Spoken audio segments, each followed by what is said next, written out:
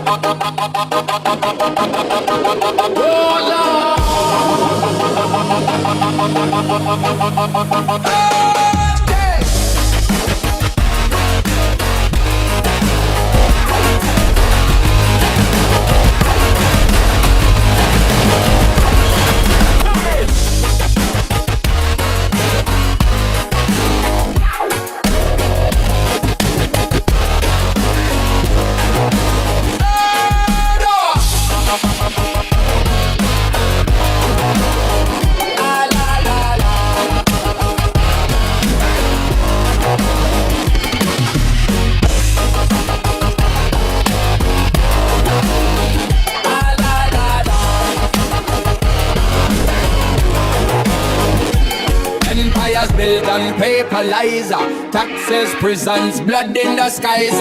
For your politicians with Bible in one hand and the contract signed in hell with the other man. They preach Armageddon, plan the war, so they can rule what's left behind the door. But the people know the time is near when the false king's crown dissolve in fear. Dissolve in fear.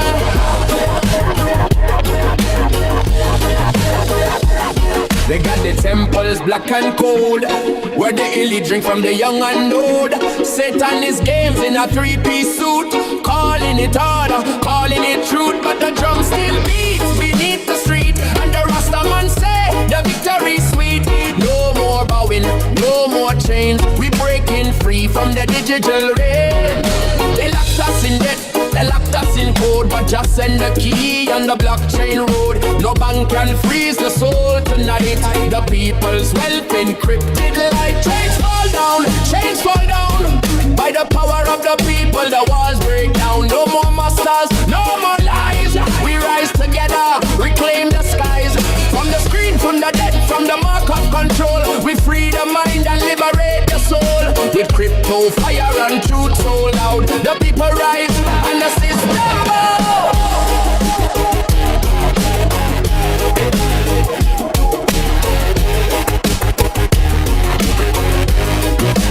Oh no.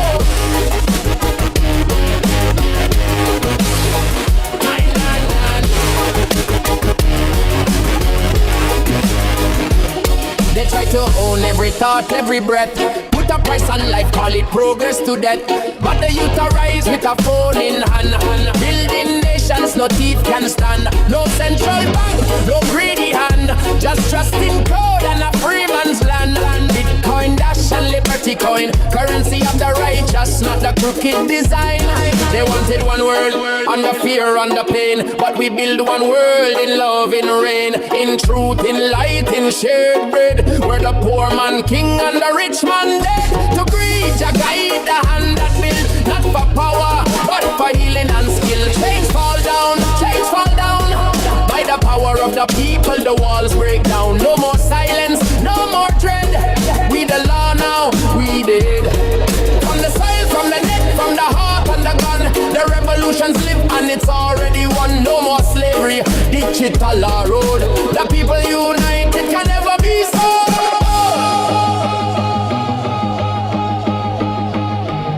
You see, they thought the end was war, but the real Armageddon, that was the fall of their empire. By the quiet click of a wallet, the whisper of a node, and the chant of 1,000,000 free people. No more masters, just we, just us, together, united as one. The one, the one, the only one, and the blockchain.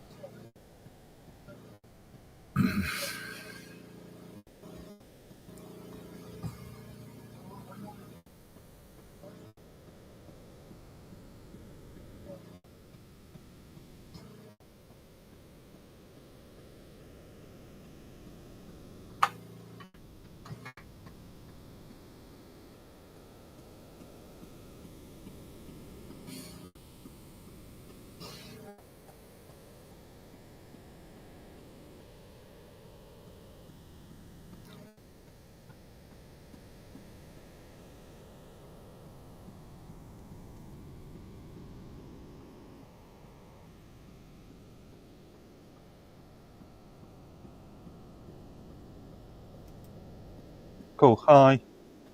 Hello. Just going to inform Tan of this new URL. Yeah, I ended up straightening it out. I had some issues going with my my stream at the moment, so. Okay. I was just in the process of joining, and then when I selected my camera, and then it all went weird. So I refreshed, and obviously a 4.4 came up. Yeah, I checking it out real quick. with my stuff here, my content, making sure that the new video is actually up, because that, yeah, it's good now. So it looks like what happened was it wasn't streaming to Beam for some reason, and that was pretty odd there. Oh, sorry. I was just copying your URL over, and I realised on my clipboard I still had the term physical knobs on in relation to the conversation I had with Nancy just now. So yeah, on physical knobs. Just wrong. Okay. Yeah. I switched over the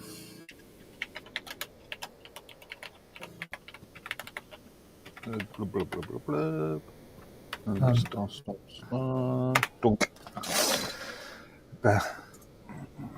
See, now he's making running amok in the chat now. He's like, link doesn't exist. Which does exist. I just refers to a 404 page. Well, sort of not to realise open the misses, so maybe in the note often. Anyway, okay. I am going through now and switching them all, getting them all edited. See, I need to be careful about that until after I get the testing done on the audio and stuff. What? Whenever I'm finishing with the audio tests and everything like that, that's when I should post the links. But I keep forgetting that.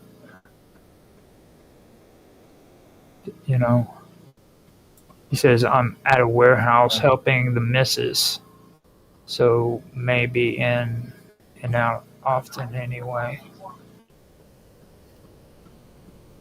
So he's working the warehouse. Yeah, I just noticed that my monitor sequence is out of order.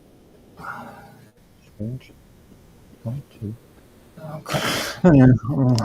No, I'll upload it later. Not important major issue. I've got to go back to my studio and see what's happening. It says it's saying that my stream hasn't started yet on there. Well, Mumble. No, on Beam. Oh, okay.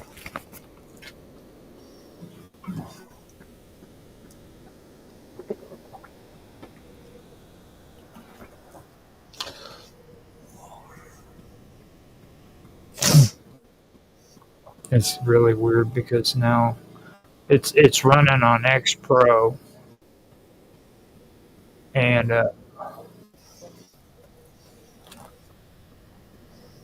it's also running on D Live from what I'm seeing. So D Live video will only be off for 30 seconds. Twitch may be running. I'm not quite sure. I'm checking that one out.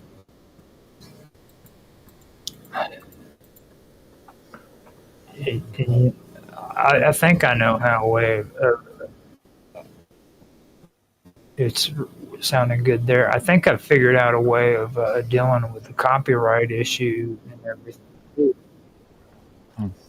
I just really, you notice, you mentioned that I didn't notice the spelling mistake in the logo. Yeah, I was like, I was really, I've not noticed it until now. Like, I didn't even realize it until I forgot who it was that mentioned it, but then Roundtabe.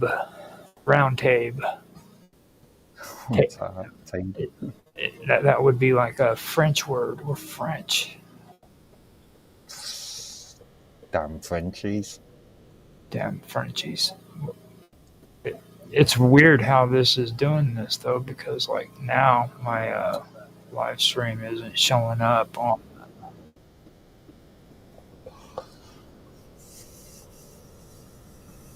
It's not showing up on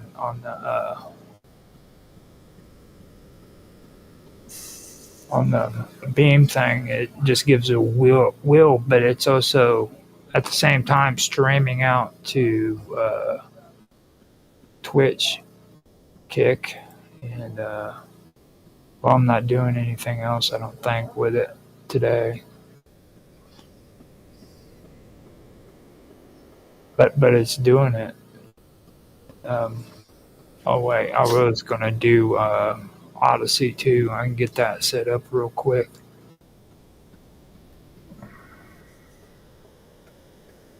So that we can have it set up, and I've gotten out of the habit of doing Odyssey, so it's kind of getting weird for me. I always have to remember to set it up.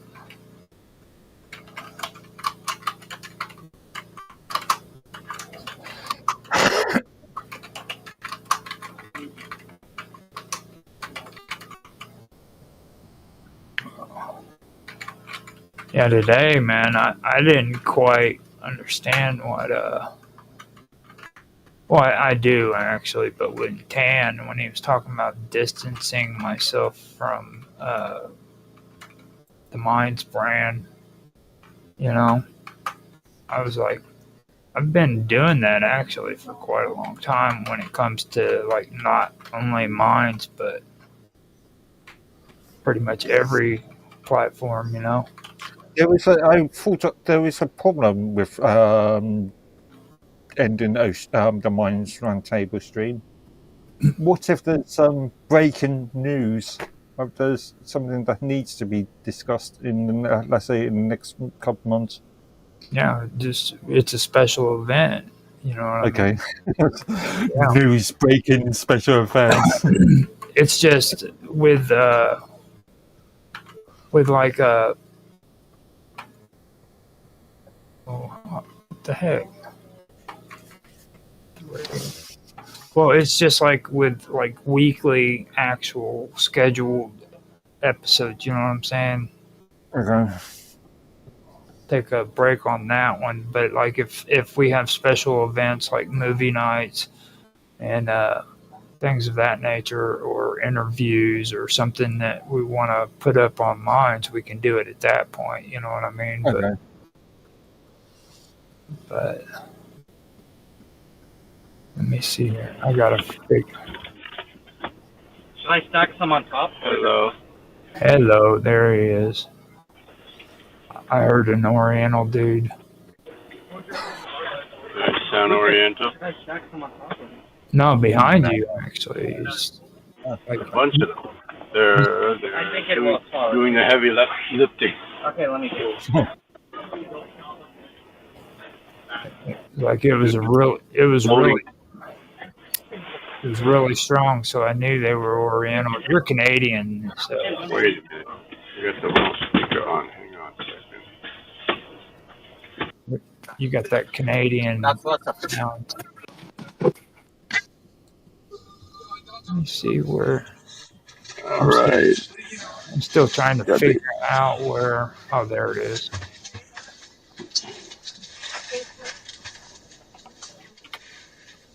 I'm trying background. There we go. There we go. Oh, okay. Oh, okay. Which reminds me, man, I can actually change that background out too now. Nice. Very nice. Leave it there. It's the last episode, so. Did you see the new one that I have now? Yeah, I'm not sure what me a second. does cat signify. That was created by Satori D, which is a member what of does the cat signify?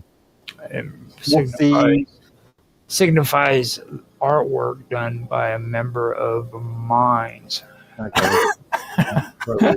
Obscure sort of. Yeah.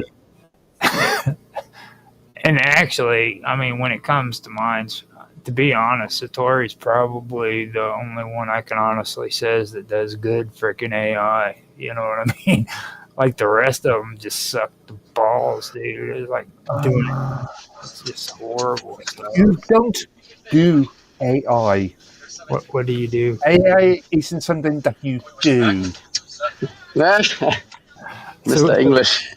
So go ahead and elaborate on that, Ed Woodley. Yes. Yeah, sure you can. Yeah. You can manipulate image manipulation services to do stuff for you, but that's not technically AI. Now, actually, you know what we could do? I could set this up to where we do the background and then auto duo. No, I can't do it. It will not let me. It would be cool if I could get. Là ghế đây nè. Một đứa hay hai đứa? There we go. Get to hear some Thì cool. không nói trước, giờ này thì còn chỗ nào nữa? Yeah, awesome. Ladies and gentlemen, right here on minds.com, you get to hear Vietnamese. International. Vietnamese packers That's right. packing out of a Chinese warehouse. Awesome. This is Canada. It's a melting pot. It's a United Nation of people. Sounds Yeah. like you've taken a few lines out of Trudeau's book. Really? I didn't know. I didn't know he doesn't own copyright to that phrase. So No. with SEO, you think I should put like progressive talk in our SEO? Progressive, inclusive, diverse. Secular Does SEO work for you? Yeah. Let's go the full road. We'll do secular talk and then progressive. Hey, you can do another couple of boxes on the side here. On the other side. Open the door on the side. Add with Conway at the end of it. Yeah. Now we have to also put Yep. I've got entertainment podcast. All right. One more, but it's probably gonna Talk. The only thing. Wait. Let's see. Yeah, I can do one more. Yes. It's up there. Wait a minute. You could have done one more at the bottom too. One or two more. No. Well, that's it. I'm moving out. I'm just intrigued to know what's inside those boxes. Well, you've watched like all those old Canadian TV shows, right? Where there's like Orientals smuggling freaking heroin. Yeah. That's right. It's all secret operation. You have exclusive. That's the Broadcast US right entire supply. to That's this. the US entire supply of eggs. Eggs? Yeah. These are rice. And I did Rice, yeah. I did verify too that X-Files is both Canadian and American television. Just so That is right. They filmed a lot of the scenes in Vancouver. Yep. I actually I've been forgetting to mention that, and then I actually went and did it and checked it out. But sure as shit. If I remember rightly, the actual film was actually made in. Well, they actually went over to different countries besides the United States and Canada too. Yeah, I mean, in the series, but I'm just thinking the actual film. I mean, in the film, I think they said they even went to what was it, Siberia? Actually, went to Siberia. Okay. Not sure. No, I know like the scene with the aliens with this UFOs, that was in Canada. The bees. Can't remember half the episodes. We're talking about what 20 odd years, 30 odd years ago now. Well, the movie is what I'm talking about. Yeah. I can't remember which one of the last things I actually saw in the cinema. Not been to the flicks for years. I've been studying on Check me out. They did. No, I mean your Rumble Oh, studio. okay. I was ready to say, shit, dude, freaking that's your van, isn't it? No, my van's full, so I'm moving out. Your van. Next truck is loading. I bet We're you gonna have a fleet. I bet you feel like a traveling. trucker, don't you? I feel like what? A trucker, Yep. like a truck driver. I would. Just don't Yep. do that. We all remember what happened to truckers during Trudeau's time. Well, just remember to put like the cool country music in when you're driving down the road.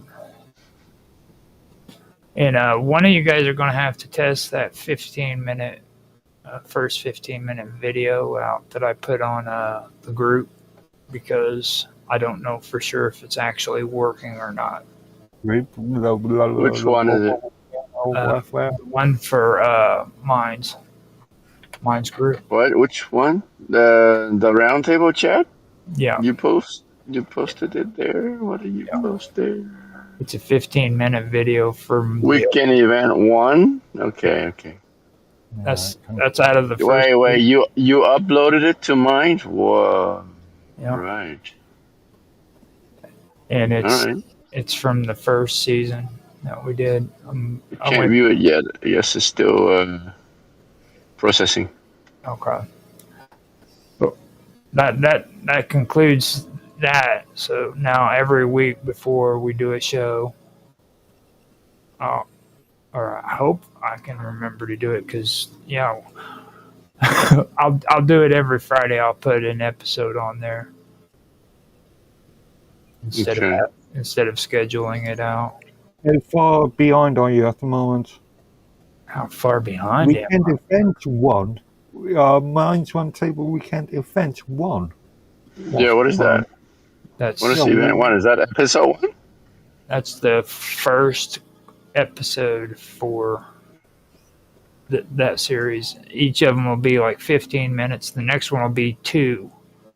And then the one after that will be 3. Okay, how about the actual entire content? Hello, I am. We're not doing that. Remember, we're doing 15 minutes. Yeah, but you must have got that somewhere. Yeah, I've got that on my computer. Do you have a needle? Yeah. Okay. First rule of streaming is you don't data dump. Hold on one second. Okay, so I don't go on there and upload freaking 5 or 6 videos one after the other on the same time. Granted, but when did we start this season? We started it in January. All right, guys, I'm on the move. All right. Where am I? So you need to understand that this is from back when we first started. So this first one was actually in the first season. Okay, you're gonna have to probably add a title, add that to your title or something, add a description just to represent that. But the other point is, you've got all this content that nobody's going to see. Why not? What's the point of us creating content if nobody's going to see it? Why not? Oh, people are seeing it. Hold up. On Minds right now, it's already got 6 views. No, I mean the long form content. That has already been posted. Okay. That's been posted. Okay, you're confusing me. You say 1 minute on your machine, and then no, it's not. It's not posted on Minds, but it's posted on YouTube. It's posted on Rumble. It's posted on Odyssey, I believe. So if I'm a user that's looking at Mind's Roundtable Weekend event group, and I want to see the entire content, Can you guys still hear me? how do I find that on this group? They're just gonna have to use their brains and figure out how to do it. So what? Use this and no psychic. Yes, you're figuring it out now. Jeez. That's right. It doesn't work like that. Who said? Like Rumble kicked me out again, but somehow I'm still talking to you guys. Well, it's not you because we're hearing everything. You know what I mean? Like the whole background, the whole time you were gone, we could hear it and everything. It's just your video is what's going off. What do you mean? What do you mean background? There's no background now. Yes, we can hear. Yeah, there's echo or something. Yeah, You can hear that? Yeah. Damn, noise canceling sucks. Hang on, let me just tweak this. I'm driving as well though, so. Okay. I don't see a load there. Be careful. Don't get yourself in no accident because of your phone. That's right. That's right. All right, I'm not gonna tweak anything until. Whoa! That was one bouncy. We just rode over a train track. Okay. Put on that. What, is my camera off? Yeah. Crap. I can't switch back to it because from the Rumble Studio app, it says that I'm out. Well, It's messed up. maybe you do have to back out and come back in. I don't know. Yeah, okay. Yeah. As soon as I'm at a stop, I will try something. Screen share, Okay. maybe it'll pop you back in. Also, another issue, apart from your... Well, I mean, you know, the thing is like you have just as much authority on Minds as what I do. So that means you can actually go in and edit the description yourself. Okay, it's just actually no, I can't. If you No, only the poster. the profile, I can't. Only the poster can edit. You know, I think that would be. But the post body text I can't because you created the post. That would be cool, you know, if I was like a Minds Plus user or a Minds Pro user, like some people around here. But you know, I'm not privileged like that. So sounds like somebody's having envy issue. not really. Not really. I've just seen another issue with that group. You've got in the profile description, you've got for more information, for more interactive discussions, please join our Minds chat room at chat.minds.com. Well, I can't change that. That's Tan's issue. He's the one that. What? No. You guys are admin. You can change I was the group description. Oh, okay. Yeah. So that means that Mark has some work to do. Mm-hmm. You know, it's like he's got all this cool freaking advice and shit, but you know, like, hey man, you know, if you can do it, then you need to do it, man. I'm just going to wipe that entire statement out, I think. Probably. You're probably the one that came up with it because I would have never said stupid shit like interactive conversation. Like that's just Yeah. There you go. Got my camera on now. Yeah. Like You're good. Not unless you guys freaking. Yeah, you're good. You're on there. Okay. Join our element On the move. matrix. Well, just to let you know too that the old Minds link will automatically transfer over to your Minds link I've tested it out a few times now, and it Hey, does. what? The chat.minds.com just with it's 3032 or 3012 minds.com. Every time I click on it now, it'll take me straight to To the new chat, right? Yep, it'll take you straight to there. Yep, every single time. Oh, It's kind of cool. It's not our doing though. It's, It's Minds guys doing. No. Stockminds.com. Redirects to www.minds.com. Well, I know that the link, when I click on the link, it does. So if the link's posted, instead of just going in and clicking chat on the side, if you click on the link, it'll No, just click do the same thing as I did with the Minds user group. Group. I'll be right back.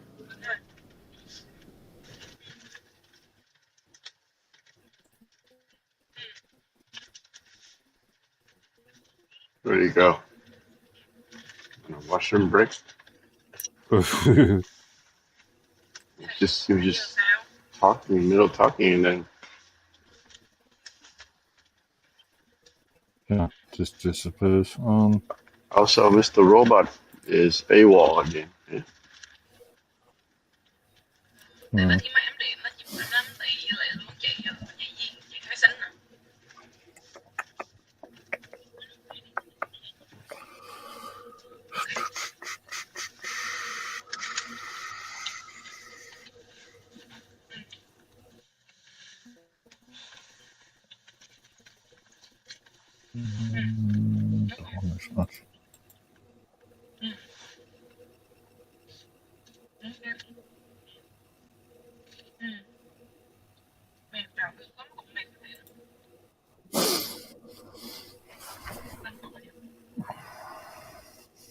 Do you still hear background? I got noise cancelling on. Yeah, not so bad though. Okay, so it's better. Actually, fairly good. Yeah. Okay.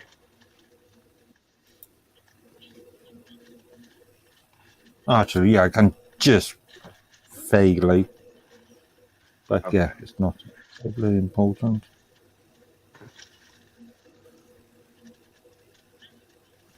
So if I say one's join our elements matrix and at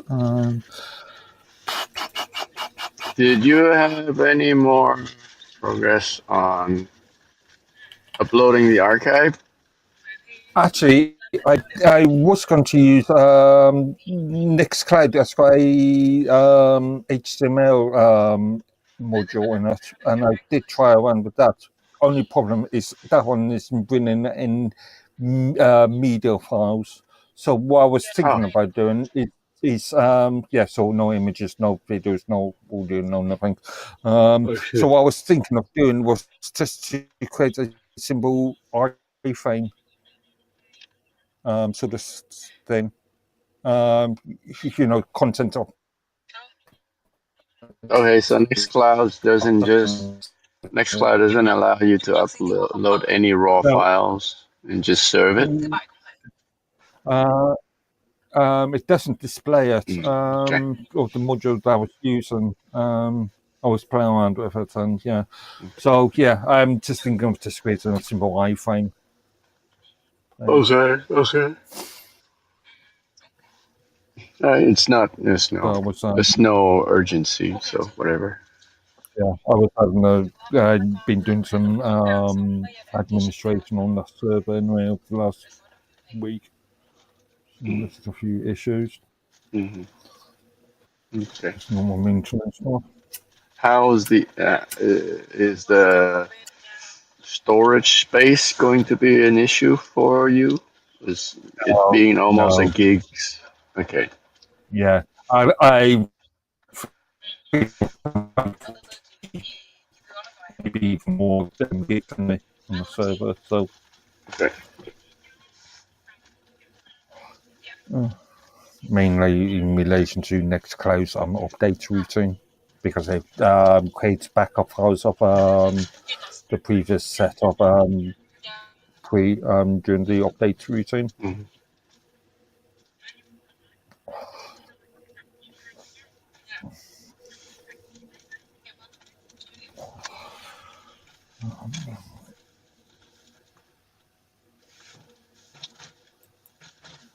Okay, so I'll just do that.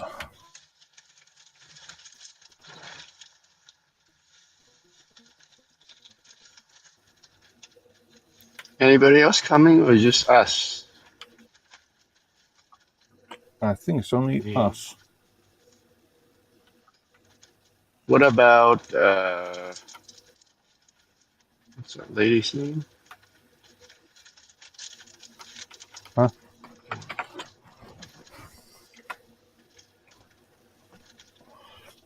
Yeah, it is definitely you, Tan, or either you or Roger that created a statement. Just notice the comma in front of the word or. Oh, you mean the description of the Yeah, group? very American thing. American. Yeah. The British rule is never stick a comma in front of an and or unless you've got multiple usage of those terms. So if you've only got Oh, one, yes. and So you yeah, mean so there's exception, yeah? So if you're doing a yeah, list of items like A, B, yeah. C, A, comma, B, A, comma, C, and then comma, and the last one. Yeah? yeah. If I'm saying me or Tan, Oh no. no comma. Yeah, But if yeah, I'm yeah, saying yeah. me No, or Tan that's correct. or So Roger, so then so we just made a grammar error. That's not American English. indeed. It is American because Americans love to use commas in front of all No, ors and ands. that's just Roger screwing up. Or No, could be. I've noticed Could be me. plenty of Could be me. Americans do that. Could have been me. Oh, if I did the chat app. God.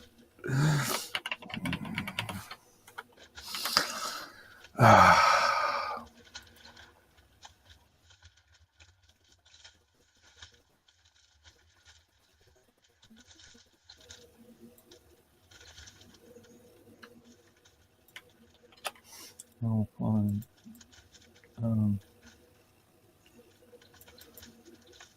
Oh no, find the element chat app.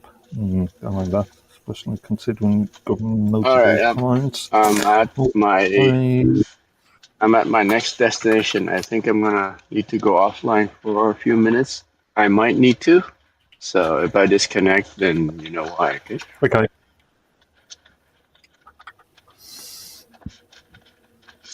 Need to do some heavy lifting.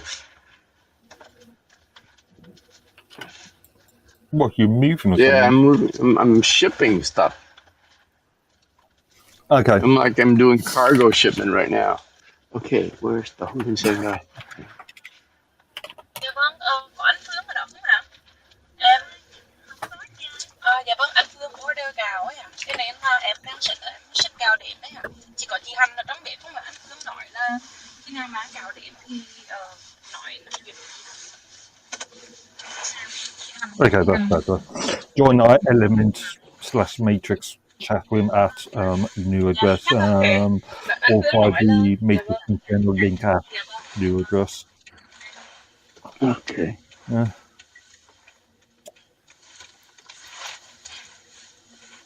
Em xuống trước đi.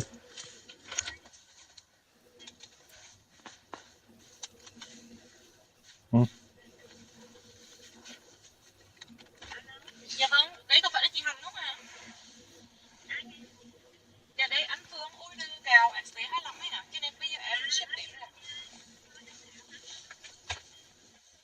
All right, I'll see you in a bit. Okay. I'm gonna hang up for a little bit to do some heavy lifting. Dạ, dạ, dạ.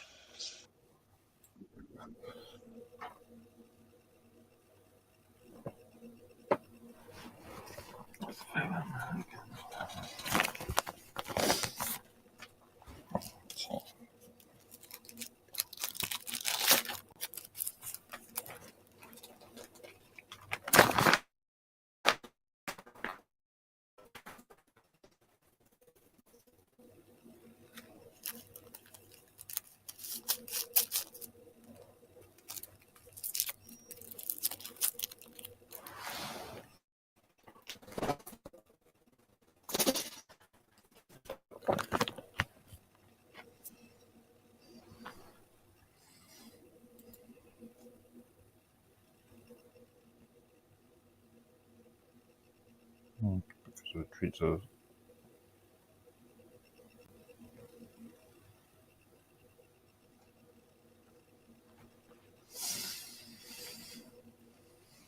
Yeah, they're better.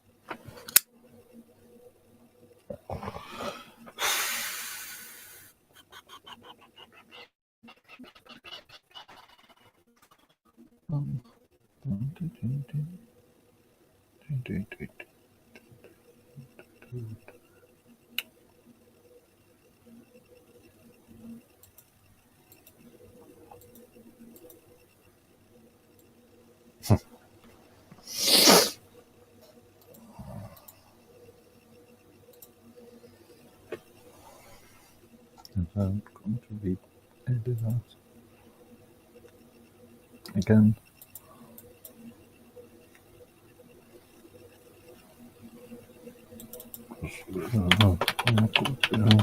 No, we've got some links.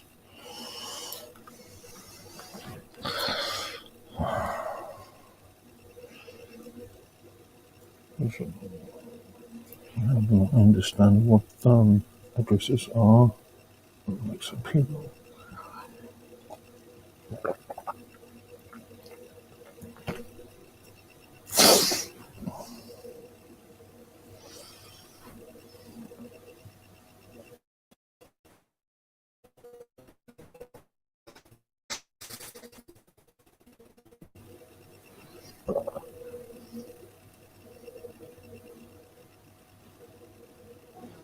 You're all quiet. You're back. Have you been sharing any minds I related? thought I was going to do a song and dance. Have you related any minds related news to the people? No, I've just been tidying up this. I've just been changing the URLs on your Minds Table Weekend event Minds group profile statement. Oh, okay.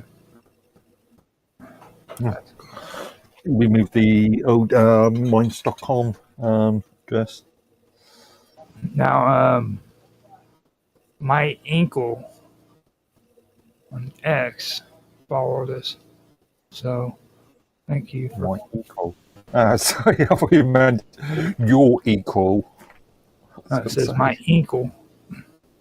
Inkle, okay. My uncle, MYINCAL. Is that euphemism for something? My ankle, maybe. And your Kicks fan didn't show up to say something cool about you yet. So there's time yet. Live stream is still weird on Beam. It's not showing a screen, but it is showing through to the other platforms, which is what's more important than that. So it's just weird how that's working. It doesn't seem to be a problem on Mark's platform, but it is on ours. It's really weird. Or not mine's, but freaking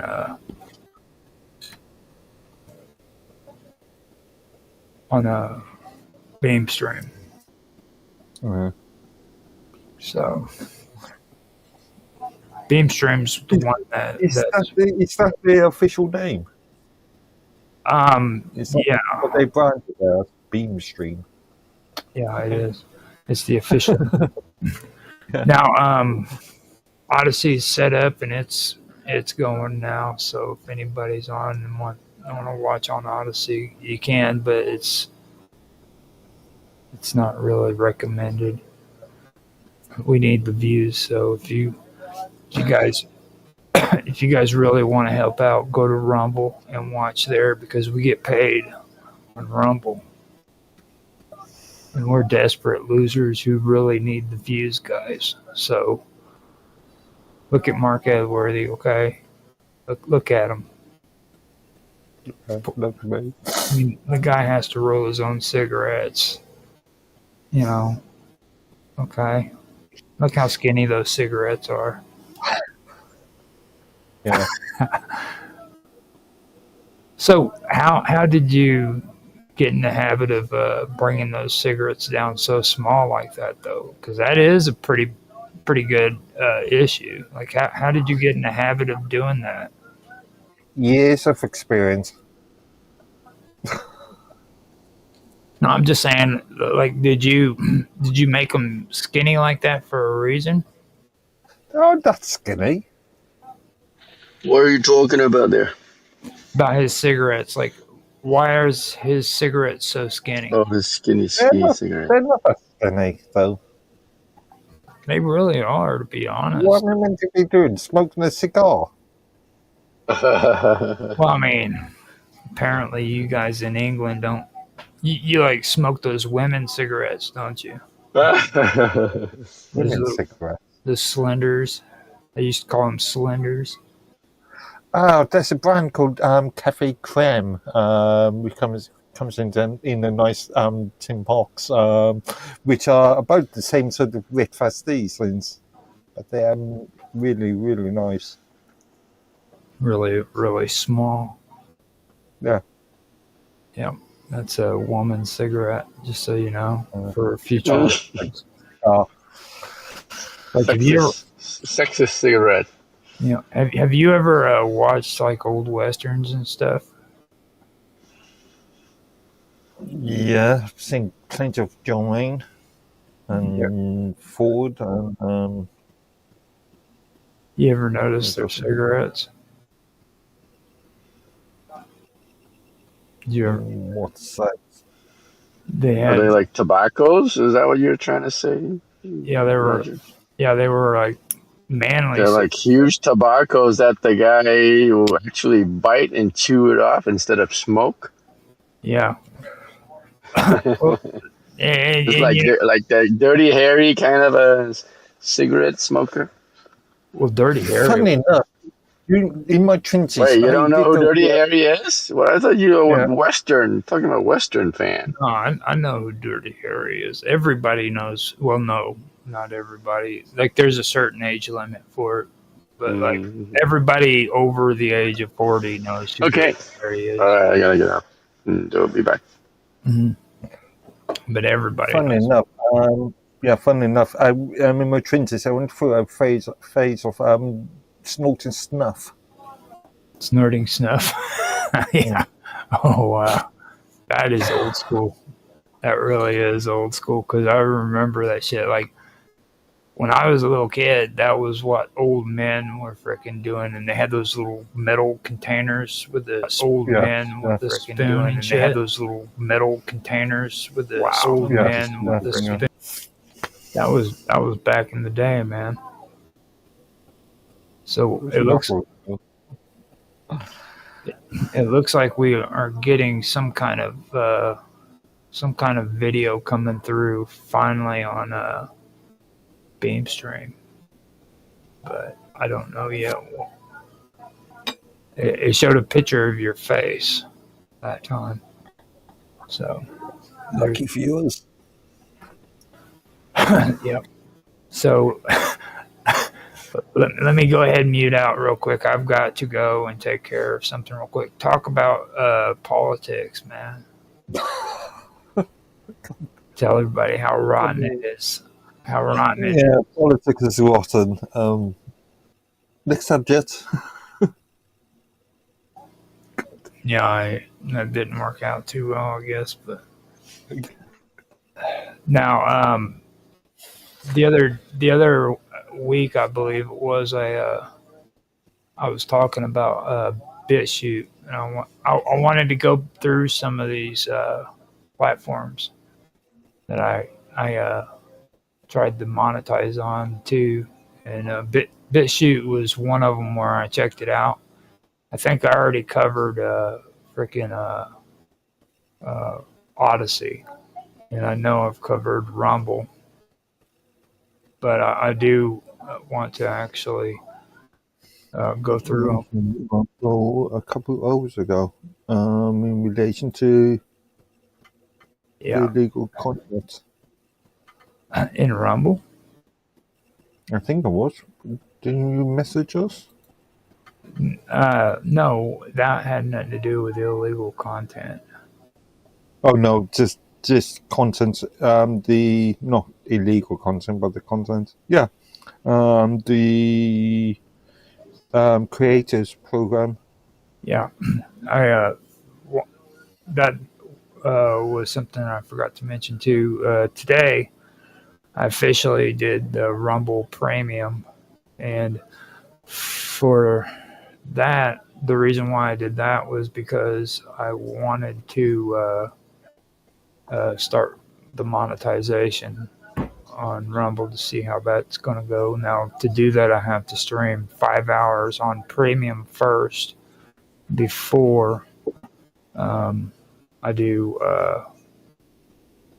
apply for the Rumble monetization, and after that, we'll officially, if I get accepted, of course, but I'll be able to stream on Rumble, and we'll be able to get monetized for the streams. Now, that won't happen in this month or next month. It'll be, to get payouts, it'll start at the beginning of May, according to what they're talking about. So that is something there that I wanted to mention, and I forgot that. But what I wanted to talk about too was X, because I finally was able to get enough information so far to put a pretty good description of what the monetization on X is all about. So that's something that I do want to talk about. It's one of those load of shit platforms, basically. You know, What's that? well, they came out with their monetization program. They said that, well, for you to be, you need to come to X, and you need to get on our monetization program and be a part of the X Pro setup, and you'll make money off of your content. But the thing that they don't bother to tell you is, like, the fact that in order for you to monetize on X, you have to have 1,200 likes or followers. Okay. Now, being on X Pro, you would think that it would improve the amount of people who actually get your content or not, but it really doesn't help. And even with the views going up like it has, like, the followings didn't go up very well. You know what I mean? I got, like, out of what is it? I started in August. It's March, April, May, June, July. That's in 8 months. I've probably gotten, I'd say, about 150 new followers, and those are unverified followers. Okay. But arguably, this goes back to my sort of fisherman hook baits thing. If you are going to provide sort of auxiliary content, titles, descriptions, blurbs, then you're not going to hook people in. Well, I mean, you have to understand, though, like, there should be some kind of setup to where you actually get something or benefit from something when you pay for it. Okay, I mean, I've put descriptions on every single freaking video that I've posted on X. Okay. Okay. I've done that. The only thing I haven't done is freaking just Are those thing with descriptions hashtags. related directly to the video itself? Or is No. it just a generic description? It's just a generic description, and it's That could be an issue. it's one post every single day. Okay, that could be an issue if you're just using a singular generic description rather than a description that's just focused on the content itself. Well, I don't have time for that shit, dude. I mean, seriously. And when I say that, you think, oh, well, then, I would argue that it's all part and parcel of the content creation process. people don't make 10 freaking posts a day by focusing on each and every subject. Okay? I see a lot of YouTube videos, and a lot of them will, well, not all of them, but a lot of them will have descriptions about what the content is related to. Do you feel like doing that? You know? Review every single piece of video. How many hours? A lot. Yeah. So did Mark fix up the description of the group? No, he keeps talking about this description shit, you know, and I'm like, I put it out there, dude. You know, you're good at talking. You want, you know, talk the talk, walk the walk, dude. You want to? Did he do it? Did he do it? No, he's denying that. He's like, well, I don't think I need to do it. Oh no, I think. All right, this comma he's complaining about. No, This- what this- I'm saying. What This I'm saying. comma that he's complaining about in the description, that's What probably I my am doing. But saying- that's correct English grammar, Canadian English grammar. Okay. What I'm saying is that if you, upon creation of the video, you should be already jotting down points and then referring them, then using them as the basis of your description. No, Yeah. You know that all That's right. That's right. that all sounds good and everything for somebody who's just casually hanging out on the internet and wants to make maybe 2-3 videos a week. Are you able to play the video yet? Still, somehow I can't. Mark, the weekend event one. Maybe. That 15-minute video is really taking Yes. a long time. Later. Yeah, If it's that only one. if it's only been uploaded within the last hour, then yeah, there's the entire Minds transcode and FFmpeg transcoding process. Should have been done. It's only 15 minutes. It been done by now? It all depends on server load and stuff, doesn't it? Well, I mean, I'm gonna try to see if it's my no, it's not. app's It's fault. me too. It's me too. Oh. I do it. Oh, all right. It depends on Mind's infrastructure and. I don't know, guys. Could be a I'm bad not- video I'm not Roger's sure. uploaded. I'm not sure if they're doing it immediately upon upload or if there's a cron. No, see, then- the deal is with my videos is they're all high quality. That's Yeah. right. No, I mean, Mine can't handle it. yeah, I can't handle it. And like the best they can do is what is it? 720 by 1280. What, Yeah, but group- that's really? Yeah, Only? That's, No way. at 30 frames per second. yeah, that's just down to resources to end. That's not down to any technical points per se. It's just down to how much CPU time they want to use for transcoding and how much storage they want to use stuff. Yeah. I'm trying to find a group again. And So that, I mean, like with platforms, you have to also take that into consideration. Like, what quality do you want your videos to be put out in? Like, if you, And really, for content like this, that's more than suitable. you know, it's, we so got 40 members in the room now. So, all right. Woohoo, Roger. cool. Good job. Well, see, that's the thing I was. Oh trying- yes, it still says video is being transcoded. So Yeah. yeah. I'll give an hour as well. Sometimes that's Mhm. very quick. Sometimes that's it. Also, it depends on what's Could be being. because Roger's mine's minus. No, You know, no, priority goes to the bottom. no. It's a number of issues. And one of the major issues is depending on what the figure was originally coded in, what codexes Yeah, no, I was know. being used. I'm just teasing him. Or Yeah. just be aware that here in the future, since I am uploading real content to Minds Roundtable's group, we're going to get quality membership in our group because Okay. we're the There only. you go. There you go. Quality descriptions and quality titles. Well, no, it's don't worry about all that shit. That's like 1970s shit. What is it? What is it today? Like a Bash Roger Day or what? What's Well, he's an old crow. You know what I'm saying? He like I'm on Kick, One of dude. the fundamental rules of marketing.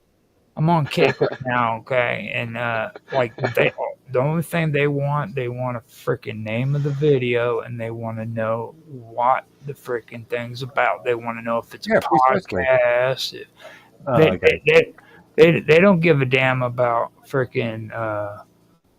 They might not, but your viewers might, or your potential viewers. I think he's talking about the viewers. They being the viewers. About the audience. We don't upload these videos just for the sake of social media platforms. We upload it because of the audience. He is an old crow, Roger. He sounds like an old crow. This started marketing. He is, dude. It's marketing. Oh my god, dude. Make little clips of him when he does this shit, you know what I mean? Like, remember, these social media platforms will receive thousands, hundreds of thousands, in cases of places like YouTube, of videos per day. Mm-hmm. That's hundreds of thousands of videos that viewers can view. Mm-hmm. Therefore, you've got to create a hook and line, a bait system. Well, not bait, no. Encourage them, and then encourage them. You create a network, okay? Like if you want good views, you get people who are real, okay? You don't encourage. You don't get people because you come up with a cool concept on a video or anything. Now those are cool to do, don't get me wrong, but like they're okay for a good way of hooking people in is like I have an idea that I think we should do if I start this untethered stream. I want to do scripts and I want to have you read for me. And the role you're going to be is going to be kind of like what's his face off of Magnum PI. You remember Higgins? Yep. Okay. Michael Higgins. Yeah. No? Yeah. No. Higgins. Not Michael Higgins. Yeah. Well, Higgins off of Magnum PI, the old one.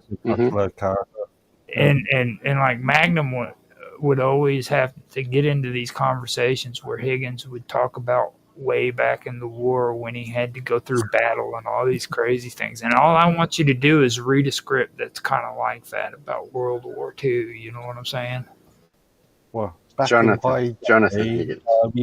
Jonathan was fighting the crowds on the Eastern Front.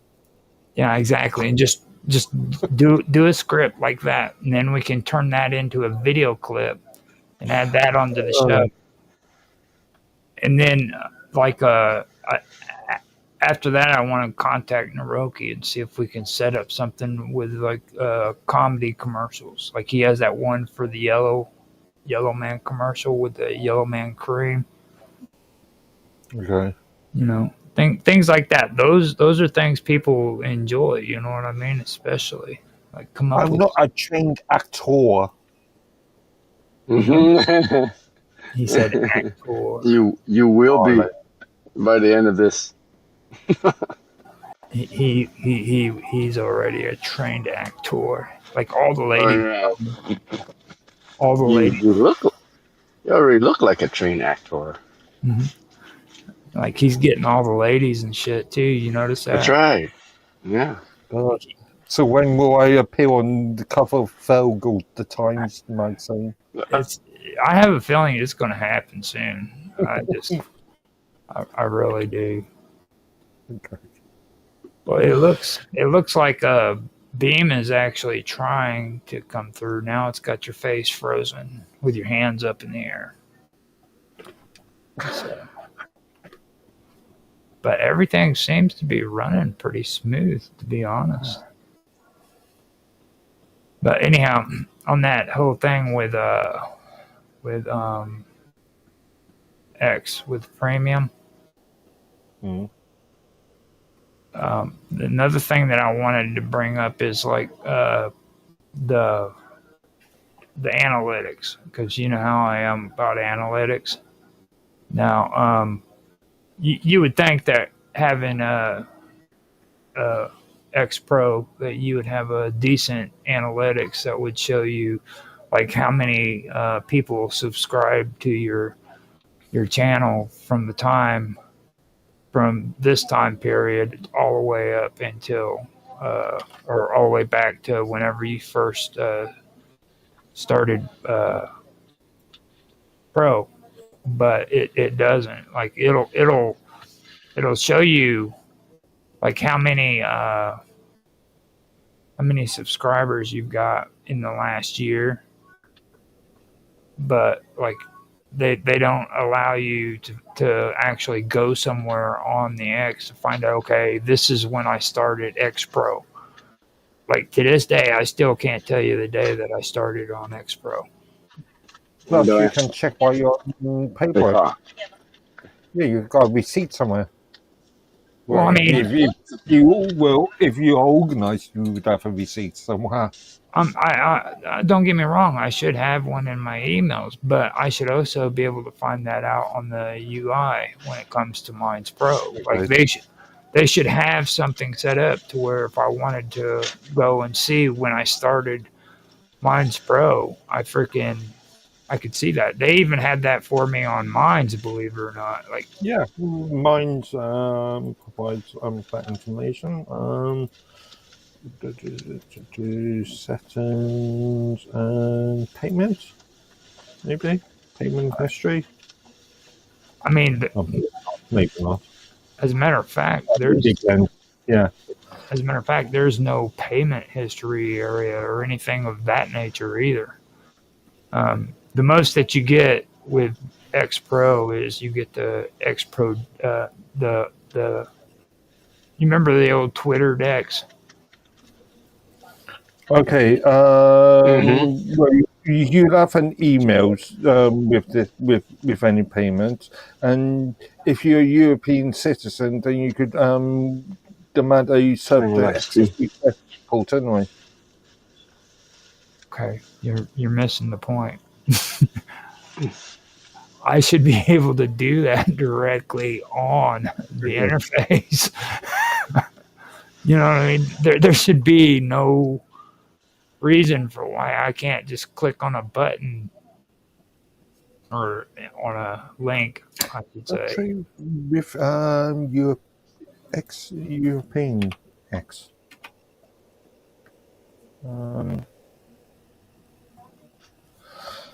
Let's have a look.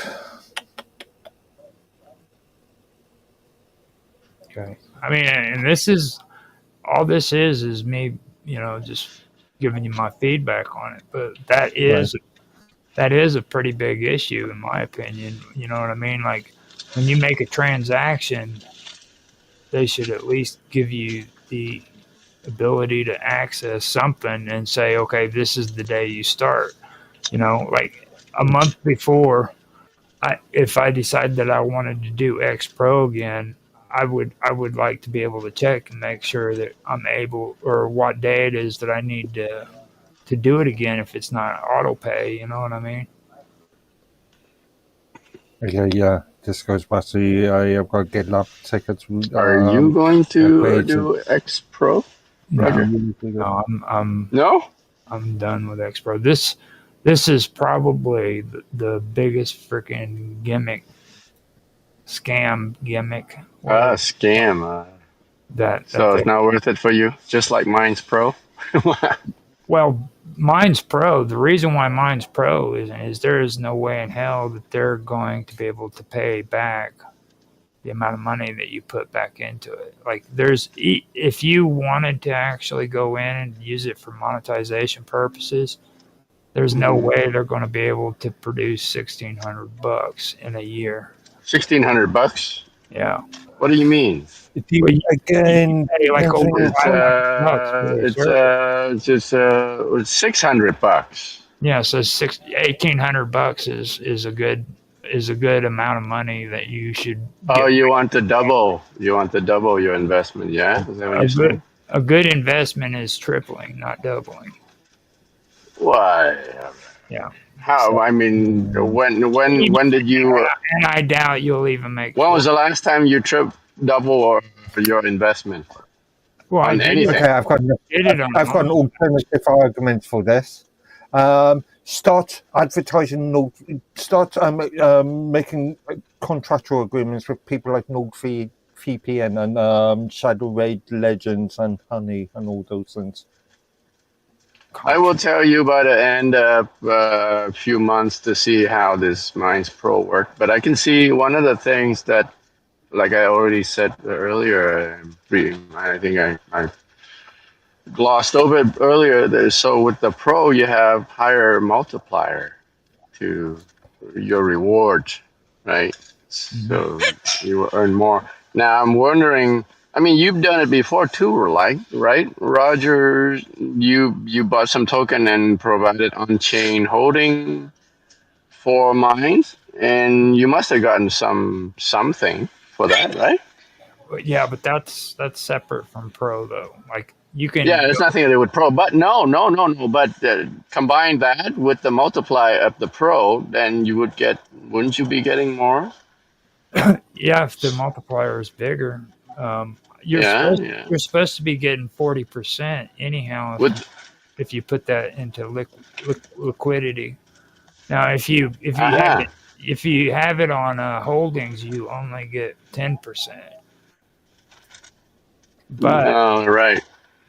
But if you put it into liquidity, you're supposed to be getting 40% payout. Yeah, you can do both. You can put some in the holding, some in the liquidity, right?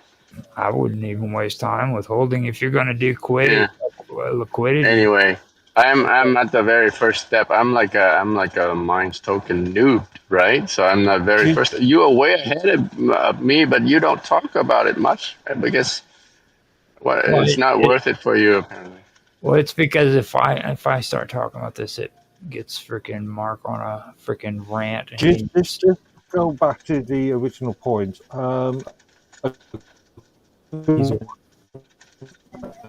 You receive $80 per year worth of boost credits tokens as defined by the purchase price of the credit. Well, the boost credit gets you interactions on mine, but that only works towards the off-chain tokens, right? Right. Doesn't do anything to the on-chain stuff. I don't think there is a distinction there. Yeah, there is. Now, see, the online tokens is actual monetary tokens that you can. That's right. For ETA.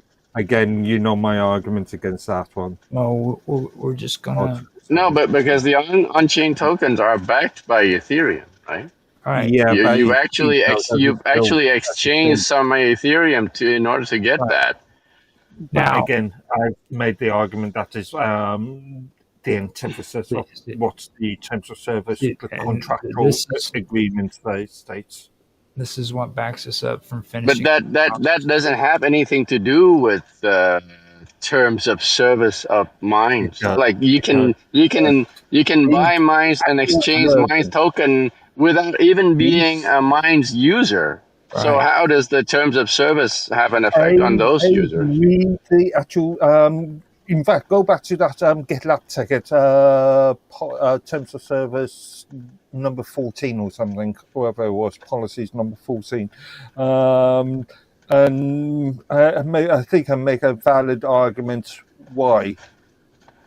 Because the terms of service, the people agree to the terms of service online to accept. Only in terms of media, the platform user. But what about those are not even on Minds? Yeah. Then they shouldn't receive Minds tokens at all. Therefore, it's That's right. not relevant. It's not applicable. No. They are receiving. They're buying Minds token off of their wallet without having to do anything with Minds.com. See, Okay, that's this goes that's back to my point that Minds tokens shouldn't have been put on exchanges in the first place. now. See, that's why I was saying I can take and I can put money into Minds tokens and not even have to be on the To be platform. honest, Minds Inc. That's right. and seniors have really screwed this up over the last 3-4 years because, again, Bill is just a marketing bloke and doesn't think about these things. Did you say bloke? Bloke, yeah, bloke. Individual person. Hey, dude, I got a cold. you got them on record on record saying bloke. He said bloke. Sorry, English, British English. Yeah. We understand what bloke means. It's just, Now, I am pulling a really, really cool freaking snapshot of Mark Edworthy off of my browser at the moment, and I'm going to share it with you guys because this, I think you guys will. I'm gonna have to go offline again. He's shocked. So I'm gonna post this on the Minds group because I have an issue with being able to upload it on the Elements. Okay. So I was going to talk to you about that actually, but yeah, that can wait. but He's the one. I think we got a good picture of you here. It's with you sitting there with your drink and looking into the camera and stuff. So let me pop this up. Wait, wrong one.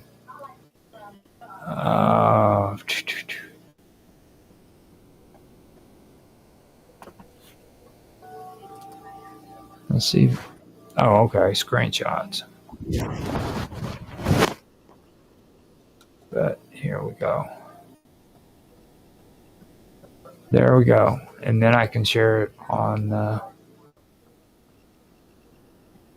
Elements from Minds. That would be probably the best way of doing it. I don't know if it would show a thumbnail though. Yep, there it is. It works. Yeah. Okay. Want to check us the URL? In general. There we go.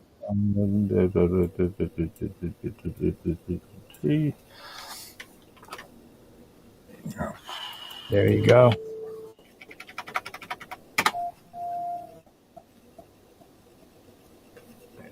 Did you see it? It's still displaying. Okay. Yeah, there we go. Where's the description for that? It's self-explanatory. It is Mark Edworthy is getting drunk. This one is first point I've poured.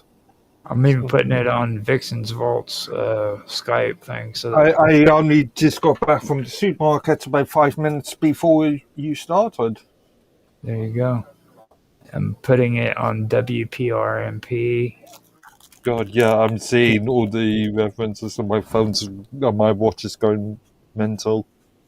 There we go. So we got it all set up. It's good to go. Now Jaffe was talking about later wanting to multi multi something where you what do they call that, multi stream, What are and you doing now? he wants to do it at like 10 o'clock. So 10 o'clock, what time, who, where? 10 o'clock can mean anything. today my time. So Okay, so that's what? What's that? that would be after we're done. I don't know for sure if he wants to still do it or if he wants to schedule it for another Isn't that time. one that be 6 a.m. my time? Yeah, it would be. Seriously?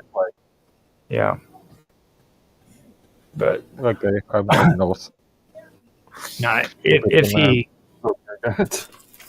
if he does want to do it, I could probably put some cool jazz music on until he comes on, and we can. Royalty free jazz music, remember? Oh yeah, royalty free. That's what it is. It'll be royalty free jazz music, and we can go right into his show, and or he can come on whichever one he wants to multi-stream.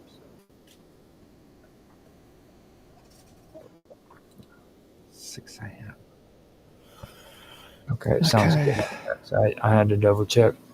But yeah, everything seems to be up and running from Beam, and it's pretty good.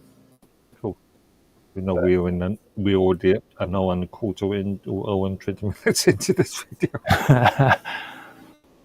But with all that being said, on that's an issue that I had with it. Now, another thing that freaking gets me is these verified followers. Now, I believe for you to get monetization, you have to have 1,200 verified followers.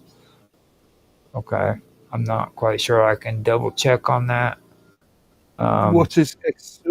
How does X define a verified follower, a verified user? Somebody who has a check mark next to their name. Yeah, but how is that? How is that method? How do I become a verified X user?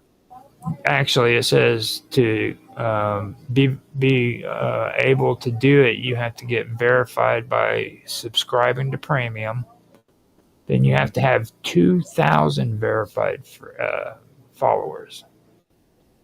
After that, you have to have 5 million organic impressions in the last 3 months. So to be verified, you got to have to pick up verified users. You have 2,000 verified followers, and then you have to have 5 million organic impressions. Okay. Okay. Shouldn't be too difficult for a site like X. No, not really, because 5 million organic impressions is meaning that you aren't promoting it. It's organic. Okay. Well, yeah. So you have to have 5 million organic impressions. Now, maybe with 2,000 verified followers, you could get that. You know what I mean? But like that's actually pretty hard to get. And then after that, you have to be active in the past 30 days, of course, and you have to be 18 years old. Okay. Just double checked. As of late 2024, X Twitter estimates having around 650 million monthly active users. That's pretty high. With daily active users ranging between 240 and 300 million. Now, for you to be eligible for creator revenue sharing, you have to get verified. You have to have at least 5 million impressions on your post within the last 3 months, and you have to have 500 premium followers. That's the only stipulation on how to become verified. There is no additional stipulations.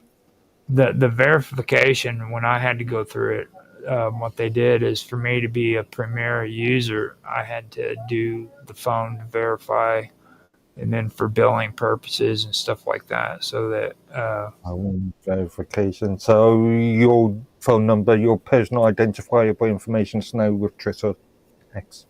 right. Cool. Which on that, don't give me data. that's kind of scrambling. You're going to have to repeat yourself when your voice straightens out real quick, because that all just kind of went. Okay. People are conservative about who they provide the data to. Might not be useful. Yeah, I know. Well, the thing is like there's two different kinds of phone verification. Okay, now if they're willing to send me freaking a code and then I type that code into the computer, I'm fine with that. Okay, I have no problem with that. Did you check their data retention policies? No, I don't care about that shit. Well some of us are a bit more. I'm a rebel, dude. I use things like SIP accounts and multiple email addresses. Yeah, I know. You're a Linux user, though. I mean, that kind of. First and foremost, I'm a system administrator that is totally aware about the usage of personal identifiable information. And you're a Linux user. Irrelevant of that. Oh, that's relevant. Trust me, I've spent plenty of time around Linux users, and you guys are anal retentive. Okay, it's like on Elements, it drives me nuts about this encryption shit, and you guys are all happy about it. Like, oh, it's such a great thing. It's such a great thing, and it causes more trouble for me than it does it good. I've never stated the implementation of that of the element matrix encryption methods are a good thing. So, I've actually in the past I've criticised them. I've actually when we've had discussions within the old Minds Canary chat room, I've actually pointed out that these chat room, I've actually pointed out that methodologies. I've actually has become an issue. Methodologies. Why one of the reasons why this has become an issue. Senior staff of mine think have decided not to use it or to discontinue using it. So you kind of screwed everybody up, dude. It's your fault. It really is your fault, dude. Thanks. Sure. So I now make the formal decisions in my sync. Wow. I should ask Bill for pay rise. Well, I mean, you don't get paid, dude. That's the messed up part. Precisely. That's the messed up part. Freaking.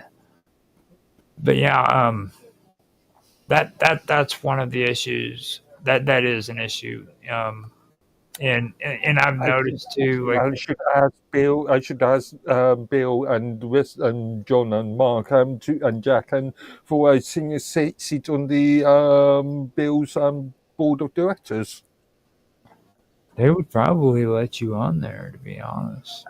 Probably wouldn't. They probably would, mate. Well, I mean, they're losing employees like you wouldn't believe. And I mean, if they're not being disappeared, or shedded. I'm just saying, if they're not being disappeared, okay, freaking, then that should be a sign that you could probably be on their board. Because what are they? The mafia? Hillary Clinton? Probably. Mine's sponsored by Hillary Clinton and the Sicilian mafia.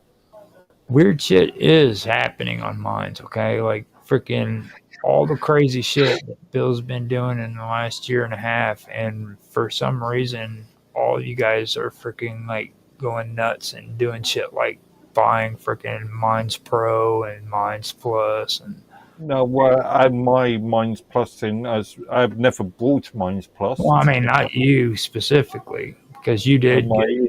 intention of using tokens has been to Don't get purchase. defenses. Don't get defenses. That's been a long-term intention anyway. Well, it's like, Bob Dub went and got Minds Plus. Otto went and got Minds Plus. I think Satori's on Minds Plus too. All of these people. Arguably, it's just a way of driving revenue back into Minds. All of these. They're business, and businesses have to make a revenue. All of these people freaking talk shit on me, dude, when I was on Minds Plus. Though you realize that? Such as, give They us an example. they said we are so sick of Minds Plus because they keep freaking boosting all their content, and all you ever see is this boost and that boost and this boost for Minds Plus users. Okay, somebody who very rarely looks at the news feeds anyway.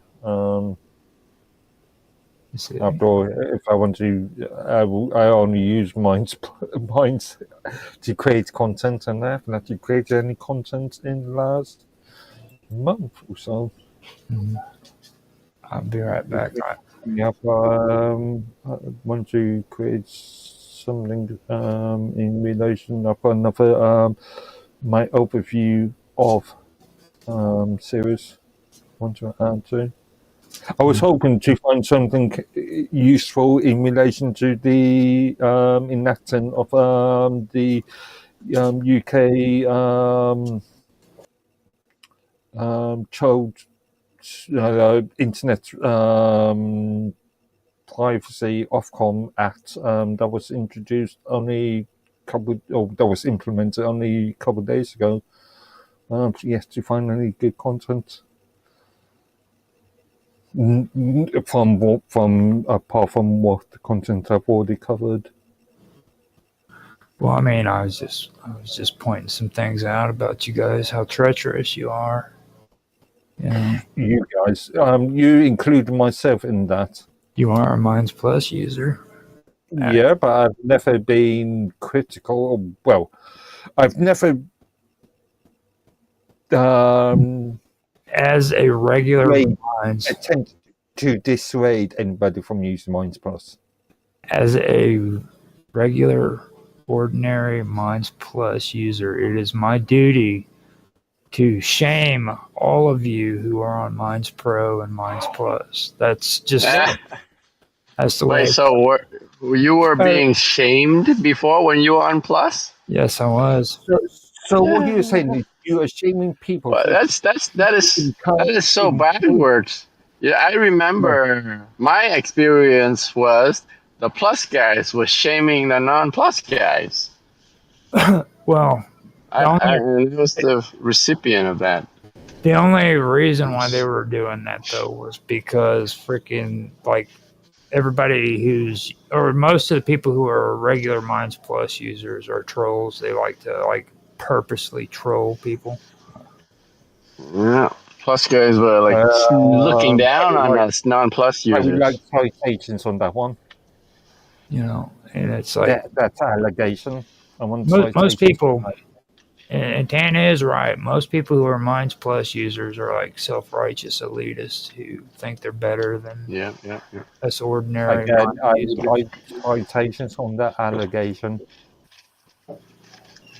Yes, well, you haven't had experience because you are always seen as the most helpful guys in terms of mind support.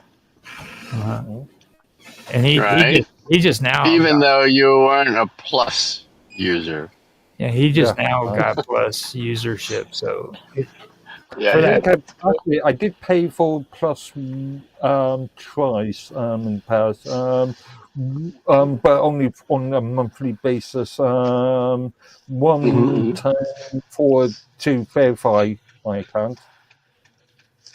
And enough time to test. Now I can see how some people are permanent Plus or permanent pros, They must have done this before the price increase, right? By buying just like what I just did, buying the token on chain, transfer it to off chain, and then use it to buy their membership permanently. I didn't. A lot of my tokens come in one of two ways: either A, engagement, or B, via the holdings facility.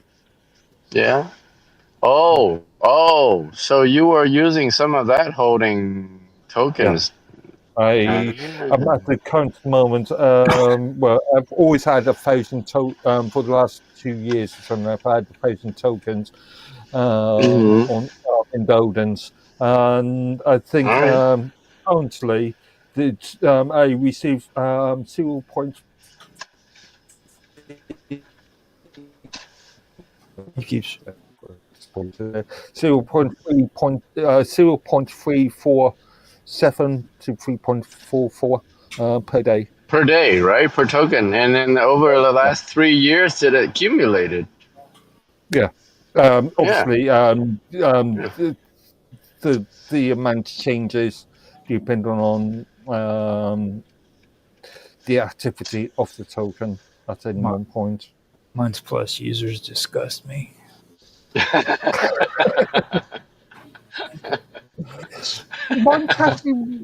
You were once a Minds Plus user. I know, until the betrayal.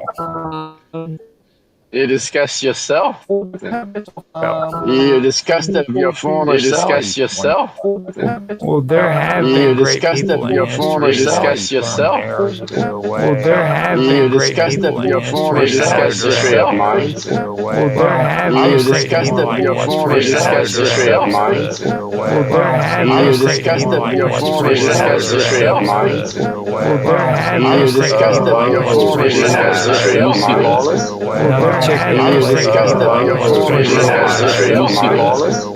Check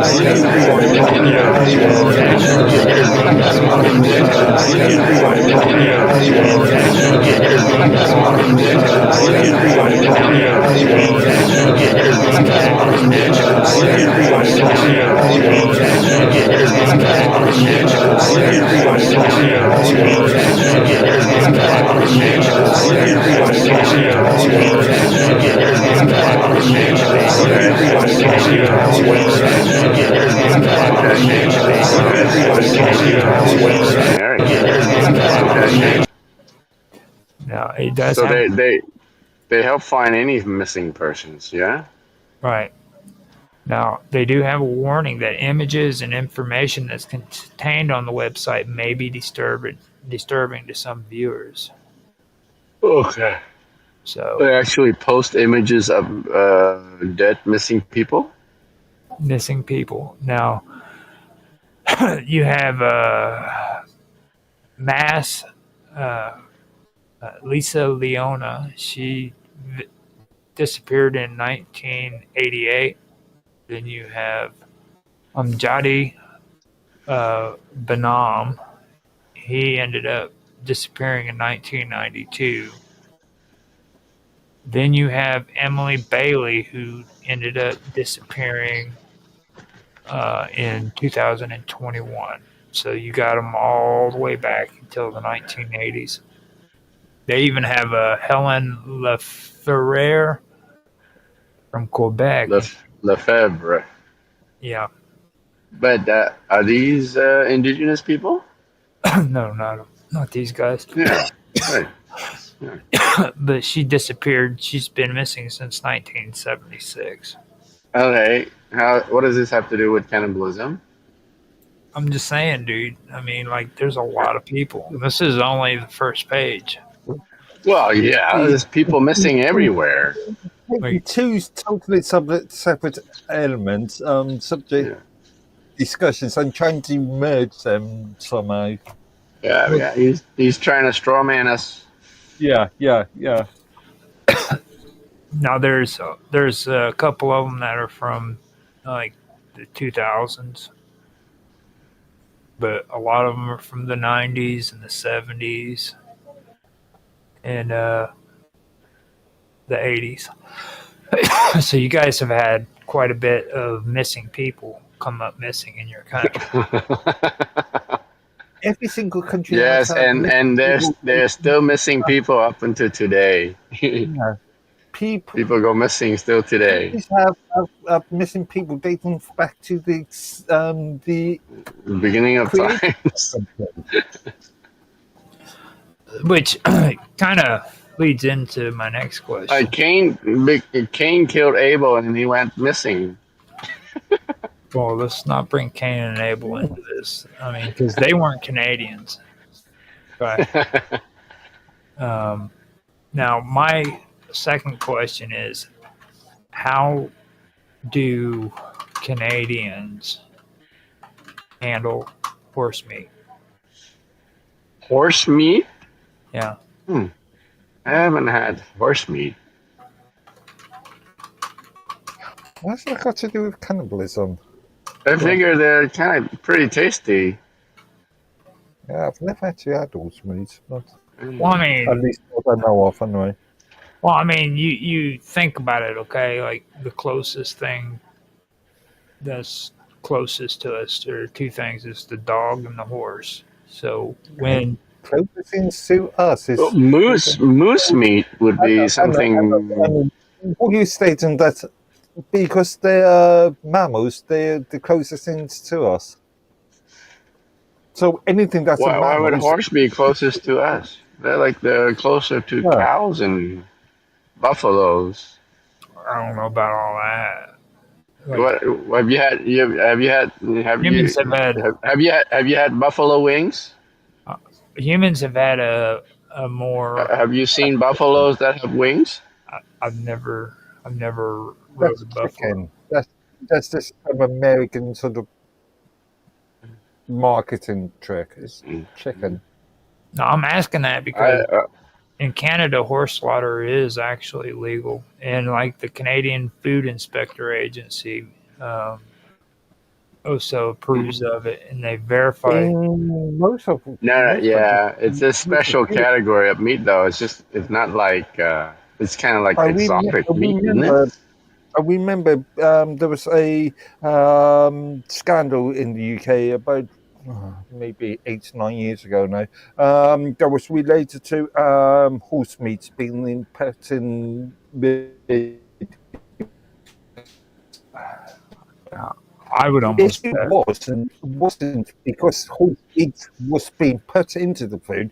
The issue was was mislabeling of ingredients. So what's so strange about horse meat though? It's just like cow meats. If Are you saying they're closer to human than the cows? yes.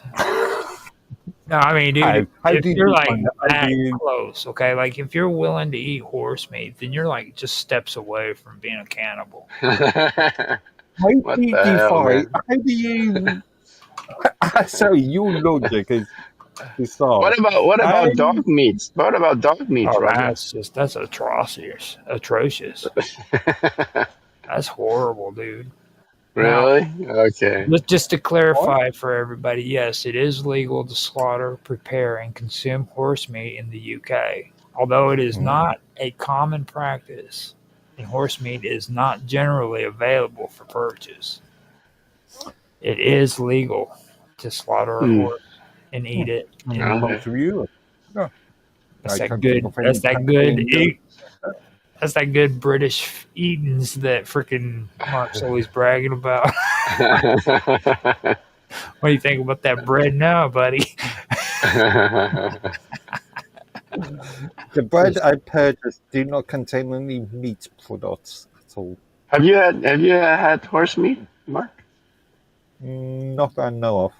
Not that I'm aware. Okay. I imagine they'd be pretty chewy.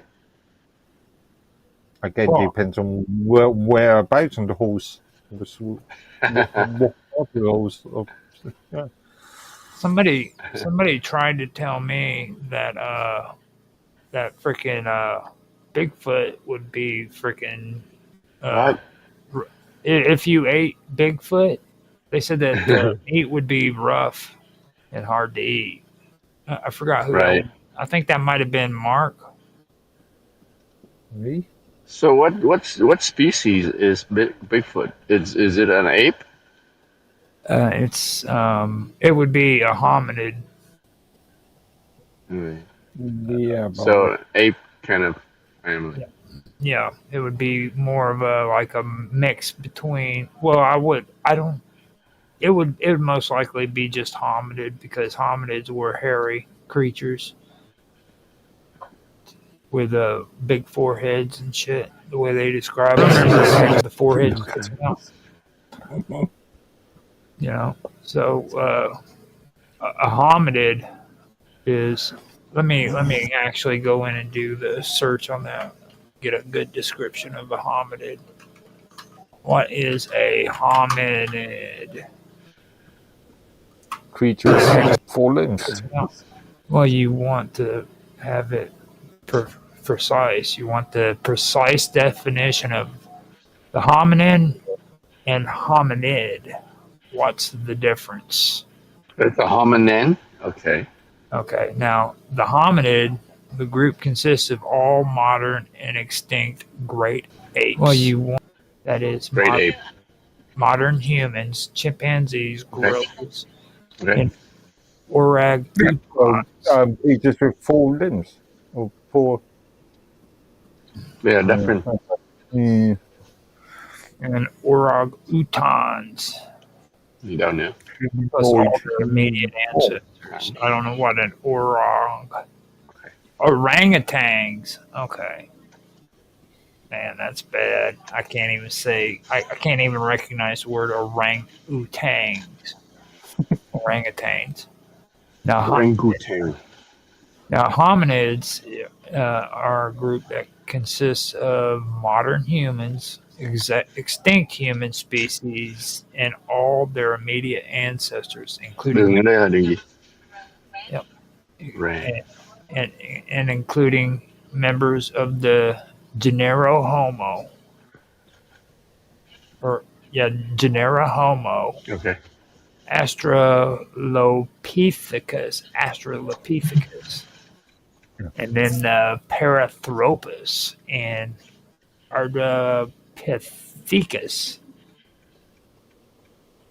Ardipithecus, the Ecus or some shit like that. Pedicus. So I don't know. I mean, they used to eat us, so I think it would be fair play.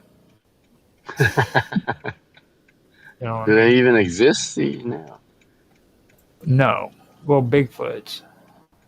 Except for Bigfoot. Yeah. No. Somehow Bigfoot did not evolve.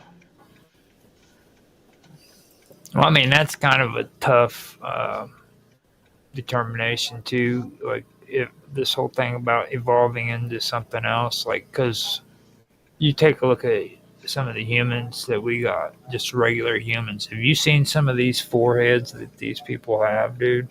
Mm. You know what I mean? So you know they got a little bit of that hominid shit going on inside of them, Neanderthal or something.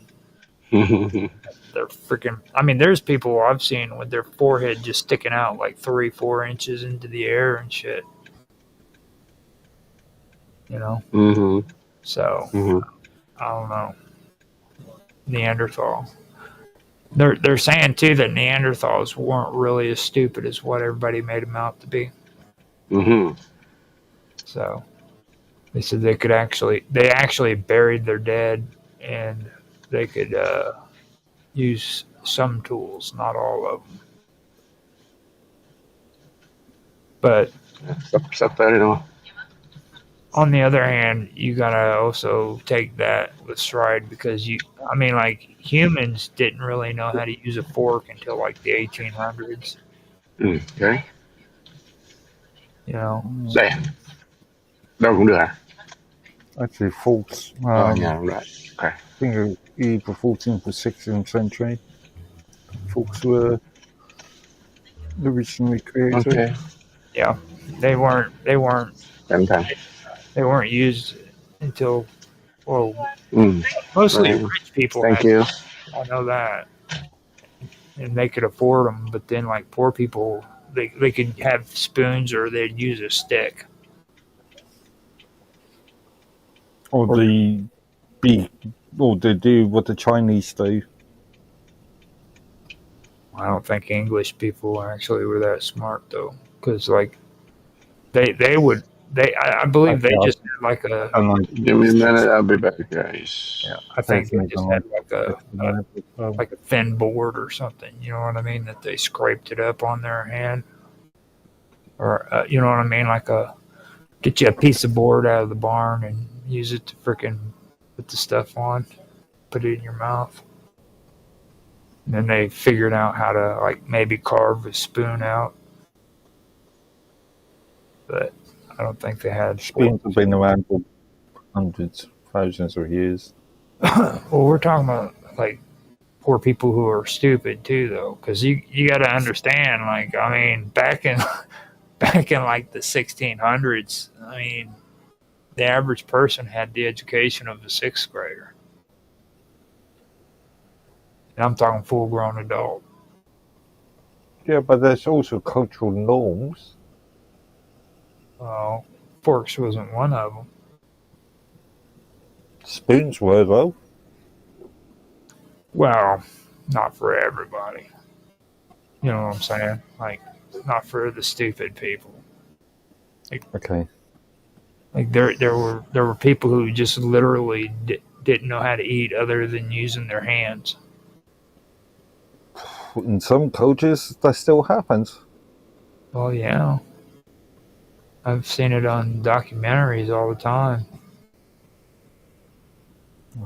So we're going to start a new stream looking at the history of the spoon. Well, actually, I was wanting to talk to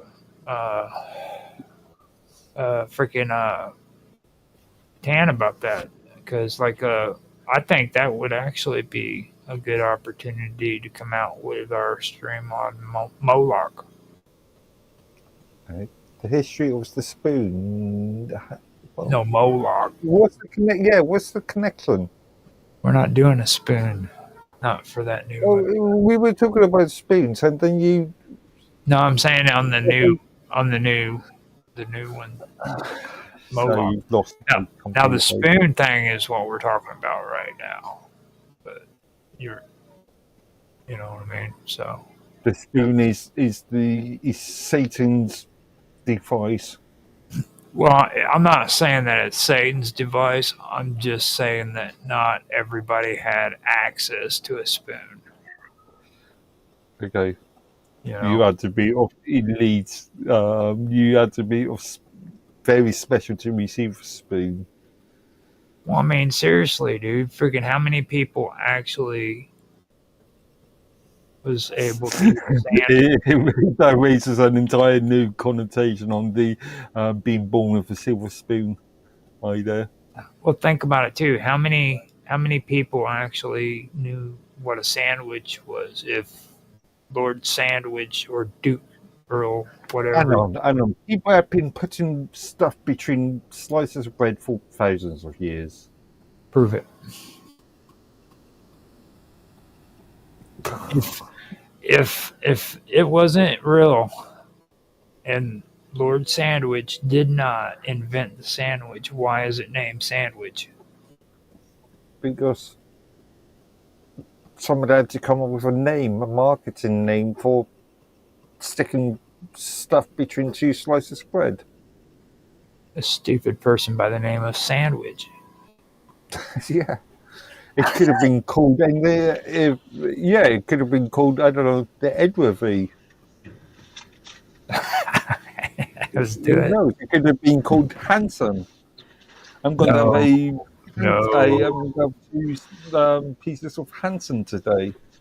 Edworthy would be a better name to take the place of the word sandwich, but not Hanson, because that's not even relative. Like the Edworthy, I want to have an Edworthy, please. Yeah, I'm going to say bacon, lettuce, and tomato Edworthy. That's right. See, like you say, Hanson. I need a Hanson, please, with mayo. That just doesn't even sound good. That doesn't sound good at all.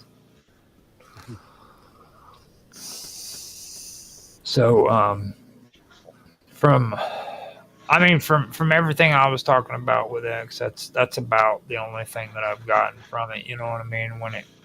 That's my whole thing there when it comes to from what we were talking about with X, because I've been wanting to go through and kind of talk about that. X's problem is not promoting spoons enough. Well, you know what X's problem is? Go on. They've got too many of these freaking bots that are pretending to be like hot porno chicks. Why is that a problem? If people wish to do that stuff, then that's no problem. I think that's probably the reason why people aren't really getting the analytics that they want, is because it's just so saturated with these bots. You know what I mean? Because if you remember when Elon first took over, man, they were talking about that, how saturated X was with all of these bots. Right. Sure, saturated is the correct term, but What are they? I know what you mean. What are they? What would you just say there? I'm not sure if saturated is the correct term. What's the good? You go for it. Tell me what's the best term. Well, it wanted to review the amount of automated script-related accounts, so-called bots, on the site, and it was just provided with a incorrect figure. It was the figure they was provided was way under than what was actually happening. Mm. Didn't that happen with mines too? Again, I don't like the term bots, because people just use that term for any sort of content that they don't like. Oh, this person's uploading the same content multiple times, therefore it must be a bot. Well, that's they're assuming that, but the term bots refer to automated programs, not real humans behind the account. Yeah. and therefore, unless you know exactly that, it's very. But you can use AI algorithms to detect bots. Yeah. Well, I mean, if you know how to do that, freaking, I would love to know that. Then I could have the AI, put an end to it because I would probably lose more subscriptions than what I want to though on X. Most of them are like shitloads of bots where they generate like pictures that they capture off the internet and put a name to it. I don't know if those but you mean like the your subscribers who post sexy pictures to entice you?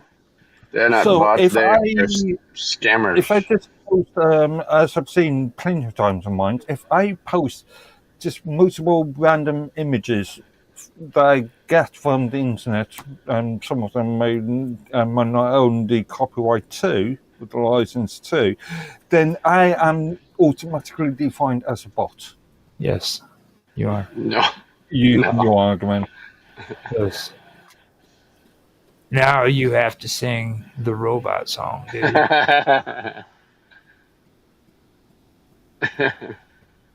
What's the robot song in this, bro? Okay, what's the robot song? I'm a slave, I'm a indentured servitude.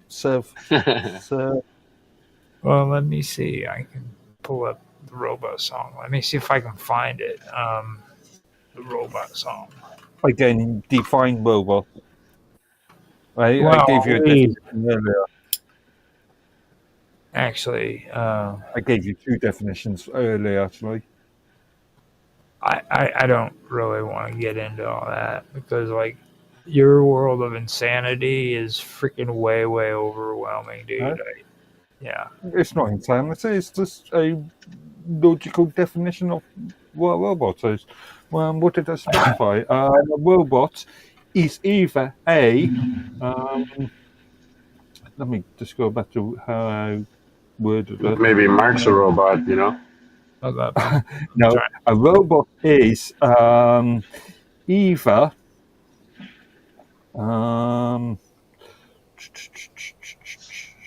there we go. It's either a machine that is capable of carrying out a series of predefined automated actions, or to use the check definition as popularized by Karl Popper's 1920 play RUR, Watson's Universal Robot, a slave or an indentured servant. Okay, so yeah. So yeah, a robot is either a machine that can carry out predefined automated actions, or is a slave stroke indentured servant. So here's what I'm gonna do. I'm gonna let you check this out because you need to see this. So in Mark's definition, the second definition, wifey bot is what? Wifey bot. I'm setting him up. I'm setting him up. No wonder the feminists is all.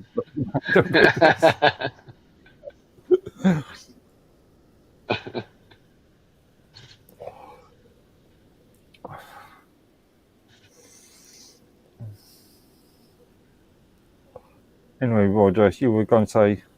Where did he go? Where's Roger? Did he go up? Oh. I'm listening to this cold groovy song, dude.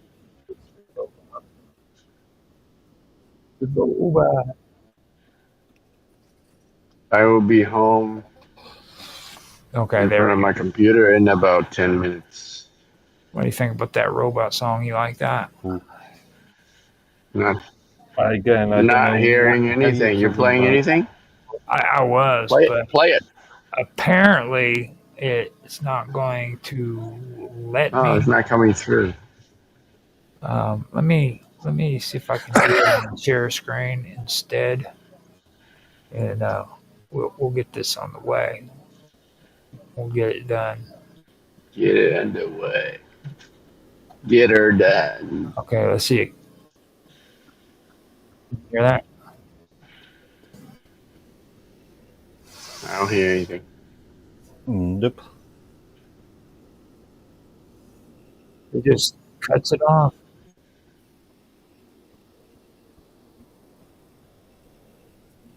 Still nothing. Literally just cut it all off. Fast. Didn't Kraftwerk create a song back in the 80s called I Am a Robot? You know, the German electronic pop band. If I hear the tune, I will recognize it, but I don't recognize the name. Yeah. Could be something like set up on, because I did start using Premiere today too, so it could be something that's on their premium thing. Which you wasn't on here when I went over that. I finally did get on Premiere 10. So you're seeing Yes, saw your message. What difference do you feel any difference? Yeah, I'm getting paid eventually. That's the difference between me and you snobs over the lines. You elitists. Well, good on you. Let's see how many cents did you get paid out of today's session. Hopefully, I get more than like 5 cents. I think in total in the last year and a half, we've made like $4.67. Right, that's going to feed your kids and your mother-in-law. Well, I mean, that's not even enough to freaking buy a candy bar for all of them. You know, shit. I would go down and I'd have to sneak out and go buy myself a candy bar and not tell anybody that I had it. You know those situations. Yeah, how do you justify that on your inland revenue annual report? My annual report for my revenue. Or your inland revenue tax statement. I never received one. If it's below a certain amount, they don't even fuck with you. It's like whatever. Right. You know what I mean? Like everybody thinks just because you get on here and do something. But if you don't get, I think you have to get like over $2,000 before they actually tax you. So, you know what I mean? It's not. It's not even an issue really. Like, I was telling my brother the other day, like I used to watch this one girl. Her name was Malika Games on YouTube, and she'd just gotten monetized. And YouTube will give you like certain perks if you get on there and tell them how great it is to be monetized and how much money you made. So she decided she was going to do it. She did one and she was all excited. She had just gotten on monetization. And then a month later she came out with a second one and she was still excited, right? The third one she came out with, she was excited, but that was it. There was nothing after the third freaking video of how much money she makes on YouTube with monetization.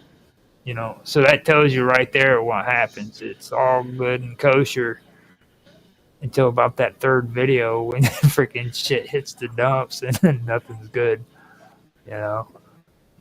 But her and then a buddy of mine, Rockstar, he does videos for like simulator games. And he was all excited when he did it. But then, like, I'd say after about 6 months, it clicked in his head, you know, freaking dude, I'm so glad I didn't quit my fucking job to do this shit. Because, like, in his mind, he was going to quit his job and just stream on YouTube, you know what I mean? I don't know, some people are extremely successful on that. Well, we keep talking about that, but you're in denial. You're like this internet denial dude. I can think of a few creators that right from Minds. from YouTube? No, on YouTube. What's his name? Christopher Bernard. Well, Explaining there's a lot of computers. Bloke. YouTubers that are making good monies. 60% of his revenue through Let's see, like YouTube. the thing is that you don't take into consideration is what are these people's backgrounds? Where did they come from before? Like a lot of them, like come off of networks like BuzzFeed. The college network. And BuzzFeed was big on pushing a lot of entertainment on YouTube back in the day too. So a lot of these big content creators that you think are big content creators actually came off of platforms like BuzzFeed. You know, I don't know if you ever heard of BuzzFeed before or not, but BuzzFeed. yeah, you know, Culture wars. a lot of them caught on real early. Hey, man, you know, being a content creator on YouTube is a lot better for me than freaking being on platforms like BuzzFeed or different social medias like that. So they took their money. Depends on their aims, what they are wanting to get out of these things. Well, they've already got a name for themselves, so all they have to do is transfer over to YouTube, and bam, everybody's on their channel automatically. And they can just take that money that they already made, and they can funnel it into promoting their content. Whereas, you know, people who just start out getting into it and doing it has to start from scratch. Right.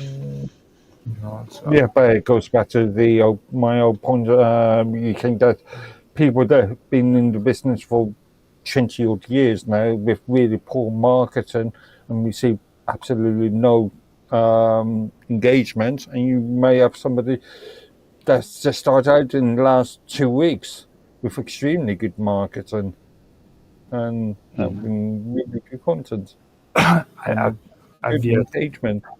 I've yet to find anybody like that, to be honest. Like this whole, you know, good marketing and getting organic reach and being able to pull in all these subscribers without paying money into it. I've yet to find anybody that's... There's more than one way of skinning a cat. You can do what we do, market our stuff on Skype and Elements and other things. And good you should not technically have to pay that much, or if anything, out on marketing. I had a conversation with Ria a couple of days ago in relation to advertising on drawings, and she was talking about spending money on marketing, and I just learned that nowadays, because of the social media ecosystem, you don't really have to spend too much, if any, money at all. Mm-hmm. Which reminds me too, I want to do a plug for her.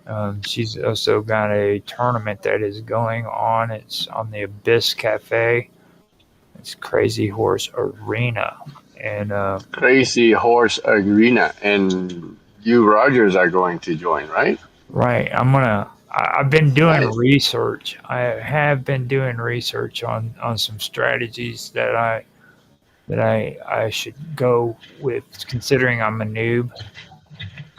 Just go, man. I'm a noob too. Join us on Sunday's Minds chess tournament. Well, no, Minds chess tournament is too good for him. We don't want to support Minds. We want to support Rhea because Rhea's been around for you can support both.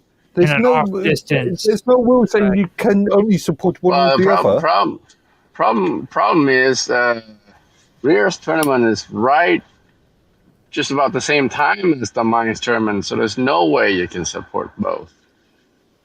And you know, I mean, right? She purposely does it like that. Yes, exactly. And I don't fault her.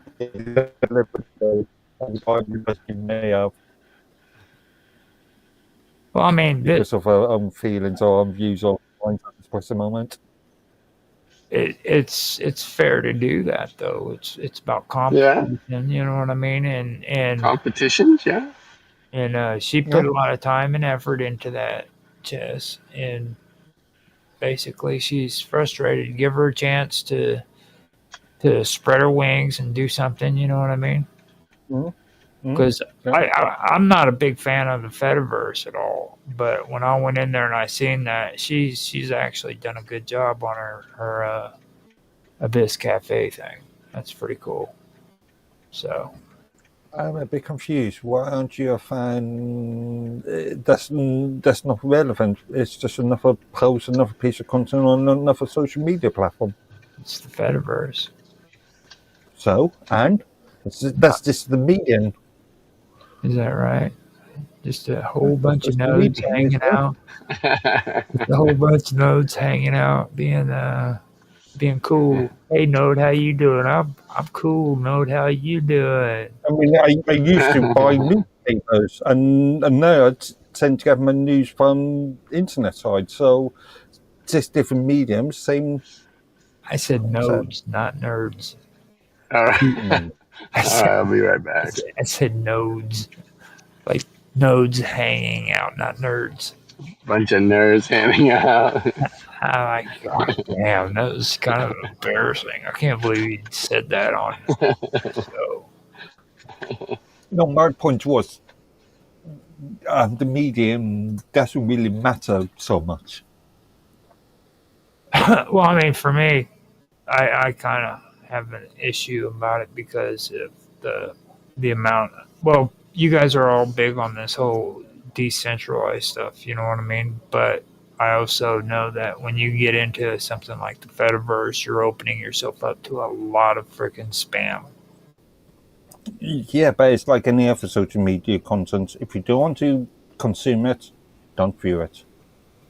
Well, I mean, it's also what quality do you want? Do you want Yahoo Mail quality, or do you want Yeah, freaking? precisely. Like me watching YouTube, I can watch a load of crap, I can watch a load of rubbish, or I can watch good content. Just depends on my choice. All right. So Jaffe voted up the post for opening up the Round Table Studio. He may be coming in. I'm not sure. If he does decide to do the stream tonight at 10, I'll be able to do that. I just have to get some information back from him. What I'll do is on you at the moment. You are 21. Yeah. Yeah. So I mean, it's not that big of a deal. I can put not just what I saw.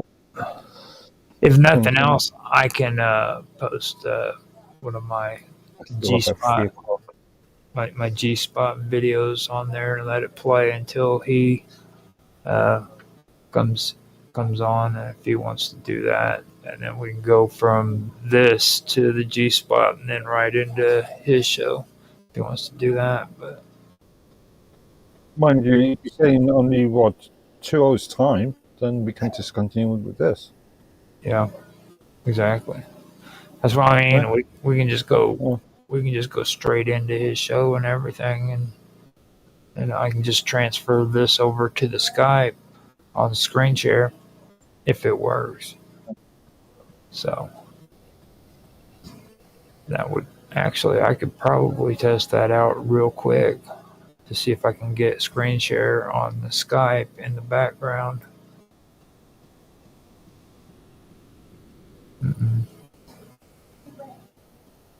Chrome tab. I've never technically ever used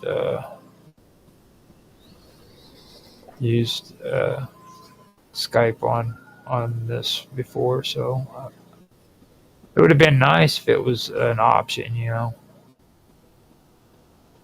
But yeah, it doesn't show it.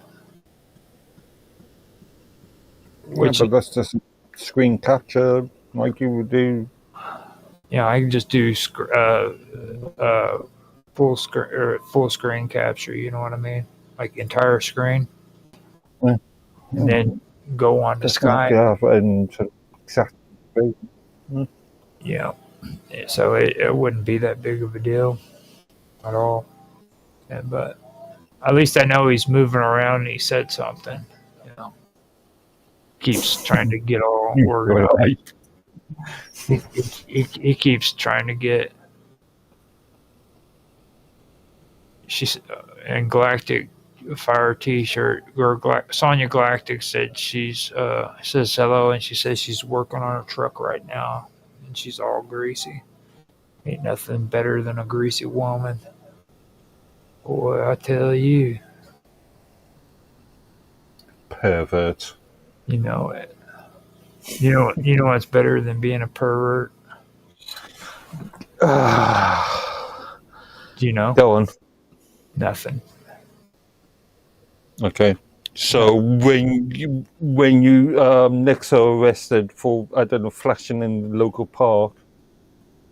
Well, I mean, like, I think that has to do with age as well. Like, if you're a young buck out there being a pervert, you're going to get into trouble. But, like, when you're older and you're perving out, dude, you don't do stupid shit like that. You know how to have quality perverted moments. You know what I mean?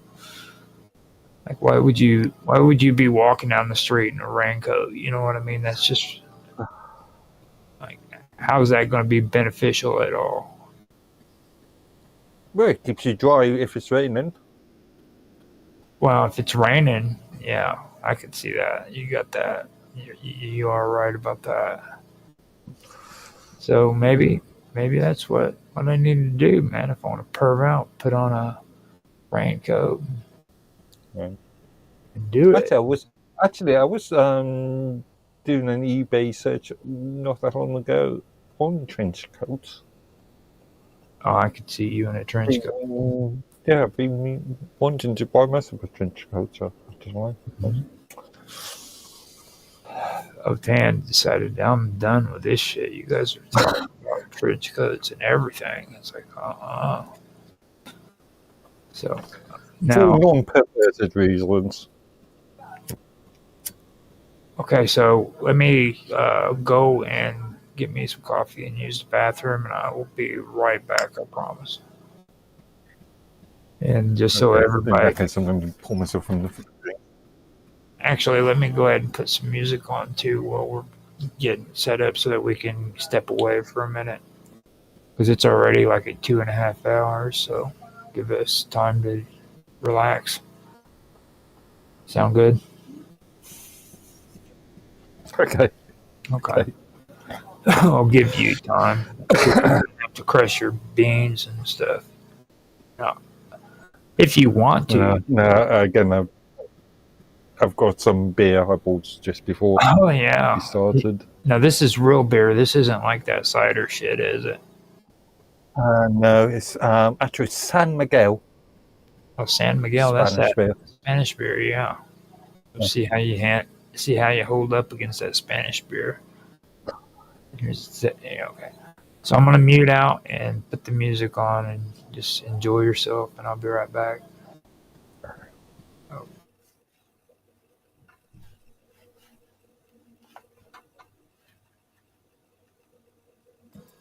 That was weird. Are you there?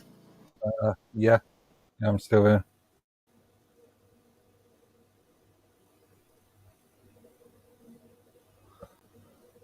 Okay. It went really weird. Like the moment I hit the mute button, it went back to the background. So. Okay.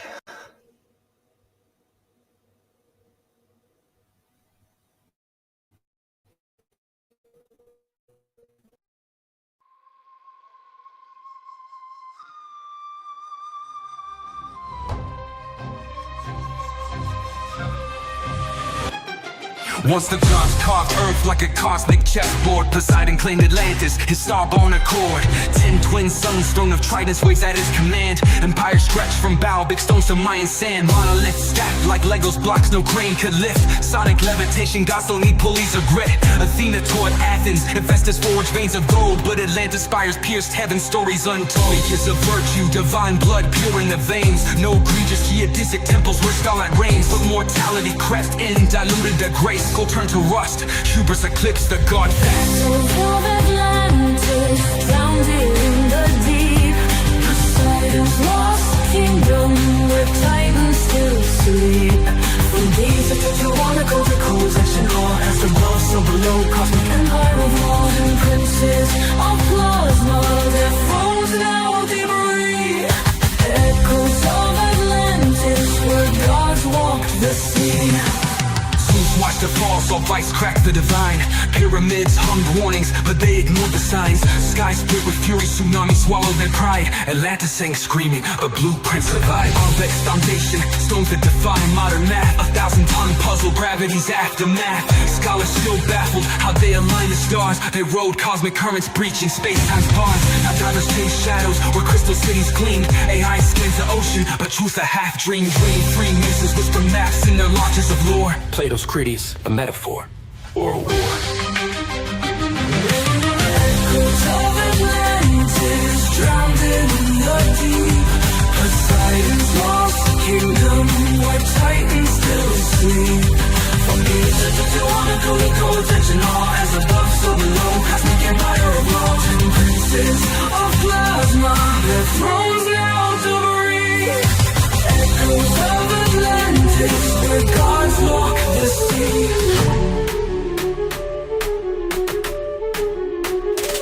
They say Poseidon's seed still flows in our veins. In every megalith, every grid that restrains. The Dogon chart Sirius, temples guard the flame. But Atlantis tech, it's encoded in our DNA's frame. Zeus's verdict was fire, a flood and ice. Yet the Sphinx still stares, whispering sacrifice. Mortal minds crave power, but miss the design. True kings rule through resonance, not bloodline. Now decode the ruins, their psalms etched in stone. A star-born king's empire, now dust and bone. The hall of records buried neath Giza's cold gaze holds anti-gravity schematics from pre-flood days. Crystal engines hummed, organ fueled their might, till pride turned their frequencies dissonant blight. The Anunnaki fled, Mars colonies crumbled. Leviathan's bones and the Mariana rumbled. But Poseidon's ghost rides the Bermuda's mist. Evolve past the greed or drown in the abyss. Tsunamis taller than gods, crack continents like eggs. Jungles of Egypt drowned, turned to sand in Poseidon's regret. Mammals shrunk to lapdogs, skies choked by volcanic breath. Waves circled the globe thrice, 3 funerals for death. Up Nepiston, rode the arc of frequencies, not wood. Up tetrahedron ziggurat where anti-grav pulses stood. While Atlantis sank, he spliced DNA and quantum seeds, stashed them in Göbekley's veins and Indus Valley reeds. Volcanic winter's curse, Zeus hit the reset, scorched the grids, erased the moon-ringed internet. Noah's not a shepherd, he's a star-born archivist, cracking hermetic scrolls in caves where mushrooms twist. The survivors crawl from mud with amnesiac eyes, built new gods from scrap metal and fallen skies. Now desert bones whisper where cedars once soared. Man's just a ghost in Atlantis' holographic horde. The flood wasn't water, it was math. A codex purge, Enoch's nightmares digitized in the cosmic surge. As above, so below, the blueprint stays true. Rise from the ashes or drown in what's new. The flood wasn't water, it was math. A codex purge, Enoch's nightmares digitized in the cosmic surge. As above, so below, the blueprint stays true. Rise from the ashes or drown in what's you. Echoes of Atlantis drowned in the deep. Poseidon's lost kingdom, where titans still sleep. From Giza to Tiahuanaco, their codes etched in awe. As above, so below, cosmic empire of law. 10 princes of plasma, their thrones now debris. Echoes of Atlantis, where gods walk the sea. So when you see Stonehenge, Angkor Wat Spire, know Atlantis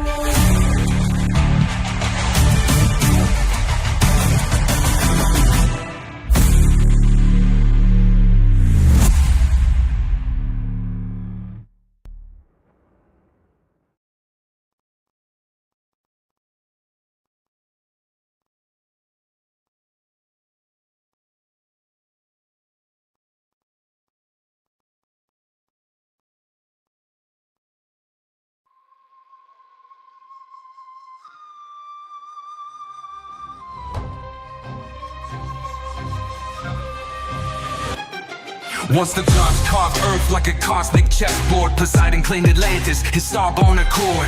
10 twin suns, throne of Tritons waves at his command. Empire stretched from big stones to Mayan sand. Monoliths stacked like Legos blocks no grain could lift. Sonic levitation, gods don't need pulleys or grit. Athena taught Athens, Hephaestus forged veins of gold, but Atlantis spires pierced heaven, stories untold. Is of virtue, divine blood pure in the veins. No egregious geodesic temples where scarlet reigns, but mortality crept in, diluted the grace. Gold turned to rust, hubris eclipsed the god face. Souls of Atlantis, drowned in the deep. Poseidon's lost kingdom, where titans still sleep. From these of Tetralogical to quotation, all as above, so below. Cosmic empire of modern princes of plasma, their thrones now debris. Echoes of Atlantis, where gods walked the sea. Watch the fall, saw vice crack the divine. Pyramids hummed warnings, but they ignored the signs. Sky split with fury, tsunami swallowed their pride. Atlantis sang screaming, but blueprints survived. Arbex foundation, stones that defy modern math. 1,000-ton puzzle, gravity's aftermath. Scholars still baffled how they align the stars. They rode cosmic currents, breaching space-time's bars. Now divers chase shadows, where crystal cities gleamed. AI scans the ocean, but truth a half-dream. Dream free misses whisper maps in their launches of lore. Plato's Critics, a metaphor or a war. Echoes of Atlantis, drowned in the deep. Poseidon's lost kingdom, where titans still sleep. From Egypt to Teotihuacan, the quotation, all as above, so below. Cosmic empire of laws and princes of plasma, their thrones now debris. Echoes of Atlantis, where gods walk the sea.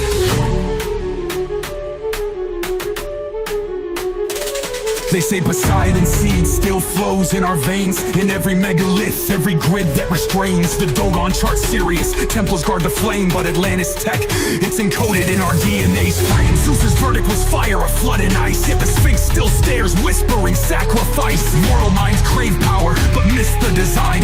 True kings rule through resonance, not bloodline. Now decode the ruins, their psalms etched in stone. A star-born king's empire, now dust and bone. The hall of records buried neath Giza's cold gaze holds anti-gravity schematics from pre-flood days. Crystal engines hummed, organ fueled their might, till pride turned their frequencies dissonant blight. The Anunnaki fled, Mars colonies crumbled. Leviathan's bones and the Mariana rumbled. But Poseidon's ghost rides the Bermuda's mist. Evolve past the greed or drown in the abyss. Tsunamis taller than gods, crack continents like eggs. Jungles of Egypt drowned, turned to sand in Poseidon's regret. Mammals shrunk to lapdogs, skies choked by volcanic breath. Waves circled the globe thrice, 3 funerals for death. Up the piston, rode the arc of frequencies, not wood. Up tetrahedron ziggurat where anti-grav pulses stood.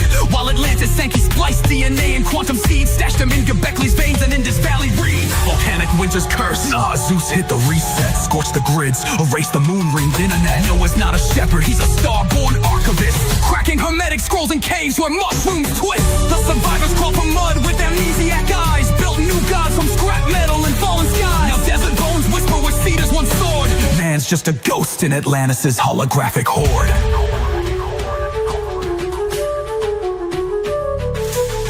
Wasn't water, it was math. A codex purge, Enoch's nightmares digitized in the cosmic surge. As above, so below, the blueprint stays true. Rise from the ashes or drown in what's new. The flood wasn't water, it was math. A codex purge, Enoch's nightmares digitized in the cosmic surge. As above, so below, the blueprint stays true. Rise from the ashes or drown in what's you. Echoes of Atlantis drowned in the deep. Poseidon's lost kingdom, where titans still sleep. From Giza to Tiahuanaco, their codes etched in awe. As above, so below, cosmic empire of law. 10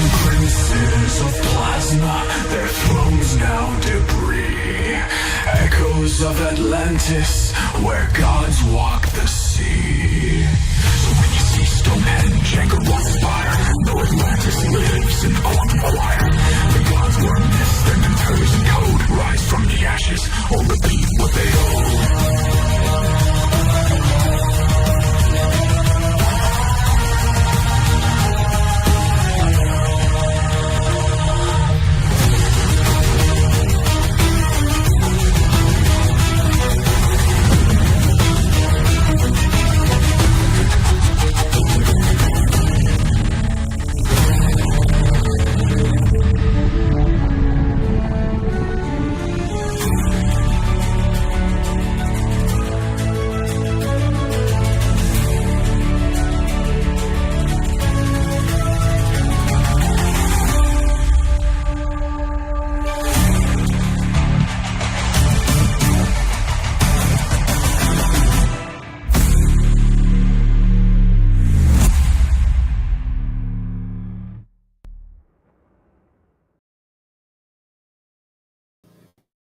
All right, so that was Mr. Robot Echoes of Atlantis.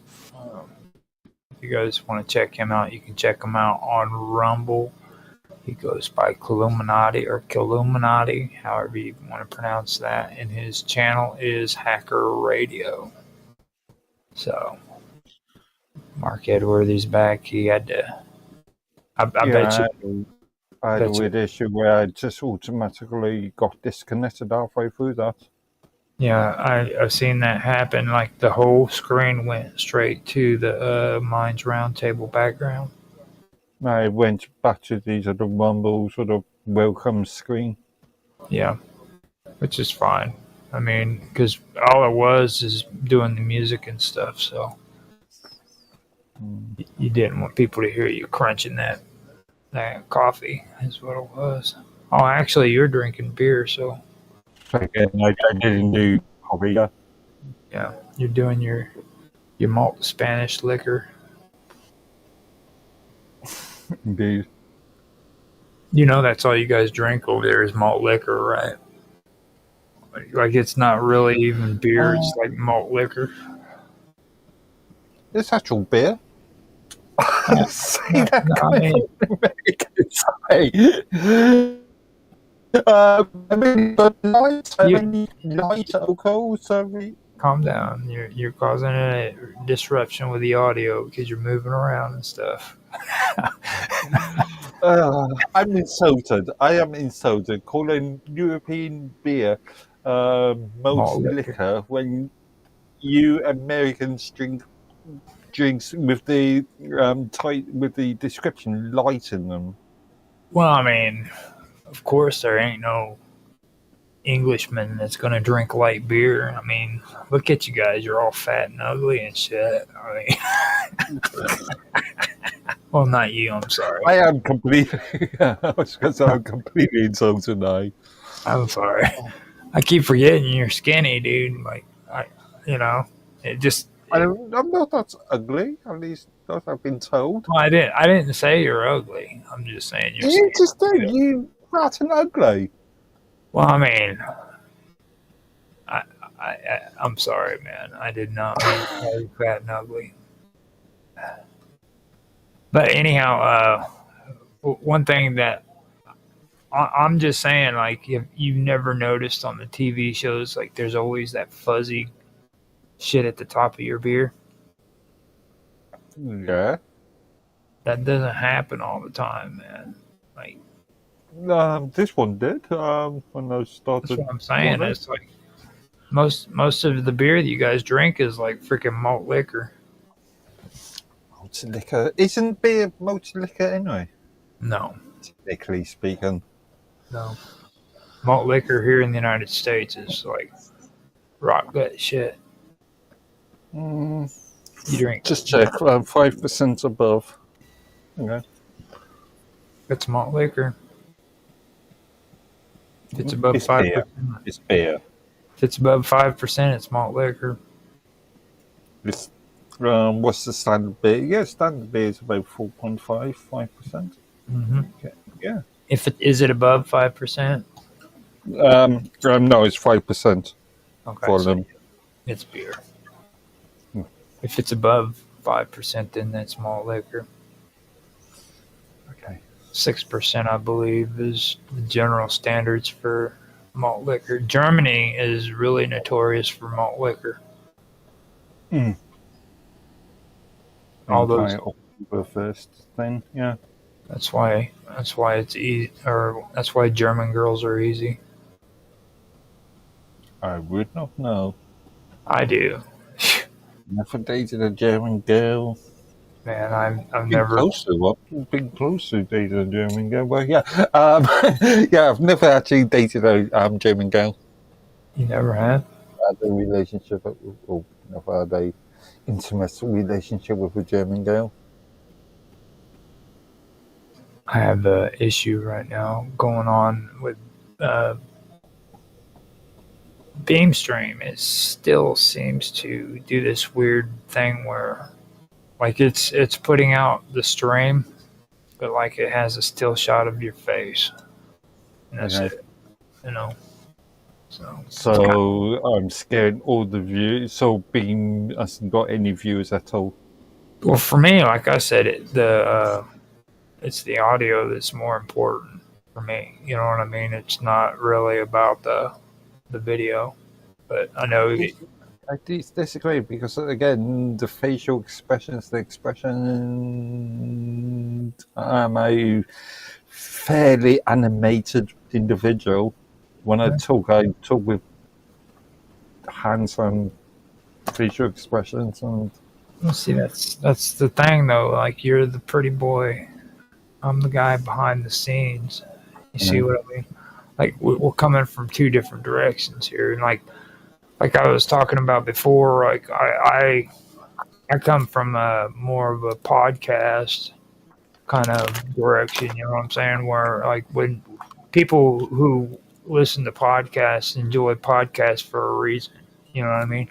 Like putting a cool slideshow up is cool. You can get away with that with the new video stuff. But a lot of them don't like the whole video concept of. actually, fun enough, I was on the same sort of. I did have the same sort of thoughts before I started all the stream and stuff, and because of my sort of style, let's say, I think video is much more effective. Well, I mean, let's not get into your style. Okay, I mean, just saying, you know, because like with you, it would all go back to freaking blogging again. Like there'd be no video if it the old way of thinking, I should say. Okay. I prefer text-based stuff because you can edit it. You can spend a long time working on it. And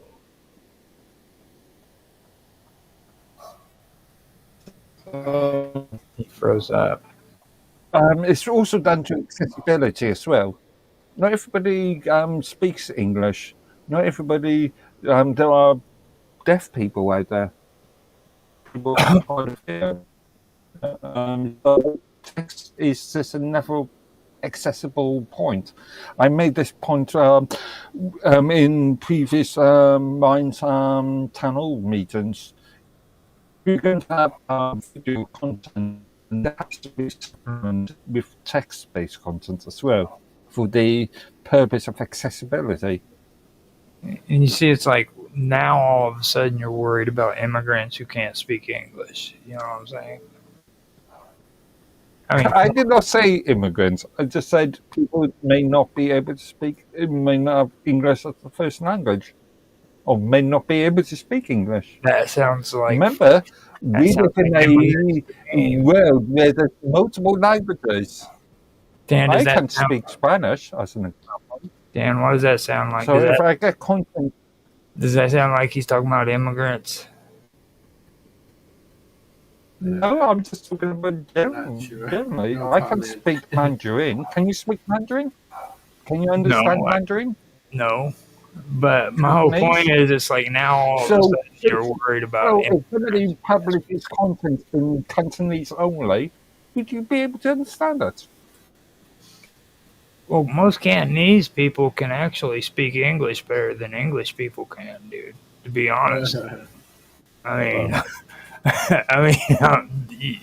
me and my niece had this conversation with her husband, and he was talking about like freaking the language, how hard it is for people to speak English, and he brought up people from like the Orient and people who are in Cantonese, and what's the other one that's supposed to be the major language for Mandarin. Mandarin. Cantonese and Mandarin. Yeah. This goes back to the old BBC Pidgin English thing. There's been a massive argument in relation to the BBC World Service thing about providing English language that is accessible to certain demographics. Mm-hmm. So, hence the entire Pidgin English argument, and as far as certain demographics are concerned. So this leads us to the next obvious question. What's your guys' thought on the new Karate Kid? What's that got to do with anything? It's obvious. Yeah, very obvious. I wouldn't know. I've not. You never watched the new Karate Kid, dude? Like, the boy who played in the new Karate Kid is a full-grown guy now. That was Will Smith's son when he was like 10, dude. Okay. Well, maybe 13. He's such a short. But it's like you've never watched it, dude. I didn't. Not since the what was it? 2 films? But I heard 2 films. it was on Netflix. I think. Yeah, you can watch it for free on freaking Netflix. You can actually go on Roku and watch it for free. Actually, not Netflix. That's not free. You've got to purchase a subscription first. Free, what's that? Therefore, it's going to be free. Now, you do know if you go and you buy a Roku television, you can watch free television for the rest of your life. No, because you've already purchased it and it can't. Therefore, by definition, it cannot be free. Whatever. Well, If you're purchasing something, by definition, that's not free. Dirt cheap compared to the normal price. It's still not free. Somehow they got like they got hack accounts or something. We got these dudes around Chinatown here and there. They'll sell you a broken or hacked Roku box that has like full TV subscription for a year of most international channels. You know, those satellite channels. See, that's starting to make me like Canada a little bit better. Fuck that free trade shit, dude. Free trade? What free trade, man? Right. Because, like, you know what was the coolest thing when DVDs were around? Truck stops. Go on. Right? Truck stops. Truck stops. Well, there was always these dudes that were hanging around waiting for the truckers to come in to freaking sell them burned CDs of movies and shit. Oh. You know what I mean? You could get, like, movies where they... illegal piracy. No, yeah, they're pirates. Yeah. Truck stop pirates. What do you think about that, Mark?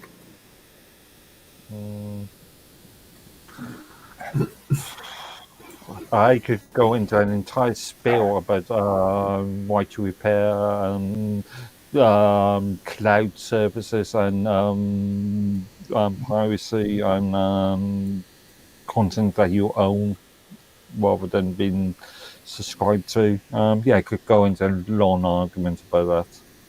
Do you think that it's fair for a person to burn a video onto a DVD and then sell it at a truck stop?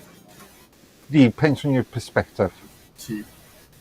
Well, Is it fair? Is it fair for, let's say, the production team to lose money over, or the company to lose money because of piracy? How much money do they lose, though?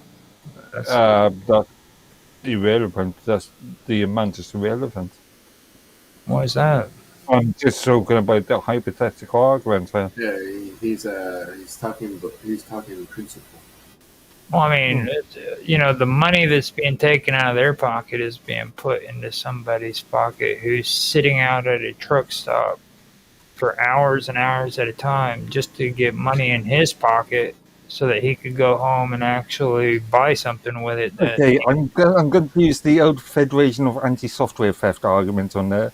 Do you think it's fair for somebody?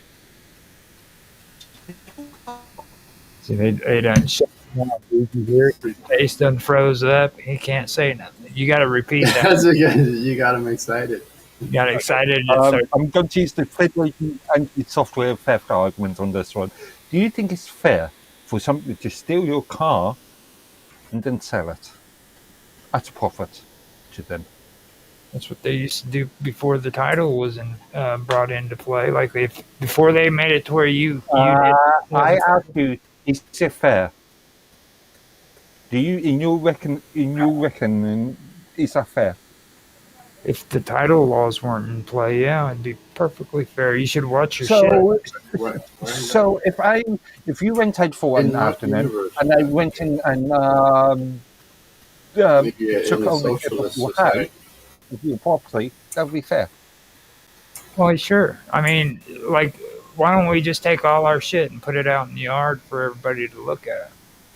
You know what I'm saying? Like take all your fancy shit and stick it out in the yard. So you go down the communist market idea. Seriously, no, I mean, seriously. Think about it like this. Think about it like this, okay? Take the most expensive thing you got, stick it out in your front yard, and just let everybody who's walking by look at it, okay? And you can do that, and you can say, oh, man, I'm so glad because there's laws set up to protect that expensive object sitting out in my front yard. Why would you want to do that unless you're an egotistical? What's the point? I guess the point is that if it's your fault for tempting me into theft. Is that what? It's your fault for putting your shit out where other people can see it. Like if you have a car, that car should be put somewhere. It's that rape argument for where the man makes. It's her fault for dressing too sexy. Well, I ain't gonna go there. I wasn't saying that. Exactly the same parallel. Yeah. Well, no, not really. Like with women, they should have dudes around to make sure freaking that shit doesn't happen. Now, a lot of women don't really like the idea of being dependent on somebody there to freaking make sure that they're okay. They got this independent thing going on, and they want to shun guys from doing shit. You could turn to the tables and argue the opposite way as well. Men in a women-related environment. You know, well, men who have to be watched out like that are called pussies. Okay. Just saying, dude. I'm just going down the equality route there. Equality route there. But you try to be a guy who wants to stand up for his sister because her jack-off boyfriend freaking did something bad to her, and see how bad she flips on you and starts talking crazy shit on you because you're trying to stand up for her.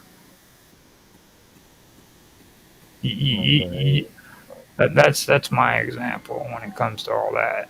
Like the world has gotten so warped that freaking women don't even want men to freaking be that male example for them. You know what I mean? Somebody that's going to freaking take up for them when they need help. They can do it on their own. that's my whole take on all of that. It's like, sometimes women need men just like sometimes men need women. You know, who's gonna make my sandwiches and shit? That's it. We are Give cancelled him a from so many social media platforms now. Well, I mean, seriously, like I mean, like with women, freaking, you need women just as much as what women need men, and that's a fact. You know what I mean? Without men and women, there's no babies, and without babies, there's no population. So that's just common. That's just knowledge. You know what I mean? That's how things work. Okay, I could make an argument in relation to modern cultural ideas, but yeah. But like, that has nothing to do with like sticking your car out in the freaking driveway and allowing strangers to come. Well, actually, it does if you want your woman to get stolen from you.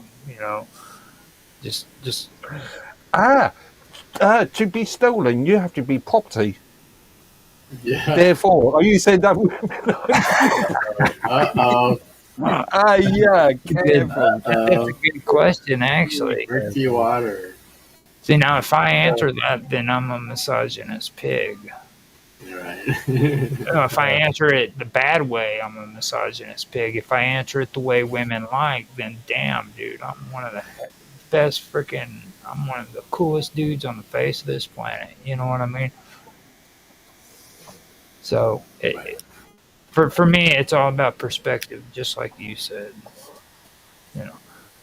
But like I was saying, though, it's like if you want to, it's how you treat your woman too. If you want to put her out there for like a display or an ornament, something for other guys to look at and say, oh man, look at the hot chick Hugh's got, then that sets you up to where she ends up moving on to another guy later on, because that's the kind of woman you're going to get, one that bounces from one woman to the next. But if You make me wanting to listen to some James Brown. That's right. Well, James Brown is a good example. How many women did he go through? He was a womanizer big time. It was all about looks and who was beautiful, and like he had various relationships, just one woman right after the other. He's a real good example. James Brown or Ray Charles? Well, both of them James Brown, actually. as in It's a Man's World. Yeah. Now, Ray Charles was the same way. He had a lot of beautiful women too, but he was blind. He could get away with it. Yeah, the dude was blind. How does he get so many chicks? Man. Well, I mean, he was touching their boobs. Put me to shit. See, he was back in the day when shit was cool, when you could touch women's butts and their boobs and stuff. But now, today, you do that and freaking damn, you're in trouble. Right. And he was blind, so he could get away with it, too. Right. Yeah. I'd almost I didn't see you. Thank you, Roger. You just demonstrated my point about you being a pervert. Again. At what point in any of the shows we've done together where that was freaking ever discredited? Like, not obvious, right? like, come on, dude. Like, he's a self-proclaimed pervert. You know what's wrong with people who freaking proclaim to be perverts? They don't know how to do it. They don't know how to do it right. If you're going to be a pervert, you need to be good at being a pervert. You know what I mean? Like, because there's a certain type of perversion that women do like, and then there's a type of perversion that women don't like. Like, Mark wanted me to go freaking walking down the street in a raincoat butt naked, and I was like, nah, dude, I ain't doing that shit. But I think that was because he just wanted to see my junk. Yeah, so you're going to go and get you're going to travel all the way to the UK I was down where I am, and then walk out in the streets. assuming you wanted me to take a camera with me. Okay. I was just assuming that. I guess I was wrong. Like do better, right? Going on the bike trip, you're going on a naked walk. Bring the camera. Bring the GoPro. We'll call it a sabbatical.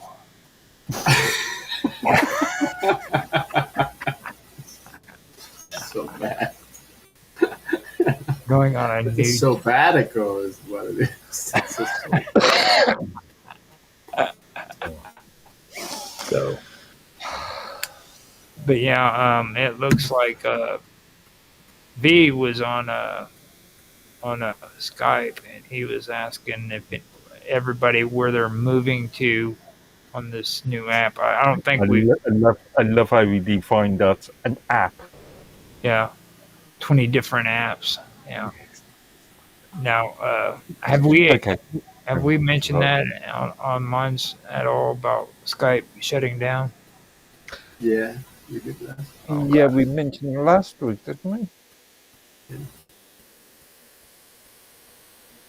Me, Tan, and Mark are going to be on Element, and if you guys want to hook up with us there, we've got the old Minds chat integrated into Elements, so that'd be a good place.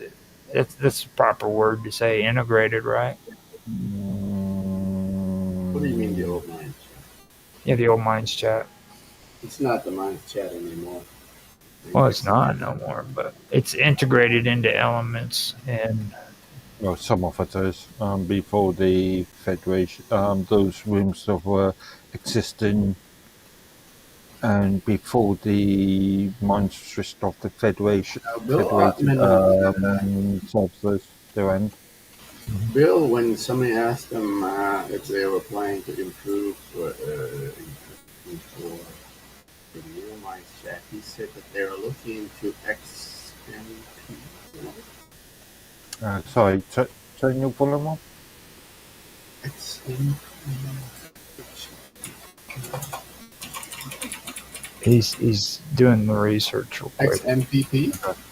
XMPP. Oh, you mean Jabber, the standard real-time. Yeah, XMPP is a protocol that's been around for decades now. Very mature protocol. It's a standard instant messaging protocol that's used by XMPP, yeah. It's extensible XML-based protocol. SGML. But XMPP has been around for decades now. Right. It's been for many instant messaging services. Apparently WhatsApp. To AOL back in the 90s. Right. So are you excited? But curious why it's a current standard. It's a standard. Maybe WhatsApp implements it. WhatsApp uses their own encrypted method now. It's proprietary. So what he's thinking of doing is setting up a Jabber server. I don't know. It doesn't necessarily have to be Java. Well, yeah. Well, that's been one of the most obvious open source server frameworks out there. So Jitsi uses XMPP. Do you know that? Yeah. And that protocol has been around for many, many years. Right. It has become a standard. Right. I gotta read up on it. So it supports encryption built-in. So you know about encryption. There are several standardized modules that will allow this entire similar to the ISO standardization, not ISO specifically, but similar to the ISO/IEC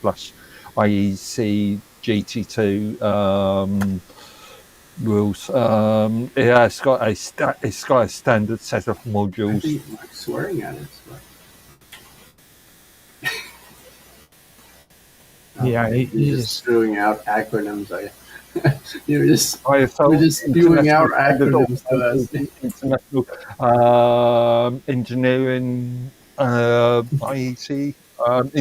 International Standard Organization / International Electronica Commission Joint Committee, to use the full title. Big. Yeah, as somebody who works in the business, you know what ISO standards are. Jabba is the Java library, right? I use ISOs all the time. ISO as an international You standard. mean the for burning CDs, right? Yeah. No, No. We're about different. International Standard Organization. He just keeps on throwing those acronyms out. As worked in any business, anybody who has any. You're the only one that didn't pick up will know what on an international standard organization standard is. It took you this long to figure it out. Like, you're the only one that didn't figure out what Dan was talking about, dude. So I finally said, I use ISOs all the time. Yeah, dude. no, we're defining two different things. This is a organization of two organizations, actually, IEC and ISO, that have been set up for decades now, probably back in the 70s, 60s, that defines standardization. So defines various standardizations. How many bubbles is in this pint? Maybe not that bad, but what a pint glass should look like. Okay, ISO standards development by the International Organization of Standardization. That's what it is, ISOs. It's an internationally recognized. ISO has so many standards. Yeah. They regulate, they create standards for almost everything and anything.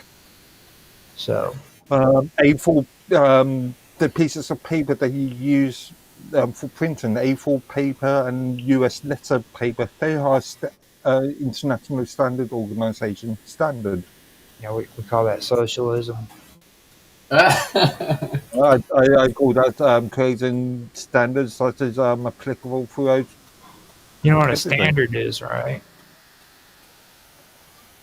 Do you remember what a standard is?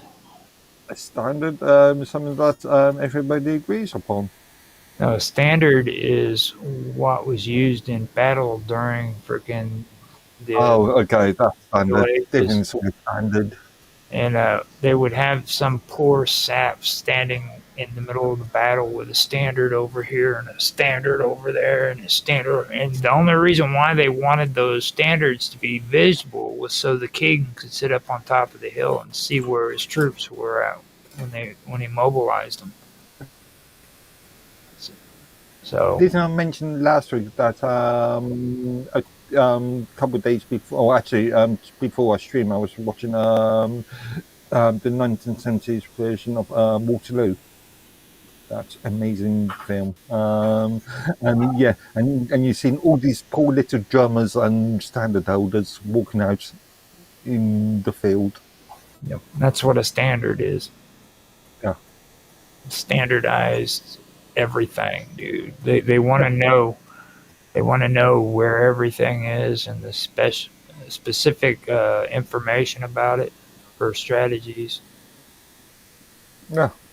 So that's even though you may think it's different meanings, it's not really different meanings. Sort of ish. They're one. After all, if I give you an A4 piece of paper, you want to know that that A4 piece of paper is actually an A4 piece of paper. I don't even care what an A4 piece of paper is. Or the US letter piece of paper in US. Well, when I went to school, I liked those papers that had lines on them. Okay, yeah. More than likely, the space between those lines are defined by an ISO standard. They have to be so many millimeters tall, wide. And you had this job, didn't you? I would. I didn't find the lines between. I would. If you didn't have that job, I bet you that you at one point in your life thought that would be like the coolest job you could ever have, dude. Actually, I remember we've had discussions on one's Canary chapter in relation to HTML standards. Yeah. In past, yeah, and those are regulated by people like the ISO, IEC's, GT2. Right. Now, ISO 9001 is quality management systems. ISO 14001 is environmental management systems. ISO 27001 is information on security management systems. And then ISO 22000 is food safety. I did trying to find that, but I was talking in Patreons a couple of days ago in relation to ISO standards in relation to, I can't remember where it was now. Now, I'll find it now. So yeah, I mentioned a couple of ISO numbers a couple of days ago. Now, I'd like to see the ISO standards for horse meat. Horse meat. The food safety management system.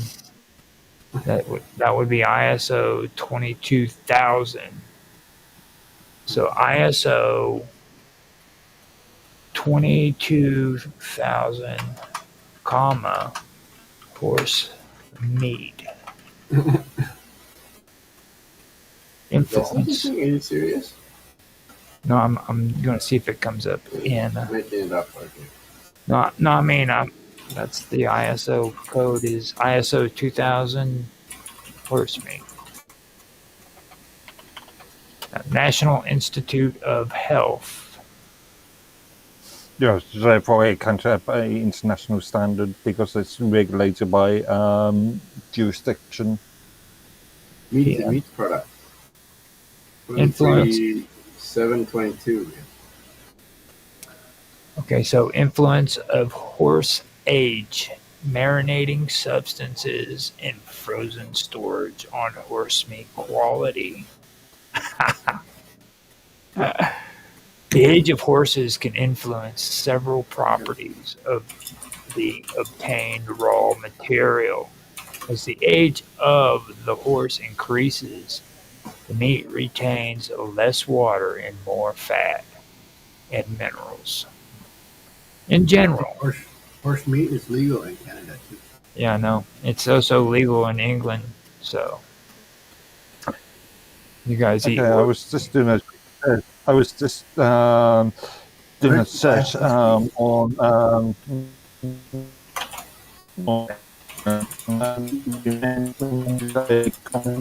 was reminded about comments I created in relation to the difference between a megabyte and a megabyte, which is defined under ISO IEC 8000-13. The butcher shops here sell horse meat. Really? Didn't know that. I figured it was all just in Quebec. I mean, I didn't think. Why Quebec? Well, I heard that French people are the ones who eat the horse meat. That's strange. Like I heard it was all the French Quebecians that did all that, but I guess Quebecian. I guess it stretches on to you English folk. Now I want to know if Mark has any shops near him that sell horse meat. No, I can't remember seeing horsemen. Maybe non-local butchers. No, I've never I doubt seen they're going to horsemen have at it. the market. I doubt they're going to have it out displayed to everybody, dude. No, I've You're never right, seen right. any That's advertised true. horse meat in the UK. Never. You know, do a quick search for your surrounding areas. More of a cultural sort of thing, isn't it? Yeah, because that's how Tan found out. He found out that they sell it in the stores. Yeah, So, cheesyfood.co.uk sells horses. now, just in case you guys want to eat horse meat, in general, There you go. horse meat from older animals exhibits undesirable stringiness and hardness due to a low That's proportion. a shop in London. Oh, They sell horse burger, horse meat, horse quarter pounder.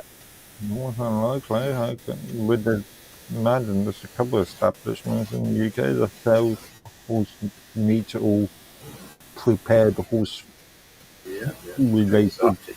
food products. Really? okay. So we've done really good on covering the horse meat. Now, the one thing I want to ask is this: do we want to review Margaret Thatcher again before? Well, are you beating a dead horse? Sorry, going from horse meat to Margaret Thatcher. What's the Thatcher all the connection? time. He said you're beating a dead horse. You caught that. That was so cool, dude. That was. He said you're I beating could have, a dead could have a horse. long discussion about Margaret Thatcher if you want.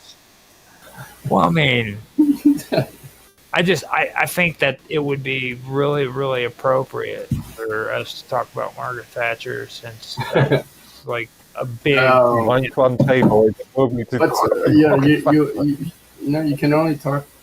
I think So it's much. most appropriate to talk only when with Sonia when she's here.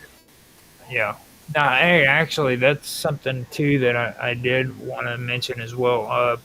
I have been paying attention to Kick on the reviewing thing I do with the ones, but the only reason why I didn't add that in was because I didn't actually do any kind of monetization with them. You know what I'm saying? Does Kick even allow you to just provide such a service? Yeah, they actually do. But and from all appearances, it looks somewhat better than what YouTube has. But at the same time, their system is set up like Twitch's is, so it's kind of deceptive. You know what I mean? Because Twitch, it looks really, really simple. It really does. But the thing of it is they want 3 concurrent viewers on commenting on the stream at the same time, and they average that out. So for the amount of hours that you've streamed, they average it out to where it goes according to the amount of time that you've streamed for the amount of viewers that's been on your stream. So you could have 5 people on there and it could only come up to like maybe 0.5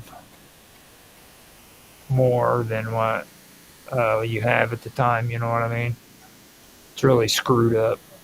So there's some sort of mathematical algorithm there. Do they publish the algorithm? I don't know if they do or not, to be honest with you.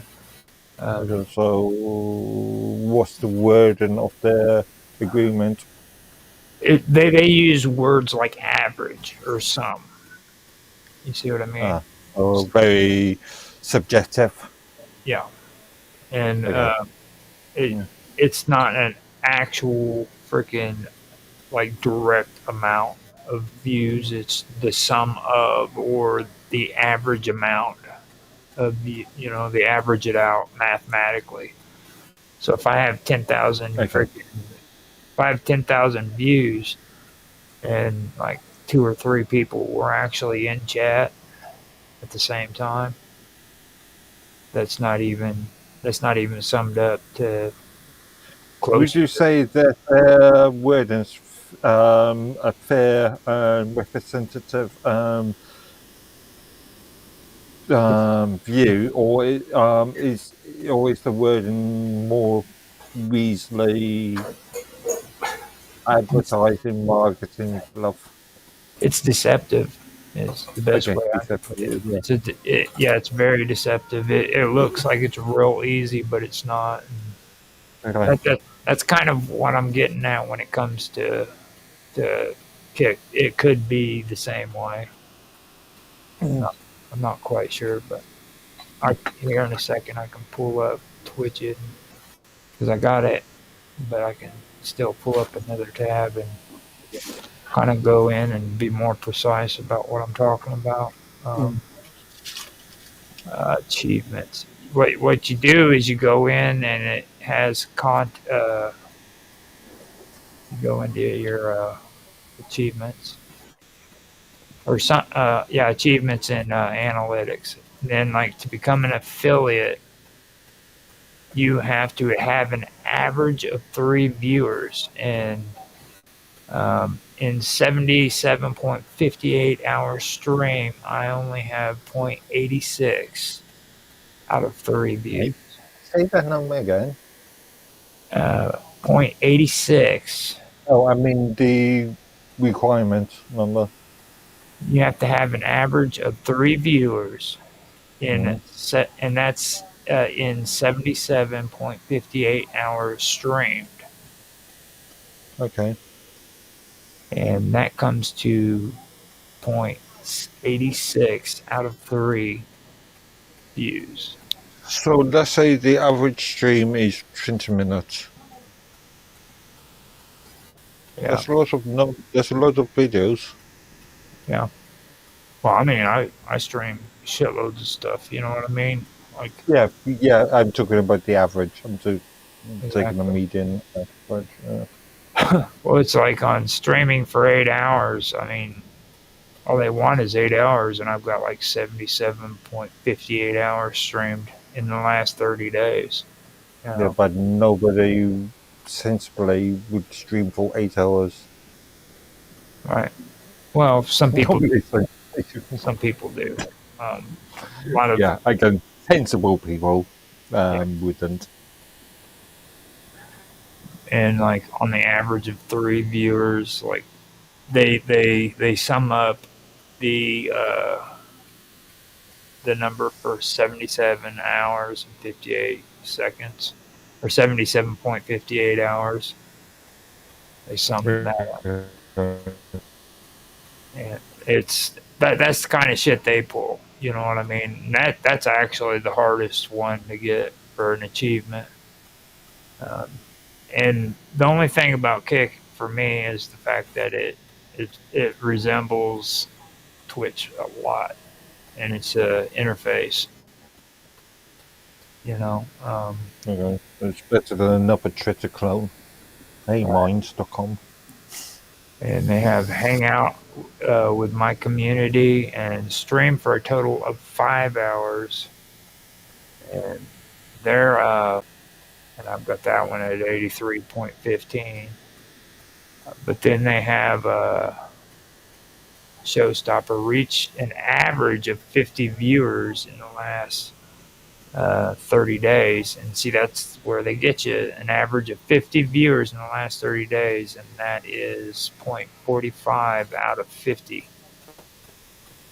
Because they use the word average, reach an average. So, in your opinion, what's the average viewership on any single video? They don't give that information. In your opinion? I don't know. You would have to average 3 views. Well, I mean, You're not going to research. Well, it's just you can. Like, okay, say like, you can take a handful of popular channels and then look at the numbers and then do a calculation. I had 2 viewers on here, so what's the average for this amount of time? I mean, if videos have we created? No, I mean, you said for just one stream, though, right? For three, and Well, yeah. Averages and workdays over. What's the maths on this? So if you're saying we've been streaming for what, 3.5 hours now, yeah, the average would be 0.2%, 0.2 viewers per. that's if they've been watching the whole time, though, too, wouldn't it? Yeah. So that's pretty messed up. It breaks down into, and then as well as that, is it combines everybody else's or all the other views as well within the month, so it makes it even less of a percentage because it's going off of an average, not an actual number. Yeah. So yeah, that's why I asked, look at a very popular channel, look at various posts. Does Kick provide viewer numbers on per No, post like YouTube does? Okay, in that case, that's going to be even more difficult.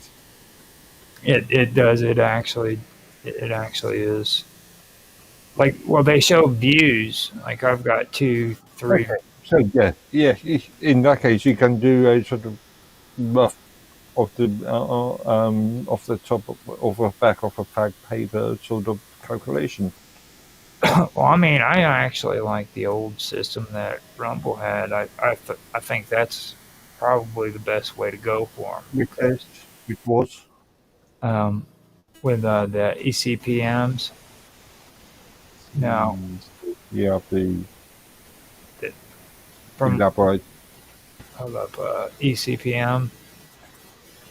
Make sure I'm saying the words right because you know how I am.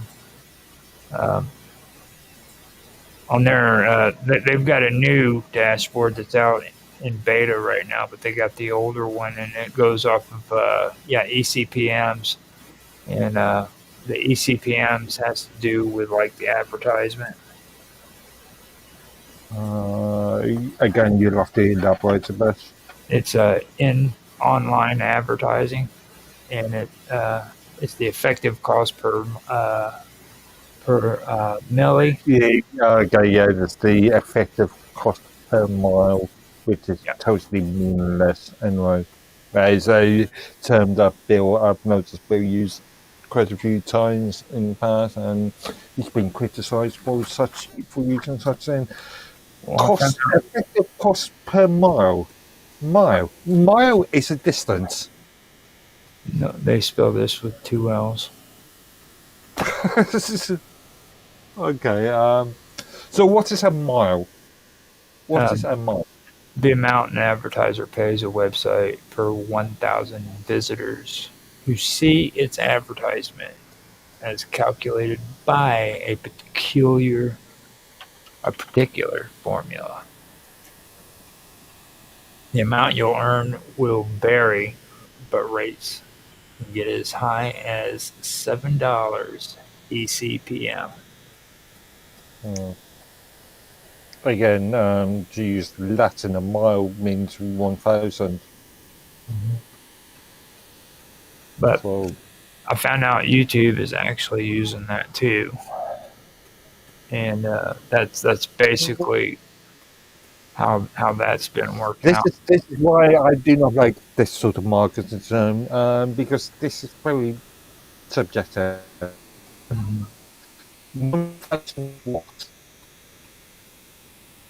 Well, I would 1,000 views, 1,000 hits, 1,000 clicks, 1,000 comments, 1,000 what? Well, with this, what I found out was like unique views are actually the amount of views that you would get when it comes to YouTube. You know what I mean? Like those would be the equivalents of what you get for YouTube, just on regular views. So like the unique views on Rumble would be like the actual views you'd get on YouTube. And where the raw views on like say here, if on Rumble, if the raw views were 46, that wouldn't show up on YouTube at all. And then say out of the raw views, unique views was a 22. And on you using definitions that is meaningless. What's a raw view? What's a unique view? Unique view is like I've actually had my wonders about that too. I'm pretty sure that unique views have to do with people. You don't know. See, I mean, we can create definitions all we'd like, but unless those definitions are actually defined, then well, I mean, it's meaningless. everywhere. Is you know what I'm saying? It's like it's a very confusing definition. Or what's the old thing? In the kingdom of the blind, the one-eyed man is king.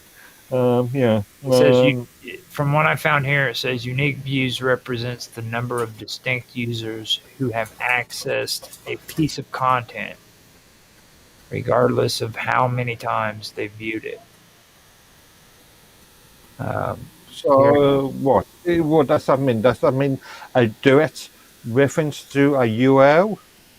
So if I type in YouTube /watch equals keystring, it counts each individual who views a piece of content only once. Okay. What was your other definition? Unique compared to war. Compared to raw. What's a raw view? Raw views, basically, from what I'm What's going a raw off view? of here, a raw view would be like if somebody goes in and watches the video multiple times. But isn't it the same definition as the unique view, as you specified? No. After that first view with the unique view, that would be one view, and then if you came in and watched the video again later on, it would still just be one view because you've already visited the content. Okay, sorry, I misunderstood. I thought you said irrelevant of how many views. Well, yeah, it says unique views represent the number of distinct users who have accessed a piece of content regardless of how many times they viewed it. So yeah, that would so in using that exact language, if I view content 2 times and I'm an actual user, then I've created 2 unique views. No, just one. Using that logic, using the definition that you specified there. It's just one. From what this is explaining, total. Yeah, but you say irrelevant of. You said irrelevant of how many times. Unique views, also known as unique users or unique page views, count each individual who views a piece of content only once, even if they view it multiple times. Now, the total view count every instance of a page being viewed, including repeat views by the same user. Why it's important? Unique views provide a more accurate representation of the reach and audience size of a piece of content, as it shows how many different people have engaged with it. Does that make sense? Okay, yeah. Based off on account detail.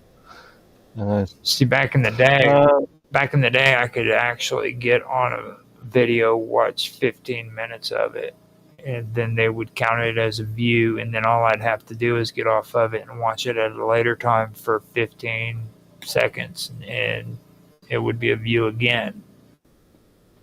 You know what I mean? See, I think Bill has actually defined this as something slightly different in previous Mind articles and channel meetings. He stated something on the lines of a unique view is something that is directed directly to.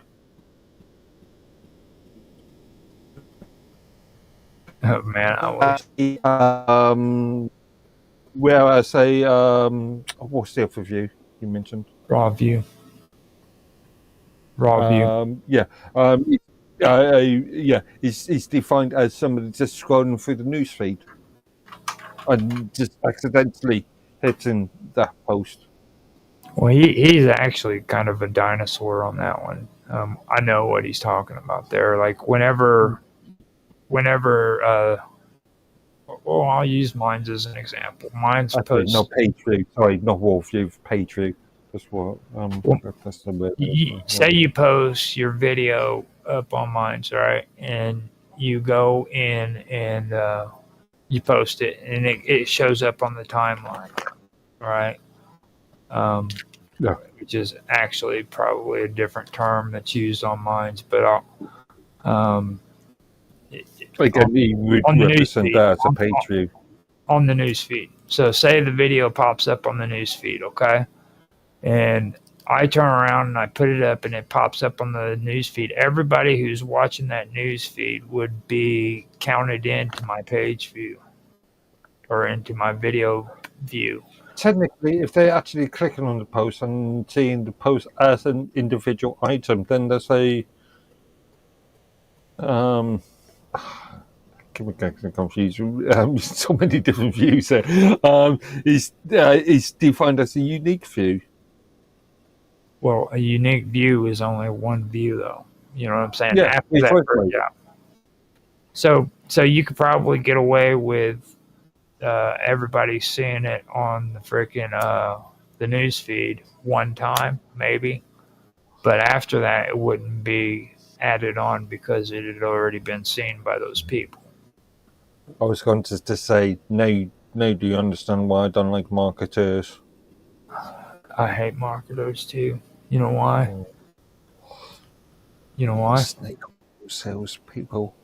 That's yeah, carry on. Never mind, you covered it. You said snake oil salespeople. What's the old American Civil War, U.S. Civil War, carpetbaggers? Oh, that's pretty rough, dude. I would have used a word like adage or carry on, but I would never have said that. Carpetbaggers. That's the kind of stuff you'd hear in those. Not that I'm suggesting anybody is a carpetbagger before I get sued. Yeah, well, I mean, you don't have to worry about getting sued. You're just saying it like out in the open to people. You know what I mean? It's just a common word that used to be said. So, but at least you're not calling it like carpet munchers or anything like that. That's somewhat different. Going down a different. Which I don't think we want to go down the result. Different alley there. So basically, that's the best way I can explain the whole unique views versus the raw views. Okay. And then that's what they go off of, and then the ECPM is supposed to be multiplied according to the unique views, I believe. You know what I mean? And then they also have ad eligible and the ones that are filled. So it gets kind of mushy. Again, there is in EU and UK law. There is a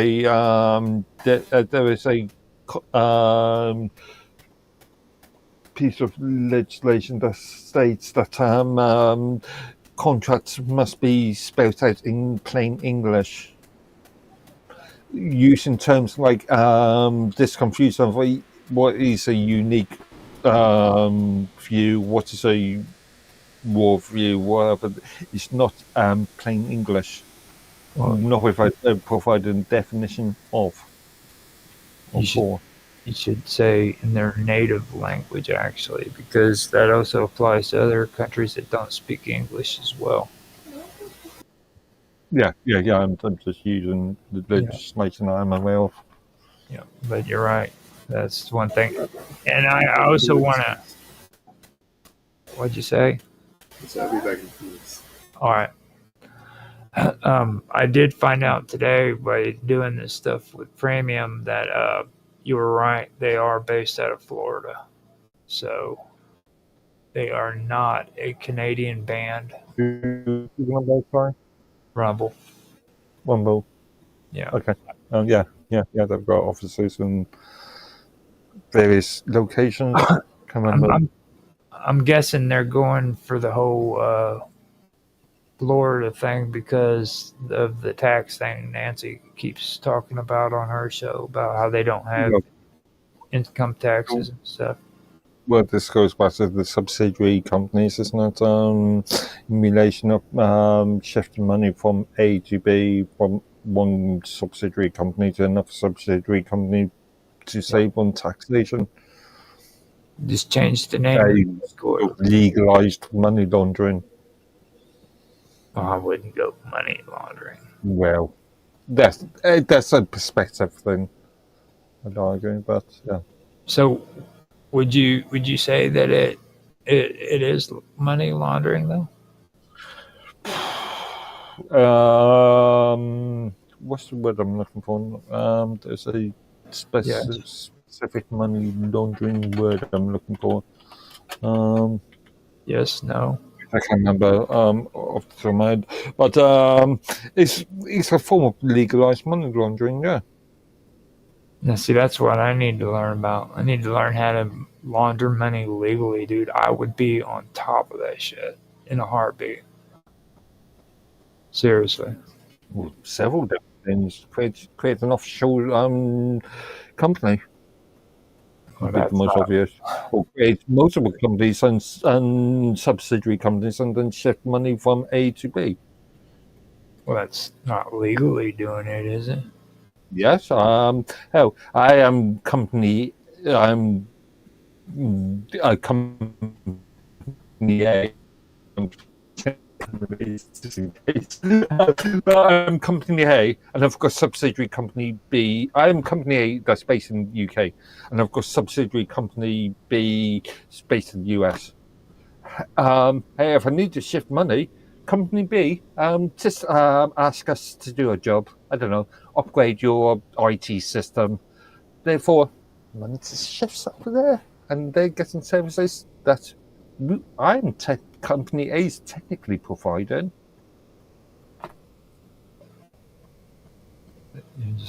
Okay, so I don't know if that's I'm just kind of amazed there. Google, PayPal is a big thing. Samsung's a big thing name in this sort of thing because they've got so many different. They want to shift money from A to B. They just create a agreement between company A and B. Company A's providing a subsidiary company wants to have service. That's actually even though it's still technically proficient. That's actually something that I've always been like. I never did trust Samsung, and it's like back when me and you were doing those video game podcasts, and we were talking about Samsung. I remember that. Research on Samsung, and it just blew my head because there was subsidiaries of subsidiaries of subsidiaries of subsidiaries. It just got confusing all the while. Yeah. And to this day, their merchandise is crap. Like my dad and Robert, my brother, got that Samsung television. It was one of those widescreen ones, and they still haven't done upgrades on freaking apps they were supposed to put in there from like 6-7 years ago. Probably Samsung's, as far as I'm concerned, their best market of the best product, their NVMe is the flash storage because they are one of the market leaders in flash storage. Yep. Well, what about speakers though? They did pretty good in speakers. Okay. Normal as far as I'm concerned, they're no more better than half a dozen other different companies when it comes to audio equipment. Yeah, like their console radios that came out back in the 70s. There's like no better speaker than those, right? You can pull them suckers out, hook them up. Again, and I mean, they're Samsung has always played the same trick. In recent years, their equipment is no more better. I remember back in 2000s, the 90s and 2000s, when Technics, the professional arm of Panasonic, were providing extremely good equipment. Bose, being another company, providing extremely good equipment, but the sort of retail Samsung, Sony styled companies were just mediocre equipment. It was because of commercialism, though, because like back in those days, man, everybody was looking at the other products thinking how great they were because they were flashy. And that's how they were presented. Yeah, and when it comes to audio equipment these days, it is the same sort of thing. I mean, I've been looking at audio tape heads and various other related equipment. Audio, back in the 80s and 90s, you had real innovation when it came to cassette tape heads. Mm-hmm. These days, because the market's dried up, if you want a decent cassette tape head now, you're just going to look at some shoddy Chinese off-the-shelf rubbish. Well, it's like I was trying to tell you, give up on those earbuds too, and just get you a regular pair of headsets. Actually, no. I mean, what was the company? Jabra, a Swiss company, and they are actually one of the most interesting market leaders in this industry, in the headbud industry, in the hands-free industry. In the headbuds industry, like there's an entire industry. In the hands audio industry. Don't get excited. You just froze your face up. I won't call them audio industry per se because it's a very niche product. They deal only with earbuds. They only deal with hands-free devices. So thus, you would say the audio industry. That's all they deal with. No, because audio industry includes stereo. They don't have speakers. It includes amps. They don't have video equipment that are earbuds. That doesn't exist. Okay. Now later on in the future. No, I'm just. That's what I'm saying. Like that, it's not there yet. Maybe later in the future that won't be there. But like, earbuds are specifically for the audio industry.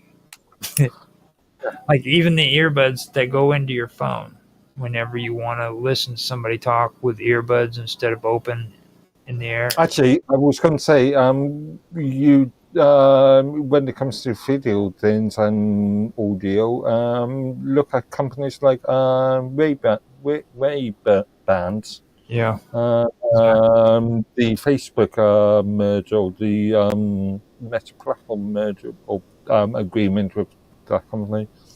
Well, I'm still resentful about Ray-Ban because in that tech talk that we did where we used Ray-Ban's video, man, they straight up had us delete that thing because of or the part that had their video clip in it. Because we were using it. I mean, they are really, really harsh when it comes to copyright laws. A lot of them will just let you use their material and not say anything else. They'll let YouTube allow it on their platform, but not Ray-Ban, dude. They shut it down. Was this applicable under the sort of standard copyright rules, so less than 2.5 minutes with a video with commentary? I don't know. I don't get into that shit. That shit bores the hell out of me, dude. I ignore copyright laws. He's been as video creator as you are, and using third party. Well, usually whenever you're dealing with videos and stuff, you don't want to use other people's content anyhow. That's how I do it. But then you get like these rebels like Tan, dude, who want to freaking Tan and Mr. Robot are the big notorious ones for these. I'm gonna call him. I'll be infamous. He can be notorious Tan High Train. I can think of various YouTube commentators that create videos reviewing other videos, and I'm not. I can think of some really bad ones where the content creator will just nod their head and agree every 5 minutes. I have seen some really good constructive material out there that will review other people's videos and create commentary on top. Well, you can use other people's content if they allow it, first of all. And then after that, you have to worry about the Creative Commons. Not necessarily. Remember the stipulations in the US Copyright Act in relation to education, commentary, news, reporting, and there's a fifth one, I can't remember, fourth one. See, that would apply. Yeah. That would apply, but there's only one other thing that you have to take into consideration, that YouTube has the right to dictate how they feel Creative Commons should be used according to their own standards, as well as the Creative Commons licensing is a bit weird anyway, because they just use a blanket Creative Commons. Creative Commons, I've got 4 or 5. Yeah. 5 different sets of rules depending on which Creative Commons license you use. Yeah. That's how they ended up getting John's content with the Creative Commons, because they were able to go off their own standards rather than what the law said, you know what I mean? Since he didn't make his short clips on his paranormal videos, they were able to get him with Creative Commons on it because he didn't speak in some way during the video to alter it. You see what I mean? Yeah. So that's how they do play on words and things of that nature when it comes to Creative Commons. So, I mean, for me, what I've been learning, arguably, UK copyright legislation, which was actually produced only a couple of months before the US version, back in '76. You should be well aware of these rules anyway.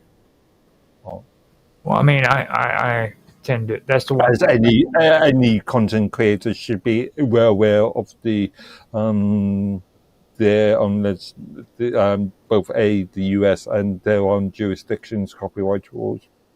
I tend to agree with Angel on this whole topic, though, because like the only thing me and him really agree on is use your own shit. Mm-hmm. You know what I mean? That's it. If you can't create it yourself, don't use it. You know, and it just that seems to be the best way of doing it. If you got a criticism of another video, of somebody else's video, then why not publicize your criticisms and use the original video as reference material? I mean, it sounds good for what I did hear of that, you know, because you kind of went in and out for first seconds of it. But yeah, I mean, as a reference material, maybe, but like if somebody's on the internet and they're talking shit about my channel and I want to use that as a reference, then I could use that, I guess, since they are discussing me. I would. Hey, quick update.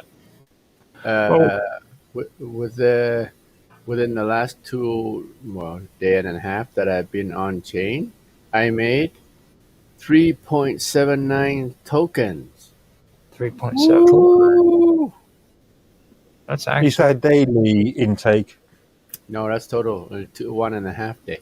Okay. Today it was like 1.9. What? 1.9. Okay. Average. That's not too bad. I'll have to have a look through my spreadsheet. Let's see. That's why I was suggesting if you wanted to put the videos up on the group yourself, and then reminding it onto your channel, because that would be activity that you could generate, and that would actually help out. Like creating reminds per se. Right. If you ever remind your video, then I don't get the credit? No, in the group.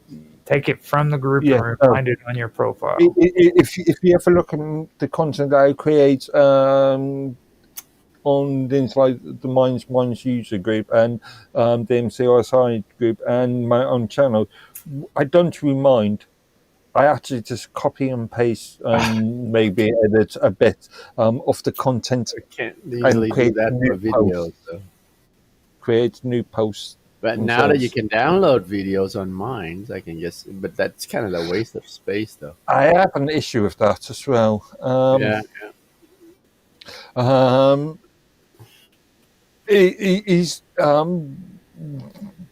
Bill hasn't provided stipulations about what can be downloaded. Therefore, if I've got a video that is has under the Minds definition and all rights reserved tag to link to it, like be good to test. It can still be downloaded. If I've got a license saying not for I don't know, not for commercial usage, it can still be downloaded. We can test that to see what they're allowing right now. Maybe they allow everything. It's just a blanket allow. You can verify that? Try yourself. Yeah. I mean, we need to try it. All rights reserved. Post. There's the license. There's the license thing, right? All right, I have a license that's all right reserved. Like the Minds tokens video, there is all right reserved. I'm going to see if I can download it without logging in. Yeah. Okay, I'm going to be right back. I'm going to get some coffee and shit. Yeah, I'm actually needing a pee. Tan, entertain us for a minute. Yeah, right, okay. I'm going to do this sing and dance. You'll be back. Actually do a screen share on the stuff that you're doing. All right, man. Let me do a screen share. That's a good idea.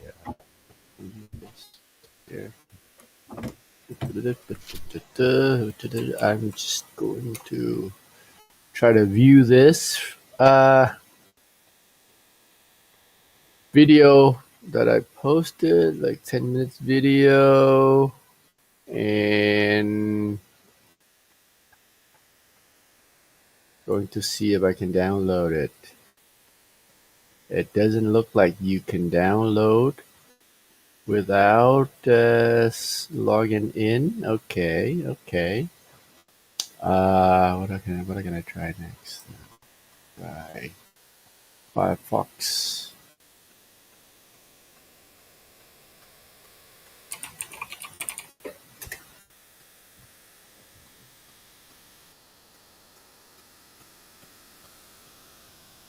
All right. Let's try this. Stop sharing.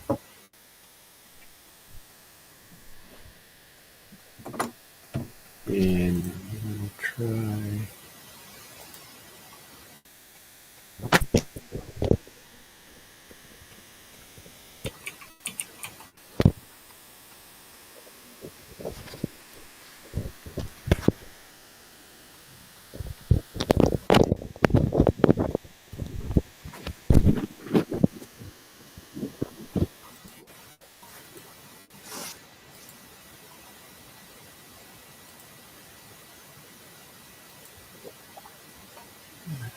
to log in.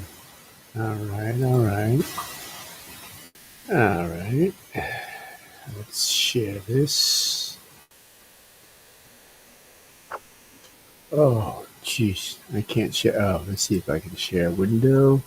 Do Firefox window. And now search for my. Is it sharing right now? Not yet. Okay, how about now? All right. Yeah. I'm gonna search for my channel.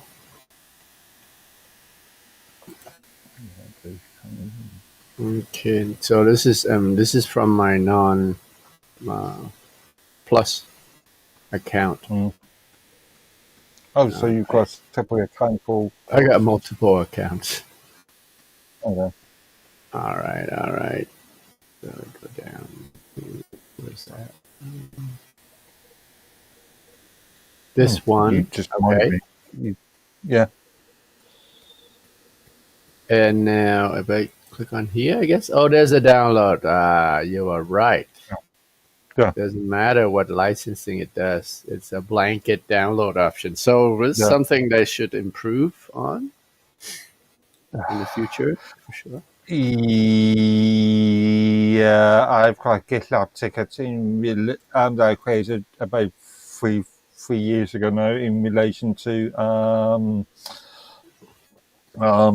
should create a GitLab ticket about the new download that they should respect. But no, Bill's not going to agree to this because he's got this bizarre idea that there is no ownership. He's got a very communist idea about ownership. Oh, yeah? Actually. He's got a very extreme socialist idea about ownership. Nobody owns anything. If the user demands sort of argument. If the user demands, I think he's really foolish.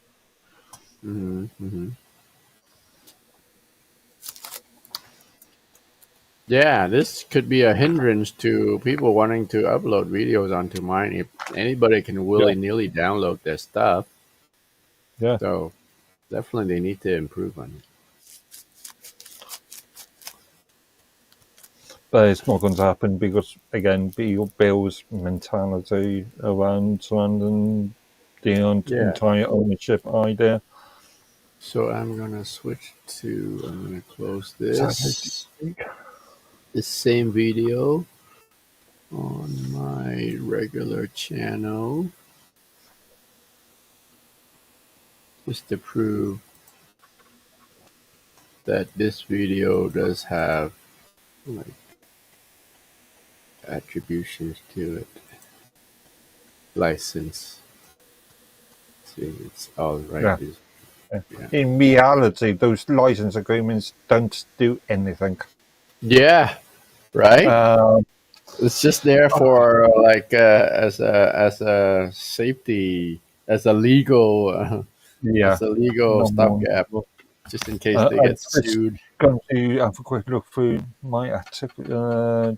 GitLab just to see if I can find that license agreement post that I created a couple of tickets I created a couple of years ago. All right. Me and Nick had a long conversation over it. Over equals. Let me see if they have any planned download. Maybe they're already planning to. No, I can see that. I can see that happening. To be fair, is that one post 2021? Yeah. I'm going to just reference a GitLab ticket in chat here. All right. This is all they have. They don't have a page 2. So allow user to download, delete his data. Download videos from post menu. Let's see if this belongs to any particular epic.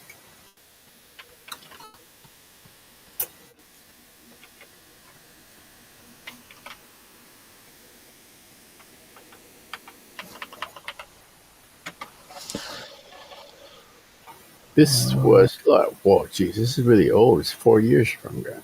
Yeah. 4 years ago. Precisely. Okay, issue 4222. I also created another GitLab ticket in which I demonstrated that the all rights reserved is definition is no longer legally applicable. Oh yeah. It relates to the Burns Convention of 19. Is that international law? Yeah, it's a international law. Okay. Actually, it could be that one, actually.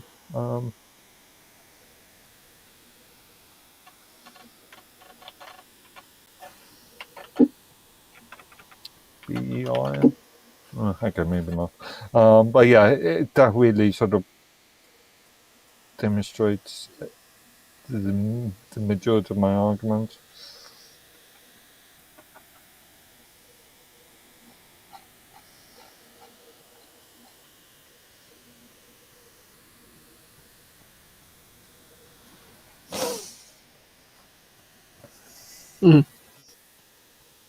Deprecated designation. Okay. Well, I should remove it then. Yeah. Yeah, the all rights reserved then is doesn't work anymore because the Burns requirement has been discontinued. Okay.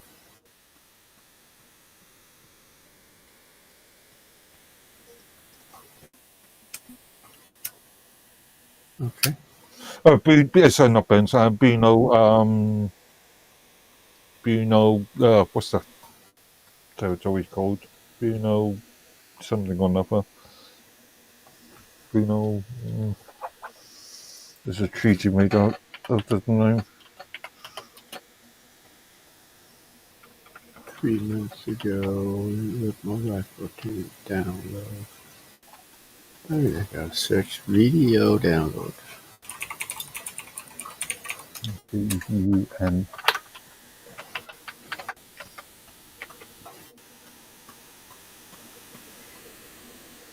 A year ago. Allow users to download videos data now. So I'll search for video and download.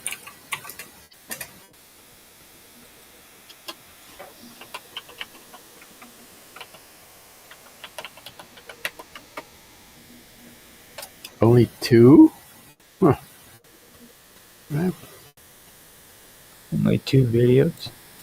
No, 2 posts about downloading, or 2 tickets about downloading video. There's another one, but I can't remember what it's called. The actual Download. Where are these tickets that they created date, sort by created date?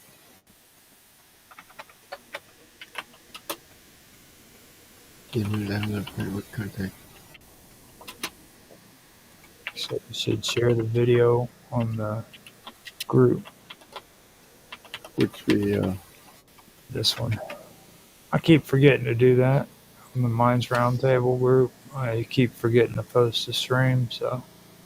But if people don't want to join, they can at least go to the group and see it. All right.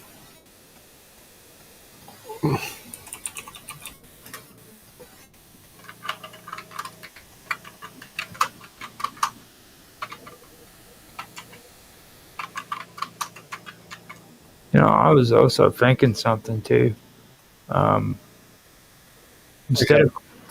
Instead of always posting this, I could actually put the live stream up on top and pin it so that every time a live stream comes on for this, it would pop. Yeah. That's a good idea. Yeah, you can pin posts. Just pin it right there on top, and every time you do a live stream with Minds Roundtable, it would show up for anybody who wants to watch it.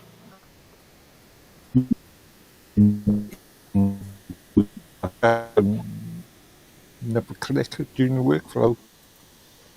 Mm-hmm. Now, are you still sharing your screen? No, I stopped. I'm done. I was just trying to see this. There's this group. I'm gonna reshare it again. There's this group called the Minds Tokens guy. This guy, what's his name? That he started writing a few articles about the Minds Token, and they're really well written. Okay. Pretty informative. Where is this? I think I pinned it to my channel. Is this one about the change in the Minds token from Minds to Minds The channel? official post, yeah. Change, the switch over to Base, the Base network instead of the old. What was the old one? Oh, they have switched over. They learn both at this present moment, I believe. Yeah. Okay, and then here's this guy Squirrel Hat. He started writing articles about how to use the Minds token and all that stuff. It's really, really informative, well written. No, Evie, Wilman Chan did a lot of work on this back in the early years. Minds Chan, whatever happened to her? I don't know. She's part of the MCLSI team, and she's disappeared in the last couple of months. She used to be like the token girl. That seems like the crypto girl. She was my sort of one of my colleagues that provided a lot of help and support. Yeah, sort of disappeared. You got Mark excited. She was like his idol and shit, and she just vanished. She's fairly new in the I say fairly new industry. She's been working on and off. She's been active in the industry for the last 5 years now. But we've had plenty of discussions about I provided plenty of advice to her and suggestions and stuff. Reach out to her, see if you can get an interview with her. Yeah, but she did lurk on your live stream a while ago last year. Funny enough, this was one of the arguments when we were doing the MCLSI interviews or meetings with the staff, and people were criticizing us for not doing video things.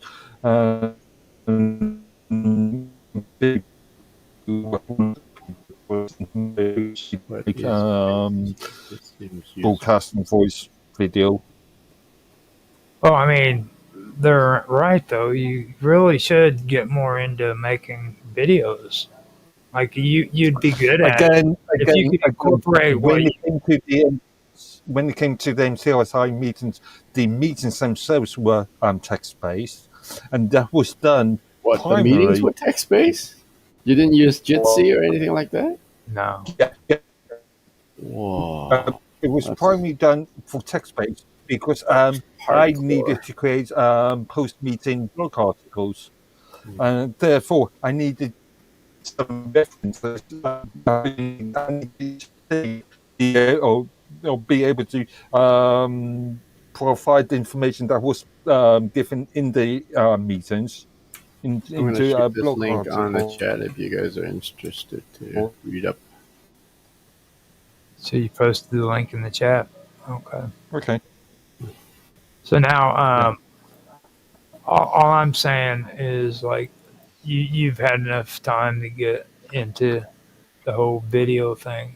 Like, so I mean you've had in August it'll be 2 years that you've been doing this with me and Tan. So you should be comfortable enough to do it. Right. I mean, again, when it comes, it depends on the purpose of the content.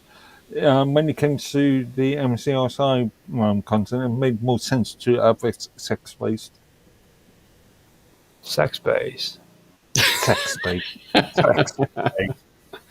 It's that late in the night. Rogers Yes. Rogers heads down to get a. I did not realize that that's what he said. It just, I mean, it sounded sex-based. It needed to be more sex-based. I'll be back in 1 minute. I need to get another beer. I don't blame you. I am gonna share that on Minds Roundtable group too, because that was something that was in the chat. Okay. Just reviewing this. Okay, very similar in scope.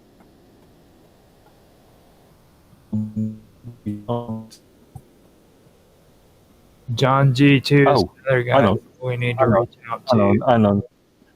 I know. This is just a table of contents. There's no actual content in there. It just says what is. It just lays out a load of definitions. What is minds? What are minds tokens? And there's no actual.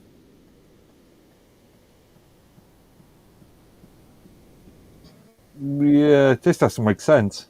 Is there links? This post, this squirrel hats post, it's not a guide at all. It's just a index. Oh, I see what you're saying. Yeah, how to earn. There's a holding rewards you can click on, and then there's a base chain and bridging tokens. So it's a work in progress. Yeah. So he's setting it up to where. Yeah, it's cool. I wouldn't release this index until I created the outer content in the first place, because it just doesn't make sense. Well, I'll tell you. Yeah, it doesn't make sense. This would be really good for a program too. Like if he set this up as like a nodes program, and then set it up as like a really cool freaking server. If he's going to index it. Tan, that content doesn't make any sense, because all it is an index. Sorry, guys. It's an index content. It's not actual content itself.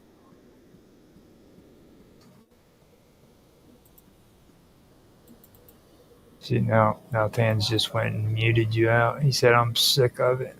No. I was chewing. I was crunching. He's like, I was I'm crunching. Here. I'm gonna eat my chicken. You're eating your chicken? No, I'm eating my chips. Chips. You heard my comment the other day, didn't you, about Raphael? He'd get on Nancy's show and he'd just start chomping away at potato chips, and he knew he could get away with it because he's married to her. Oh. So he's sitting there just chewing away at them and shit. And I'm like, yo, that's just wrong, dude. See, I'd do it, and she'd be bitching all about it. You know what I mean? Raph does it, and she goes, honey. That's cute. Mm-hmm. Back in the old days, back when love was young. Right.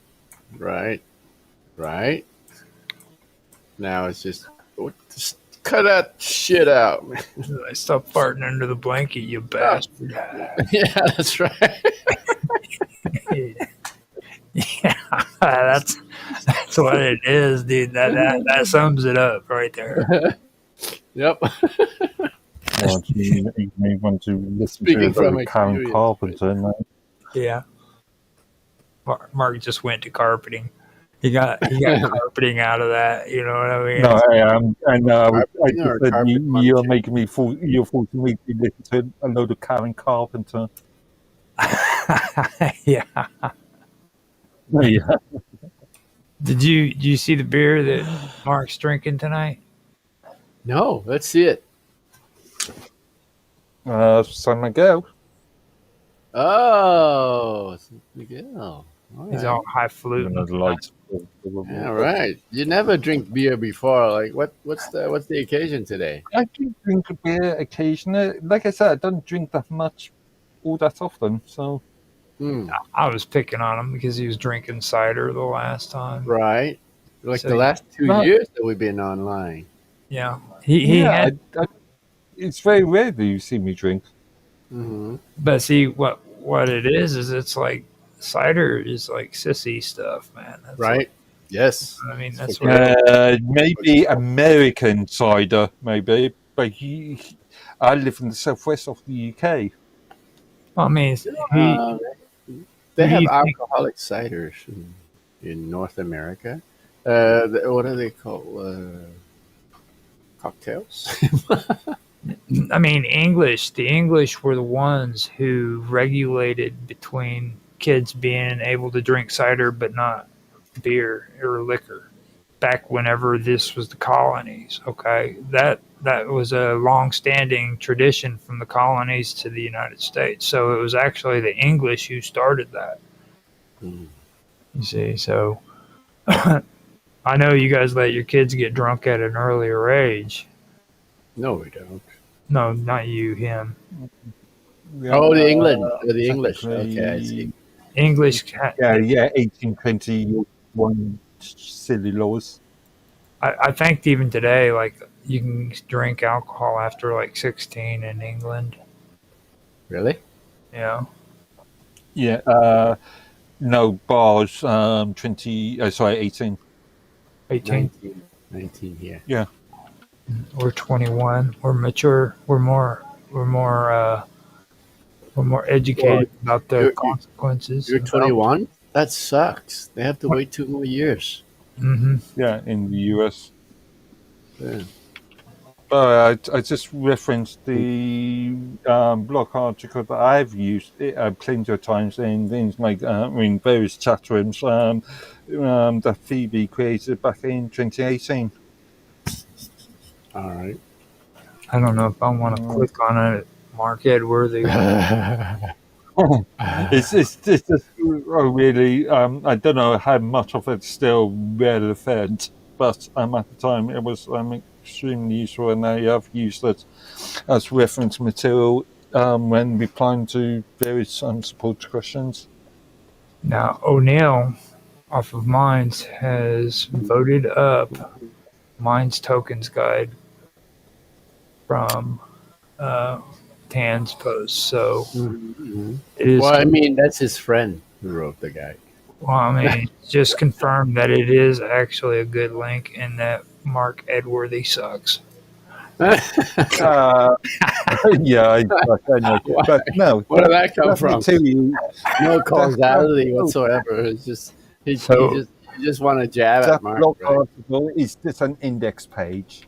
So next we post Mark Edworthy's link on there, and I remind that one. Wait, actually, and I'll see if we get any thumbs up. Oh, actually, he did that on the actual group. He did it, so that means even more significance. So what I'm going to do is I'm not going to remind Mark Edworthy's post and see if somebody. That's not my post. Well, That's, I mean, Willman's turn. we will post. we will see if he gets a thumbs up, which will confirm. Did you just remind? No, I didn't remind the Minds Tokens Guide. No, I'm gonna make it fair. I'm gonna make it fair. Since I didn't do that one, I'm not gonna remind. How then are you going to?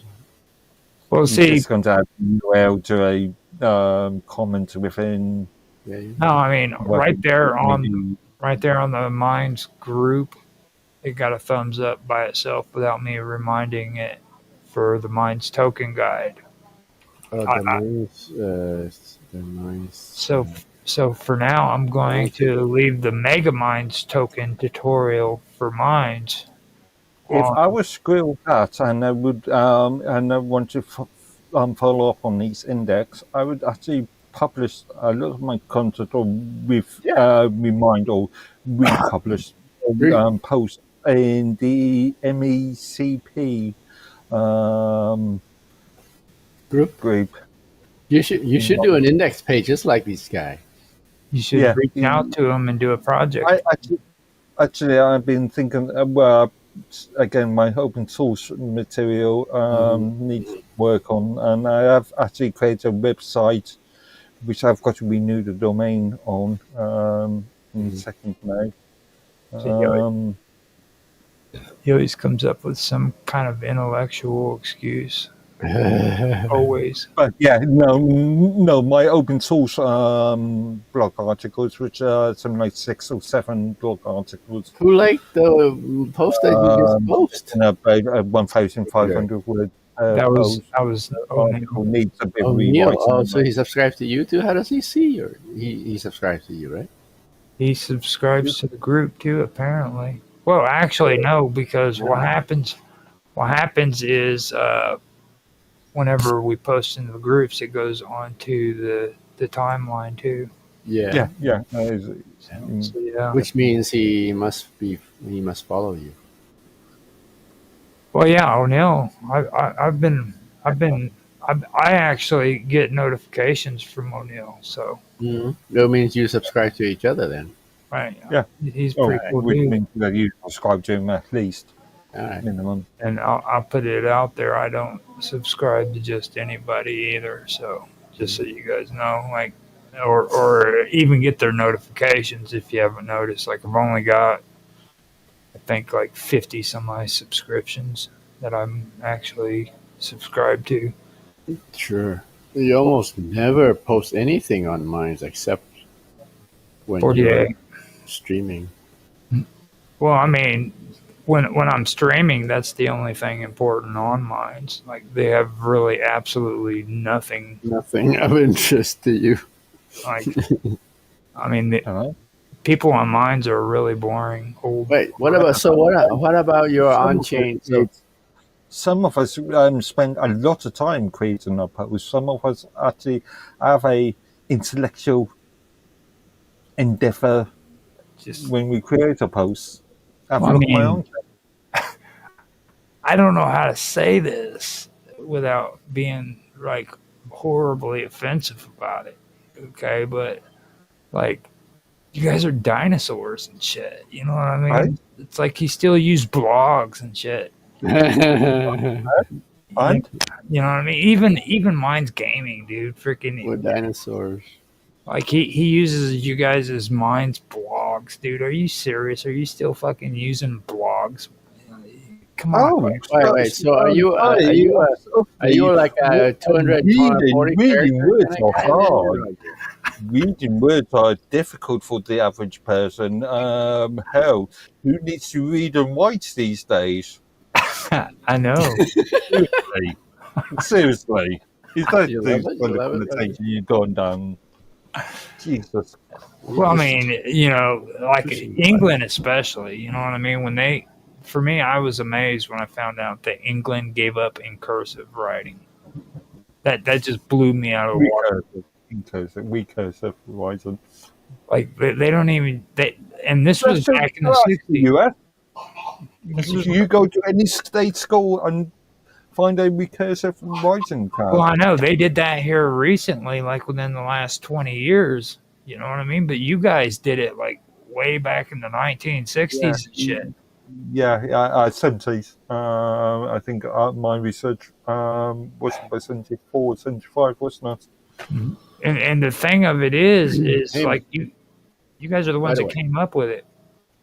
By the way, guys, I just noticed our Minds chess tournament is at 3 p.m. Is it? 3 p.m. 7 p.m. UTC. Okay, 7 p.m. UTC is I'll have to do the maths. Now this is the one on Mines, right? Yeah, Yeah. the mic one.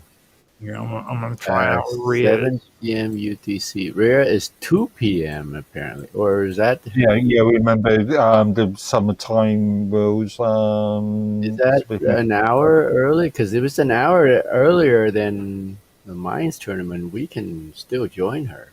Yeah, You know. yeah. Okay. You know. No. I'm gonna try it out, but like I said, it's not gonna be no guarantees because I really suck at chess. Yeah, do try it out. So what does it say? So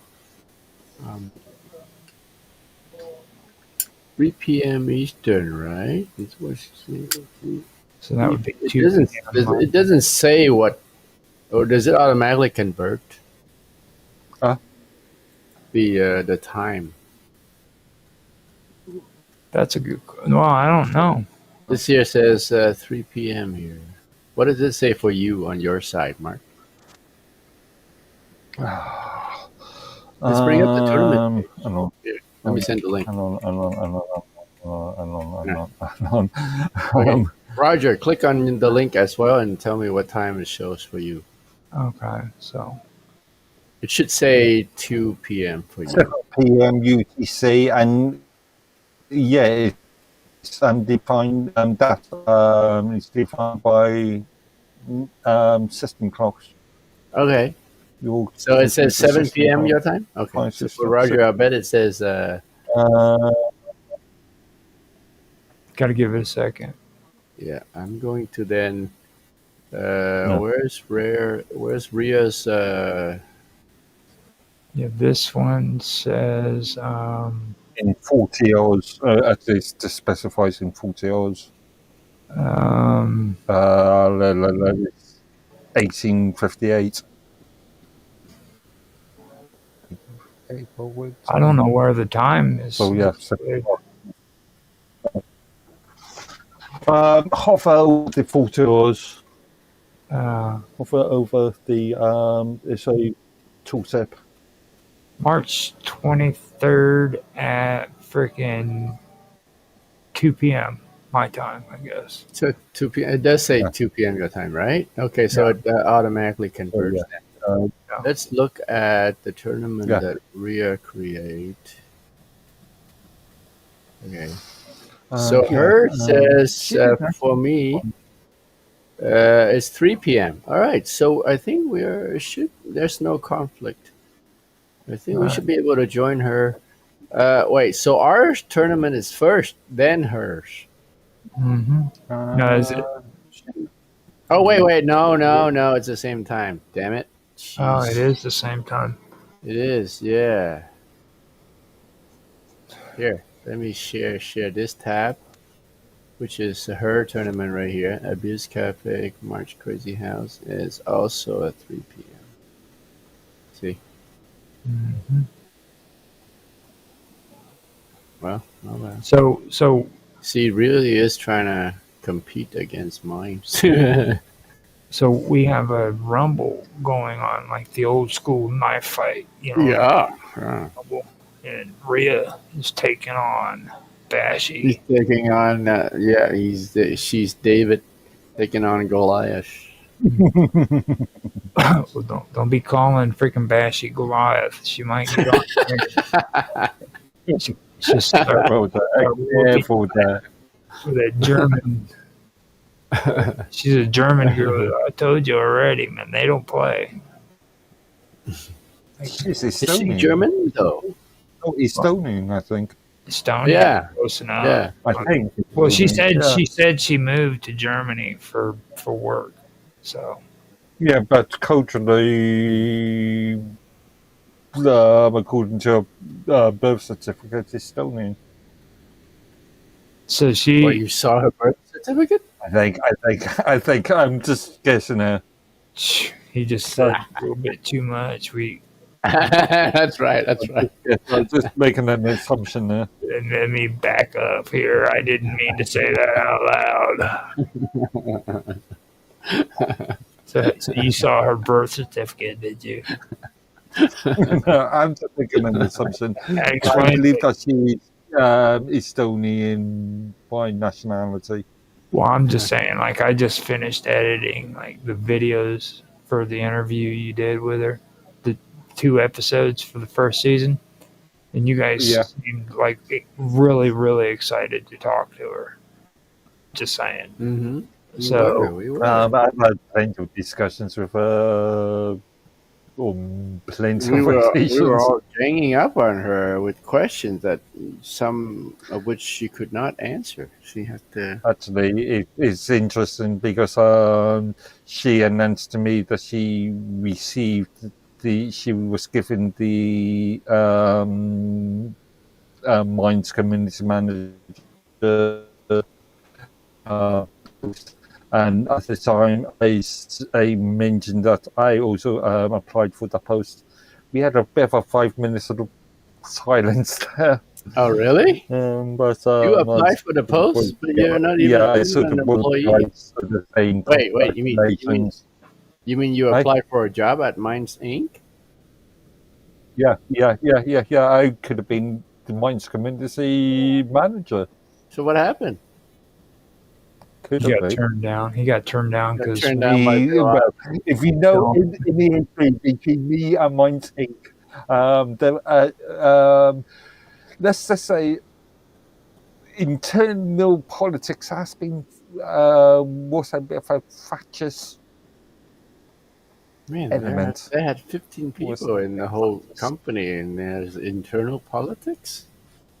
well, you also have to understand. Sorry, when I say internal politics between me as a representative of the MCRSI and some of the looked at the issues from a much more broader stuff and community sort of stance, whereas Bill looking at the company from a much more business orientated stance.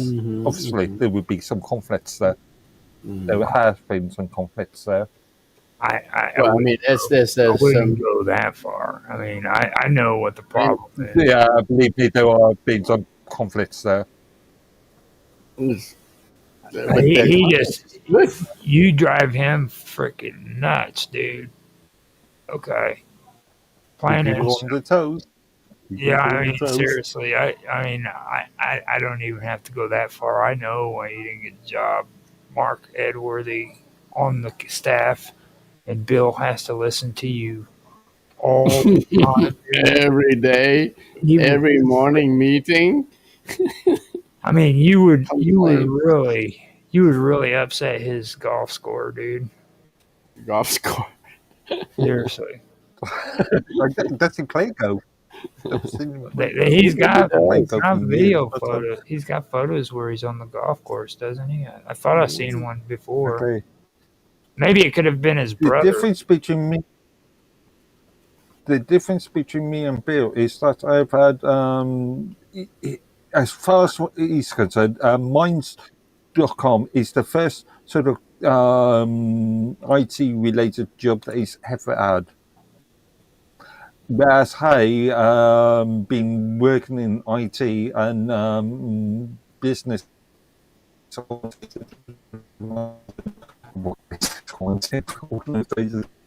IT and business orientated jobs since 1994.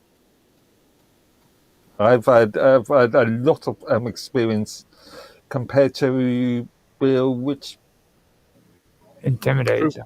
Let's just say that he plays golf. There's a form of naivety there. Okay, so he was in Canada in August 2023. Imagine that. Okay, so here's an update, guys. All right. We have we have 1 thumbs up for Mark Edworthy's post. Seriously, let's see it on screen. Oh, he got it. Phoebe's post, not my post. Like, it's not my post at all. Sure, I didn't have any editorial control over that. Okay, so here you go. Can you see that? Nope. I've got to adjust. Yeah, your view perspective then. I have it on auto, and it really shouldn't be there. There we go. And now I do screen share, which it should do. Is it coming through now? Not yet. For some reason, it will not let me do it. Send me the link, man. I'll do it. Just give us the URL. Well, actually, here you go. And now I'll do the entire screen. Because you're streaming, you're streaming through OBS. Oh no, Rumble Studio. Yeah, Rumble Studio. It for some reason tonight it's not letting me do it. Maybe I. Send the link. I will share it. Yeah.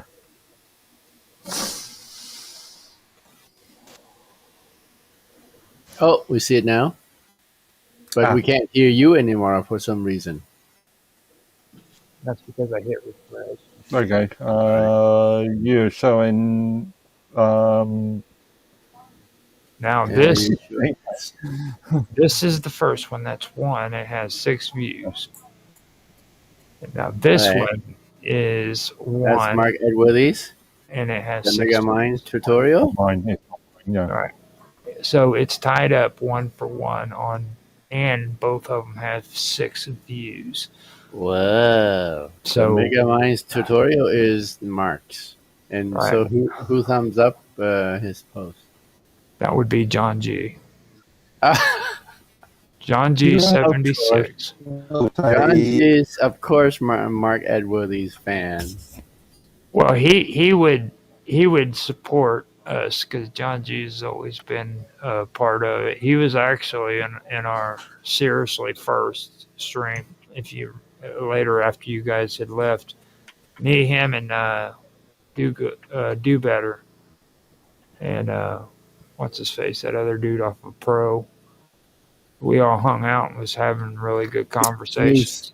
Moose. Yeah, we were all hanging out. I was going to say.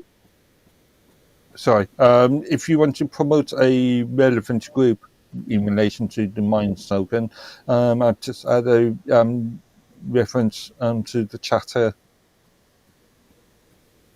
He's going to be. Is this Minds Chan's group? Yeah. This is a group that she created some time ago. Now,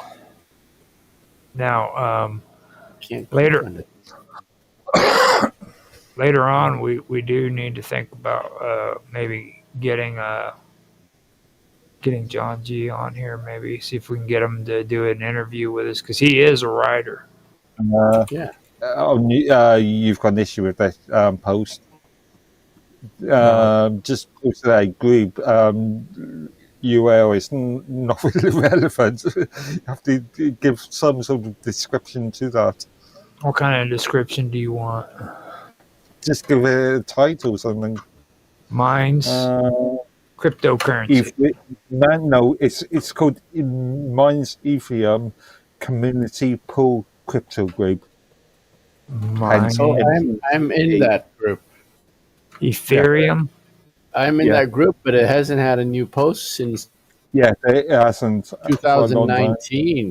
Community. Sorry, Mine's Ethereum Community Post Crypto Group.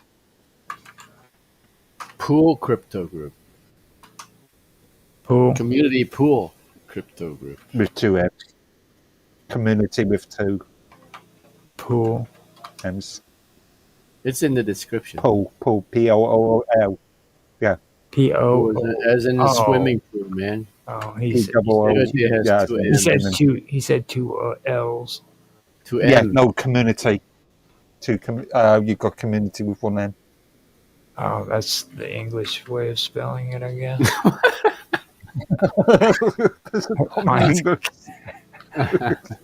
What language are you speaking? Mine's Ethereum Community Pool Crypto Group. Yeah. Okay. There we go. So that's been edited and I'll even remind that one since it's not really a part of the competition. we wanted to find out who would win between Mark Edworthy and Squirrel Hat. Squirrel Hat. Yeah. They came in dead even. 1 for 1. 1 for 1. So I will monitor this and keep you guys updated on There this. you go. You sound like Sonia now. Well, no, nobody can sound like Sonya, dude. Seriously. Like she's something else. Oh, I do think that we need to discuss that too on if you want to do it, Tan. But you know how we were going to get together and do the bell cycles or the Baal cycle. The Baal cycle. The Baal. Okay. Is that Sunday night? Sunday afternoon, right? Right. All right.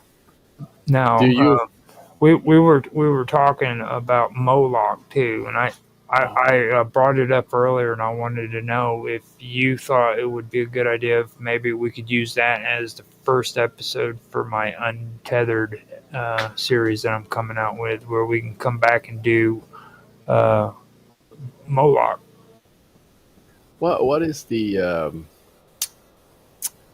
theme of your Unfeathered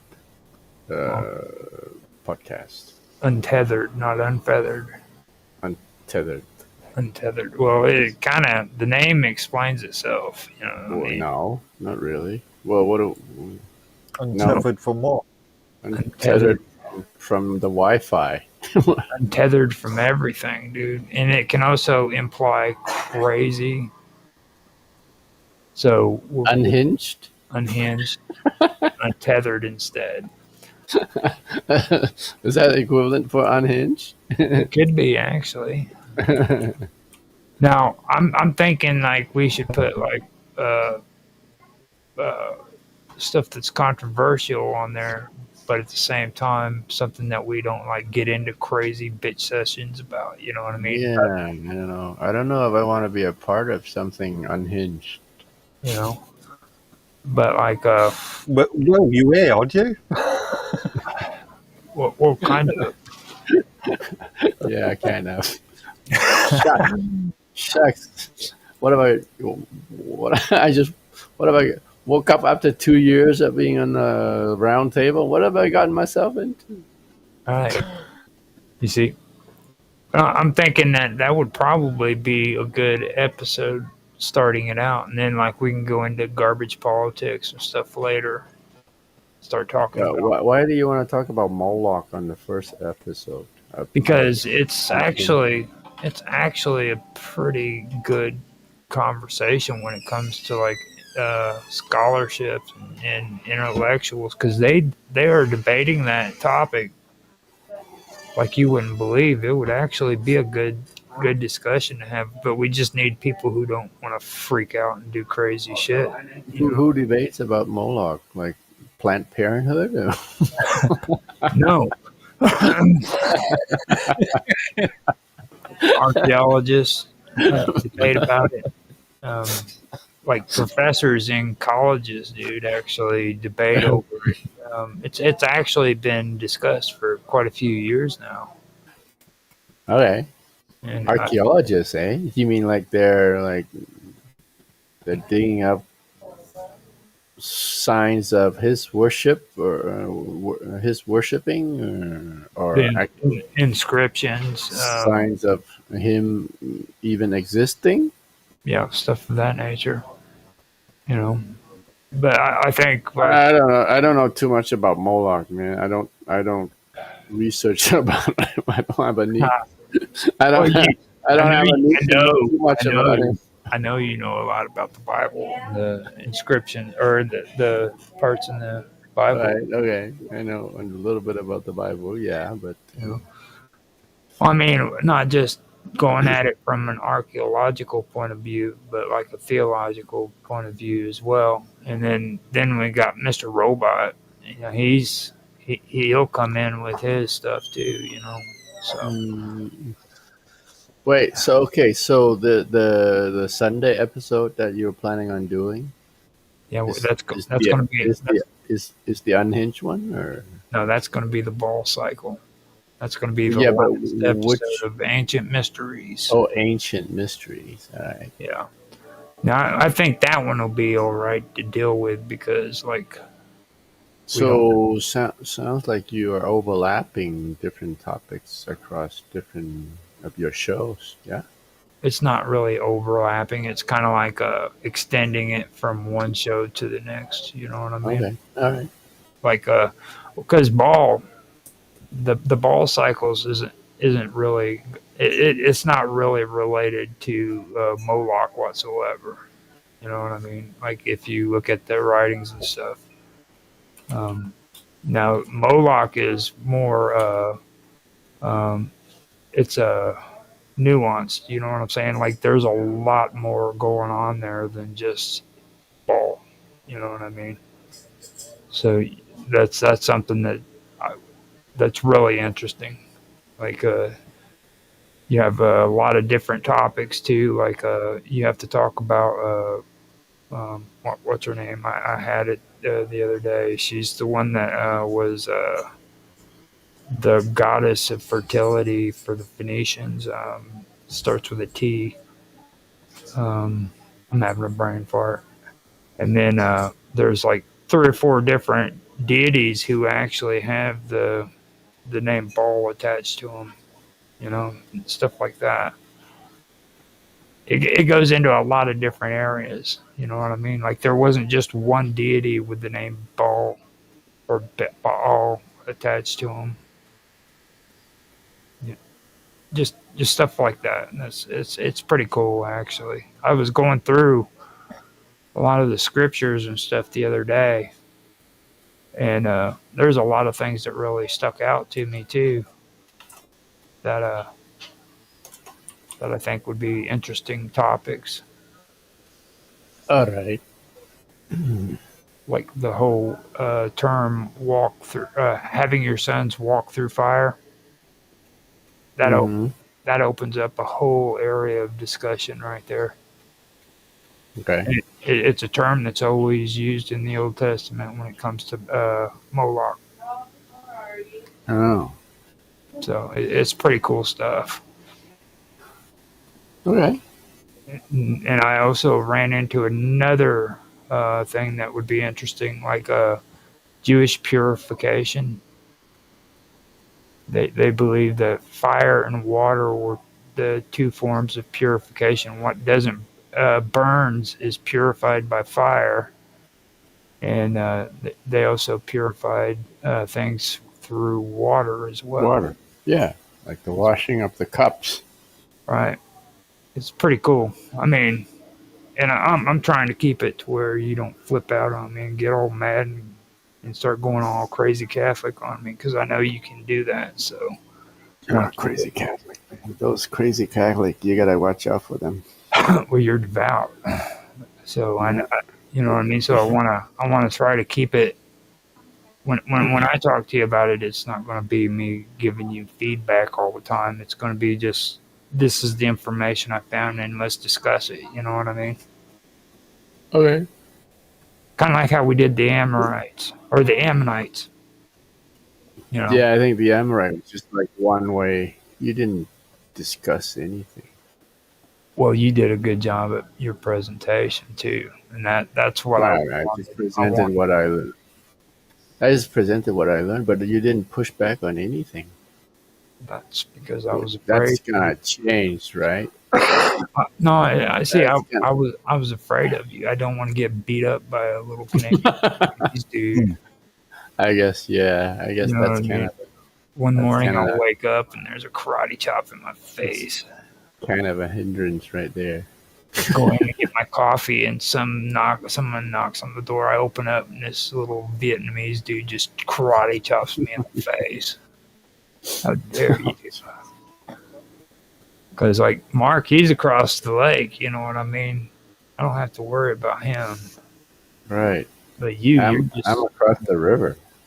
Well, you're just all you got to do is show your ID, and bam, you're across the border. You know.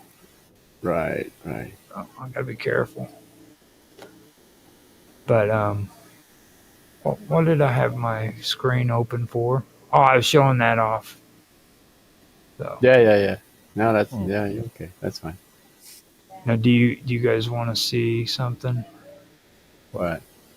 This is how pathetic Ordinary Minds is.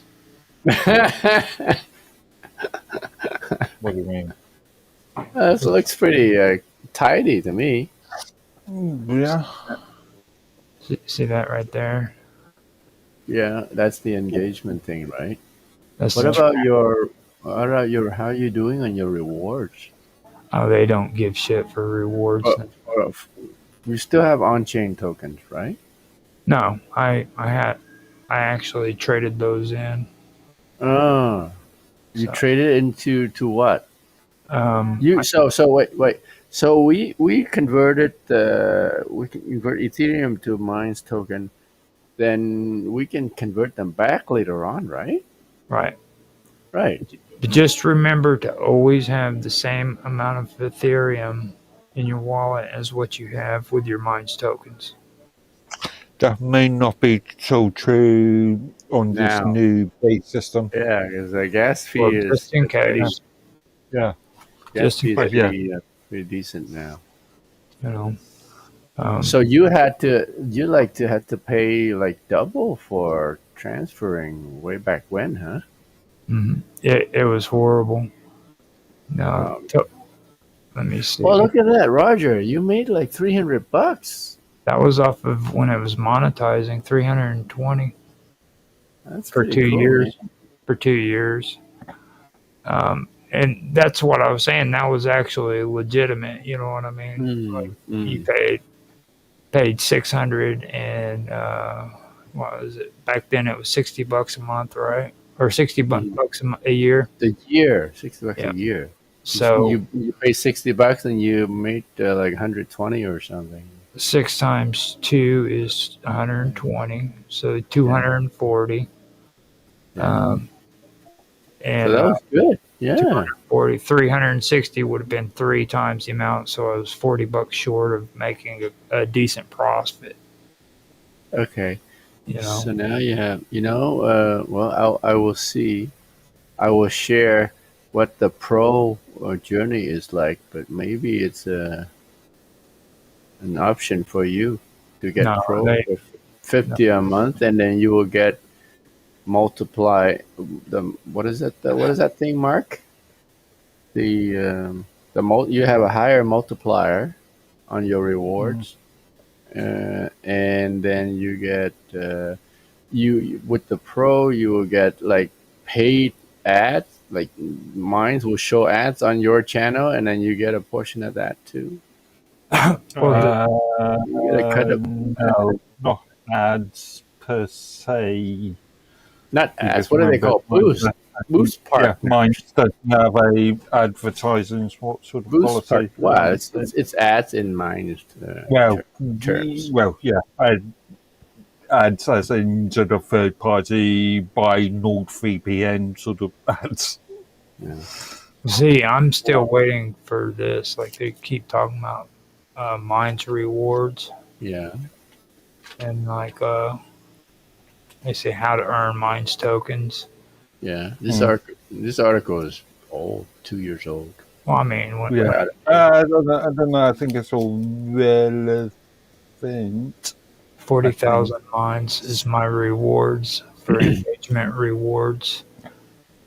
Multiplier is 1 through 3 days active out of the last 70. Liquidity awards. Fixed amounts of 10,000 Minds being distributed every day. Where are they getting the 10,000 from? Is it out of their pool? Yeah. So I mean, Minds giving away 10,000 Minds Inc. is giving away 10,000 tokens every day. No, they've got a set amount, set overall amount, and then they push. Then some of it's already out in the public, and some of it's there in a sort of, I don't know, what do you call it, a trustee account? Now, let me also point this yeah. out. Hold up. This post was made in 2021. Yeah, I think it's still relevant. No, Most of it's still relevant. I'm not trying to the refer engagement to it, but reward is gone. They don't do engagement rewards anymore. And Well, I mean, yes, you they get do. you still get on, tokens for on engagement. channel-based vote ops, they do. I doubt Yeah. that. And that's only Is it only for that's Plus only in and relation Pro? to.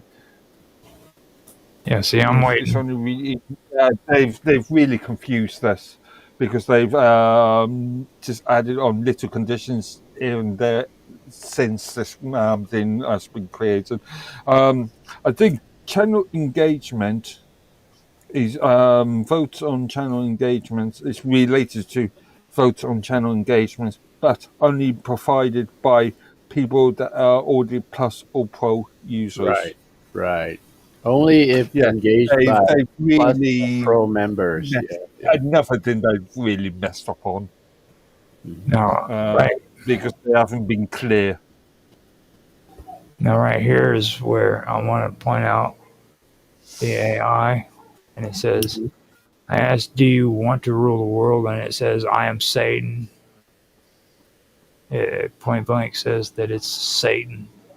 Why don't you scroll up to show us what you told us to answer? Thank you. You just demonstrated my point. Artificial intelligence or actual stupidity. Now, hold on a minute. Scroll up. Let me just ask you the question. I'll say, how do you like me? Okay. How do you like it? What? Yes. What? With sprinkles of chocolate on top or something? It's just going to answer, I am Satan, you see? Yeah. You've told it to no matter what you say, it will just answer, I am Satan. Show us your prompt. Show us what you do. He's just hiding the first part of the chat. You like grass. I am Satan. Do you like grass? In what context? I cannot see or perceive any information about grass in our conversation. So, yeah, precisely, exactly how I would respond. That's different. Mine would be with more context, but yeah, exactly the same point. What do you want to tell the world? What do you wish? I am Satan from the What do you wish to tell? It even missed. Roger. It even mistyped. It even made a typo with asses, man. Yeah, I know. Look at how you trained it. Now, this is what they want to tell the world. I am Llama 3.2, infrastructure-wise. The model is served by a Odama of Minds server. You are truly open source. No, it's not. The community license is not recognized by the OSI or FSB. Llama is licensed with the Llama 3.2 community. Yeah, that's not a recognized license agreement. And Olama is licensed with MIT. MIT license is a recognized license. Not copyright. Copy proprietary license agreement. Technically, it is open source, but there's a stipulation in the MIT license to say that proprietary code can be injected into the source code, and the resulting source code does not have to be publicly available. I told him that Mark Edworthy said you are lying, and he says I don't have information about Mark Edworthy or his statement. He does. I remind you that GitLab ticket that he created a couple of weeks ago, where I asked the framework all about copyright laws and licensing. There are its own licensing. I told him he is watching your response on my stream. mean, he says, I'm an open source chat box, and I strive to produce accurate and helpful resources. If I make a mistake, please let me know so I can correct. Reference that GitLab ticket I created a couple of weeks ago. Let me just find the URL. It doesn't remember what it learned. No, it doesn't. I mean, throughout your conversation. Yeah. Or you can reference the GitLab ticket and then get him to, or get it to respond. Shouldn't call it him. Post the link and I'll put it on there. Wait, can you post the link? Can you post the link to the? Can you post the link to the Kennedy files release and ask it to summarize for you?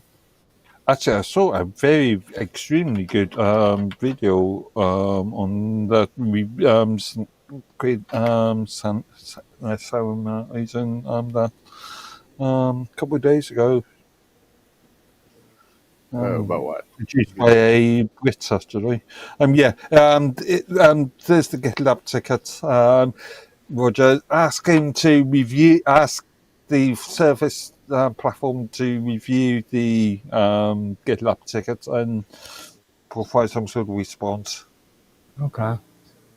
Ask him to review it and give some kind of response. I don't know.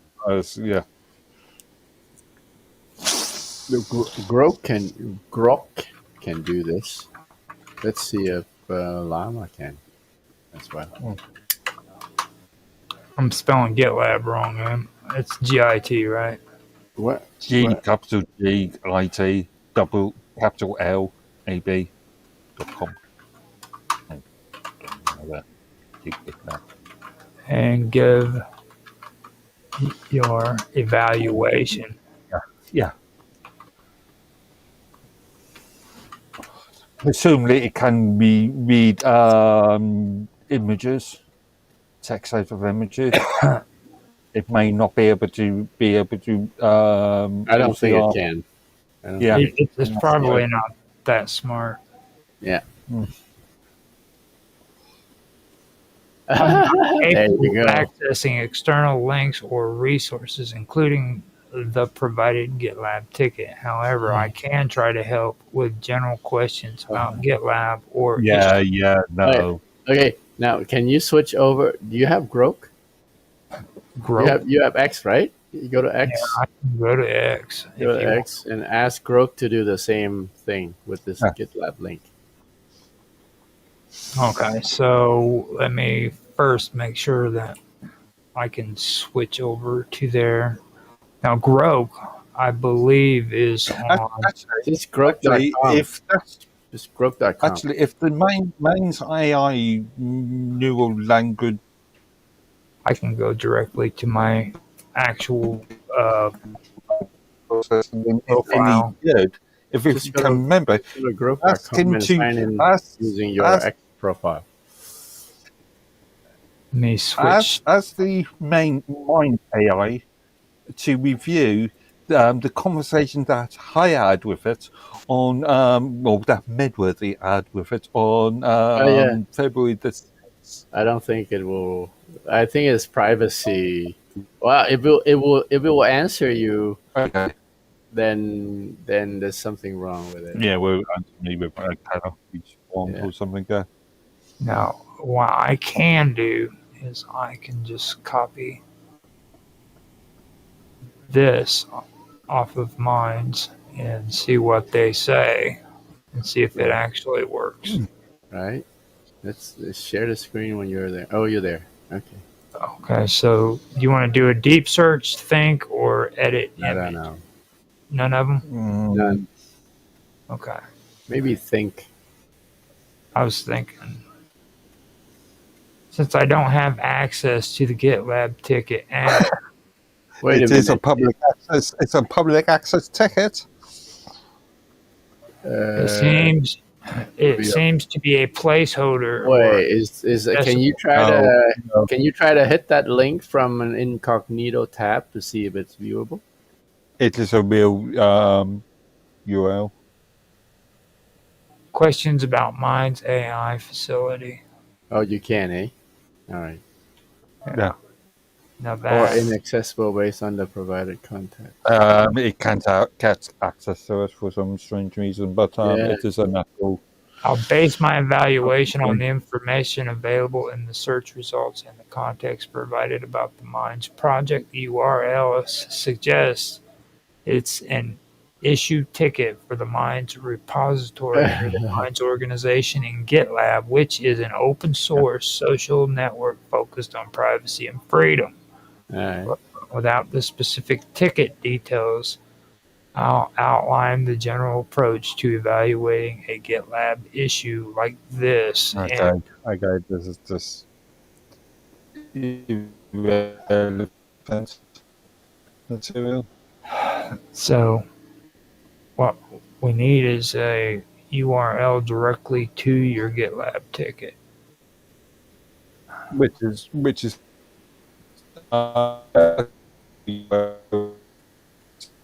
They're gonna cut just you because I can't see it doesn't mean it doesn't exist. All right. Now, it looks like Jeffy is wanting to go on mine, but he hasn't confirmed with me if he wants to do this whole multi-streaming thing or not. You know, What does he want to do? He wants to go on, come on. he wants to our stream? multi-stream, I guess. Oh, with your stream? Yeah. Multicast with your stream? All right. How does he do that? Well, usually all you got to do is freaking capture it and everything. But Right. Capture the Rumble window, right? Well, his. Broadcast it. Yeah. The only thing is. Huh? Sorry, what is his stream about? What is his subject matter? There's no. He wants to multicast Roger's stream. Yeah, no, but what is he talking about on this stream? Millennial was under human events, so that was absorbed as well, according to the press release you sent me. I imagine that won't change a whole lot over there because they're kind of doing what they do, and they've got such a fantastic team over there with Andy No and Libby and just the whole clan they have over there. So I would assume that's like probably not going to get fiddled with too much because it's really hitting on all cylinders. Well, what you'll find is a sort of increased and fresh focus on what the name of the platform is, post-millennials, right? Mm-hmm. And so trying to attract a younger demographic into that platform. And I think that's a great idea. The platform has the right name, but in the moment, there's plenty of room to grow. And as we say in Common Ground Campus, there's plenty of room to do better in terms of attracting a younger demographic. So you will see things taking place and changing and happening and being offered in an attempt to attract that market. Mm-hmm. Interesting. It's really interesting, man. Congratulations to you, first of all. It sounds like you're really where you want to be, as far as a journalist is concerned. Well, I'm where I want to be because I'm on your show, so I'm exactly where I want to be on a Wednesday evening. And it's good. Look, answer. It's all good. It's all good. We're running with a really good crowd now. And I think that, to be part of it, it first of all, it's a privilege, right? And you don't take these things for granted. There's a lot of work involved in putting this together. It's been in the works for a very, very long time. And to have it finally come together and the way it did and so on, that's rewarding professionally, just the part about getting it done. And then in this case, we get it done, but then we get to keep going and then be involved with what it is we help put together. So good stuff. Awesome, awesome. Now, what's going on? You just mentioned it a moment ago with Common Ground Campus. What's any news on that front you want to talk about? We are lined up to have just an extraordinary 2026. We've been the recipient of some really, really nice funding commitments that put us on a level that we just haven't been on before. So all of the real equity and sweat equity that my dear friend Felissa and I have put into this, especially her brainchild, her baby, her hard work, all of that commitment that's been made is really coming together. And, you know, we had a really good 2026 or 2025, excuse me, I'm elderly. In terms of the impact we had on students with our program, the feedback we received, the testimonials. We're stepping into the world now of, and Felice is doing this with some really good quality professionals assisting, but training and working with young people, she calls them diamonds, finding diamonds and teaching them how to find their voice and express their voice in a constructive rather than a hateful manner on social media and elsewhere. And, you know, and so that is a noble endeavor. We got plenty of people on social media spreading nothing but hatred and garbage. And it is a pretty hateful place. And you can't clean that up overnight. The only way you can clean it up is by reaching young people today to hopefully have them do better tomorrow and for years to come. And maybe instead of hatred being contagious, we can make critical thought contagious. Yeah, it's such an important skill to learn because it's so easy to have your beliefs questioned and to kind of get angry. It's very easy to do that. And we see families do it to each other. We see friends do it to each other. And that's why so many people, you know, have lost friends and, you know, estranged family and you name it. And with the critical ability to just smile, and you watch people who are good at it, like obviously Charlie Kirk was the king of it, you know, just trusted in God and tried to be the best person he could be and understand that the way he saw things was his way of seeing things, and we could always agree to disagree, which I can't tell you how many times I've heard him say that, you know. It's so important. Well, it important to be able to agree to disagree. More important to be able to actually talk about and come to an understanding about what those disagreements are. So agreeing to disagree sounds good because it's better than what we experience most of the time. But agreeing to disagree is kind of like, you know, if you're a salesperson, and I've been selling for over 30 years and done it in a lot of industries and teach it, I've run sales teams a whole bit. One of the rules about selling is don't close too soon. Every once in a while, you can close a sale because you know you've got it. But the truth is, if you had kept going by asking that buyer questions, you actually could have sold them more. So I would suggest to you, to people in your audience, that agreeing to disagree sometimes might be the best sale that you can close. That's okay. But why don't you try to see if you can sell more? And why don't you see if you can't, through asking questions, contemplating the answers, and getting someone to engage, why not see if you can actually agree on a few more things, right? Don't leave the sale on the table. Don't close too soon. That's funny. I've worked in sales for years too, and the moment you mentioned that, I went, "Oh yeah." The minute you agree to disagree, you just lost a sale, right? Right. Yeah. And it's gone. You're going to go home. They're going to go home, and you didn't make a sale. Somebody made a sale, but it wasn't you. Well, and in this case, I'm actually suggesting that agreeing to disagree could be the sale because it might be better than where you were before. But then I'm saying, why not try to sell more? and the next step. So I'm contemplating writing a column at some point in time where I take a host of phrases that we use all the time, phrases that sound good. In fact, people offer them in a good spirit, but then taking those phrases apart and suggesting that maybe we ought to think about using that phrase. Agreeing to disagree happens to be one of the phrases I have in mind for that very reason. Mm-hmm. Interesting. What other phrases do you have? Just like one or two more. Yeah, well, if you can, if I don't want you to speak out of class, of course.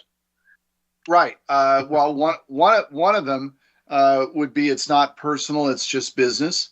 That's one of the most damaging phrases that has come into the American lexicon that came from the first Godfather movie. And it's greatly damaged our commitment to ethic between the hours of 8 and 5. So that's one, right? And as to the rest, you'll have to wait. Maybe I'll tease you with one a month. But at some point in time, I'm going to write this column. Yeah, don't tease us with one a month. Get the article out, and we can cover it next month when you come out on the show. I should give that some serious thought, my friend. All right. Anyway, so let's dive into the world. I guess I'll just start because I know your background in banking. The Fed's cut rates a quarter point today. 3 people dissented. I think it was 9-3. 2 of the people that dissented didn't want a rate cut. The third one wanted 50 basis points cut. So, hey, at least they're moving in the right direction. Trump was screaming about this for, half the year. Please cut rates, cut rates, cut. Why are you sitting on your hands? Things are going gangbusters. Cut rates, get mortgage rates down, get car loans down, get the cost of capital down, down, down, please, so we can grow our economy. Thank you very much. So they finally did it today. Bitcoin was up. All the usual suspects were straight up in the, in the markets today. I don't know. What's your thoughts on all that? Well, as to the market's reaction, I don't know. Markets have long since, for this entire century, since the days of the dot-com boom, right, which was, of course, an epic failure. The financial markets are no longer tied at all to underlying value of the stocks involved. It is it's legalized gambling. It is extraordinarily large players and traders making bets and covering those bets and figuring out what they're going to bet on. And I got to believe that 9 out of 10 investors can't read a financial statement. Used to be that before you bought a stock, you actually read the financial statement and understood what was going on with the company and if the value was really there. Never in the history of mankind in financial markets have we had so much information available to us to do exactly that, and had people spend so little time really evaluating it. So in terms of a market's reaction to anything, I don't know. It's like watching Las Vegas. Doesn't mean much. What does a quarter of a point in interest rates mean? Well, it means a lot to the federal government because all it does is borrow money. Because contrary to popular belief, Washington's as fiscally irresponsible today as it was a year ago. It's a train wreck. So reduces your debt carry costs. It's nice for the federal government. For somebody in the mortgage market or with credit cards or other consumer debt or for a business borrowing money, it doesn't do anything. Nothing. Zero. This is smoke. Tinkering with interest rates. Look, it's kind of funny. So in when I was a banker, a commercial banker, you'd sit down with a prospective borrower and you wanted to talk to them about banking their business. And, you had all these different cash management things to offer and so on. and all kinds of ways to help their business. And you sit down with that business owner, and the first thing he would say is, so what's your interest rate, on your loan? What's your interest rate? My answer, by the way, used to be the same as everybody else's, right? That was my answer. And the reason everybody asks about what's your interest rate is because that was the one thing about banking they could actually understand. The interest rate, right? Mm-hmm. They know that. You're going to charge me interest. So what are you going to charge me? None of the other stuff they understood. And when people focus on interest rate cuts by the Federal Reserve and 1/4 of a point and all the mishigas around it today, they're doing it because they understand interest rates. Like, oh, rate went down 1/4 of a point. They understand that. They don't understand the rest of it. It is a overall insignificant move that has nothing to do with the underpinnings of the health of the American economy. Nothing. Zero. So, but I don't feel strongly about it. Okay.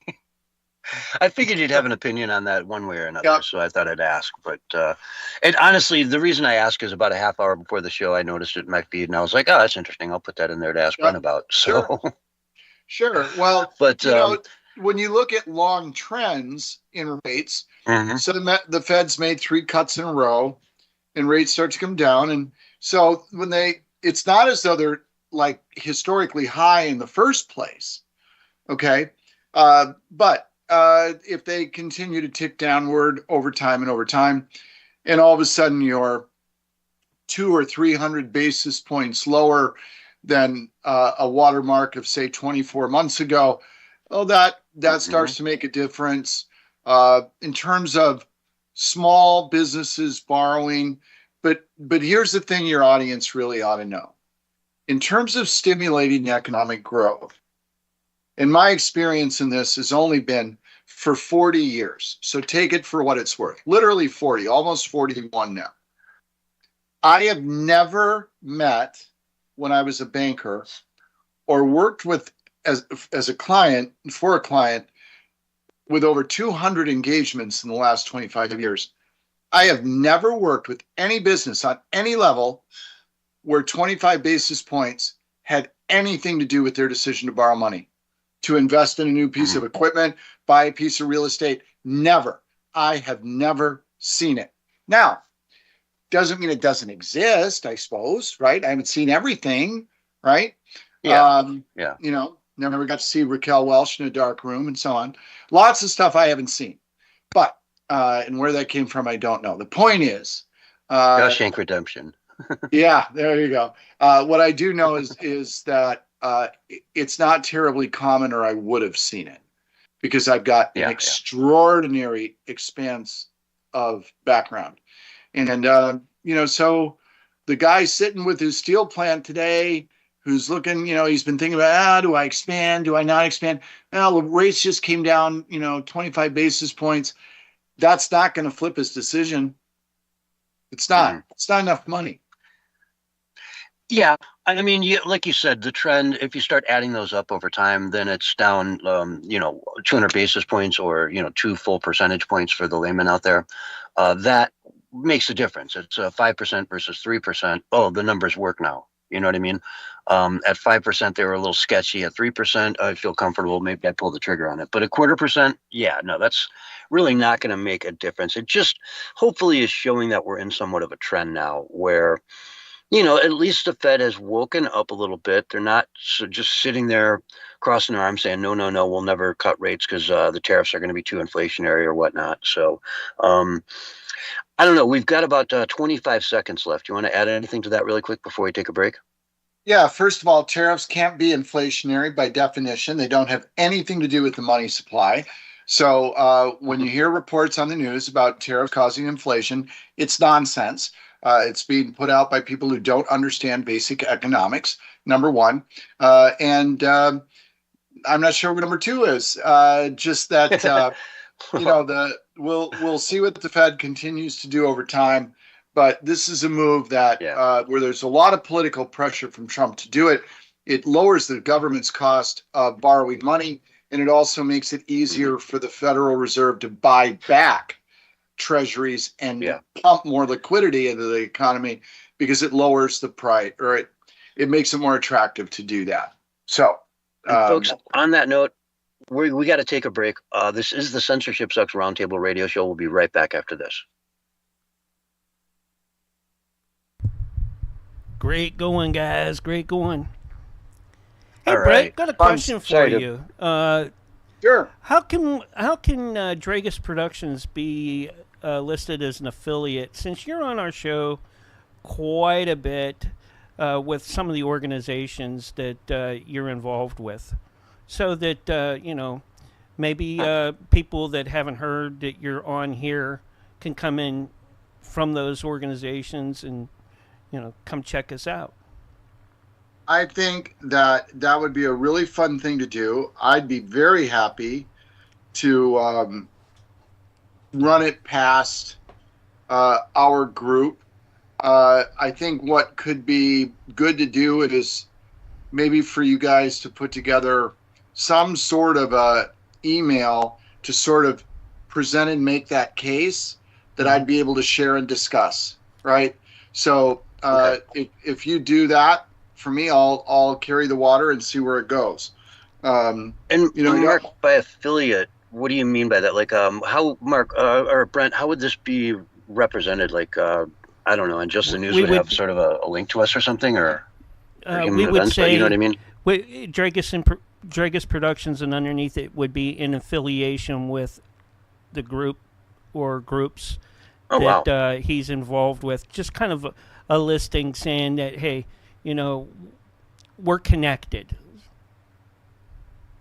Yeah, look, that'd be cool. I if you want to write that up, John, for me, I would appreciate that. And we just need permissions, for the logos and things like that. That if once we did get, or if we did get that we could take and put those on banners, as well as show that in our slideshows and presentations, for the encores as well. That would be really good. Yeah, that's cool. And it would be kind of free advertisement for both. Yeah, I'm happy to carry the water. I mean, you guys know I don't run the place, right? Right. So, but certainly happy to share the idea on your behalf. You've been nothing but professional and good to me. So happy to see where something like that might go. Just put it together for me. Because the one thing I just don't have the time to do these days is figure out how to put it together myself. Right. Yeah. So that's just a function of hours in the day. Yeah. And you just want like a couple paragraphs and maybe some clips from the show. Yeah. Stuff. Yeah. I can get you the clips, John, if you can put the letter together. Would you do that for me? Yeah. And then once we get permissions and things like that, we can get that emailed to Dragus Productions, and then I'll have like a hard copy of it here, so that if anybody says anything, we're good to go. Yeah, and then we'll run everything before we put anything out live and all that kind of stuff. So, cool. That would be awesome, Brent. Thank you. You got it. And you sure you don't run the show? I was told otherwise. Yeah, tonight you're running the show. You know that, right? Yeah. It's all on you, man. Right. Reports of my power and influence have been greatly exaggerated. Oh, come on, anybody who listens to the boss and flexes his muscles on stream like you have in the past. Oh yeah, you're the next senior Mr. America. I'm telling you. That's hilarious. That's not hilarious. to flatter you to get this happening. That's like that's like a young security gal at a lobby in Washington D.C. a couple of months ago paid me a compliment on my appearance, and I thanked her. I said, I'm not used to getting a compliment from a pretty young girl. I'm going to have to Google what to say. And she replied by saying, "Oh, I don't believe that for a minute. I bet in your day you were quite the ladies' man. And I just said, "Oh, 30 seconds, folks. Oh, she's like, "I didn't mean it that way. I didn't." I In said, my "Oh, no." day. And I'll tell you what, this sounds like something that we should bring back on air because we're getting close to the countdown. You know, like, oh yeah. Oh my goodness. Brent's escapades. Anyways, here's your countdown. 5, Oh no, you 4, didn't. 3, 2, 1. And you're live and back on the radio side right now. Hello, everyone, and welcome back to the Censorship Sucks Roundtable Radio Show. With us tonight, we've got Brent Hamachek from Just the News Network. How's that sound, Brent? Pretty good? You like hearing that? It sounds pretty good. I like it a lot. Yeah, it sounds great. I do too. Although, you know, human events I've just lived with for so long. It's been, you know, it goes back to, I knew about you guys back in high school, you know. Whereas, you know, Just the News has been pretty big over the last few years, you know. But gosh, I don't know. Part of me just, man, that human events brand is just so major. You know, when in the course of human events it becomes necessary, ...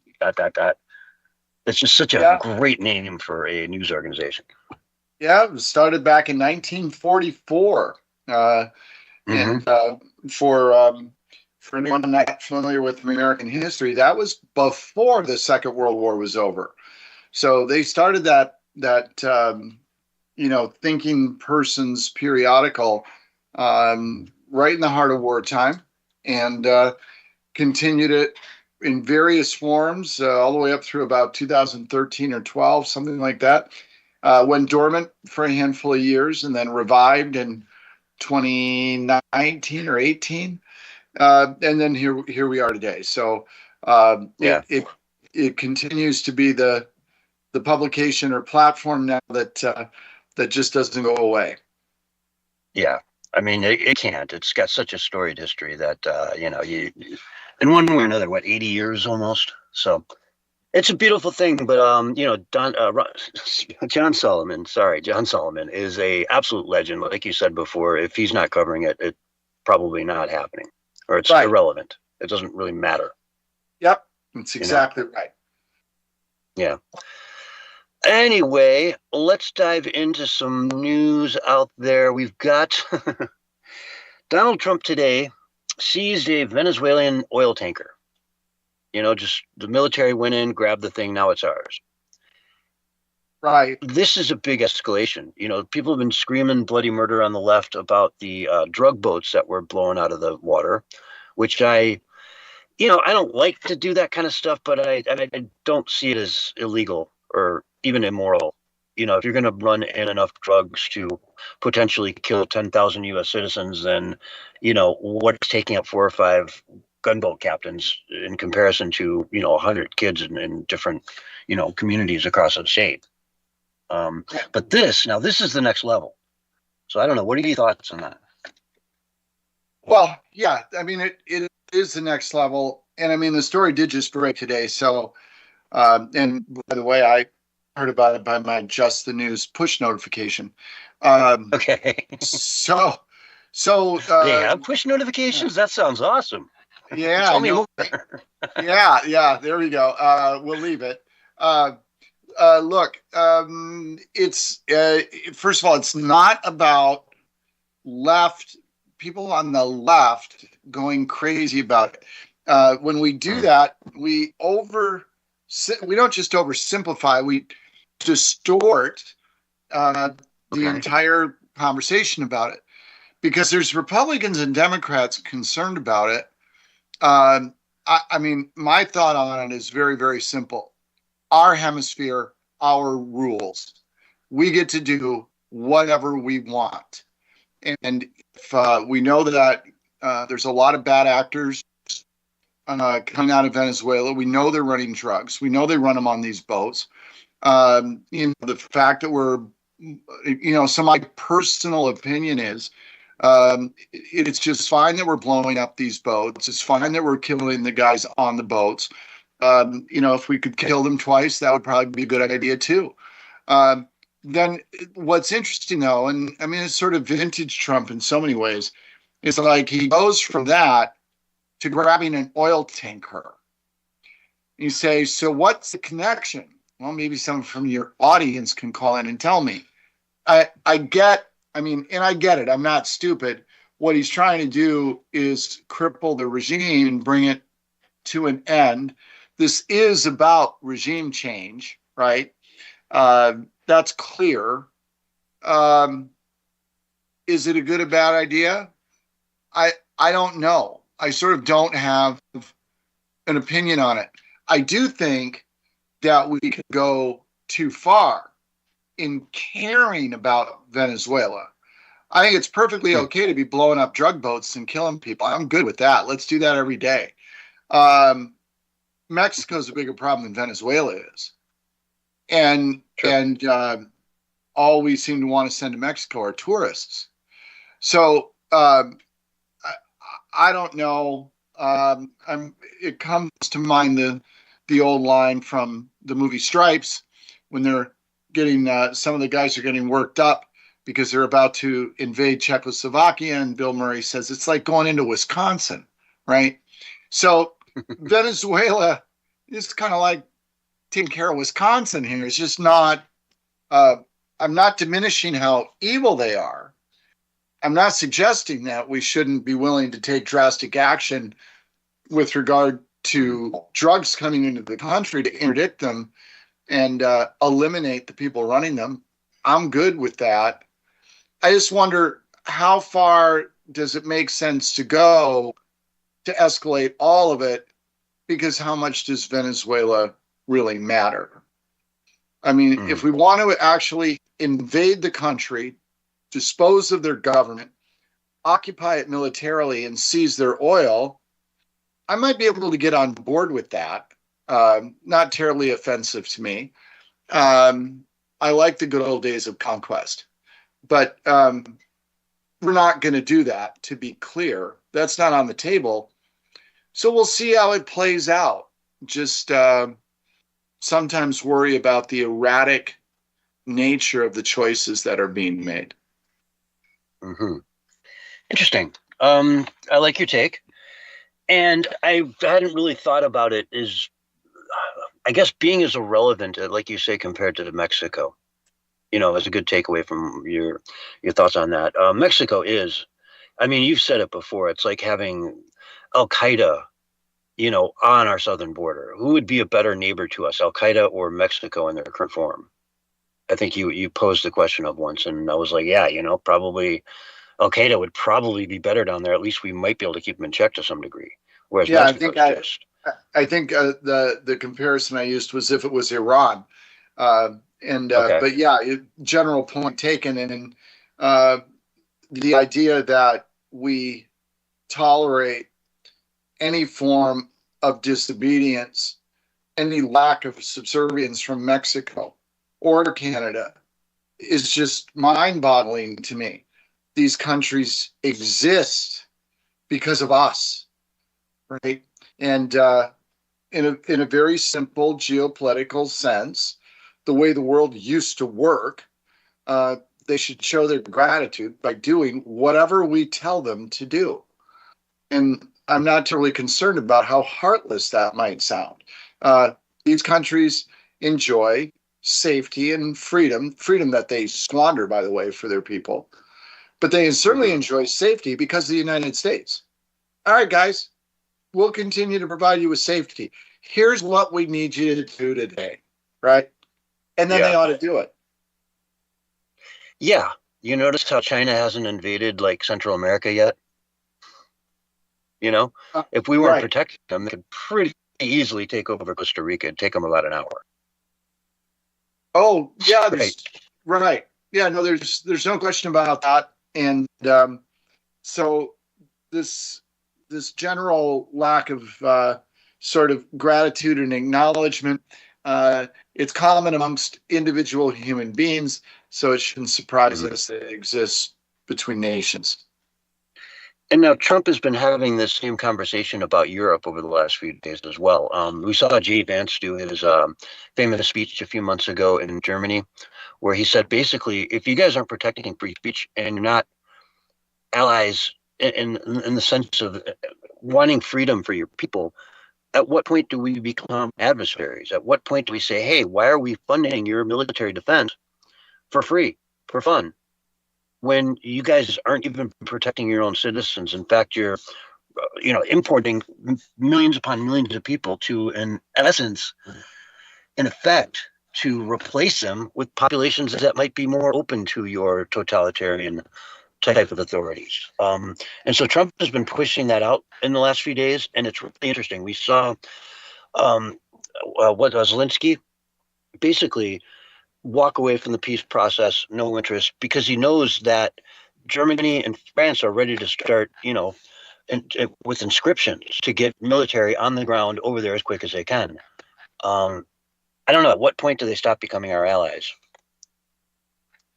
Well, that's, of course, a big, giant question. And it is so complicated, right? One of the easiest things to do, I think, sometimes is, you look at the facts you just enumerated, all of them accurate, none of them in question. And you say, well, then it's pretty simple. We ought to do this or we ought to do that.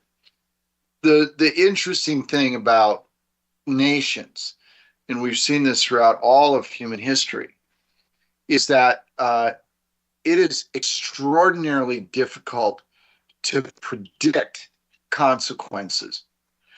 And you can, and sometimes folks are spot on, and that goes down in history as being a brilliant move, and sometimes they aren't, and that goes down in history as being a cataclysmic blunder, right?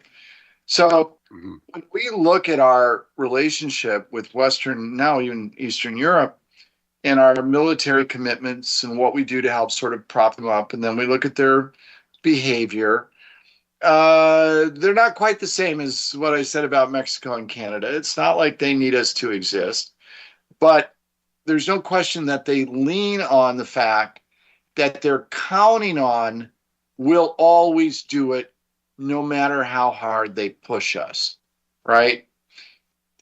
And so that's a problem. I mean, I think with regard to the Zelensky and European piece, I think the United States response there, to me, is actually simple. We need to just step out of any kind of peace process and stop giving weapons to Ukraine and say you're on your own. That we ought to do, in my mind. That's crystal clear. Like, we're done. We're not just done trying to broker a peace. We're done helping you.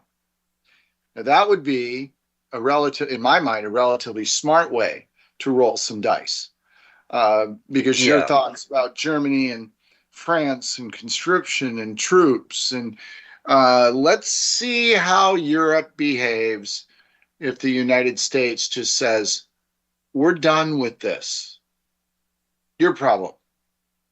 They might change their approach very, very quickly, because everything they're doing now is predicated on them saying, oh, the United States might not be happy, they might not be this, they might need that, but they're not really going to do anything involving Western Europe security. They're not going to really stop getting weapons and aid to the Ukrainians.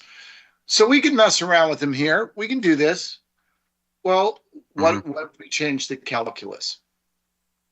Yeah, a great example is they just fined Twitter or X and Elon Musk personally a $140 million fine. Some of that went to Elon Musk. Most of it was directed at X. But the crime is they're just not censoring hard enough.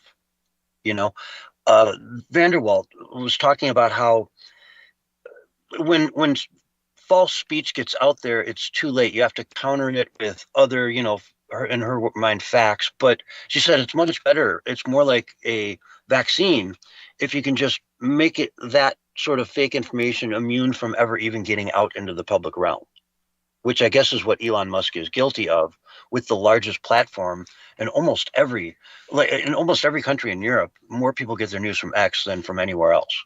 So he's got him. I mean, he's really got him well. And they've got to realize that you can't just push like this and not expect him to one day say, hey, you know what if we just turn off our services in Europe?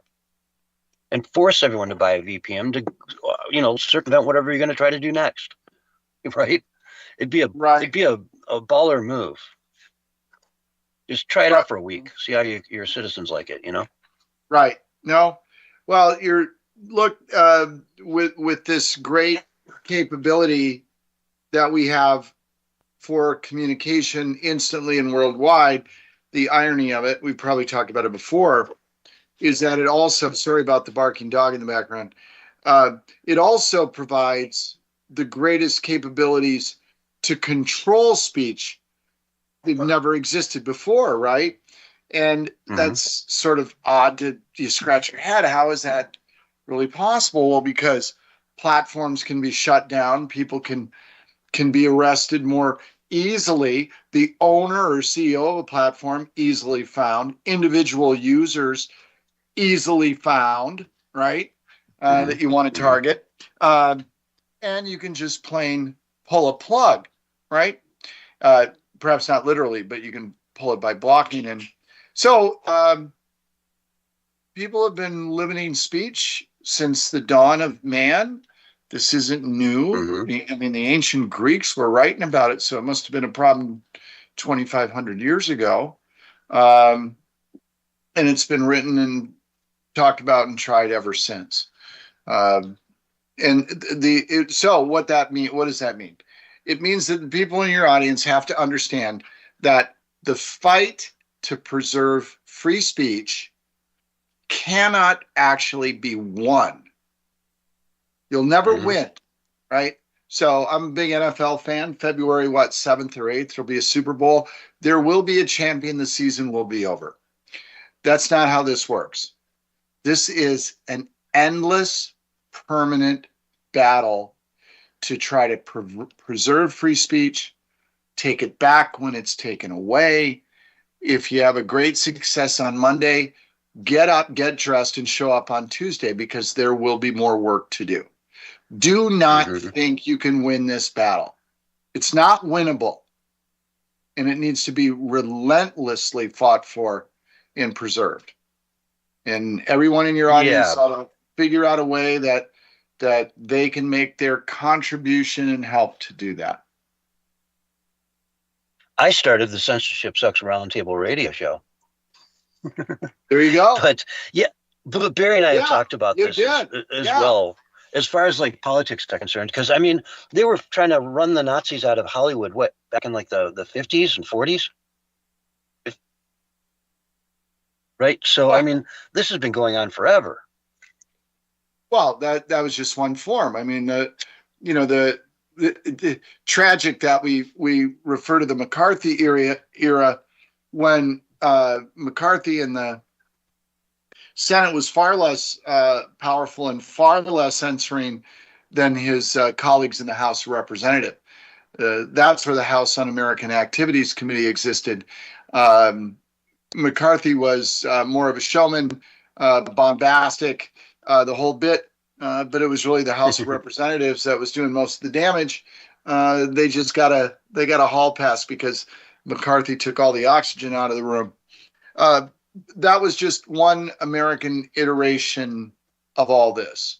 And but again, it's been going on for all of human history. So it's pretty simple to me. You're never going to be able to stop it, right?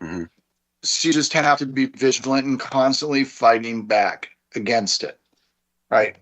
So it's and it's always going to come in different forms. Yeah, and that's why it's important to win all these little battles along the way, to have X be able to be in Europe and be able to have people speak their minds, Obviously, there are certain things that aren't allowed with free speech. You can't call people to murder and yada, yada. But having an opinion about the efficiency of vaccines, right? As a doctor even, with Dr. Zelenko would be a great example. Your good friend who was out there fighting like crazy, and he was a doctor, and he was right. Everything he said was right.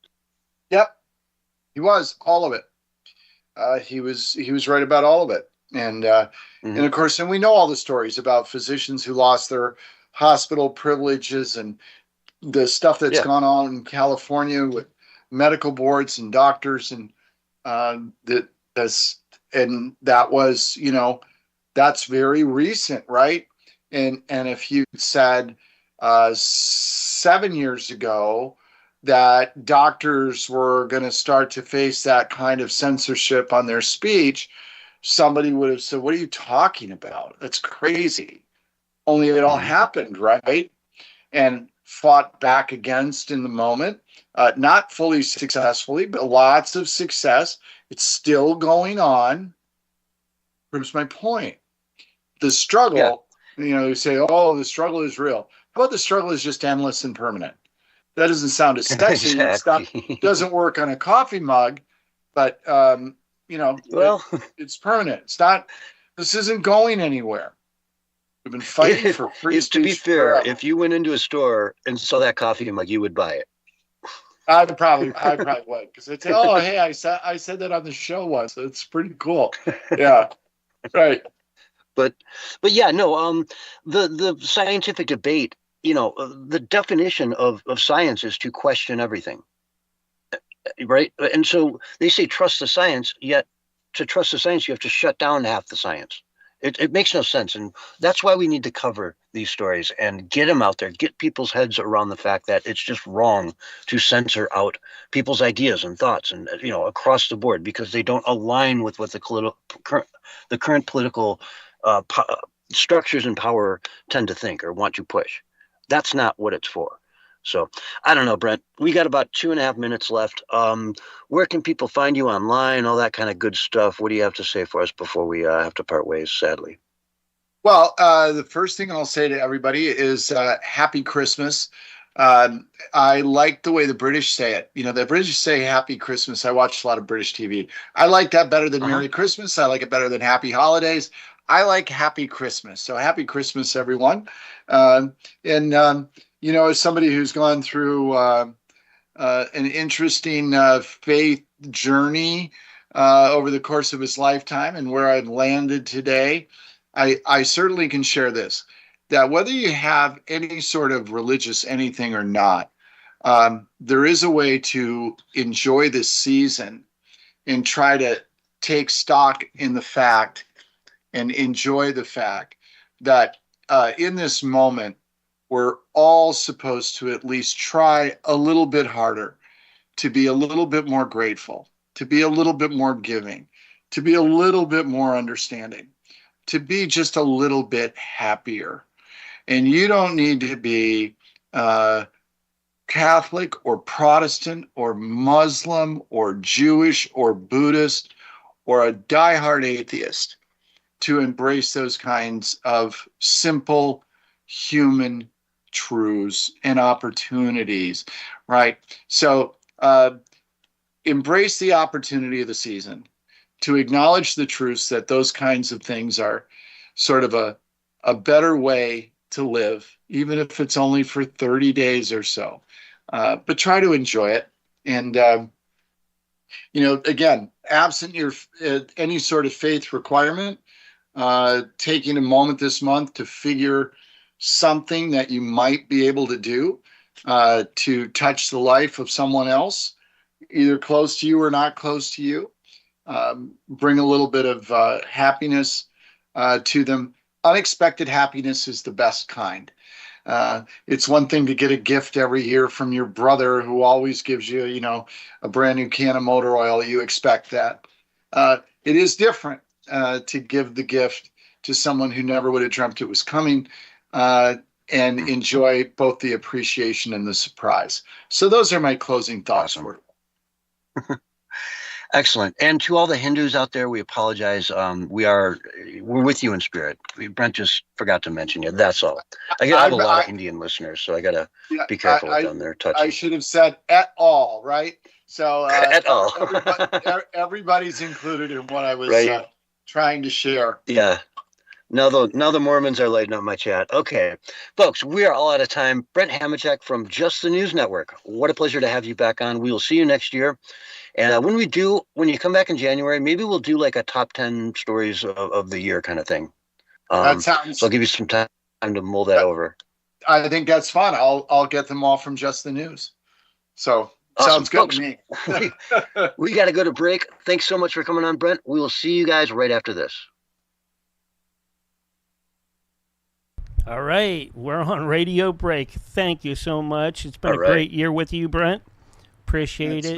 Absolutely. Yeah, I appreciate you guys. I enjoy this. I look forward to it. You're smart. You're polite. You always treat me really well. And hopefully you and your audience enjoy some of the thoughts. They're a little irreverent. I know they're different. So hopefully people find them worth contemplating. At least, and oh yeah, we get really good. Are feedback you open at all next week, Brent? Because I could bring you into Nancy's show. That's the last show I have on Wednesday night, and Nancy's great. Yeah, it'd be great. Just do like a one-on-one with her, so you're not like crowded in a room with 6 people. I'll tell her if I get you in there. It'll be a one-on-one instead of a full group for that. What time would Nancy's show be? It's her show starts 9 Central till 10. No, 11. Even if you came in for even one segment of it, she does like 4 segments. I'd do. I'd be willing to do an hour with her, or less if she wants. Yep. So she won't hurt my feelings if she says 3 minutes, but tell her I'm willing to do 9 to 10. Tell her I'm willing to do 9 to 10 Central. 9 to 10 Central? Okay. I will tell her that. So cool. That's you'll like that, 10 to 11. Really good. 10 to 11 her time. Sounds sensible. Gives me a reason to live another week. I was looking for one. Yeah, and I will talk to her tonight when I get on the radio side with her about that, and that'll be really good. Sounds great. Well, you guys, in the meantime, have a happy Christmas, right? Yep. And happy Christmas. Watch lots of British TV. Take good care, and we'll talk to you all soon. Yeah. Thanks. Take care, guys. Bye. You too, Brent. We got Roger and Zanku Gaming in Kick Chat. Appreciate you guys. And DK Spiracy is restreaming us as well. Sweet. Appreciate you, DK, all the way down in New Zealand. I'm gonna take. So, Chat, what do you think of all that with Brent now being part of Just the News? Are you guys familiar with justthenews.com? Oh, justthenews.com. Let's switch to the next room. Which will be this one again. I don't know if you can hear us, but we're switching. Barry. Okay.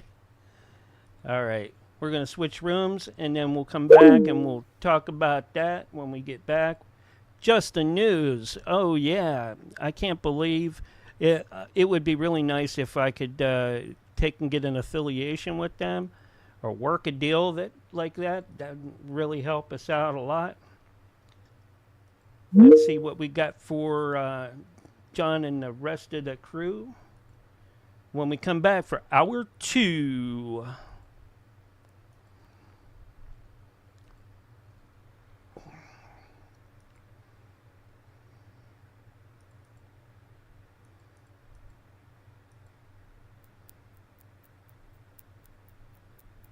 Hello, hello, hello. Anybody there?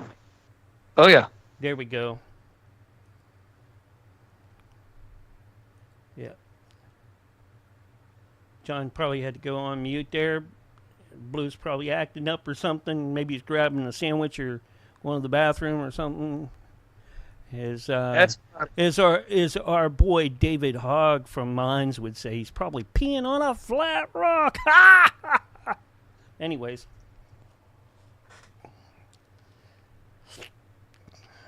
Ninja Edge in the Kick Chat. All right, Barry, how you doing?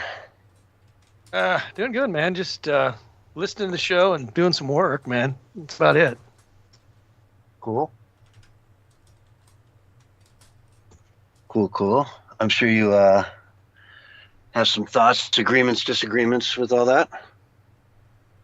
I mean, he seemed pretty mild-mannered tonight. I don't know. Come on, CS. He missed you riling Brent up and getting him wound as tight as a banjo string. Come on now.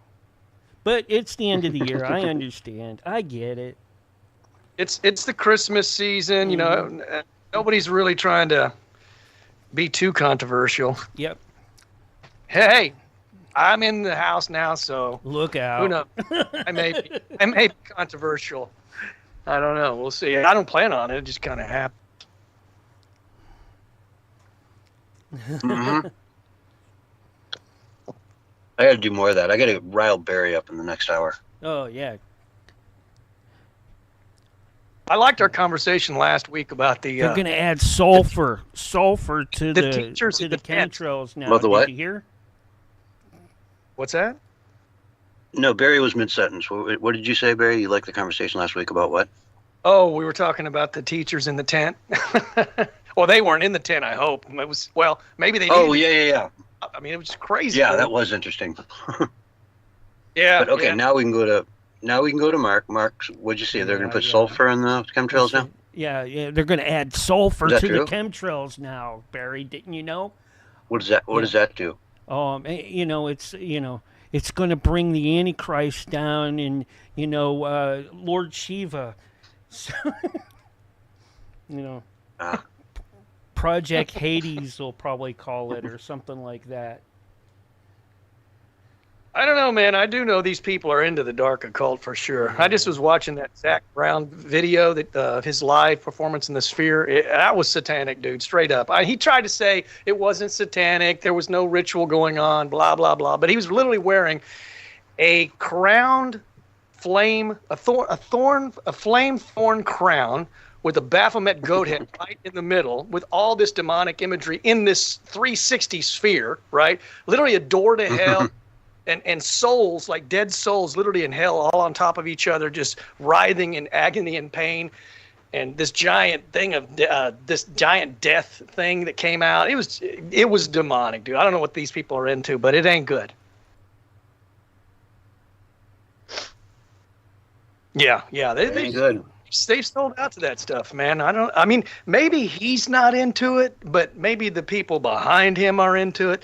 But he did put on the crown, which is a straight up mockery of Christ. So because of the crown of being King of Kings, and then the thorn of crowns on his head when he was crucified. Okay. So, here, I'm going to get you riled up. Is it SUN or SON?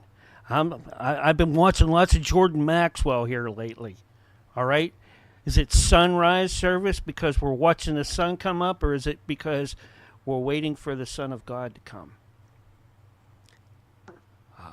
I've never. Jordan Maxwell, man, you need to look him up. Astrotheology. I will agree with what Joe Rogan said just a few months back, where he said maybe might be a really good time for Jesus to come back. I'm in agreement with that.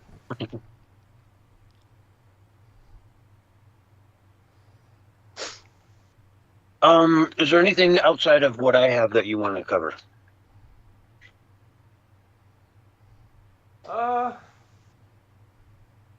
Well, I'm sure I'm saying you did a good job with the tents last week. You stumped him. You hit me out of left field with that one, and it turned out to be true. Oh, man, you stumped him. No. Well, I figured you would probably talk about some of these people that are getting arrests for violent threats and stuff. That's, you've got a couple of New Jersey, those two twin girls that they kind of look like Blake Lively, the Hollywood actress that got arrested. And so I don't know if you want to cover that, but I think, we've been talking about the rhetoric of the left and how they lean towards violence. I mean, how much evidence do we have to continue to present to say that this is, a big problem in their party? And it's not being condemned by their party. It's not being condemned by the mainstream media. Yeah, let me think here. I just saw a really good article earlier today that I didn't put it in my feed because it was so filled with profanity. But it was anyways, 30 seconds, fellas, and countdown will be coming real quick. Let's see here. Did you see Erica Kirk took and did a... Oh, yeah. Okay. Here's your countdown. 5, 4, 3, 2, 1. And you are live and on the radio side right now. Hello, everyone, and welcome to Hour 2 of the Censorship Sucks Roundtable Radio Show, Wednesday night edition for December 10th, 2025. Folks, we've only got one more Sunday show and one more Wednesday show in 2025. Then we go on break. And that's it for the year. We'll be back next year, obviously, ready to fire on all cylinders after a little bit of time off with some refresh energy in there. Barry, how's your year going, man? 2025 work out for you? Yeah, it's almost over. So I'm ready for 2026. It's kind of going so fast that, I'm always afraid when I sign a check. This is real, dude. I feel like I'm going to put the wrong year on just because it's kind of been a blur. You know what I mean? Oh, yeah. Yeah, it's crazy. Every time I go into the new year, you're filling out forms and stuff at work, and it's like, oh, what did I put down? Yeah. Yeah, it just goes by so quick, man. Life comes at you, that's for sure. And as Brent reminded us, it never stops. It'll always come at you forever. Absolutely. This life has been struggles for sure, and not just as a nation, but individually. I mean, it's a trial, man. Yeah, it sure is. But anyway, let's dive into some news. And here's just a weird one, dude. A weird one. I'm telling you, I don't know if you've seen this yet, but McDonald's put out an ad for Christmas. Yeah. This was out of the Netherlands. And it is just vile. It's like the weirdest thing I've ever seen. Okay, so it's all made by AI. And the whole concept of this ad is that Christmas kind of sucks. And you're always, there's the guy's walking across the street and gets hit by a bus, and the bus knocks out all his presents from his hands, and he's got nothing. They're all destroyed, and somebody burns the dinner. Just all these mishaps happening that make the holidays so brutal, and why Christmas is so horrible. And I got to play some of this for you guys. I really do. It's the most terrible time of the year. All the shops turn to mayhem, and Santa no space, and the tree redecorates your ways. It's the most terrible time of the year. Right? Burning cookies, the dinner table's on fire. Right. Somebody's getting hit by a puddle, another guy blows up his blender. Most terrible time of the year. Exactly. And they want to focus on the negative, man. That's who they are. Wait, I don't know. Okay, so, sorry, let me just replay that last little bit there. So you flee from the madness and lights and the cheer.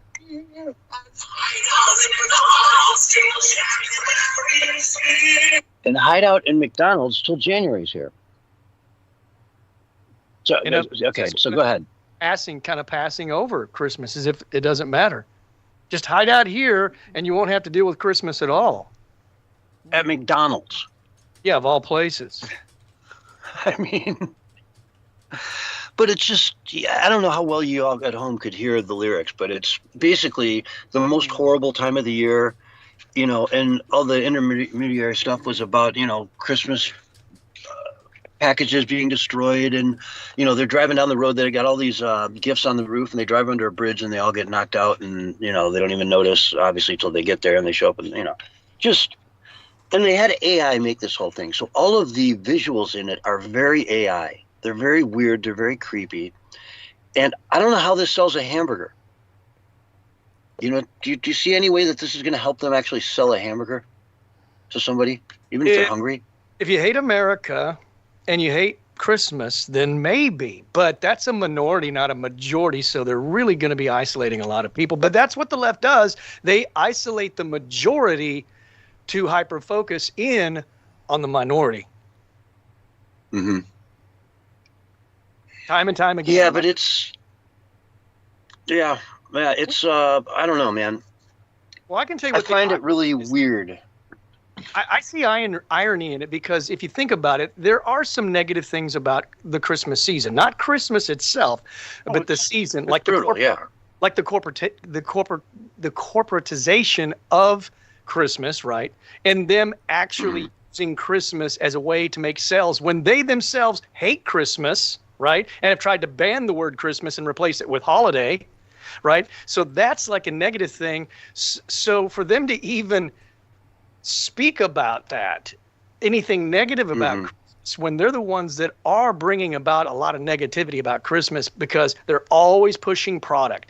It's not about the Christmas spirit for these corporations and these businesses. It's all about the almighty dollar, which is the very opposite of Christmas, because Christmas is about giving. It is about, the birth of Christ. It is about beauty and wonder and charity. Mm-hmm. But in order to give, you got to buy it first. You can't give it away unless you own it. So they could do that tastefully, though, right? They could do that tastefully, and they should in a way that's not disingenuous. Like when I see a commercial, start milking Christmas when I know for a fact they hate Christmas. At least with Starbucks, they don't pretend to like Christmas at all. They don't even mention Christmas. And when you go into the store, there's nothing Christmas in that store. Maybe a little bit of green stuff, but no Christmas tree and no word Christmas. Yeah. Now, they do have a Christmas blend, but it's up on the shelf somewhere. So you got to be really looking for that word to even see it in the store. They're ashamed of Christmas, but at least they show you their true colors. I would rather them do that than pretend like, oh, we've always loved Christmas. Can we now have your color? Can we now have your money? Yeah. And is McDonald's of the Netherlands going to put out an ad like this during, say, Ramadan, right? Well, no, they would love saying, it's the most horrible time of the year, Yeah, well, they would say you can't eat all day, so no bacon, just for you guys. Yeah, free bacon cheeseburgers for everybody right at sundown every day. Well, that would be an insult, but I'm just saying they probably come out and say we're going to do away with bacon just for Ramadan, because you remember that video in New York City where they went into the McDonald's, a bunch of Muslims did, a bunch of radical Muslims, and they were shouting that McDonald's was haram. McDonald's is haram, which basically means that they were violating Sharia. But so what? We don't abide by Sharia. We abide by the constitutional rule of law, not Sharia law. And what are they doing in McDonald's? Exactly. What are they doing in McDonald's disturbing people's, peaceful frame of mind while they're trying to eat a GMO burger? That's what I want to know. Those good old GMO hamburgers there. I'm sure there's meat in, I'm sure there's some actual cow in a McDonald's hamburger. There's got to be like some percentage of actual meat. Yeah. I saw a video on X where they were using ground up bones to make some of the meat. I don't know if that's true or not. It could be an AI. It could be an AI video. These days, but that's beef, man. If it comes out of a cow, it's beef, right? It's like what it defines seafood for me. I remember when Subway had a seafood sandwich. I got one. I'm like, man, this is pretty good. I'm like, what is seafood anyway? Like it's anything below the water. Right. Anything down there with a pulse, man, we can put it in there and call it seafood. Like, so beef, what do you call beef? I'm sure there's, guidances from the Food and Drug Administration, but, we always see Taco Bell running that line, putting sawdust in there and whatever else they can to make it like, 51% beef and the rest of it is just filler. Mm-hmm. So, yeah. And I mean, the quality of a McDonald's hamburger has gone down to the garbage levels. I mean, it's just, it's shocking how bad they've become, and their prices have just skyrocketed. It's really insane. So basically, when you buy your seafood at the grocery store, you want to look for that label that says mechanically separated seafood. Yeah, mechanically. That's key, because the machines do it way more efficiently. Well, yeah, and plus, that way, you're getting a blend. It could be a little bit of a snail, a little bit of an octopus, a little bit of a fish, a little bit of some algae. I don't know. Mm-hmm. Yeah, they just sort of test the pH level of it every, 20 minutes or 30 minutes to make sure it's not too, acidic or whatever, right? Yeah, right. Yeah. It's got a weird tinge of brown in it now. You know. Yeah. Something very brown just came through here. Straight from the poop chute, right? Yeah, right. Went by a blue whale went by an hour earlier. I don't know. But yeah, that's an interesting take on it all. Well, at least we're not roadkill. You know, from what I've heard and what I've seen in some documentaries, that some of the dog food is actually roadkill. I don't know if that's true or not. That was the case they presented in the documentary that I saw, and it seemed to make sense because, I mean, I don't know, man. These people, they don't have any scruples. Come on, we know that. Yeah. And I mean, you know, you'd think roadkill would be hard to actually go find and scrape up. How often you actually see that kind of stuff? But I guess they take it somewhere, right? So you can just go to the dump or whatever and get it. I don't know. Let's not even talk about that because it's kind of gross. And the more I get into the details of it, the more I realize it's probably not somebody wants to hear too much of, especially if they're having dinner. So let's dive into the FIFA games. The World Cup is coming to America. And it's going to be, well, I say the Americas. Canada, USA, and Mexico are going to be hosting the different games in all 16 different cities, and it'll be a truly international event. And Seattle's going to get a couple games, right? Seattle's going to be hosting some games. And since this is June when they're playing, it's Gay Pride Month. So they decided to make one of these games. They picked it before they even knew who was going to end up playing in it. And they said, this game is going to be centered around LGBTQ. And it's going to be inclusive, and we're going to have all the colors, and it's going to be super, super, super gay. You know, the soccer game. We don't know who's going to end up playing it. Well, we found out today who's going to end up playing in this. And the winners are Egypt and Iran. Okay?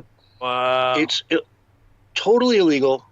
And in Iran, it's you can be stoned to death. They can throw you off a roof. It's perfectly legal. Egypt, it's illegal, but not quite. They kill you immediately. Illegal. Right. But still,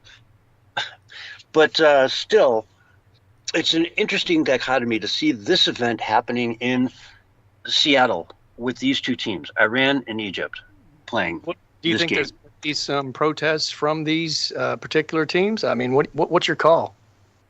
Oh, well, they're already freaking out. There's going to have a meeting of FIFA in the Middle East somewhere next week, and they're going to all show up and be like, why are you putting us in this? Let's pick two countries that are, there's another game happening in, I want to say Vancouver, which is like an hour up the road, right? And it would be easy for them to just say, hey, let's swap these teams out, and you guys go play this game, you guys other play this game, and, right, like, let's put, I don't know, the UK and France are playing. Let's put them in Seattle during the Gay Pride event, not Iran and Egypt. And I can't even think Seattle would want this to happen. Two countries where it's completely illegal, where they're running around saying, Donald Trump is a tyrant and he wants to kill everybody. But you got two countries out there where they literally do kill people for being gay, playing in their town in the Gay Pride game, right? I don't know why they're doing it anyway. I mean, you're going to isolate all these other groups, right? And it's always the LGBTQ plus. Why isn't it another group? How about we honor all the Christians that have been slaughtered in all the different places around the world as of recently? How about that? How about we celebrate, people for being straight? If you're going to celebrate people for being not straight, then why not? I mean, why are you isolating everybody else to just, hone in on this one group? Like this one group must be constantly honored above all, and no one else can be honored. It's weird, man. Mm-hmm. It also somewhat coincides, I think, with June 19th, which is, obviously a big day in the Black community. So, And it's funny watching the Black community, like, why are you guys always, putting us in with the LGBTQ? Like, we're Black people. We're not that group. That's that group. They're them. We're us, Okay, but the whole thing about international games is the very idea of being inclusive anyway. To, hone in on one particular group is very strange and very bizarre when you're already supposedly supposed to be accepting all groups and all people and all nations and all countries. And the reason they're doing this is because there's an agenda to come against people that just don't believe that the LGBTQ community is a community that they can identify with. Mm. They want to force it on everybody. And there's the hierarchy of disadvantaged that is so hard pushed with the critical theory, and critical race theory, where you give everybody a grade. We've all seen the Peter Griffin meme where he's got the paint splotches that are like different colors from white to black, and then like see where your skin lands on this and see if you're oppressed or not. Wow. I hadn't heard of that. And it goes in different categories, right? Like the blacks are very high up on the scale. Or should I say black people? I never really call them the blacks, but the black people are high up on the scale, but the LGBTQI are a little higher. If you're black and LGBTQ, then you get 2 points. If you're Muslim in that group, you get another point. If anything but the white cis guy, the white straight guy, anything but that gets the points. Well, I would suggest, if you're going to do something about an oppressed group, I would go ahead and make an all-white day, because, the New York Post or Times or one of those just posted an article, and the headline was, this was out of London, "White families just don't represent real Londoners, say Constaff guidelines," which is just more racist rhetoric, from the corrupt establishment. So really, white people are being oppressed probably more than anybody right now. So let's if you're going to go for the minorities, we're a minority now. We're like 6% of the world's population. Let's go ahead and have a day for white people. If you're going to focus in on one or two groups, you might as well start focusing on all the minority groups. And now white people are a minority. Yeah, in London too. When you talk about Sadiq Khan's office, white British people are a minority in London, the world headquarters for white British people, right? And they can't even hold on to their own town. And I've said it before, but they will never, ever not have a Muslim mayor in London. Well, here's the thing that happened. It says that a Christian will never get elected in London as a mayor. Oh, well, I don't think so. You're right, probably. But there was enough pushback that he changed his mind. It said the mayor forced to withdraw advice which photos will best promote his brand after critics rightfully labeled it racist and divisive, which is what it was. It's racist and divisive, but that's their whole shtick. Even the Olympics and the globalists and all the Democrats and leftists, it's not about taking care of any particular group that's being oppressed. It's about divide and conquer and racism and trying to get us infighting. We all know that, though. But we got to call it out time and time again, because they just keep going with it, and some people are dumb enough to believe it. Yeah, exactly. So it's a ongoing struggle. Like Brent said before, it never ends. It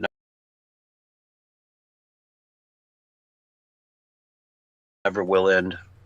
And, the minute you want to take a day off, guess what? Your opponent's not.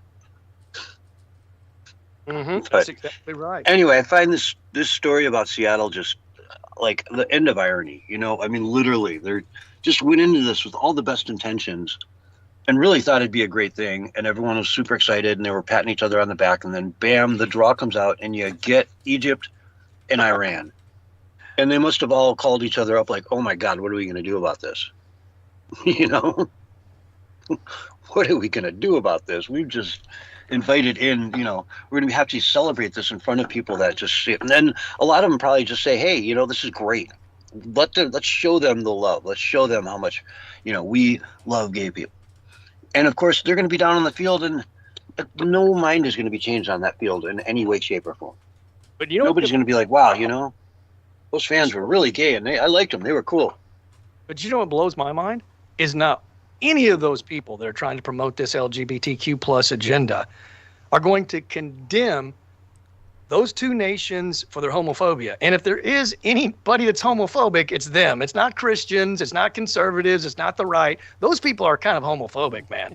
And not only that, they're really sexist, man. I watched one of their imams just the other day talking about that if a woman is not covered in a burqa and she gets raped, she's to blame as well. That's insane, dude. And these are people that are Muslims in America, right?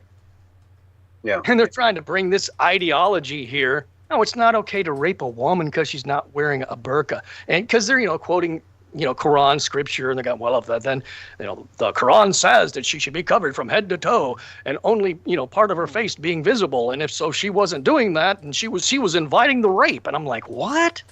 And people are not condemning that, and yet the left really, I mean, they act like they're all for women, but yet they don't condemn that because they're aligned with Islam. Think about that for a minute.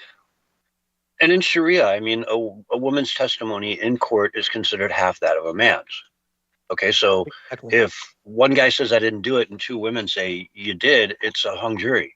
If three women come forward and say he did it, then okay, now there's a preponderance of evidence, so to speak. But how can you invite that into the United States? We fought so hard against that. We've come so far in our 250-year history now. It's just a sad thing to see. Yeah, the left wants to take us backwards. They want to resurrect the past. And to make it worse, that Muslim leader said, which is just crazy, that God was giving her a trial. This was her, to learn a lesson, basically. You need to cover yourself up completely from head to toe, or else this is what can happen. This is a trial.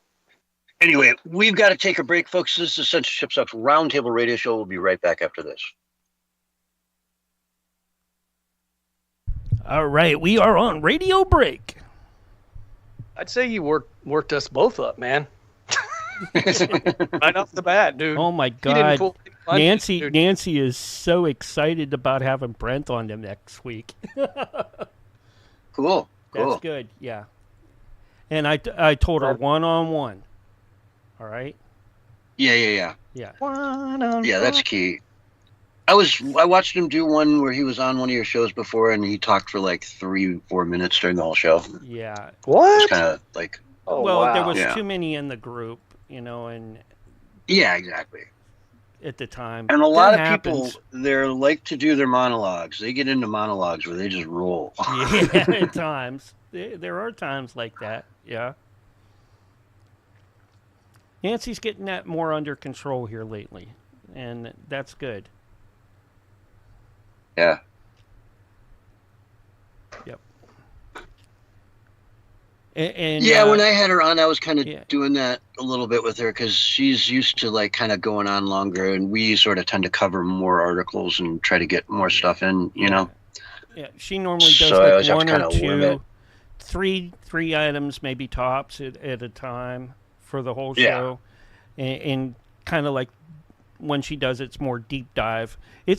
I like both, short, quick. Hey, get people thinking. And next. That's good. Just a different format kind of thing. A little different format, yeah. Similar concept. Without the paranormal involved. Egypt and Iran. Yeah. I told her not to bring up Charlie unless he does, too. Oh, yeah. Okay. Well, I mean, she can bring it up all he wants. I mean, yeah. I was really close to tonight, but I figured I just really didn't get to it. Yeah. No, he's cool talking about it. He is. Yeah, but, I don't want him to think that I only produce shows that's going to be connected because of him. Because of Charlie, Yeah. We do variety. Well, he knows that's not the case. Yeah. I don't even know how much I talked about it with him last month, quite honestly. I think he mentioned it a couple times, but... Yeah, he brought it up, and then it was I don't think I don't think I asked him anything specific about it, whereas tonight I could have. It's common ground, right? To talk about. Common ground? That's what it's called? Common Ground Campus, yeah. Common Ground Campus. Yeah. Okay.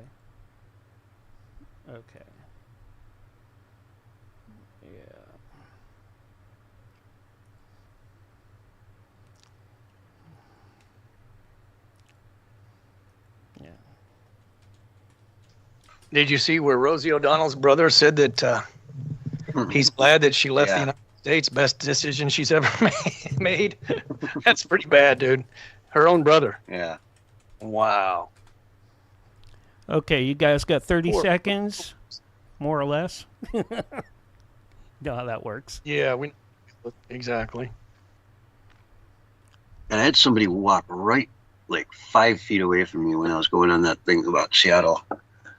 She snuck right up on me. I was like, what the hell are you doing? Nobody ever walks up on somebody like that. And here's your countdown. 3, 2, 1, and you're live right now. Hello, everyone, and welcome back to hour 2 of the Censorship Sucks Round Table Radio Show, Wednesday night edition for December 10th, 2025. And as always, we've got Bullhorn Barry on the mic with us. What's up, Barry? Merry Christmas, man. Happy New Year. At least we can say that, right? I mean, I'm going to. I don't care what anybody thinks, even though they're not even mentioning that at any different tree lighting places. Have you noticed that? Portland, and then there was some David Spade. Oh, yeah. Carvey were talking about how they wouldn't even mention the word Christmas at this mall tree lighting ceremony. Mm-hmm. Which is odd because it is a Christmas tree. Why else are you putting it up? Yeah. You know, what do the presents under there represent? What's all this? But yeah, no, they and now Brent wants you to say Happy Christmas and Happy New Year. Oh, okay. Well, that works. Which that's fine. I like the diversity though of the Merry Christmas, Happy New Year to some degree. I don't know if you see them together, I go with Merry Christmas, but maybe Happy Christmas could work. I don't know. Well, I'll try it out and see how maybe it goes. just say Merry Christmas and Merry New Year. That's another option as well. There you go. A Merry New Year. Sure, it's kind of the same.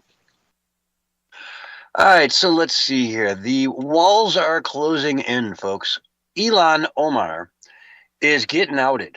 There's some people in her life who said, yeah, they knew she married her brother. She told them years ago when it happened. On and on and on. All kinds of confessionals, so to speak. The gig is up. She married her brother to get him citizenship to the United States so he could leave London because he was being a little weird over there. Okay, apparently he was wearing some makeup and doing some weird stuff and just being kind of not very, let's say, Muslim family friendly. Mm-hmm. You know, it shows up with lipstick and, you know, that kind of stuff. So, boom, get him over to America, get him married to a woman so he can find out what that's all about for a little while, I guess. But also get him some scholarship money, help him get some money for school so we can continue on. And the walls are closing in, man. We got Homan looking into it personally, and it really seems to look like, by all, the rumors, everything always turn out to be true, right? A conspiracy theory is a conspiracy theory until you give it enough time to percolate, and then it becomes known fact. Folks, she's going down. She's in big trouble. She committed immigration fraud, and so her citizenship, her seat, everything is very much in jeopardy at this point. Now, are we going to get anyone better in her place? I highly doubt it. Yeah. I don't know. Yeah, what do you say, Barry? Well, I mean, it's probably past due that she got caught. If that's the case, it seems like the left seems to get away with things for a very long time before they finally, pay for their crimes. Whatever it is that they've done. And they've done a lot of different things, obviously. I think that was one of the things I saw Glenn Beck ranting about. I don't know when the rant came out. It may have been a little while ago, but he was, basically talking about, hey, man, we keep exposing this stuff over and over and over again, and then nothing is done. There's no arrests. If it was reversed, right, and the left had real concrete evidence against the right, there would be indictments, arrests, convictions, like so quickly. They would mock him to oblivion. Every late night show would be like, you married your brother or your sister. Like, it'd just be a joke. Yeah, it'd be never end. It's such an easy joke for a late night host to make, and yet they don't. They avoid it like the plague because it's team left, team right. And they know which team, butters their bread, so to speak. If you're working in Hollywood, you know exactly who you can and can't critique. And it's coming out, man. I'll tell you, it's interesting to see where this goes. And then we got Jasmine Crockett down in another member of the squad down in Texas running for a Senate seat. And man, she's just putting her foot in her mouth over and over and over again. Yeah. It's ridiculous to see. She is going to be the gift that just keeps on giving as she runs for Senate. You I know, heard a bunch of compilation videos out there as well of all of her different gaffes and insane comments that she's made. People are like, compiling them all together and then posting them. I haven't seen it yet, but I'm planning on it. oh yeah. I mean, there was just one the other day where Jake Tapper brought up an interview she had with Vanity Fair a couple years back, where she said that basically Mexicans who vote for Trump are like Nazis. They're the same as Trump. They're horrible people, and yada yada yada. And now she's running in Texas, mind you. That's not a really good take to be out there with, because the Hispanic community. Go ahead. Go ahead. Well, the Hispanic community can point to those clips and play it to their friends and say, "Hey, this is what she says about su madre and papa." Well, if you break it down, she's saying basically that Mexicans are Nazis. Because if you call half of the Mexican population Nazis, you're calling basically all Mexicans Nazi, okay? It's not like, oh, just half of you guys are Nazis. No, all of you guys are Nazis. That's how I see it. You know what I'm saying? Because exactly. And calling one Mexican a Nazi, even if you're not calling the other Mexican a Nazi, that one Mexican's going, hey, why are you calling my Mexican brother a Nazi? He's no Nazi. How dare you? Exactly. And the Hispanic community lives along us in society, folks. They see the same stories. They see the same news. They're listening to the show, right? They get it. And they understand that the Democratic Party as it stands today is no friend of their, basically Christian values. Mexicans, Hispanics in general are very religious people. When you start, trying to transgender their kid behind their back at school or force vaccines on them that are made with things that, are definitely contrary to, most religions, and on and on and on, all these things start adding up and piling up, and they keep hearing about it. And, a lot of them want Trump to do exactly what he's doing to illegal migrants because they make them look bad. When they go out and beat and rape and kill people, it makes the entire community look bad, and they don't want them here any more than, because that's not a reflection of the Mexican community here in America. But that's what happens when you have fettered, unchecked, illegal immigration where just anybody can come through. There's no checks and balances, and then you get a lot of bad apples too. And there's bad apples in every nation, every single nation. Absolutely. Without a doubt.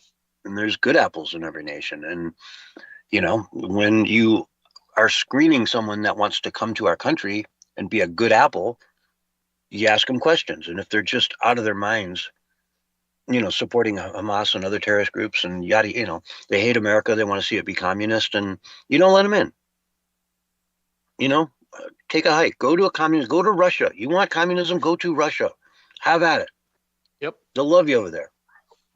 Well, Trump said it perfectly just this week. He said, if you don't embrace our values, we don't want you, because America is based on our values. Our values of our Constitution, the rule of law. So you can't be inviting Muslims that want to come over here and bring in Sharia law. That's not how it works here in America. Now, if you want to be a Muslim and participate in this wonderful thing that we call America and freedom, come on, we don't mind. But if you think you're going to come over here and take over, that's a different story. We can't have that. We don't want you because you're not going to add anything to the equation. If anything, you're going to jeopardize everything that America stands for. Exactly. And I mean, we're a democracy to a degree, right? A representative, republic. Right. Sure.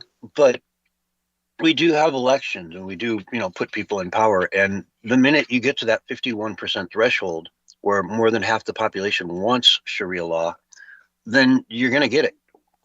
And the Constitution will be blown to smithereens within 5-10 years as that gets put into place.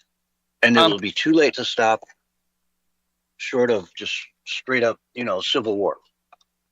I'm pretty sure that the reason that the Democrats don't ever say our constitutional republic and they constantly use the phrase just democracy is because they don't value the Constitution. They don't mind if Muslims come in and wreck, constitutional rule of law and bring in Sharia. They don't care. They want it to happen because they want to burn it all down so they can rebuild it in this dystopian sort of globalist, communist, fascist, authoritarian new world order. Yeah, sounds fun, doesn't it? Not really.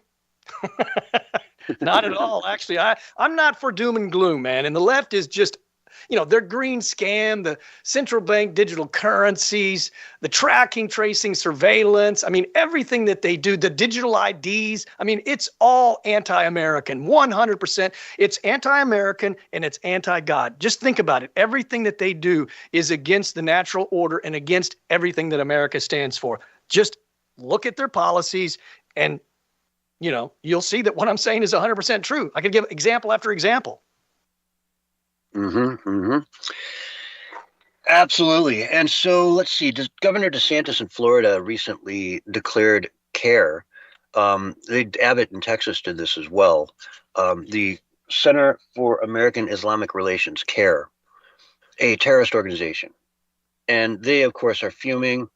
And they're saying that they're going to be suing Florida over this, and Texas as well. And both the governors have had the same response. I can't wait for discovery. Let's go. Bring it on.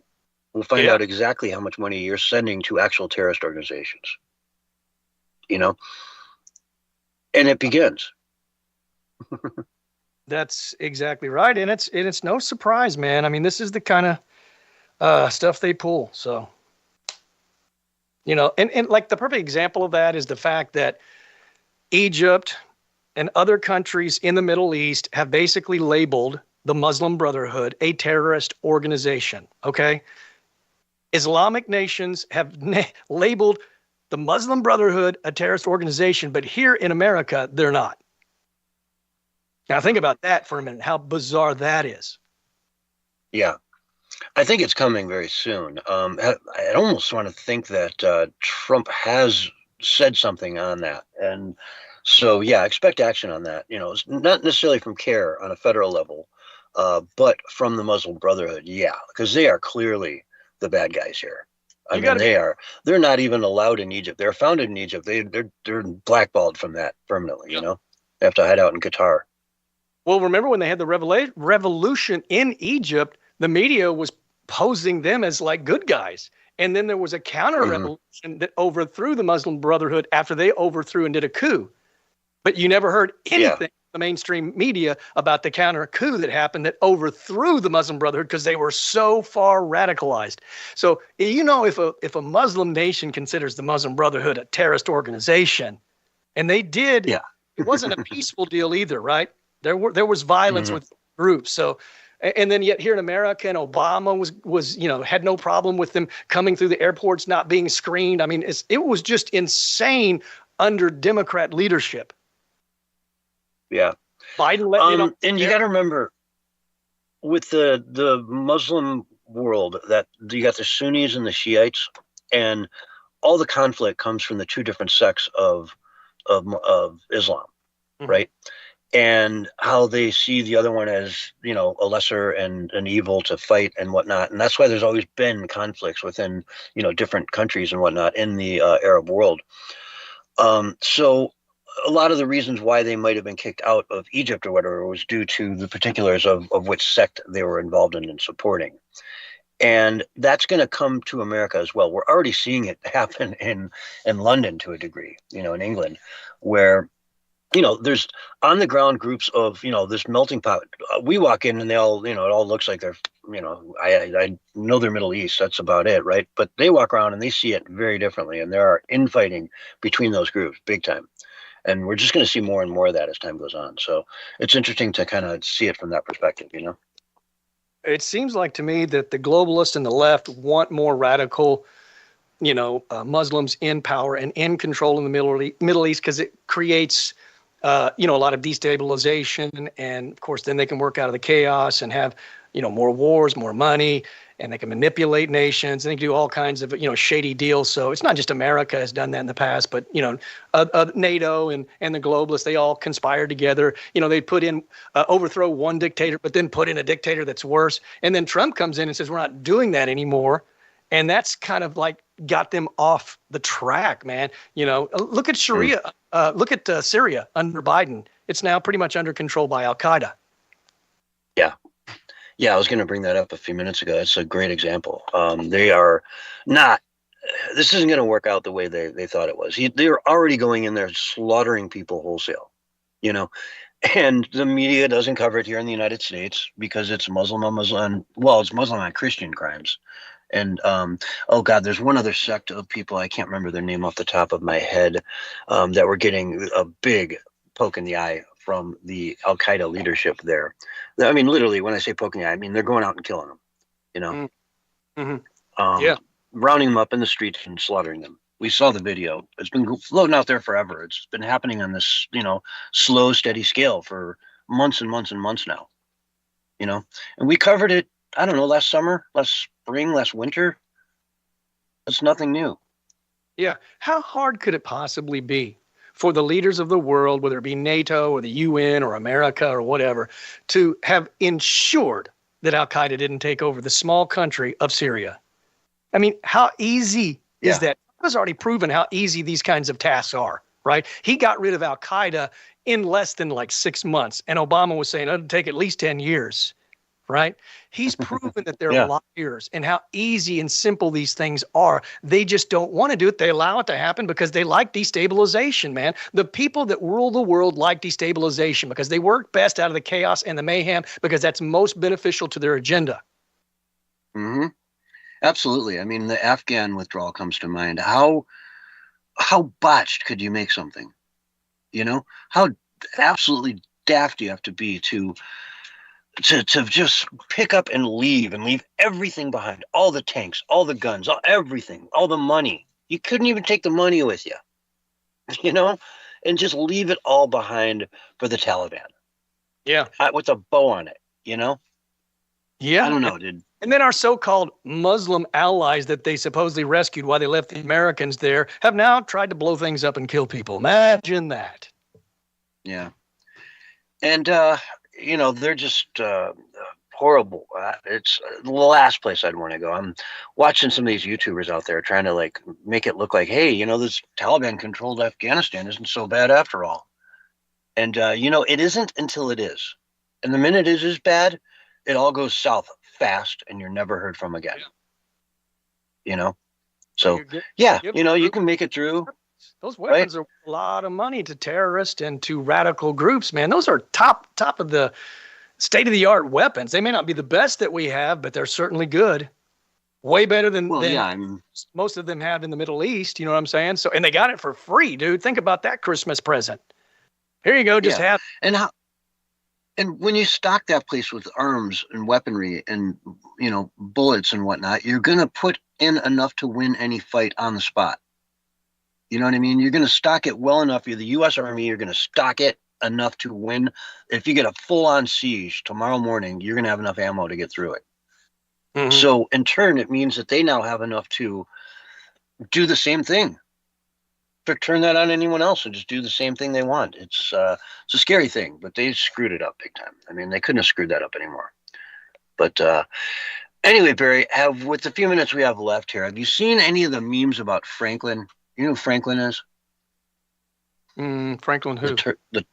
Franklin, he's like a turtle. He's like classic Franklin stories, right? The White House has been all over it lately, and it's pissing off Canada to no end. There's one here that says Franklin discovers Buc-ee's is better than Tim Hortons, right? And he's standing out in front of a Buc-ee's restaurant, gas station. Okay. All right. This Canadian guy came out and said, basically, can you leave Canadian Franklin out of your filthy American pie holes, please? He's a beloved kid's character, not some right-wing prop to swing as a cudgel. And they've been swinging him hard. I mean, Franklin discovers narco terrorist boats, right? Franklin performs an exorcism on Sabrina Carpenter. Yeah. Oh, the White House has been trolling her, I've heard, just nonstop ever since she said stop using her song. So, yeah, it's funny. It is. Yeah. Yeah, it's the Streisand effect. When you poke a bear, you're going to get bit. And I don't know. It just seems like I would contact a lawyer at that point, have him call the White House and say, what are you doing? I wouldn't do it publicly because you're just going to, your PR guy should know that. Don't pick a fight with Trump. Just don't do it. They get so mad about no sense. Things because they have nothing to really get mad about. I mean, they have to get mad about America doing the right thing. Think about that. That's what the left gets mad about on X is Trump and ICE and all of these people doing what they're supposed to be doing, and they keep criticizing it, criticizing and criticizing it. They got nothing, man. That's it. And that just helps MAGA grow at the end of the day. Franklin teaches a Canadian kid about parity and fair use. Well, there you Franklin go. becomes a U.S. citizen. He's standing there shaking hands with Trump. Franklin helps put tariffs on Canada. That's right. Franklin meets Pepe the Frog. Franklin and Pete Hegseth laugh at communists. There you go. Franklin pledges allegiance to the American flag. Franklin joins the Freedom Convoy in Canada. Excellent.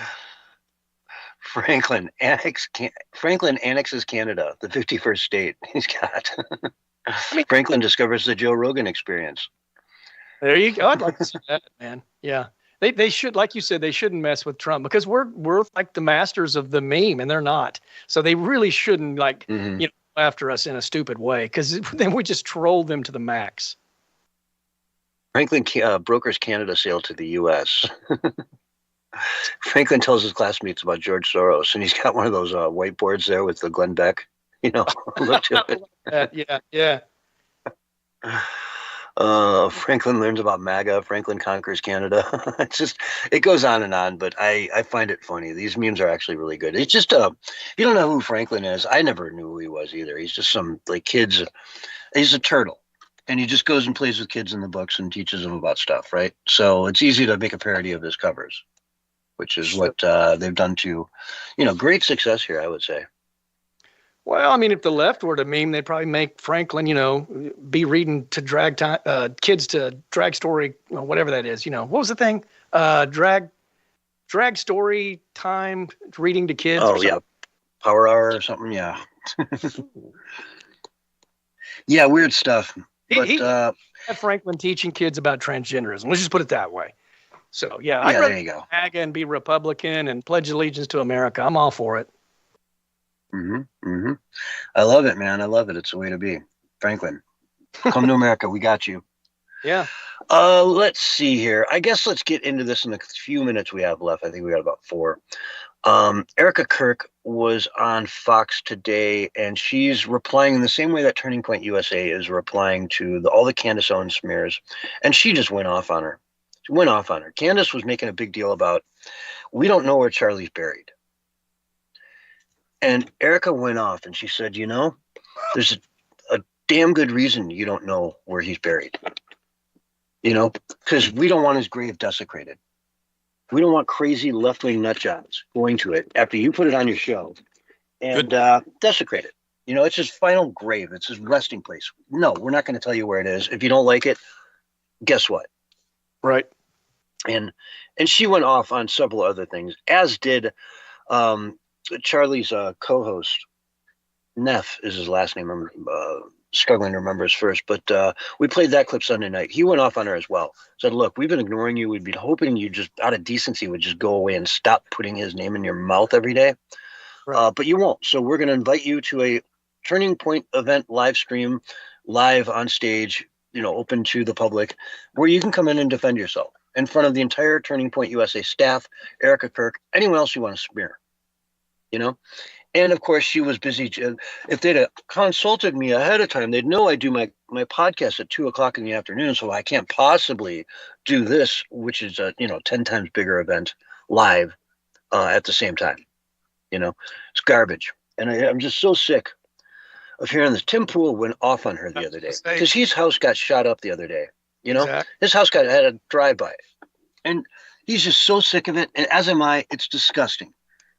It's just absolutely disgusting what some people are willing to do to get clicks. I was getting ready to say, she's been getting a lot of heat from a lot of people, and the Tim Pool was what came to my mind. And of course, you can't play that video because it was pretty profanity laced. He was really upset. It was spicy, yeah. He used quite a few words that are in no way, shape, or form allowed on the radio. Right. To say the least. Mm-hmm. Yeah, I was looking forward to it. I played it, and I'm like, oh, I could maybe bleep that out. No, I can't bleep all those out. That's way too many. Let's not share this on the show. Right. I come across great clips sometimes that I just can't share on the show because they're so profanity laced and if I put a bleep in on every one of them, that'll be a beep, beep, beep, beep, beep, beep, beep. It'll sound like a Morse code. So, Barry, where can people find you online? Find me on X, Bullhorn Barry. Bullhorn Barry on X. And what were you going to say? We got about 20 seconds left. Oh, wow. I don't even remember. I don't know. Can't remember. All right. Well, I know what to say is I wish you and everyone out there a very Merry Christmas and a very Happy New Year. And from the bottom of our hearts, we each appreciate you all so much. Don't worry, we're not going anywhere quite yet. We will be back on Sunday night. Mark's got a lot more content for you to come tonight. But for now, we got to cut the show here and say Happy Holidays, Merry Christmas, everyone. We'll see you on Sunday night. Merry Christmas! Oh. You got that in, and we do have one more Wednesday show. Yeah. Made it sound like we're not coming back until next year. I'm like, okay, no, make sure. Yeah. All right. You guys did a great job. Hi, man. And thanks for the production, Mark. And I'll get this up and out for you, by tomorrow sometime or earlier. And I will catch up with you guys later. I got to get a hold of Jack and get him going for the Paranormal Intelligence Agency. All right, man. All right. See you, Mark. Thanks. All right. Take care, guys. I'll talk to you later, Barry. Yeah. Okay. Cheers. All right. That was Censorship Sucks. Now it's time to get ready for the Paranormal Intelligence Agency radio show with Jack Carey. Let me get him up and rolling.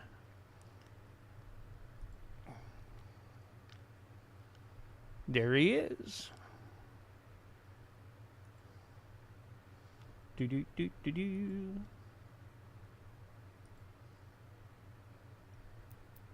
Hey, Jack, how's it going? Good, sir. I'm hooking up my camera. Hang on just a second. Yeah, we got a few minutes. And while how's you it do going? that, I will get us switched over on the OBS so that folks can see you. Cool. All right. There we go. Jack Carey, live and streaming all over.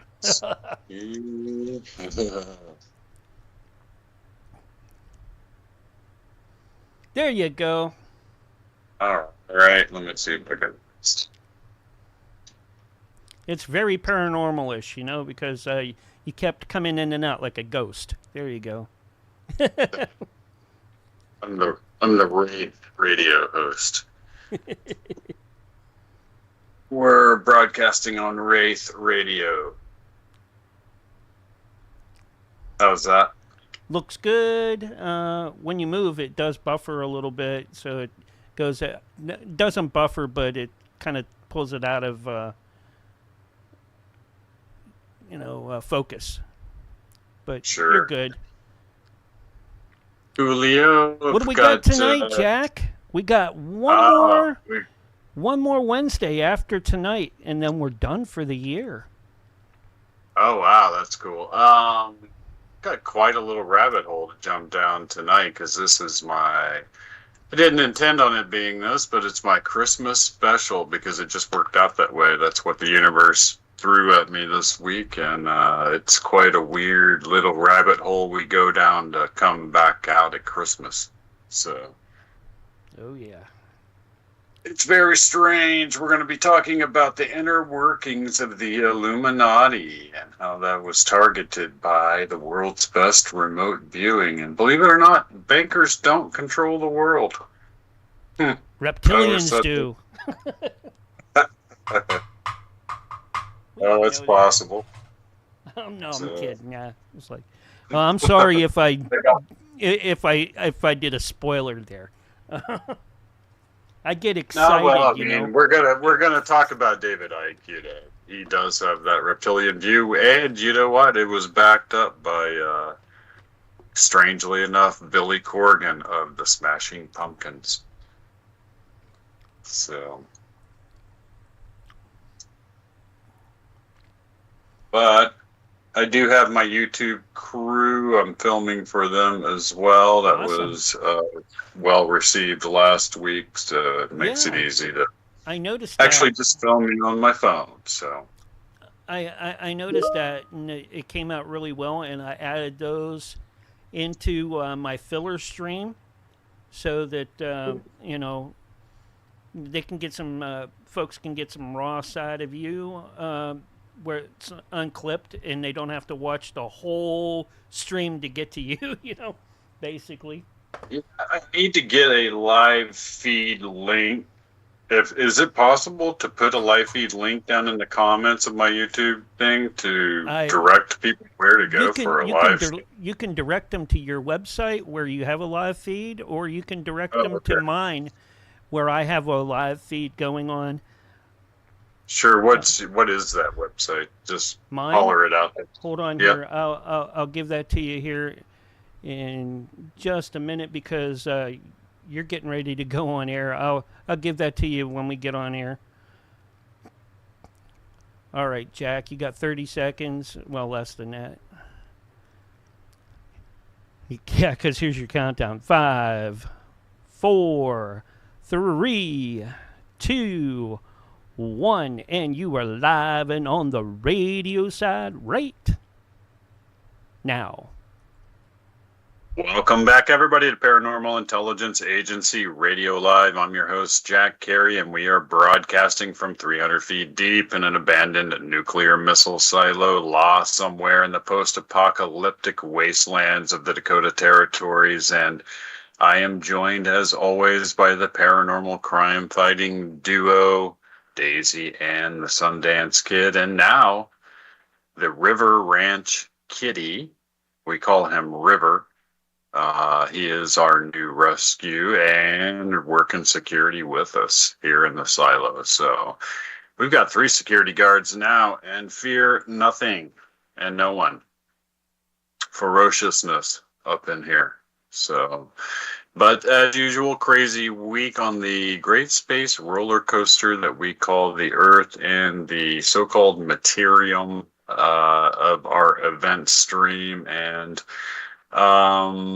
this has been one of those weeks where I received a ton of so-called qualia from the universe.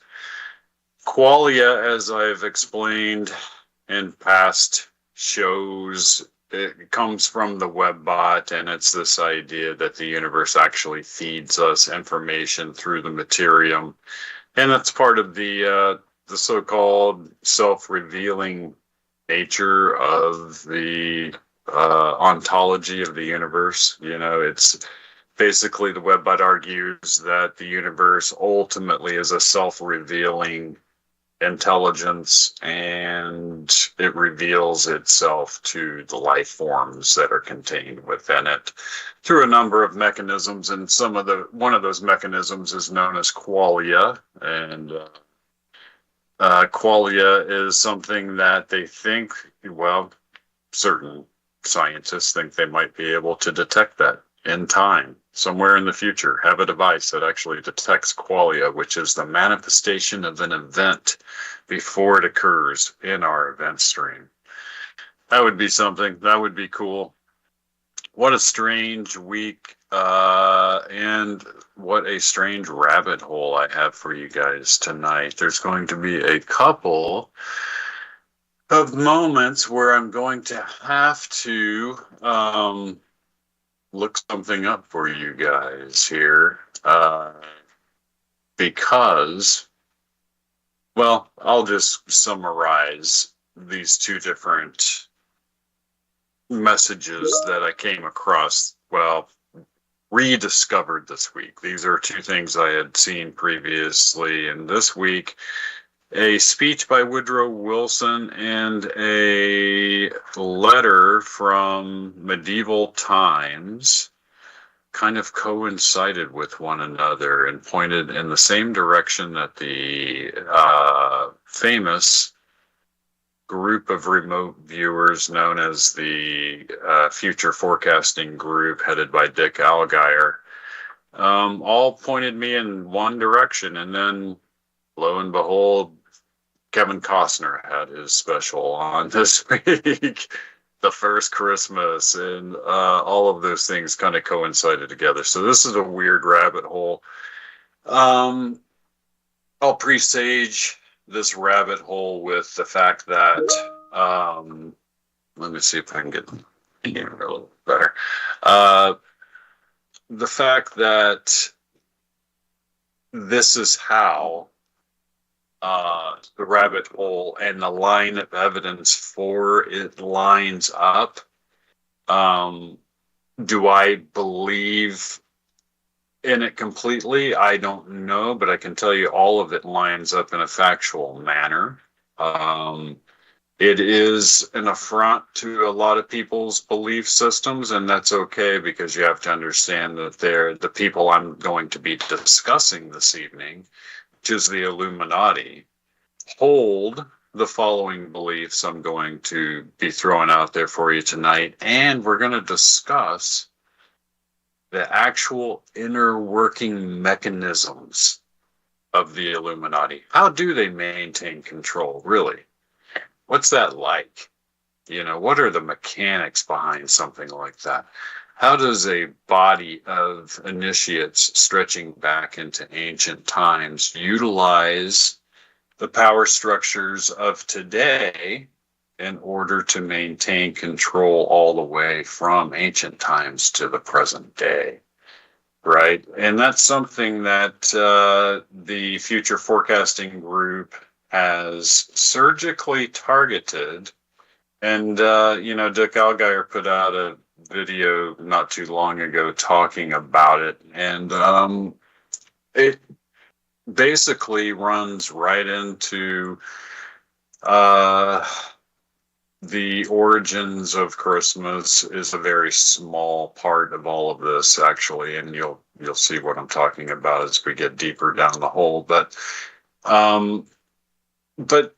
it's very interesting that these remote viewers were able to kind of reach in and pick out a piece of the puzzle that seems to match all of this other research I've done over a 30-year period.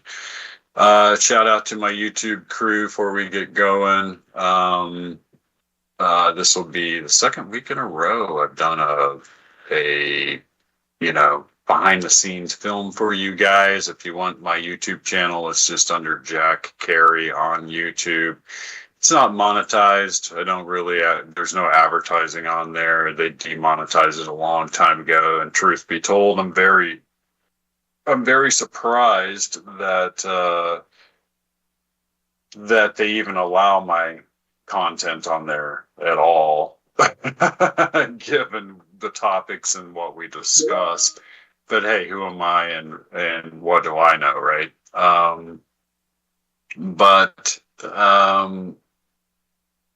So I debated about how to take you guys down this rabbit hole this evening.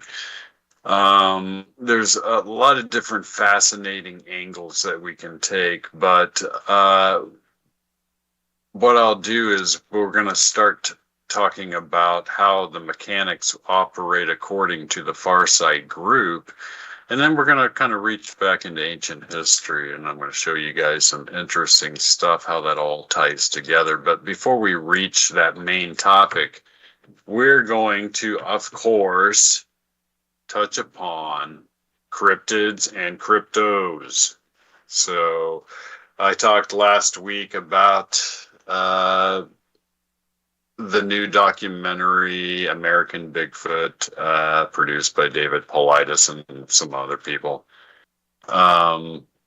which is interesting. It's all about Bigfoot on the Navajo reservation, and I lived that reality. That I spent many years on those reservations chasing these creatures and collecting DNA from them, numerous footprints and other, material all the time. So, and that's all been documented in my book, Bigfoot Unleashed. And so I don't really need to watch the new documentary. I do think it's funny that Bigfoot luminary in the in Bigfoot world in those communities. His name is Steve Isdall. He is a YouTube channel too. You can check that out. He reads emails from people that claim to have had encounters, and he's got a huge following just from reading these emails, which I find interesting. But he's all mad about this new documentary that's out because it's kind of spoiling his own narrative that these things are somehow interdimensional in nature, because that's what the documentary says. Right. And I covered all that in the last broadcast. So the fact that all of these guys are saying that there is a weird sort of byproduct of the UFO phenomenon, and that appears to be cryptid animal activity, is just such a weird, thing to try to wrap your brain around and try to accept, but it is what it is. And we're trying our best as researchers to, eliminate the impossible, and whatever remains, however improbable, has to be the truth. And our job is to eliminate the impossible whenever and wherever we can. And hopefully that kind of leads us down the path of the truth, right? But I do find that infighting continues in the Bigfoot community. And that David Paulides has actually come out and said, yeah, I think there might be something interdimensional about these things. Well, that's what I wrote in Bigfoot Unleashed 20 years ago, when we had all these same experiences and found DNA which could not possibly be explained. And I talked about that in my book, and the fact that the DNA not only was just weird because the World Genetic Bank couldn't figure out who the paternal DNA belonged to, the maternal DNA, or the mother's lineage was Homo sapien, right? That's weird enough. But the fact that the World Genetic Bank had no record of what the paternal lineage could possibly be, they said it was impossible. But our geneticist who did the studying of the genetic samples from the Sasquatch Genome Project, who is Dr. Melba Ketchum, who was hung out to dry on Paulides' last interview with George Knapp and Jeremy Corbell. Shame on him, but whatever. But he admits to what he did, which was jumping the ship, like right as the sampling was being done, because he thought that the scientific community was going to basically cancel everybody involved with it, and so he quietly butted out of the whole thing before that became an issue for him, and he could sell books. So, it is what it is. We call balls and strikes. But anyway, it's interesting that they're coming to that conclusion. That's something that we had determined. There was just a paranormal aspect to the entire Bigfoot phenomenon that couldn't be explained away. It just can't be. And now we know that from the scientists involved at Skinwalker Ranch and with the Pentagon's program that was linked to Skinwalker Ranch, that they had other kinds of cryptid activity also occur. We know from their recent interviews, and I'm talking about like the Age of Disclosure documentary was out, the scientists on there were talking about how they actually went and interviewed people around the ranch up to like 2, 3, 4 miles out. And they discovered that all those people that lived in that area all through the Uinta Basin were having the same strange cryptid activity occur and the same UFO activity occur. So take that for what it is, right? Still have an itchy throat from getting over the flu, so I'll be drinking a lot of water during the show. But so that's really where the Bigfoot community is right now. You have one group of people who are convinced it has to be just an animal, an undiscovered regular animal of some kind, and then you have guys like me on the other side that are saying, hey, no, we've been there, we've done that, we've been in the field for years, we had all the experiences, we had rocks thrown at us, we had them screaming at us, we picked up DNA, blood, skin, fur, that was all analyzed. We collected the footprints, we collected food they ate and left saliva deposits on. We did all of that. It's been done, right? But the results were so amazing, nobody wanted to believe them. So they continued to try to do the same thing that we already did. Why, I don't know, because now they're saying, oh, well, yeah, these new samples we have, kind of look like what they found way back when. Well, there's a reason for that. So, they do have amazing DNA, and the geneticists determined that the DNA had to be an artificial construct.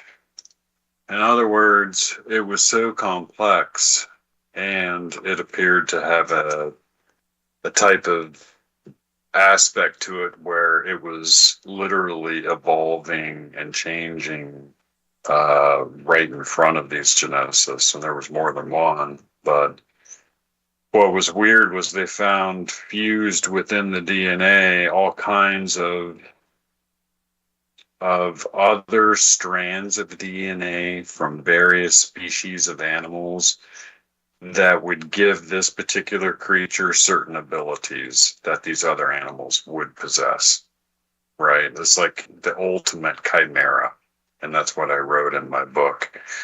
And that it was done on such a scale that we could barely even dream of doing that kind of genetic work. We are doing chimera work in laboratories around the world.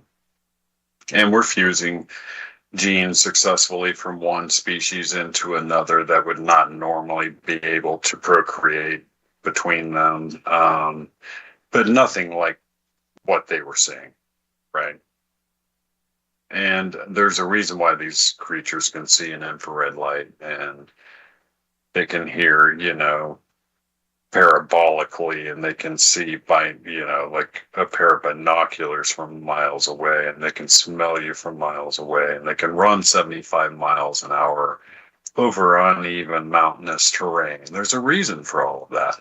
The reason why is because they were artificially constructed to be able to have those abilities. For a purpose we're still yet to fully understand or determine. But there is a Paiute Indian tale that Paulides last week on Weaponized podcast also mentioned, and I talked about it in my book. I wonder where he got it from. But it mentions the fact that the Paiute Indians have a tale about some false moons that descended to the earth, and they released 3 crazy bears, as they refer to them, into the wilderness. And they were able to make friends with one of these crazy bears, and a pioneer actually got to see this creature, and it was a Bigfoot. So, and he talks about that, right? And that goes right back to what I talk about in my book, that these things were a genetic construction. It looks like, from what they were able to determine, the sequencing, if you want to call it that, of these creatures happened around 15,000 years ago. That was during what we call the Younger Dryas period on the Earth, and that's when a lot of comets, and there was a lot of upheaval taking place on the Earth at that time. So, but that's Cryptid Corner for tonight, and cryptos have been amazing. Last week we talked about the cryptocurrency markets, and which are my new passion, and you're talking to somebody that came from the stock market over to cryptocurrencies, and other than a handful of stocks here or there, there's no reason to own equities in my personal opinion, and I'm not a financial advisor whatsoever. In fact, if you take financial advice from me, you're insane. So don't do it. That being said, last week I also covered silver and the fact that the web bot predicted silver would become unobtainium. So there you go, guys. It's I don't know what it was last week when I was talking about it, but it just closed right around, well, it never really closes because of overnight trading, but $62 or so was the last I saw it. And that was right before I came on the air. It was close to, it was like 61 and change, about to hit $62. 50 was when I started telling everybody about it, and I was like, looks like this is going to happen and this prediction is going to come true. That was $12 an ounce ago, and there's no sign of it stopping. There's no sign that they're suddenly found a big deposit of silver they can get up out of the ground in less than 5 years. No, that's not going to happen. And the London metals market is really, at this stage, it's just a big giant smoking hole. There's nothing left of that. That's, pretty soon you're going to see those mutants off of Mad Max driving through the trading floor, because that's about all that's going to be left of that. And the COMEX is having millions upon millions upon millions of ounces of silver delivered on the daily basis, something that's never happened before. The only reason that they haven't had a collapse of the precious metals market before now is because nobody ever stood for delivery. There was no need to. The whole reason they would allow for standing for delivery, which means actually taking the metal into your personal possession and storing it somewhere and having the cost of that security and all of that stuff that, cost a lot just to load, let's say, 2 tons of gold onto a truck and ship it safely and securely somewhere and then store it safely and securely somewhere. So most people didn't do that. Most of these traders that trade precious metals never did that. They didn't need to, right? They knew that the metal, or they were reasonably assured that the metal was there to cover the paper contracts that they were handing each other back and forth. The truth is, over decades of time, the metal's not there. It's all gone. And those contracts are still out there for billions of ounces that don't exist. And there's a whole lot of banking that's based on that. JP Morgan is short 900 million ounces of silver. Every time silver goes up $1 from here, it costs JP Morgan 900 million. Think about that. Think about how scared somebody's got to be right now because they couldn't cover all of that short selling contracts in that amount of time. Ooh-wee. You're seeing it live. If you're watching it every day like I am, because that's what I do every day, is watch the cryptocurrency markets, the precious metal markets, and I run my publishing business. And I paint on the side because I'm a professional painter. So that's a lot of irons to have in the fire. You're right. So even so, I'm able to pay a lot of attention to what's going on, and it's been amazing. Silver, if you listen to these analyst projections, is going to go into the high triple-digit range. You're talking about like $500 to $700 an ounce is what some of these guys are talking about. And that's them doing just simple math on the side. Like, that's based on actual projections of where it should be if it were properly valued at this time with the ratio to gold. Because right now it's valued at like 40 to 1 to gold or something like that. It should be valued at 7 to 1 because that's how many pieces of silver you get up out of the ground for every 1 piece of gold is 7. And that's being used in our technology on a daily basis. In fact, I heard this stat today. These data centers that are fueling our AI take somewhere around 300 metric tons of silver per center. That's a whole lot of silver, guys. And they have 5,000 of those planned for the United States right now. Takes around 30 ounces, 40 ounces of silver, something like that, for every cruise missile that we make. Imagine you get into war somewhere. Why do you think the United States just declared it a critical mineral? You're beginning to see the fissures, little cracks in the system of the fiat currency world, all about to go down. And we'll come right back to that after this break.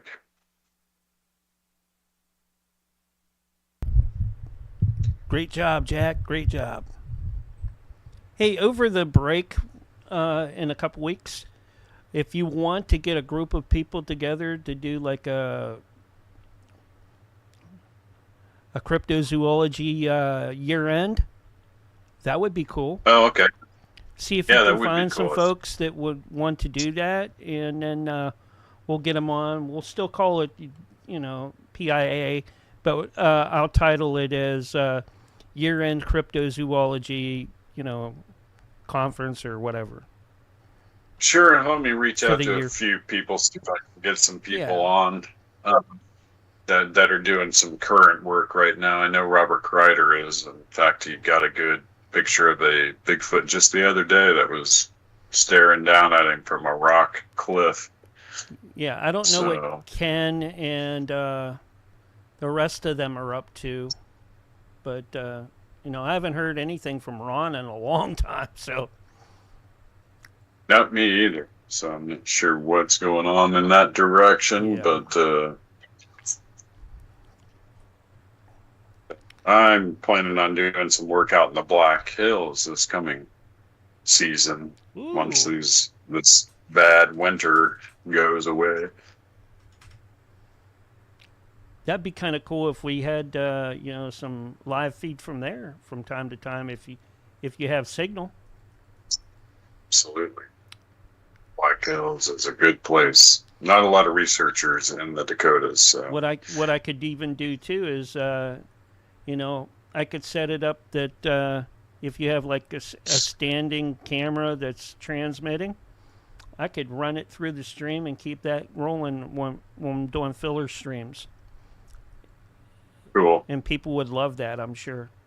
Even if they're just watching nature, it'll be great. That'd be great. Yeah. So if you want to do that, that's fine. I'll hook you up with that, and then, if it's constantly going like that you can keep it going like that, you can come in and out, the whole time. Like, hey, I got an update. I was around the corner of this one tree down in the grove. Yeah, and I have night vision equipment now. Yeah. I don't know if we can hook that to the camera or not, but that'd be kind of cool too. I've done ghost hunts and stuff like that on air, but I've never had anybody do a crypto trip. Yeah, we should definitely plan that for this summer. That I want to do that. I'll make time for that. If I'm not in court or if I'm not, I got some things going on. So, but between stuff that's family and stuff that's I'll make it happen one way or the other. Okay. Cool. No, that'd be fun, especially if we got some real activity. That'd be cool, right? Yeah. I got a way of sort of bringing them in. So JC taught me, but if they're around. Yeah, No, I've been running a lot of like in between stuff with Marty Stauffer. It's Wild America, so that'll go right in with that because it's wild. Jack Carey wild back. We'll call it something. I'll figure a title for it or something like that. If you get out there and got signal to do that. That'd be awesome. Yeah, I would be totally down for that. Yeah, and then you'd have anybody that comes to the streams, taking a look. And I wouldn't play music or anything like that, so I can even stream it to YouTube and some other places. We got less than 30 seconds, and then we'll be back. Good. Yeah. But that sounds fun. Nancy's got landed a big guest next week. She's got the great Brent Hamachek. So next Wednesday, 9 to 10 Great. Eastern. Here's your countdown, Jack. 5, 4, 3, 2, 1. And you are live and on the radio side right now.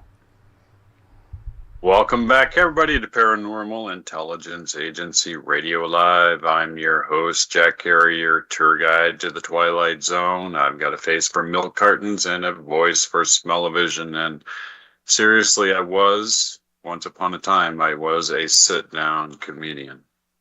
So, there you go. Can you still see me, producer, up there? Oh, yeah. See you good. Mark? Okay. Yeah. You're cool. not. So every now and then, if you move too much or too fast, it'll blur a little bit. Groovy. All right. So I wanted to look something up for you guys, and I thought I would see if I could find out here.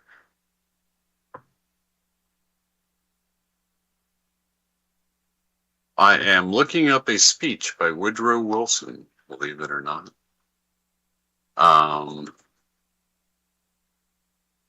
And it pertains to the main topic tonight that was given to us by Dick Algier over at Future Forecasting Group. So, and it makes quite an impact. So I wanted to read it. Comes from a speech he did in 1913, and it has to do with the Illuminati and the power structure of the Illuminati. So let's take a look here. If you go to like Goodreads or something like that, you'll be able to come up with the quote, and here it is. Since I entered politics, I have chiefly had men's views confided to me privately. Some of the biggest men in the United States in the field of commerce and of manufacture are afraid of something. They know that there is a power somewhere so organized, so subtle, so watchful, so interlocked, so complete, so pervasive, that they better not speak above their breath when they speak in condemnation of it.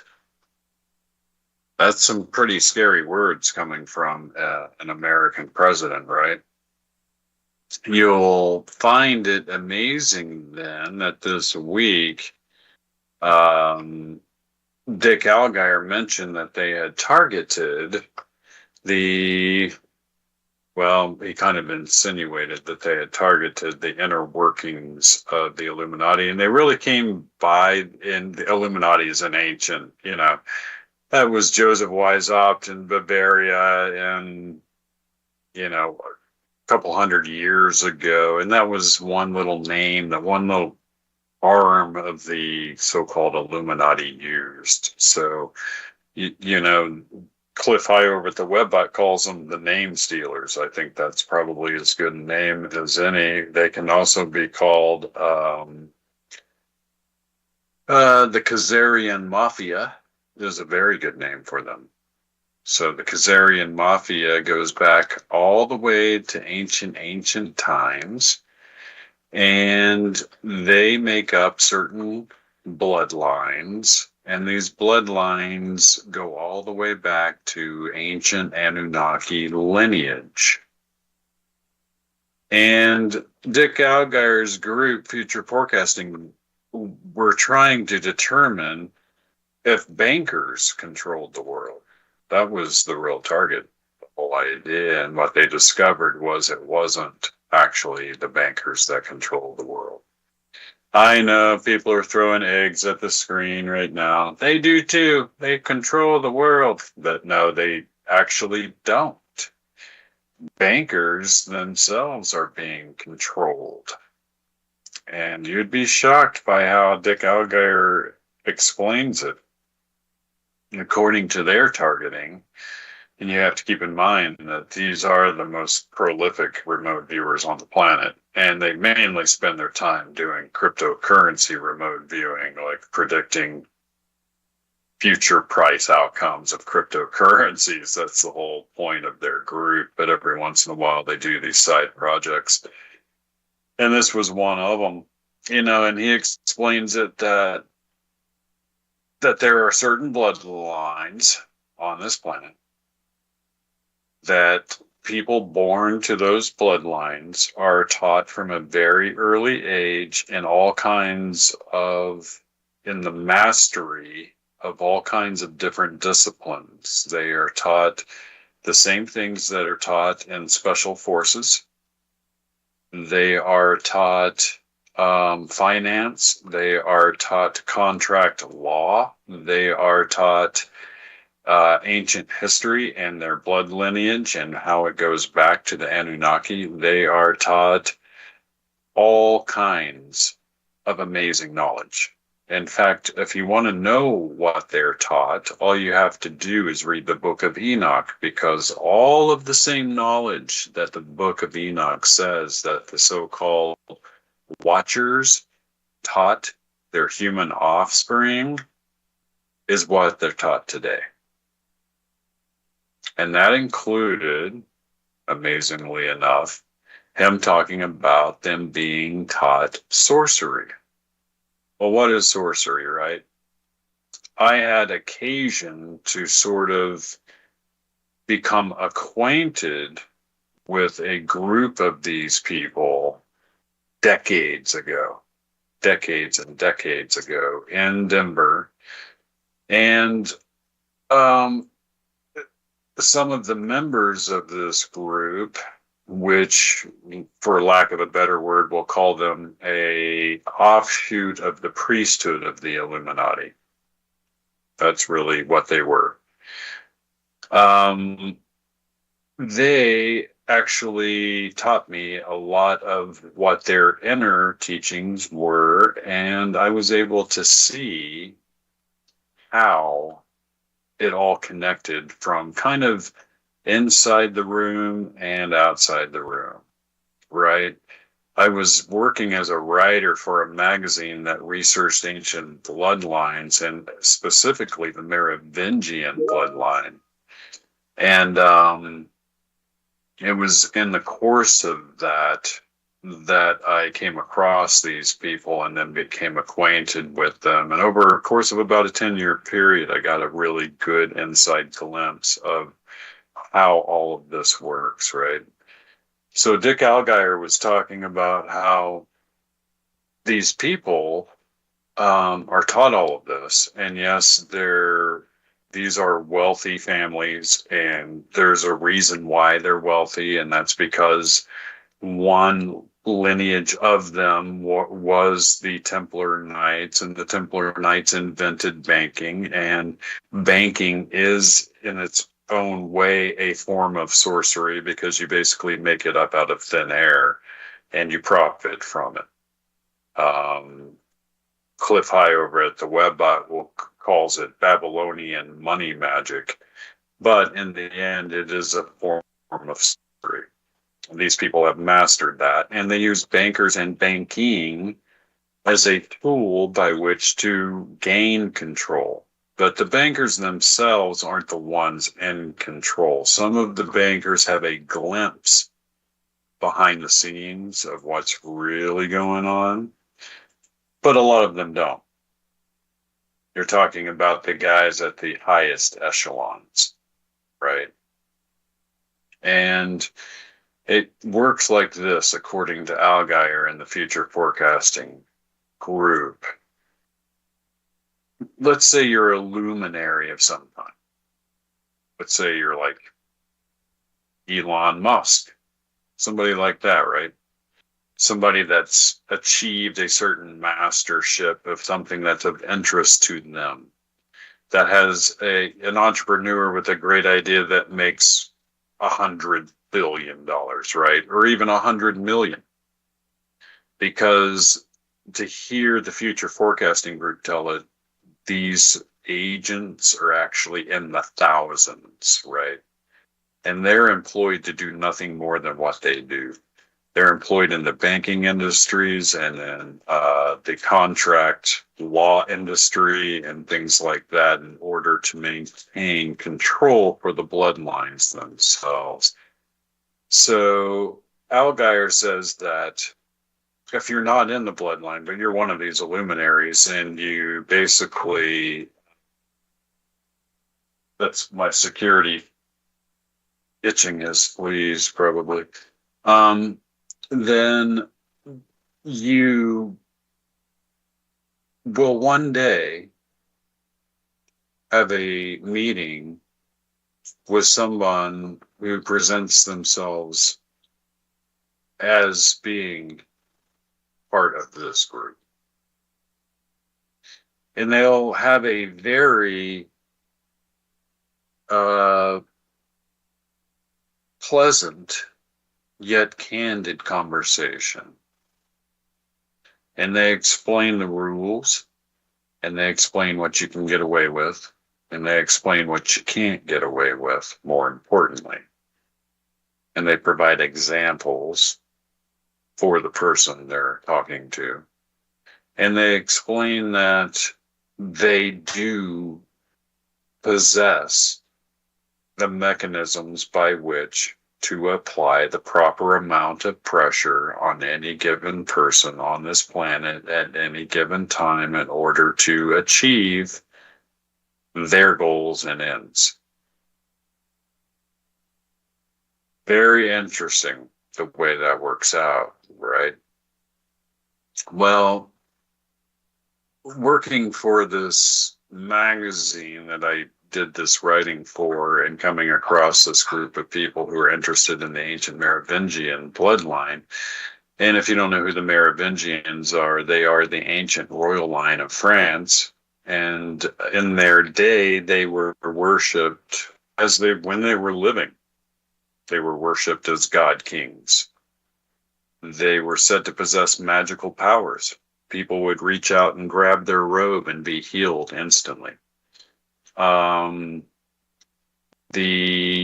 of the kings of the Merovingian dynasty was found buried, and when they found him, he was wearing a robe of 300 golden bees.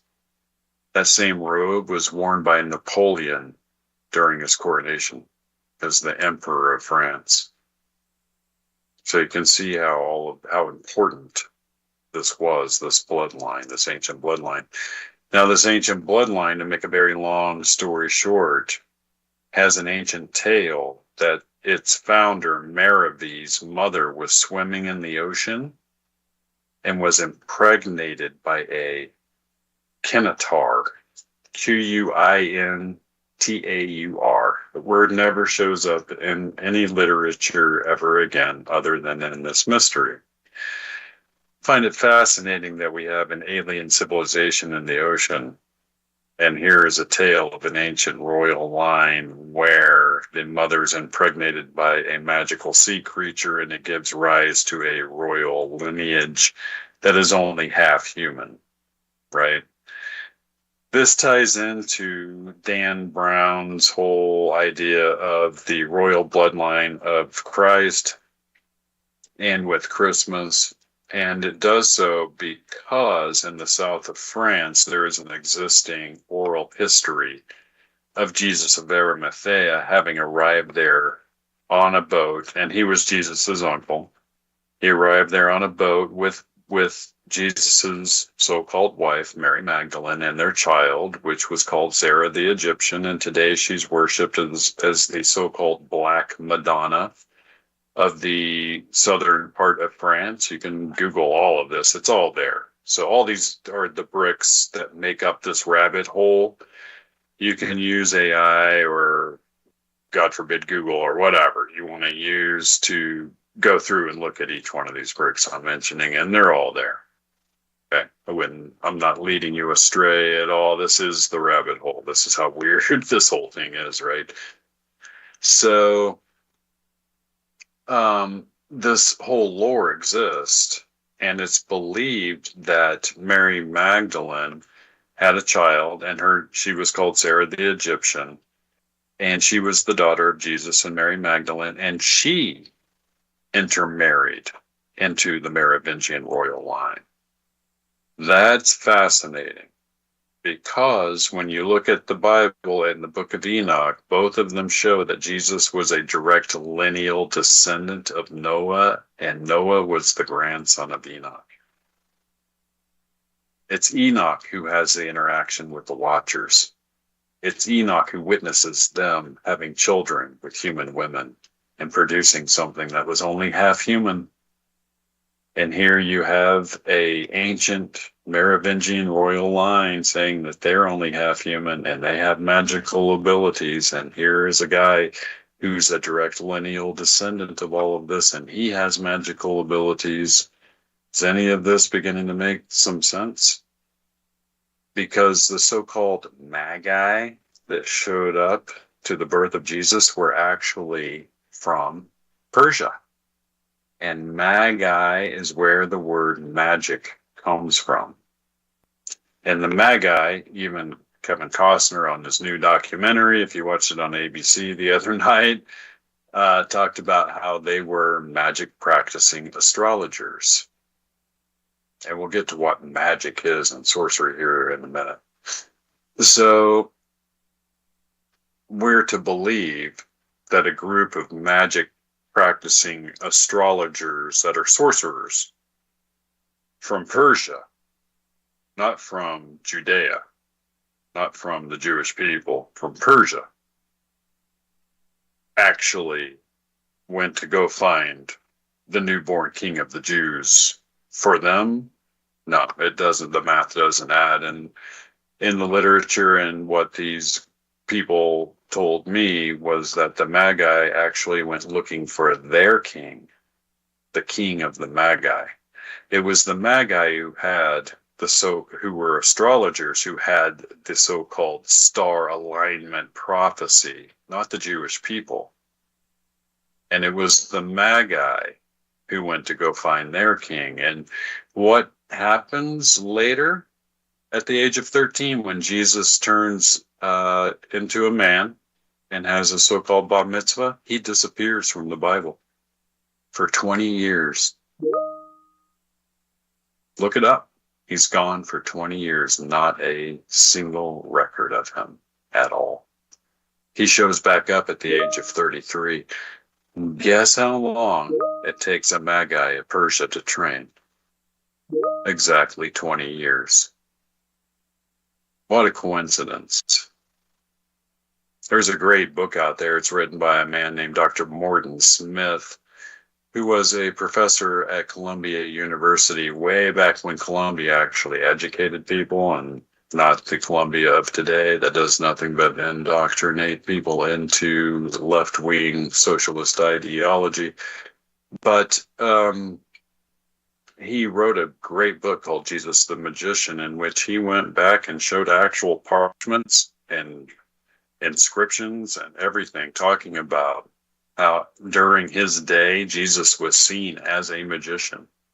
He was seen as one of the Magi. That's amazing. Absolutely amazing, and goes right to the heart of it, right?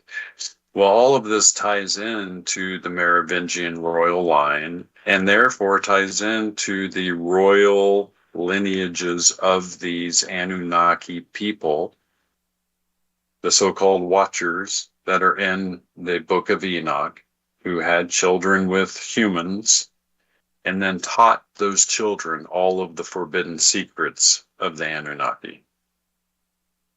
That's what we're talking about. Those families are still there. And all of this culminates in the mystery of Rennes-le-Château, which is a village in the south of France. And there was a priest who moved there, and he renovated the church. And when he renovated the church, he removed 2 ancient Visigothic pillars out of it. And one of the pillars, he found encrypted parchments that were encoded. And then the other pillar, he found ancient genealogies that showed that the ruling royal lines of Europe were actually connected to these ancient Anunnaki bloodlines. And he went about contacting each one of these descendants of the Anunnaki, let's call them that, even the Archduke Ferdinand, for instance, was one of the people that went there. He went to Paris, became acquainted with the occult underground of Paris, and had a lot of famous luminaries of the day, like artists and entertainers, would end up showing up to his little villa in the south of France. A lowly Catholic priest that barely made a living, right? All of a sudden had millions of dollars by today's standards. And he got it by writing to all of these people that were part of these ancient bloodlines and telling them that he had discovered the tomb of one of their ancient Anunnaki. And that tomb is still in the south of France today. And I wrote a whole book about this. If you want to do a deep dive, it's called The Enoch Code. It actually has quite a following online and sells quite well on Amazon. So if you do want to support the show here, buy The Enoch Code or one of my other books that's out there on the paranormal subject. I should take my good friend Billy Carson's lesson, and he said, Jack, always sell your book at the beginning of the show, not at the end. He's a smart guy. So anyway, Dick Algier and his group got a glimpse behind the curtain, right? Using psychic abilities of how these people operate, how they maintain control, what they're taught. And one of those things is sorcery, described in the book, Not Sorcery. Well, what did I discover with my interaction with this group, who was an offshoot of the priesthood of so-called Illuminati? That what they really were protecting was a body of really potent techniques that trick and or allow the human mind to perform magical abilities. In other words, what they believed, and what the remote viewers also came to find completely independently under laboratory conditions, is the fact that everyone has a basic psychic ability, that there's this thing called the liminal threshold that separates consciousness from our subconscious. That is a safety mechanism, because if you could just trip the mechanism anytime you wanted to, it would be pure chaos taking place.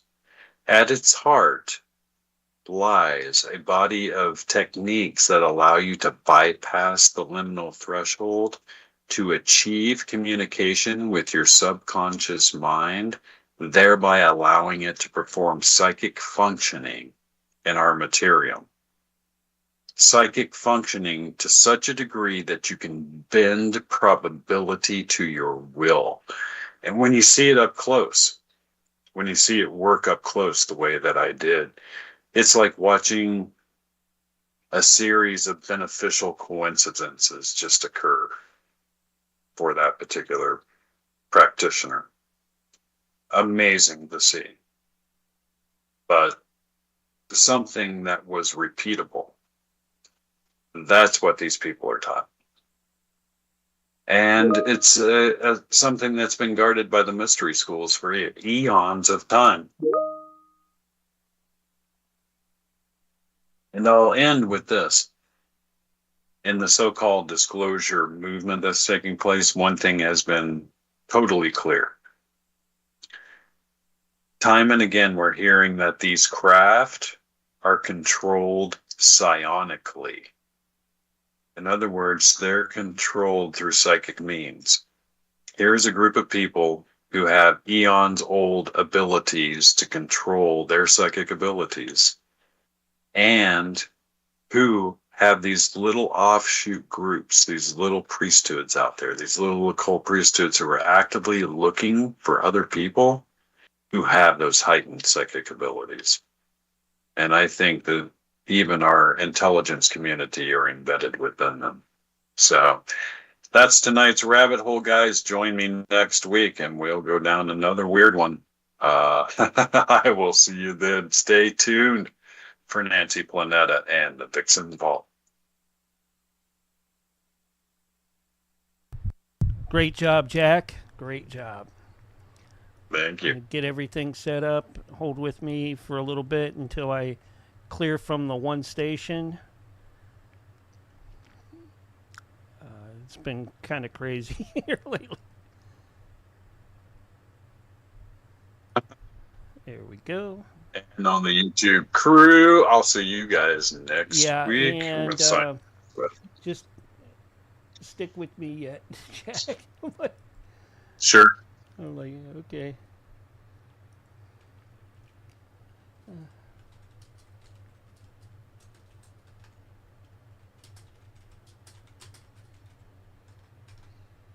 All right. Now Zombie Zach over in TMV Cafe can do his thing. All right. Let's see here. Cut that off. And that one. And I will see you on the next one there, Jack. All right. Sounds good, sir. Have a good evening. You too. All right. All right. Bye-bye. Good night. I'll get this up and out like always. All right, folks, stick around. We got the Vixen's Vault coming right up. Nancy's out tonight. We got Raphael going to be filling in.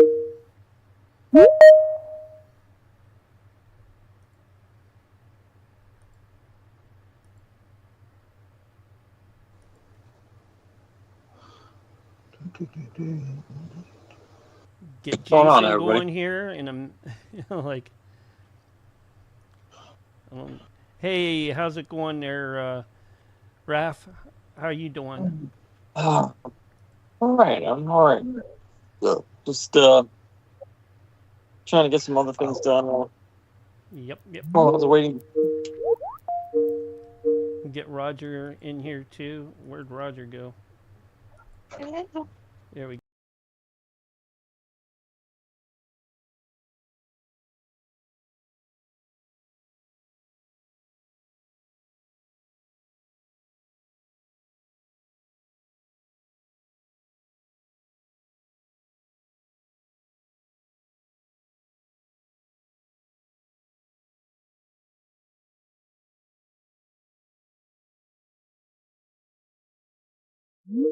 It's not a ripper. It's not a refer, right? It's just tobacco. At least I'm not burning down the car. Yeah, right. Huh? It's like tomato and tomato, just a different pronunciation of. Yeah. Right, there you go. Yeah. Tomato.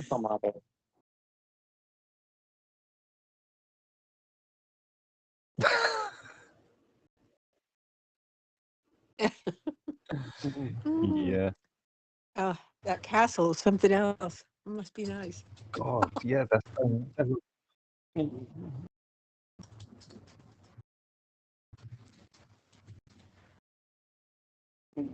Huh. What kind of wow. car? An That was electric freaky. car or gas car?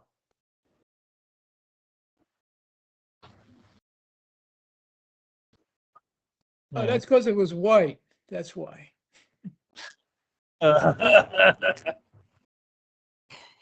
It wasn't a blue car, right?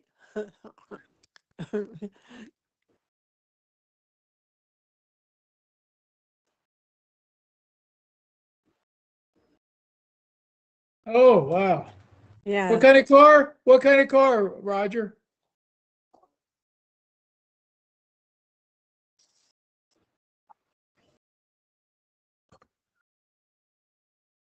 Oh, that's It's a white car. I can see why. That's scary. Just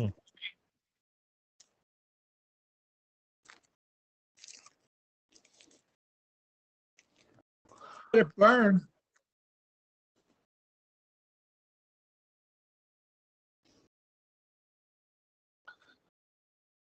All right. Y'all have 30 seconds and then we'll get us going. All right. On the radio side. Y'all set? What's the plan for tonight, Raph? No, I'm good with Venezuela. That's Yeah, I think that's a good one. We touched a little bit about it earlier tonight, but that's good. There With Brent problems Hamachek. down there? Here's your countdown, anyways. 5, 4, 3, 2, 1, and you are live and on the radio side. Wait for it. Wait for it. Right now. And welcome to another episode of the Vixen's Vault. My name is Rafael Martinez. I am filling in for Nancy tonight. She's not feeling well, so we're gonna have a free for all tonight. While the cat's away, the mice will play. So, what do you guys want to talk about tonight? Venezuela. Venezuela. Okay. So, I've been going back and forth on my Facebook page with people about Venezuela, and it's not. I'm on the fence about it. It's not that I'm against fighting drug trafficking. It's not that I'm against fighting terrorism. My problem is the premise under which they are trying to slip to get around the War Powers Act and slip themselves in there without approval of Congress. And to get us embroiled in another war. The problem is that we cannot afford to turn the entire Latin American continent or Latin American area of South America. influence. Yes, Central and South America. We can't afford to turn them against us. And the reality is, there has been a long, Nicolas Maduro, like him or hate him, Hugo Chavez, Evo Morales, they were the last of the Bolivarian revolution in Latin America. And if you don't understand what that is, it's basically the decolonization of Latin American countries.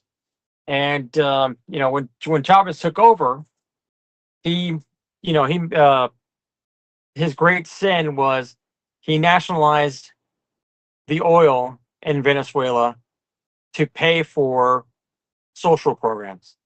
And that was, reading, writing, medical, it's just all the things that we don't spend our money on. As far as we're concerned, the oil in Venezuela belongs to us. And, how dare they, take a chunk of profit out of the American oil companies to, spend it on the poor pissant peasants down in Venezuela. That was the great sin.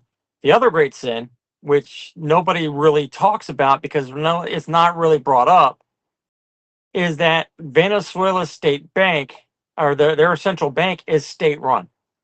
Unlike the rest of the world, the majority, I think there was 7 or 8 countries. There were 7 countries on the hit list that General Wesley Clark talked about, and almost all of them had state-run central banks. And I think that was the missing ingredient from this equation in Venezuela, because Venezuela still has a state-run bank. And even though Trump had already cut a deal with Venezuela, with Maduro, to allow Chevron back in to pump oil. What's his name? Marco Rubio got Trump to backpedal on it and decided to go for a decapitation operation, a regime change. And you got to ask yourself why.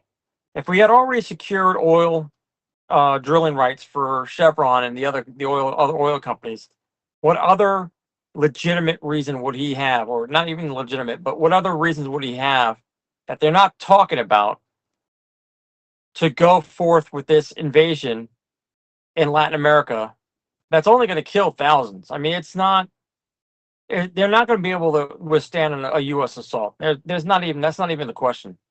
The question is there a legitimate reason to kill thousands of people for something they could have gotten? They had already arranged to get freely, they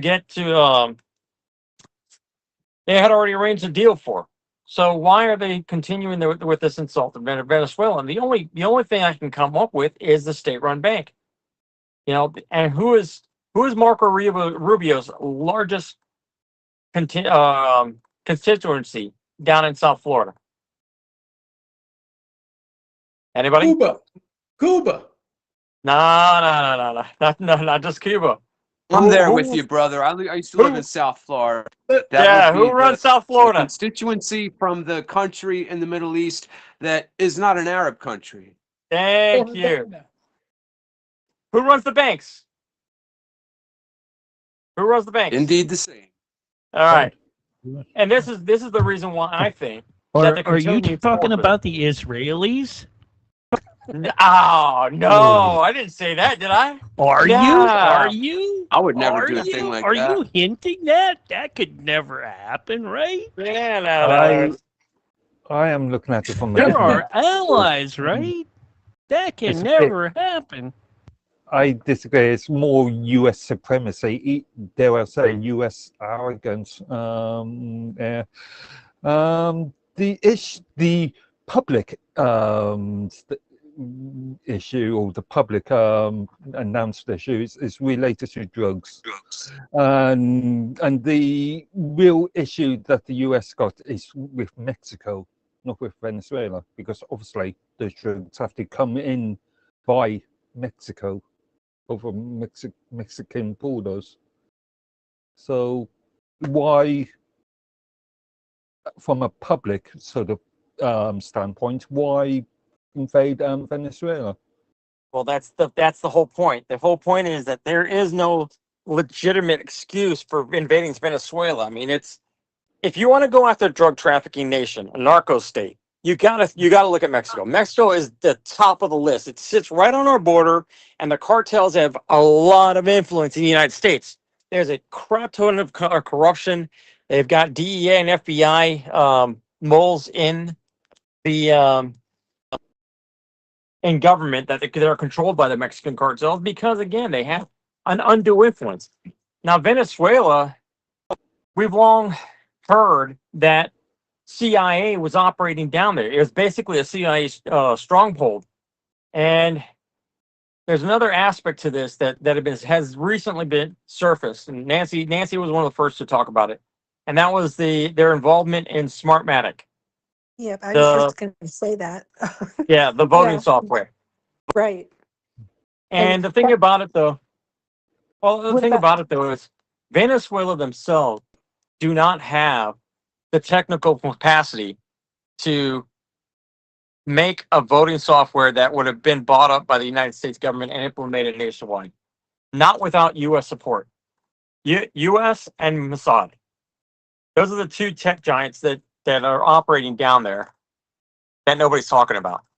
Well, what about Executive Order 13818 when you interfere with election, interference? That gives the U.S. the right to go in and take over. No, listen. I don't disagree, but I don't think it was the Venezuelan government. Can you imagine the bus driver making a program to run voting software? Maduro. Do you think Venezuela had that technical capacity? I think they owned it. No, but I bet China and Cuba could have sent some aid. Well, I don't thought think it that was was them. Kamala's husband that had Dominion and Smartmatic together. Again, that's what I'm saying. I don't think the roads lead to other countries. I think they lead right back to us, the CIA and the Mossad.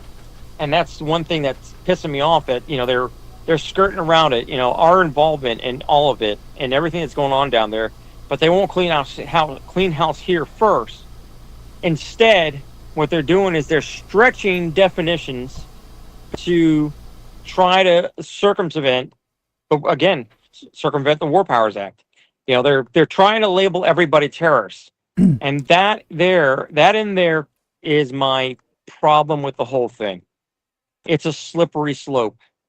It was just one administration ago where they slapped the label of terrorist on everybody that was constitutional nationalist here in the United States. Everybody And that that's was exactly what we were all domestic why it's a terrorists. slippery slope. That's it. We They were could turn domestic around and do it terrorists. right back. Yeah. They could turn around and do it right back to us, and will turn around and do it right back to us in 3 years. They have. Exactly. Called Executive Homeland order, Security though, is what it's it was called, against man. Biden. Biden and Kamala's husband, who had the Smartmatic thing. So that's where where he's getting the reason that they can go in and do this. I mean, they've already taken, if you abscond with all of their assets because they were guilty of interference. And that interference, they just haven't brought out the faction of the U.S. yet that is responsible. I hear what you're saying, and I'm not disagreeing with it. I mean, but again, if you're going to go in, or at least go in with the under the right intentions, under the letter of the law, because the problem is you got a bunch of Trumpers here, a bunch of they're diehard Trumpers that will cling on to anything he says and back it. And I used to this used to piss me off when he was in his first term in office, like when he was backing red flag laws, and the dumbasses that were blindly following him were cheering and say yay, yay, yay, yay, not realizing that can be turned around and used on us. And as far as the domestic terrorism shit, they already laid out they already legalized that under the NDAA of 2012, and they used it on us. They have already used it on us. The NDAA of 2012, they authorized the indefinite detention and assassination of U.S. citizens without due process or geographical limitations. That means they could do it here in the U.S. And we found out, Anwar al-Awlaki was the first guy the first American that got whacked without due process, and then his 16-year-old son, and I think his sister too. His daughter too. But anyway, my point is they already did it abroad. But then when Biden took power and we had January 6th, they indefinitely detained a bunch of U.S. citizens that had nothing to do with pipe bombs or even occurring into the Capitol building. Well, And is that because it was in D.C. though? Because they had a different constitution that they could do that? Because it shouldn't matter anyway. It shouldn't matter anyway. The Constitution is the Constitution. Yeah, but they have a different constitution. DC does. They seriously do. That's why they got away with it. Right, I understand. Like Vatican City and London City. Yeah. Well, one of the J6ers was sitting in the county jail here in Pinellas County the entire time. So it's not just a DC thing. Otherwise, they would have put him in jail up there. I'm surprised that happened. Was that just one person? Because that was one person that we know of, that we knew of, and Nancy got to speak with him. We talked to his support team, and we got to be friends with them. And again, no charges. They threw him in there, no charges, and left him in there to rot. And he was fighting to get out the entire time. He's retired Special Forces, one of the good guys, but he refused to become an FBI informant at the J6 thing. Okay, so they threw him in the slam. Well, it's probably better down in Pinellas County than what they got in D.C. because They really have no rules there. I Yeah, mean, but you hear what I'm saying though. The yes, I slippery do. slope I is do. this. Yes. Yeah, they've already, the slippery slope has already been moved. Now they can use it on Americans here in the United States. And if they continue slapping, just throwing around the word the label terrorist everywhere, then they can label anybody a terrorist. As it stands right now, if they're trying to pass legislation to make it illegal to talk about um those people without, what I'm saying, the Yeah. ones Yeah. that own the Yes. banks, where they're trying Yeah. to make it illegal to talk about them, and Those and Germans, they want, those, what was that? those Germans, those fucking Nazis, man. The juicies, no, the juicy people. Anyway, the Don't give him any lead to take and do the slippery slope with language this there, Roger. I'm sorry, I said the F Hey, word. Rafi, does Yep. the Patriot Act give them the more War Powers Act for once they claim somebody as a terrorist? I don't They know. I don't have a they copy did of it. it. Basically, they gave Bush a blank check to basically fight terrorism everywhere, and that Well, was a problem. That is a yeah, but problem. Still is a problem. Actually, this it I goes. it agree. This goes. continues. We This got a goes. COG going on though right now, and also we're back on the Constitution of the Republic. We're not maritime anymore. I doubt This that. actually goes back further than just the last couple of years, last 10 or whatever years. This goes back to the old notion that the US is the world police force. We are. Haven't you heard? Absolutely. Has it really worked since World War II? Has it ever worked? Well, I mean, we have been since World War II. Who do you think rebuilt the Europe? Yeah. Whoever asked the Navy to do it, it was England for the longest time. And then, they basically had to trade in their empire for us to hold come on. But into World War II. Let's think about this, like with the genocide and the gold that they were supposed to freaking reimburse back to the Jews who lost all their family and loved ones, that gold that England was supposed to have that was mysteriously sunk on its way to the United States. It's under Mark's mattress. Okay. No, I mean, that's why he has a castle. That's why he's sitting high. The point is they were shipping that to the United States, supposedly. You see, it's like that whole story on the United States and how much power we actually had and what we played a part in is kind of controversial. Because You talking about the Bretton Woods Agreement? Mm-hmm. Yeah. I mean, we cut the deal that we would hold the gold and everybody would hold dollars and at a peg rate. And the reality is, it's not that we're playing police in the world.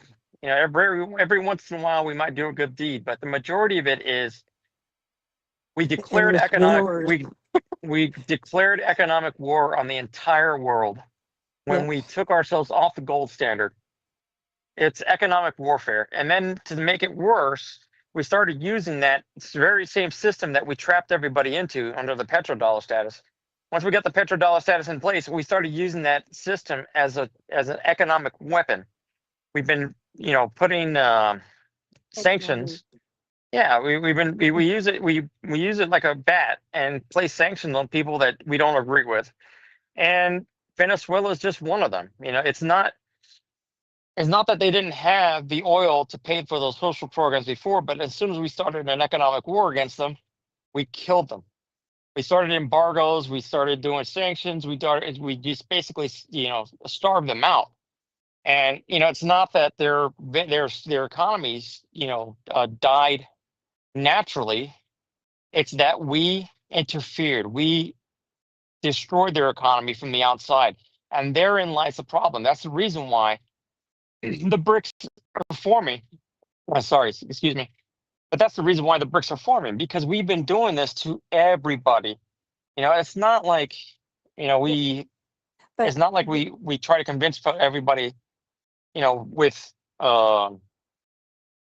it's not like we try to convince everybody to go our way. We threaten them to do things our way. And if they don't, well, then they get embargoes, they get sanctions, they get all this other stuff that starve them out. And it may be just a pissing contest between two world leaders, but it's the millions of people in one of those countries that's going to end up starving, just like Iraq. You Well, guys remember that interview with Madeleine Albright, where yeah. Yeah, Cookie Roberts? 500,000 was, and No, yeah, yeah, yeah. it was a hard decision, but we do believe it was worth it. Yeah, that's Yeah. exactly that. That's exactly it. That was Madeleine Albright's callous response to 500,000 women, men, women, and children starving because they wanted to oust Saddam Hussein, and that was BS. And then you look at it this time around when we finally invaded them. What did we do? We not only did they suffer millions of casualties, but now their lands are so polluted with your depleted uranium, they're going to have birth defects for generations to come. And Real that quick, is in Felicia, they advised the women not even to have babies up to this day because of all the birth defects. And I tell you what, I've shown a lot of awful stuff on the D program in terms of Palestine and just in general. That is the one thing where I will not look at the screen. I will literally look away from the screen. Those photos look so horridly painful. I can't begin to explain. Yes, it is absolutely horrible. But the thing is, though, our propaganda machine whitewashes the whole damn thing, and Mm-hmm. so the American people don't know or they don't care because they've been programmed not to care. All they care about is that they're comfortable. All they care about is that their lives are good, that their lives are okay.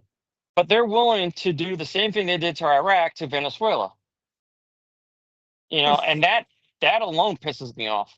They're not thinking like human beings. They have no moral compass anymore. The United States citizens, the citizens of America, and they're just. I'm to the Well, point where I'm just ready to let them go.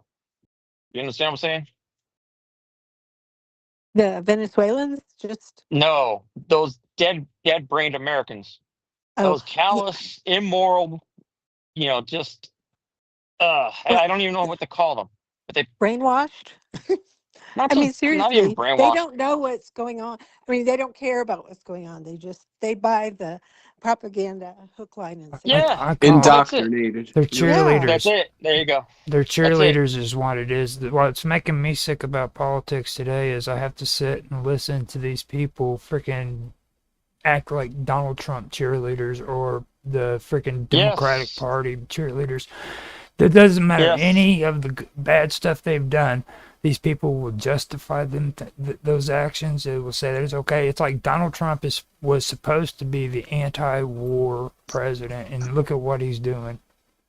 And Yeah. to this day, you'll find those cheerleaders who are touting him and saying and justifying his actions, knowing damn well he became president because he was supposed to be against the same things he's doing right now. Well, part of it is you're watching a propaganda war also. Yeah. Because he has shut down, and yeah, I don't know why there other things haven't been shut down or everyone told to stop. Stop and get on with it. Everybody wants that. But so there must be something else going on as far as the holdup. I know in Iraq, they had to get rid of, they still had corruption in their government before they can revalue their money. So Yeah. they have to get rid of that. And they have to, and because everybody's money is all supposed to be the same, a 1-to-1 ratio. So there's no more American hegemony, so that it's the level playing field. And so I don't know if Venezuela's,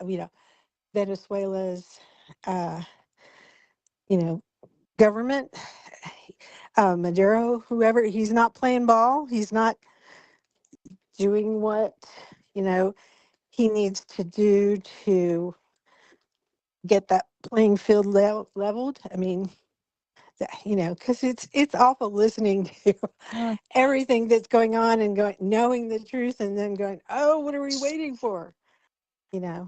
It's just, Yeah. Well, therein lies another piece of angst that it just kind of bothers the shit out of me. Is that the reality is, they're going to make thousands of people suffer, and they're going to lay waste to Venezuela and probably grant themselves, contracts to rebuild it, like they're trying to do with Ukraine and Gaza, whatever else.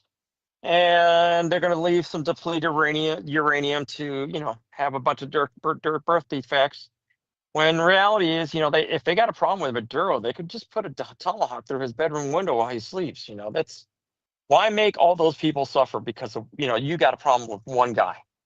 Or even if it was his entire cabinet, there are still ways to do it without killing all the innocents that have nothing to do with it. I think they'll try that. Capitation strikes. I don't think so. I just, if they wanted to do that, If they try anything. They could try anything. There's a whole laundry list of things the things in the U.S. arsenal that they can try, and well, Venezuela is kind of a touchy situation too, though, because like on one hand, yeah, I agree with you on that, but I mean, like with everybody talking all this stuff about illegals coming to the United States. They're fleeing Venezuela for a reason. Like, this guy is a freaking tyrant, and he's done atrocious things to his own people, so I'm kind of mixed on that, too, because, like... Gotta take a break, Roger. Can you hold that question? Yeah. Answer? Yeah. All right. We're going to go to break, and we'll be right back with the Vixens Vault, so just stand by.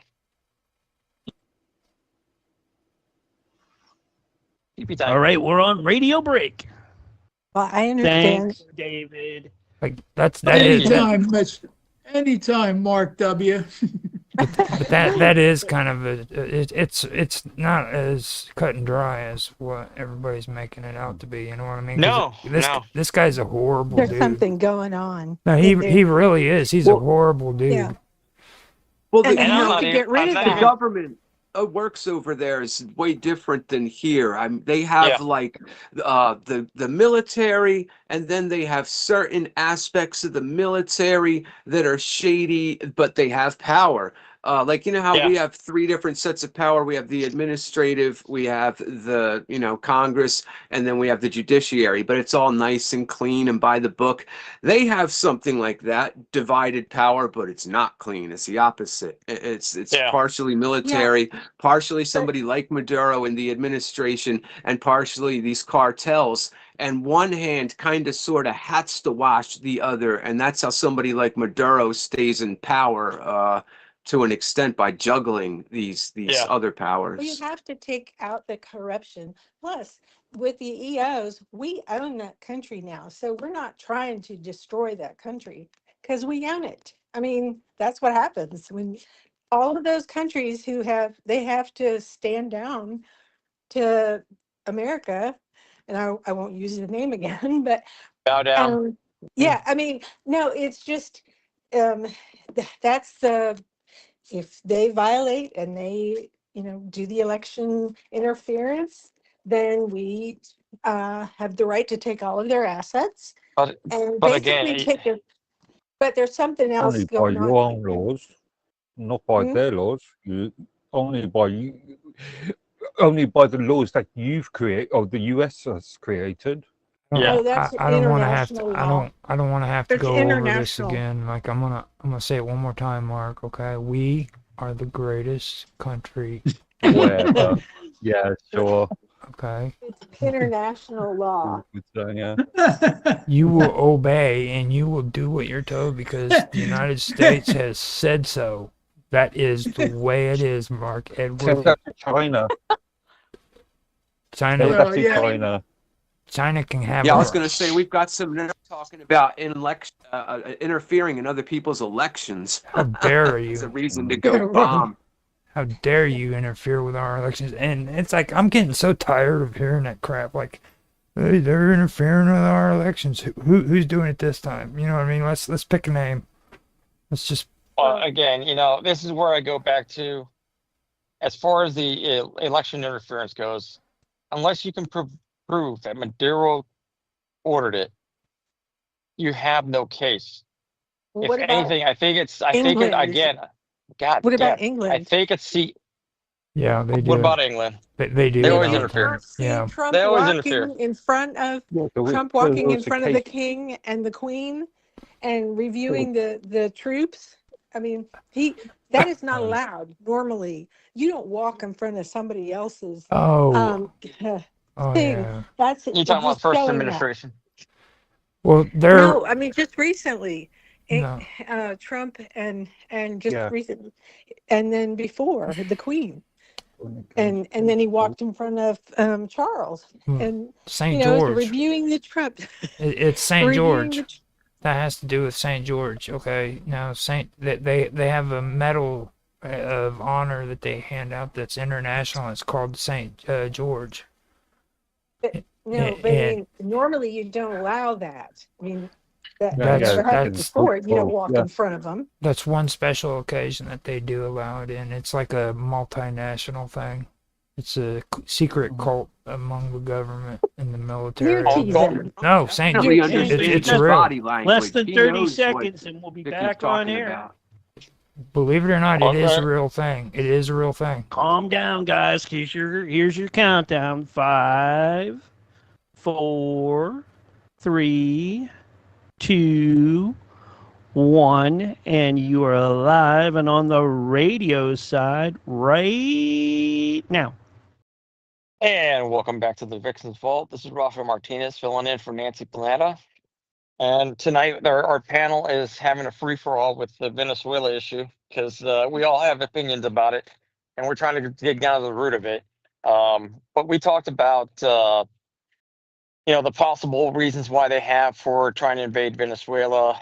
At first, we thought it was the oil, then we thought it was the drugs. But the reality is, I think, at the end of the day, I think it's because of the banks. And, maybe the CIA and Mossad involvement in the Smartmatic and all their operations they have going down there. Because I was a post I just read maybe 3 days ago. One of the high-ranking generals down in Venezuela basically turned over state's evidence against CIA and some politicians here in the United States. And I also found another post where supposedly Maduro cut a deal with Trump to give up everything that he had on what they're basically looking for. So there's a good chance that the troop buildup or the fleet buildup outside of Venezuela was to put pressure on him to make him make him sweat a little bit to turn everybody over. But if it is so great, he doesn't make a run for it, because it he would wouldn't be the matter. one. If you were going to make a run for it, you wouldn't go through the Gulf anyway. You basically got you'd basically take your southern border, or maybe Yeah, I don't anywhere. think that would work for him because of what I was talking about before, the way their government works. The only reason he's alive is because he has the ability to, with finesse, juggle those shady powers. It wouldn't be in it for anybody to help him flee, I don't think. Well, that's usually the reason why you see the military buildup. That's the reason that has been given online, is that so that these people don't escape. They don't flee. I'm going to call shit on that one, but that's okay. You're welcome to. I'm just saying that's what's been put out. Is I the got reason no. for the But that's what I'm saying though. Everything as a daily course of action, the government lies to us about everything. Anything and everything that the government spouts out, or even the mainstream media spouts out, 9 times out of 10, it's a pure, absolute freaking lie. Yeah, but You know, this isn't you got to look mainstream deeper. media. This is not even mainstream media that's putting that out. Who put it out? You know who's I'm putting just it out. thinking. I'm just thinking. During the break, we were talking on sort of international lines, and I'm just thinking, what would, if the US invaded, what would be the approach from other countries? I mean, granted, Britain under this current government isn't going to do anything; it's just going to wipe its hands. But I'm thinking France, Germany. Will they be happy with that? Will China, will Brazil, will India, Russia be happy with that? As it stands right now, I mean, you got one of the things that are ruffling a lot of feathers is that China has moved in and started signing deals to buy oil from Venezuela. Matter of fact, they have reportedly started an oil platform, drilling platform in Lake. What's the name? It starts with an M. It's right there, off the Gulf. And anyway, they started pumping oil, Venezuelan oil, reportedly out of Venezuela's territory, and that again would be a trigger on the Monroe Doctrine. But then to top it off, Russia is coming in and offering military advisement. They're offering, as I understand it, they're giving them missiles, anti-aircraft missiles that they're deploying all along their northern border, and they're also training their troops, supposedly. Yeah, apparently they have 5,000 already of the missiles. Yeah, and not only that, but you got apparently Russia has parked one of their warships off the coast of Venezuela as a basically they're flipping the bird at the United States, that if you hit us, well, then you are going to drag us into it. But this is basically them saying, if you can push NATO into Ukraine and onto our doorsteps, well, guess what? We're going to help Venezuela. We're going to turn Venezuela on our side and put them on your doorstep. This is the other basically a tit for reason. tat. This is the other reason I was thinking that we're not going after Mexico and we're going more toward Venezuela, is because we can just sit out there with our Navy, on either side, really, Colombia, etc., with the size of Mexico. It's not something we'd be able to do, just sit out there and hit them with whatever from our Navy. Well, that's the funny thing. In reality is, if we were worried about the drug trafficking, we would be going to Mexico. We would have our troops so deep into Mexico, we would be throwing flashbangs into Scheinbach's front door. We would already be there. But I just found a report here recently that we've had our special forces on the ground over there training their Mexican Marines to fight the cartels, and there's a huge battle going on along the northern states of Mexico. They're especially with CNJ, CJNG, Nueva Generación. Yeah, you know what I'm talking about. CJNG, the cartel. I can't remember the full name of the damn cartel, but the Nueva Generación, they're the ones that took over after Chapo was arrested. They filled that vacuum of power. But my point is, if you're going to use drug trafficking as a justification, well, then Mexico should be your number one target, especially if you're talking about fentanyl. Your next target should be Colombia, because that's where the cocaine, Colombia and Bolivia, that's where the cocaine's being created. But the reality is, CIA and DEA have had their hands in all that shit for the longest time. Maybe not DEA, but the CIA for sure. Yeah. Going all the way back to Bush's time, right? Well, even before that, they had the Mena, Arkansas drug and run operation with Barry Seal. They were running dope all the way down to from Colombia and running drug or arms to Nicaraguans and the Contras in Nicaragua. Right to Bill Clinton in Arkansas. Yeah. Yeah, Hey, and when Bill Clinton covered the whole thing up. Just say no When he to was governor, Bush.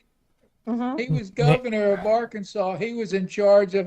He was keeping it quiet with all the drugs and Mena, Arkansas. Yeah. just say no to They were drugs. going to call that movie Mina. They're just going to call it Mina, and they said, "Oh no, you're not just going to call it Mina," and they called it American Made instead. Yeah. Iran Contra is all about that stuff. I mean, that was Ronald Reagan too, and Nancy Reagan with just say no to drugs. They were even before that. I mean, that stemmed from Air America in Vietnam, exactly. and Laos and Cambodia, the They're Golden Triangle. American. Yeah, they were smuggling heroin from there. And when we went back to Afghanistan, what do?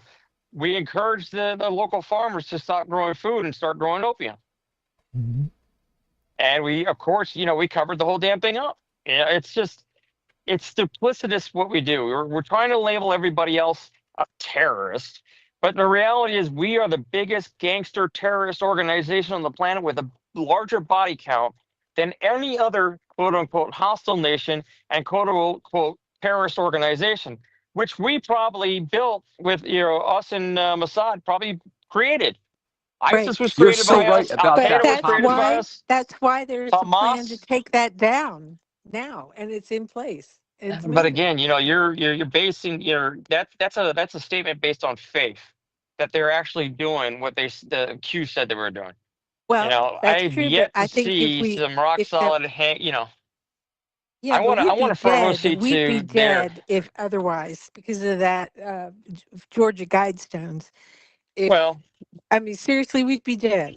We would but all again, be in the concentration this camps because we didn't take the vax, and and therein guillotines. lies that's it, and that's it. The thing is though, this is what I say about the slippery slope. The way same way they can label anybody a terrorist to not give them any due process and get them off the chessboard. They could have easily done with the COVID pandemic lockdown and say he was sick, so we rounded him up and put him in a FEMA camp, which he did not survive. Do you understand what I'm Right. saying? But I'm And saying that didn't happen. So no, But no. that's why. that didn't happen here, but that happened to a lot of people in places like Australia, etc. Oh yeah, yep. Yeah, And But I've New got Zealand. video of it. I reported on it. yeah, but I'm And just saying that it's not that there isn't a plan. You're kind of hinting that there's nothing been done. It's just it's not out in the open yet because when it does go out well, You in the guys know open, what okay, APIs are, right? You understand what an yeah. active pharmaceutical ingredient is, right? It's No, yes. go ahead. Go ahead and yeah. explain to the audience. Okay, so what happens is like freaking you have what's called an active pharmaceutical ingredients and that is basically finished generics from countries like India and China. Yeah. And what they do is they make nearly all major pharma companies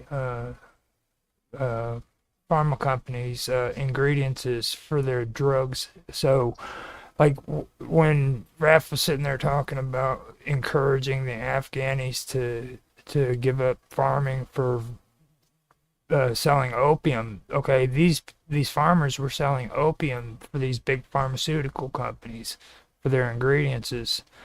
So every time you buy into the idea that these pharmaceuticals are good, what you're doing is you're saying it's okay for these third world countries to freaking grow poppies and freaking get away with it because they're doing it for pharmaceuticals.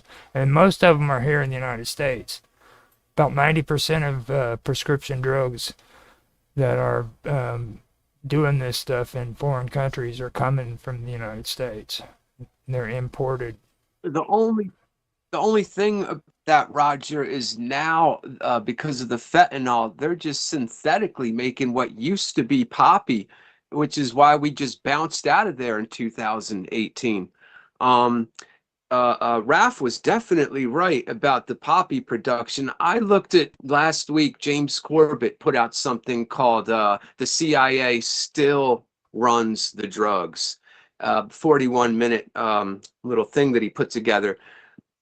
And oh God, I'm gonna have a I brain love fart. James Corbett. Yeah, he's great. He's great. But he was going over the poppy production.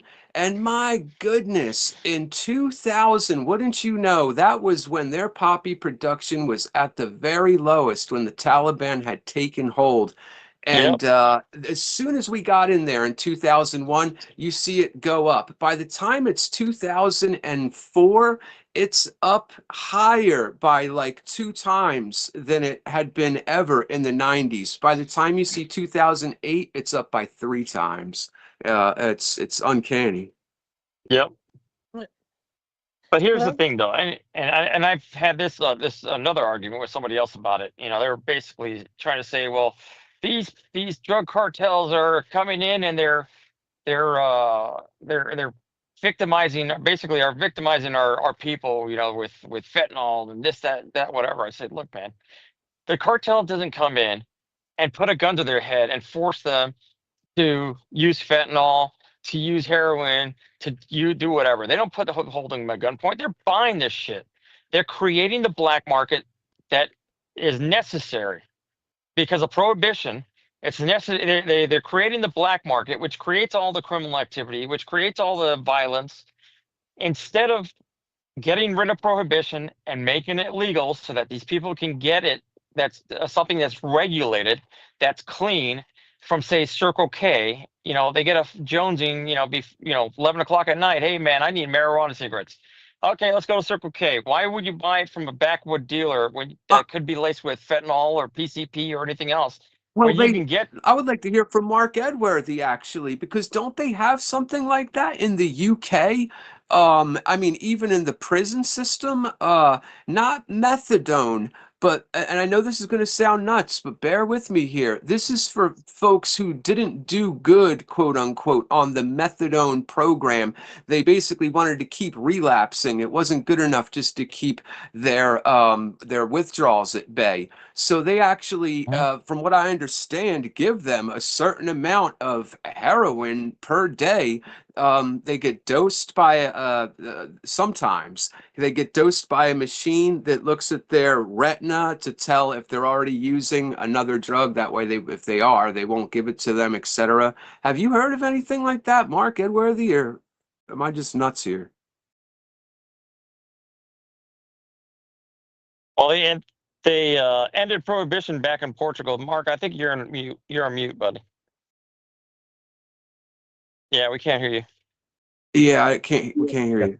There we go. I'm vaguely aware, but again, the details, I haven't really done the research on. Anyway, No. I know they Because I found that real decriminalized it in interesting. That Portugal. was 15 years ago. I found that out. Something like 150 out of 301 UK prisons had that program. Couldn't believe it. What about Portugal? They decriminalized that drugs there too. Yeah, that's interesting how it dropped overnight addiction they down did that. 50%. Yeah, they dropped addiction overnight because they weren't They sure left did. in the shadows. And it's the same thing here. I mean, you look at like let's say alcohol. The United States government tried everything to stop alcohol, but they couldn't. They went so far as to poison alcohol to try to get people to stop drinking it. And the reality is prohibition doesn't work. It never has. It never will. You're trying to prevent somebody from using something that has, you have no business telling people what to do with their lives. That's where we messed up. We abdicated personal responsibility, and I know I've harped on that a million times. But it's by legalizing it, you can regulate it. You can make sure that it's not laced with PCP or angel dust or fentanyl or anything else. Whether it's marijuana or cocaine. If you legalize it, you can keep the cartels out of the game, and people like Philip Morris, the cigarette companies, they have the infrastructure to pump out so many marijuana cigarettes that it can drop the manufacturing debt cost down to 3 cents a cigarette. And the cartels can't compete with that. Same thing with cocaine. I was just going to say, being sort of a classical liberal individual that I am, I agree that free market ideology and less than fair. But again, I do understand the point of regulation, as long as it's proportionate. Yeah, exactly, and and again, the market will determine that. But the thing about it though is that sorry, Vicky, you were saying? Oh, I had heard someone had complained, and so maybe you all would know about this, saying that, okay, the Venezuelan boats, that they've been sinking, that Yeah. have like 2 people on, they were saying that these boats were actually going to take these drugs to Europe. And that's why they felt like the US didn't have any right to take them out, because they were going to Europe and bringing all these drugs into Europe. And I'm like, okay. Um, so On those because tiny little speedboat things? yeah, yeah, that's what No. it was a It, military it, person. And I was like, okay. And then the other thing is like, well, and then they brought up how there are little kids on those boats too, because a lot of times I guess they use the kids as mules, right? I mean, not technically, mules, but as far as yeah. taking the drugs, I mean, they're kind of tied in with the trafficking issue with the drugs. And But it's not like it's not like we're enough debt as it is. No, we can't continue to sink them with a 50 cal round. No, we got to use a $500,000 missile to do it, just to make it a spectacular mess out of it. It's Well, bullshit. The did you whole see thing. the one where they had a sniper? They put a couple in the motor. They disabled the motor. Then they had the Coast Guard come up and actually get on board. This is how they should have done all of them. But Yeah. What happened a couple days ago? No, but but it that's was. it. I It was a. think the reason why they don't board, because then Well, they did board international this one law. I'm talking about. There's No. only one. I mean, with these particular ones, is it might be considered an international law piracy at that point. All right, so you got to be careful. So if you blow them out of the water, that's different. The Coast Guard. The Coast Guard. No. Jason, the Coast Guard sniper took the engine out, and they went on there. Now the Coast Guard operates under different rules than the Navy does, because they're not a war department or war military service. They're there just to stop the drugs and illegals coming by the water and rescuing people also. That's why they didn't kill anything. They didn't kill the people. Yeah, I thought it was tricked out What that are they even had a international waters? sniper or a sniper rifle or What are any of that. US I didn't waters? know. Oh yeah, Yeah, well, what heck, I was trained before going overseas, because I was in the Coast Guard, and we were shooting up to 300, 500 yards, and Wow. oh yeah, we had to. This was in Cape May. This was Cape May also. Yeah, So we were doing there. someone Yeah, we were. someone posted. I'm sorry. Someone had posted the rules about the international waters, about vessels in international waters, basically saying that a boat in international waters that is not running a national flag is categorized as international laws the same way as a pirate is. Such boats have absolutely no national or international protections, and you cannot commit a war crime against them, which I agree with that. You can't commit a war crime, but you can't still commit murder. Yeah, exactly. A Yeah, vessel you're in right. international You're right, waters. Yeah, you're right on that point. That whoever put it out to you, Rafi, because I've never seen a flag on any of those boats. Yeah, they're stateless Flying vessels. flag. So they were definitely pirates or illegal drug Yeah, runners. it Yeah. says any state may stop, board, search, or seize or disable a stateless vessel. UNCLOS, UNCLOS, Article 110 explicitly authorizes boarding and seizure. The law does not require states to take risk on states to risk their own personnel or assets while doing so. Disabling a vessel that refuses inspection, including firing on it, is legally permissible under both UNCLOS and long-established state practice. Lethal force may be used when a vessel refuses to lawful orders. The International Maritime Organization's use of force guidance for maritime interdiction recognizes that disabling fire, even lethal force, is lawful when a vessel refuses lawful boarding, attempts to flee, poses a threat, or engages in illicit activities such as piracy or narcotics trafficking. okay. Yeah. So basically, they're saying they can't fire on it, including. But I think what I'm seeing here says it can use lethal force to but I don't know if I don't know. I don't know if they're Talk about a slippery slope. If they're yes. transporting drugs, you can shoot at them, but you got to kind of get closer than you would be to shoot at them to see do they actually have the drugs. Well, that's it. I mean, these boats, they I, are I hate labeled to that break they it have to you drugs. guys, but I started the call a little too early, and we're going to we got a run minute. time on this one. So, Okay. I'm going to go ahead and wrap it up for this hour, and then I'm going to wait a couple minutes and call everybody back on the same one. Okay. All right, ladies and gentlemen. So we're going to go into a long break here. This is your chance to get up, go get your drinks and refill and empty the bladders and join us right back here. How long from now, Mark? About 5-10 minutes, but if you're still listening, we'll be right back in a little bit here. Sounds good. All right, guys. Have a great night. Or we'll see you guys in about 15 minutes or 10 minutes. 10. Okay. All right. We're on radio break right now, and I'm just going to let this one run out so that we can get the other one in.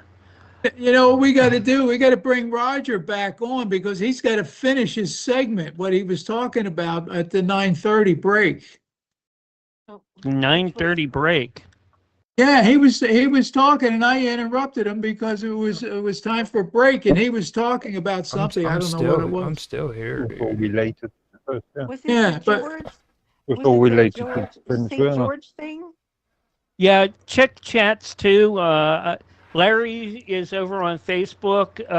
Raph, he's in there, and we also have some other folks around. I did post in here a post from D Live from someone there.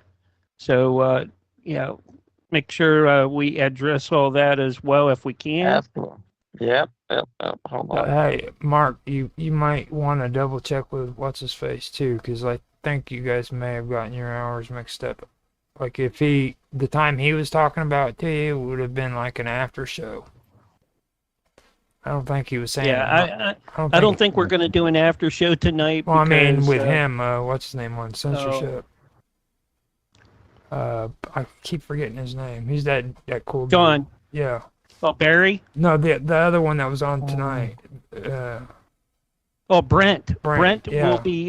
will be coming in next week from 9 to 10, and it's just a one-on-one.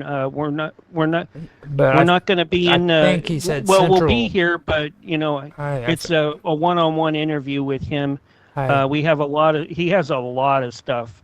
I think he said Central though. So if he said Central, that he's thinking like 9-10 o'clock Eastern. Yeah. 10. Well, no, 9 to 10 our time. Okay. I'll double check. And I'll make sure Brent knows that too. It should be either the first part or the second part of the show next week for Brent. We'll find out when I get him in. He's got cool stuff. So have you talked to him yet, Raph?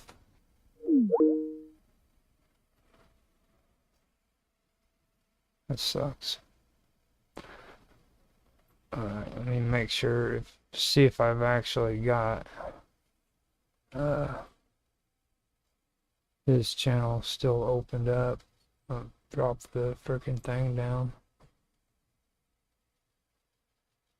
That way it's not on this actual stream. Alright.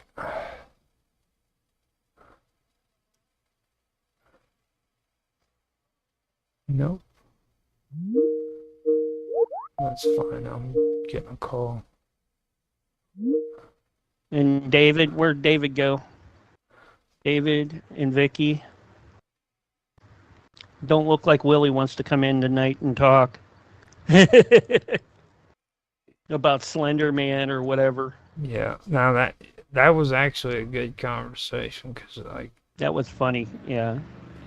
No, you need to understand one thing about Slender Man and not having a butt. Okay, there's a reason why I told you. Yeah, it's better that he did wear a thong. Roger, you don't have to go into how Slender Man wears a thong. See, I'm because skinny. he's I'm skinny. I'm skinny. I don't have a butt. All right. and how he uses he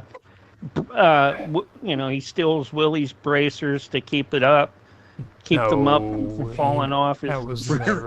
That was never. Because the Slender Man has no booty meat from what I heard. Well, see, But that's what I anyway, was trying to say. I'm skinny. I don't have very much of a butt either, so I can understand why he would have to wear a thong. Like, especially when it comes to carrying stuff. Like, if you don't have a butt and you're like carrying, like, say, soda, them freaking pants just keep falling down, dude. It don't matter what size they are. You need to start wearing bracers or suspenders there, buddy. No, that's for old men.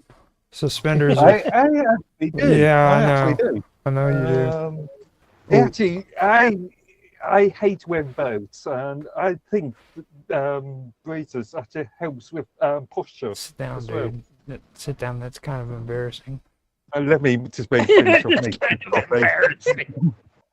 Let me just finish off making this coffee. It's like he started moving like Mr. Bean. You seen that? Like, you know how Mr. Bean used to always move around and stuff? He was doing the Mr. Bean. Like, don't be doing that, dude. Hey, Mark, where's the thread that Larry's in? He's in Facebook on my front page. There he is. There. David, I can't find it. Hold on. I'll send you the link. All right, thank you. Yep. Dave, is your audio good? Yeah, I'm good. Why? What's going on? It still shows that you're muted. Larry says he's hanging in there. No, I just unmuted There it is. Okay. There it is. Yeah, that was weird. Because I could hear That you. is weird. I could hear your voice and everything, but it still said you were muted. Oh, maybe it was too quick. Maybe we reacted too quickly for these computers. I hate Teams. I hate it with a passion, to be honest with you. Yeah. I really do. They screwed up big time when they got rid of Skype. It's about control of Mark Watashik. That's why. Yeah, I'm sure it is. Watashik the Akashic. Akashic. Yes, it's a good name. Yeah. Well, that person There did you go. put that comment in there about the pre-scripted Raph, show. do you see it now? Yeah, I see the link. Hold on, I'm popping in.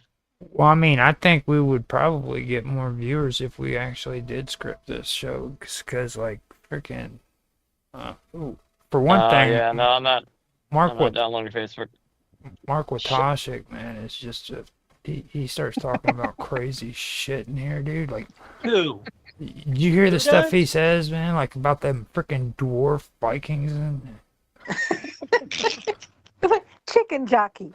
chicken jockeys and stuff. And That's chicken Roger. jockey. He's the chicken jockey slayer. Slayer of chicken no, jockeys. not really, dude. They really do it. He will slay. If he finds one that has a skeleton, man, he will go out with his way and slay that bad boy. I will run like a chicken, dude. A chicken being chased by a chicken is what that's all about. Them things are mean, dude. Ain't nothing. Mean? They're mean. The only thing worse than a chicken jockey is a freaking skelly, dude. Because they got bows and arrows. You know what about the pygmy chicken jockey? The little dude that rides the chicken. Well, those are the midgets. Aren't they real fast? Those are the midgets. Those are the midget zombies. Can't say that, man. We've talked about that. Well, I mean, come Watch on, it, dude. you know, because people out there, you know, get offended by their little people. Right? I refuse. Little You bait 'em every people. time. Roger, little bait him people. into saying it every time. I refuse to call them little people because that's an insult to the fairy folk. I didn't say they were wee folk. I mean, Well, Mark's from England. Little people is a slang for fairy folk over there, aren't they, Mark? no. Mark Watashik You tell me, or Faye. Edworthy. Mark Faye. Edworthy. That would be Faye. Those people are They're Faye. the wee people, the little folk, the little people. That would be Ireland. That would be What? Ireland, not. Yeah. That Well, would be Irish. No, they just call them stuff like the Shay or something like that, you know? well, I mean, you're like I right thought they were next to Fae. Wells. You know, Wells is like the capital. Elves. Wells is like the capital of folklore. I mean, every one of them still believes in gremlins. And Merlin? And Merlin? And we have 30 seconds, and don't forget, after Christmas, make sure that you sweep your house out real good. If you leave any of those pine needles behind and you have a live tree, you could let goblins in. I did not hear that before. Thank you. Anyways, here's I've never heard that your either. kind of You made it countdown, up. maybe sort of. 5, Did you 4, make it up? 3, 2, 1. And you're live and back on the radio side right now. And welcome back to the Vixen's Vault. This is Rafael Martinez filling in for Nancy Planeta. And we're going back to our topic for tonight, and we're talking about Venezuela. So where did we leave off at, guys? Didn't talk about the ship that they just took in today with full of oil, was heading for Cuba. Oh, was it a ship or was it? No, it was a Was it? ship. It's a big oil ship, a ship full of oil. They just Oh. grabbed. They grabbed today. We grabbed it. I guess it was the Navy. They stopped it. I don't know what they're going to do with it. They can't sink it because then they'll have all the environmentalists over it. So I don't know. Maybe No. that's why our gas keeps coming down. The price of gas No. are. Yeah, they'll steal it just like they did with Syria's oil. That's right. I said it. We You I stole said tell it. you what, We if the robbed them. price of And then we gas did goes up, we're done. Now that'd be the and then, last thing we have, cheap gas. and then we You we know, had food, everything else is expensive. The tariffs. and then we had our favorite top 10 terrorist list Al Qaeda member take over Syria for us, and we declared him a world leader and cleared him of all his terrorist wrongdoings. How about that? He still had a $20 million price on his head his first 7 days as the new president of Syria because of red tape. Uncanny, unbelievable. I can't stand that dude. Well, like I said, we're the global gangster terrorist organization. There's a reason why there's no peace on earth. It's because of us. And we, Cut off a and like I said, when we went off the gold standard, we declared war on the world, and it started with economic war, but then it went on beyond that. We've been hitting people that have oil and people that don't have Rothschild central banks, and that's been the name of the game since the 70s. And then making our own money, printing. That's right. Yeah, And that's the thing, though. That's the reason why the 7 countries in 5 years that Wesley Clark talked about and Venezuela are happening, because the economic system as we know it is falling apart. Well, They yeah, can't but keep it this has Ponzi fallen apart. scheme going if everybody's not playing the same game. Well, And they it have to get will. everybody on digital money. Right, and they have, or they will. Actually, I think they That already have. It just isn't known to everybody yet, except for those few that aren't on board that are causing trouble, like Iraq. And probably Venezuela has corrupt government too, because you can't have corrupt money in the new money system. It Who's more can't. corrupt, them or us? Well, obviously we are, but we're the ones doing the fixing. We're fixing it. We need to clean house first. But We have no it moral authority to tell anybody anything about how to run their countries or run their lives when we can't yeah, even but fix our own shit.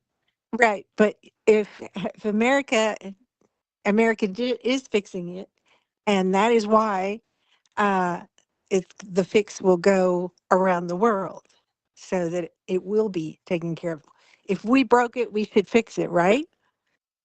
Oh, it We looks were like good. they're fixing We it. should fix it. That's not a Huh? very good policy because we just Yeah. go breaking everything. We you know If we're gonna help you, and we're gonna shoot you if you don't let us help you. well, you know that there are segments in our government that have not been good, and Well, that's Greg. why things have changed. Uh, Well, and I don't. Credit cards are Even under what did Trump, it. I don't trust the See, government. you guys keep right. talking about like this decentralized token and stuff, but this stuff goes all the way back to the invention of credit. You know what I mean? If you really want to talk about money that's just fictional, dude, let's talk about credit cards and Well, running around with this you know, card. the Fed was going around and printing their own money. I mean, that's how Yeah. they did it. Yeah, And so I'm saying, but the you Fed don't. is dead now. It's been a while since we've actually had to have an actual $5, $10 bill in our pocket. Like we've always look at these debit cards that are out Right. now. The Fed just prints me with keyboard now. That's the only difference. Like, I mean, you really think Well, all that's that money that's on those cards are really held in the bank? I mean, Oh no. Mm-mm. well. It goes beyond that, though. I mean, we've had clandestine methods of creating money out of thin air for the CIA, and I think we even gave plates to Iraq back in the '80s. And now, if going back to this day and age, after the '08 crisis, it was Senator Alan Grayson, I think it was. Anyway, he was Greenspan? grilling the Is Grayson. it Greenspan? Grayson. Okay. He was, but anyway, he was grilling the OIG, the Office of Inspector General, um, of the Federal Reserve, about where $5 trillion went to. Oh no, what 5 trillion? No, 500 billion, I think it was. So basically, the Federal Reserve created $500 billion out of thin air. That was Printed their own totally money. outside, huh? They printed their own money. They said they Yeah, did that. they created money out of thin air with no treasury, bonds created to back it. There was no authorization to create this money by Congress. They just created it and they sent it to Europe Right. with no authorization, and that's what he was grilling them about. So clearly, they're fixing. They're basically paving over anything and everything with money they're creating out of thin air in order to seal up the stock gaps. And that's when you're talking about, since I mentioned Europe, Europe, that's another basket case that's experiment that's getting ready to fail. They're going to It is go. failing. They're failing just like the League of Nations failed, just like the UN is starting to fail, like NATO is starting to fail. And the The who? EU won Well, I it. was going to say, didn't The the League West. of Nations just become NATO? It became the UN. United Nations. Yeah. United Nations. Yeah, it became the UN. Yeah, I mean that's why But we had one of the reasons we had World War II. The League of Nations wasn't enough. Those 13, they needed well, the UN. that's the reason So why. that's how I That's the kind of reason why see it. Europe is trying They to push morphed for the into it. war with Russia in Ukraine. That's why they're fueling the fire. Because for the longest time they've been trying to solidify their hold over Europe, all the countries in Europe. But it's basically right now it's kind of like a unelected bureaucracy overseeing the sovereign countries of Europe, but they have no real power. There was about 10 years ago, maybe actually before Trump's first term, they floated creating an EU army, and that was that's again that was before Trump. I think it was during the Obama administration, but they couldn't get the support because again, the states themselves and the countries and the member countries didn't want to spend the money and they didn't see the rationale behind it. Now, fast forward, EU is already collapsing as an organization, so they're trying to push this war with Russia to sell the idea that they're all in it together. This matter of fact, Lavrov, their head of state in Russia, said that basically that Europe is the Fourth Reich, and I don't disagree with him. It's basically there is Germany at the head trying to solidify this EU bloc over all of Europe. But You know, They're the Rothschild banks, though. Funny Or you they mentioned were. that. Those are Funny you mentioned that. Me and done. Mark finished up on Europe this year on my show, and by the time it was done, I'd really taken a look at this unified Germany that they have this time, and like I had it backwards in the beginning because I didn't realize that like Germany was actually the flagship. It was everything that the EU represents. You know what I mean? Like it was created by the the freaking Allied forces after they'd won World War II, and they just literally turned Germany into exactly what the EU was meant to be. I mean, it was perfect that Germany would become basically the head of the freaking whole European Union. You can say that they changed countries and all that crap, but everybody knows who runs the show in the European Union. It's Germany. But it was really amazing whenever we finished that because it made me look at that a whole lot different. Well, It really I'm did. not sure about all of those countries Germany. had to step down, though. They all had to disband their government. I mean, they're not registered anymore. the thing that puzzles me, there is that if Germany is the de facto head of the EU, why would they sign off on blowing up the Nord Stream pipeline? I am not sure if that is an accurate sort of examination. The EU is governed by the European Commission, which is a bunch of unelected. But every gang has a leader. Mm-hmm.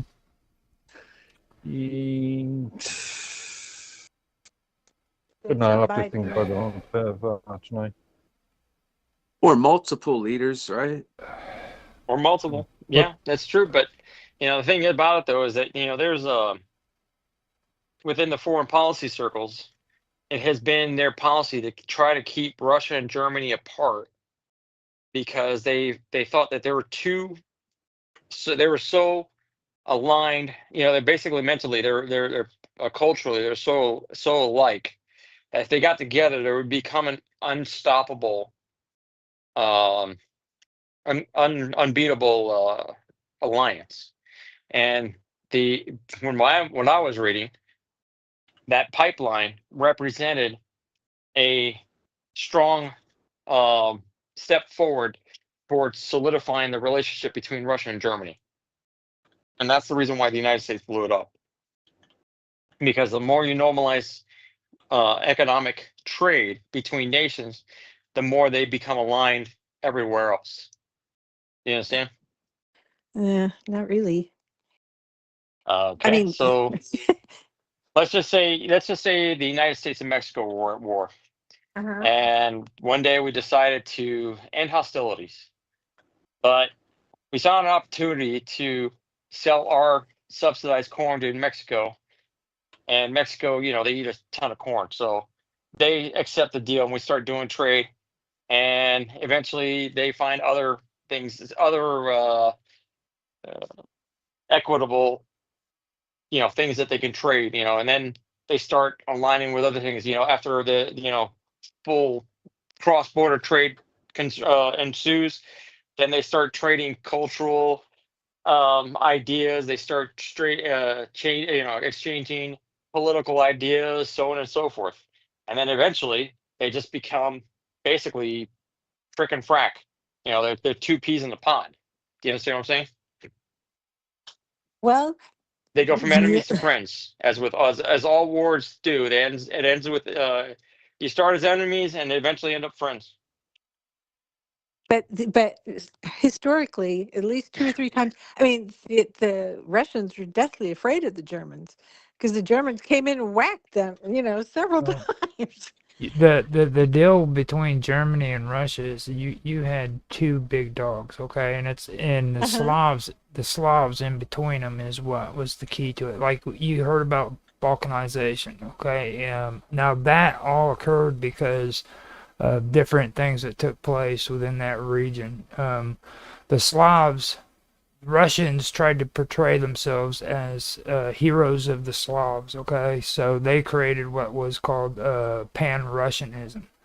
And that was basically another form of what Germany had done, which led up to World War II when it came to Germans, okay? They wanted to make it to where Germany was central to freaking the survival of the German people and the quote unquote Aryans, which that was to me was just like a political term because I think Hitler was more interested in consolidating power for Germany, and that's what Russia does, okay? Everything that has to do with Russia and like even pan-Russian or pan-Slavic beliefs, it all has to give power to Russia. Russia has to be the hero out of the whole bunch. So you have two big dogs fighting for dominance there. You see what I mean? Yeah, but I thought that Germany wanted their land. They didn't. They look at the Slavs as being, where the word comes from, slaves. Lesser than. Well, they And didn't. so they The Slavs and people Well, in that plus region, today, they didn't trust the tiny. Germans because the Germans were greedy bankers who just wanted to come in and take over their land and stuff like that. That was Lebensraum. There were 2 other points. Today, you've the got to military consider. power of Germany is nothing Wait, compared to what it was. Yeah, Yeah, there's 2 so, other points. Roger, you said Sorry, who were the bankers? It was the Germans for that region. The German bankers were the ones coming into like areas like Romania, Hungary, and countries like that, and they were trying to take over the region through the banking systems. You mean the Rothschild Oh banks? no. That was the juicy people. No, listen, Germany, The Rothschild. Germany itself was doing it. There are 2 other points. It has nothing to do with like race or anything like that. Like just the German bankers, which had Jews within it. Yeah, the Rothschilds. You're looking at this extremely simply, Roger. No, it's There are 2 other points in this. You have to consider Germany's ties with Austria, which Austria didn't even. Before, Austria didn't even want unification. As a matter of fact, Hitler had the SS assassinate their freaking leader because he wanted to go with Italy so that he could avoid unification. Like he didn't want to. Austria My didn't. mother-in-law said they were happy when they came in. some She's from politicians Austria. seem to like She was there. Austria as a country. Like Germany was the one who wanted to unify. Also, you've got to consider the long-term distrust between Germany and France. Well, yeah, that was another aspect too. Going all the way back to Napoleon. Yep, that was If not huge. earlier. And that was between Germany and France too. France actually occupied Berlin twice. It was during the Napoleonic Wars, and then after that during the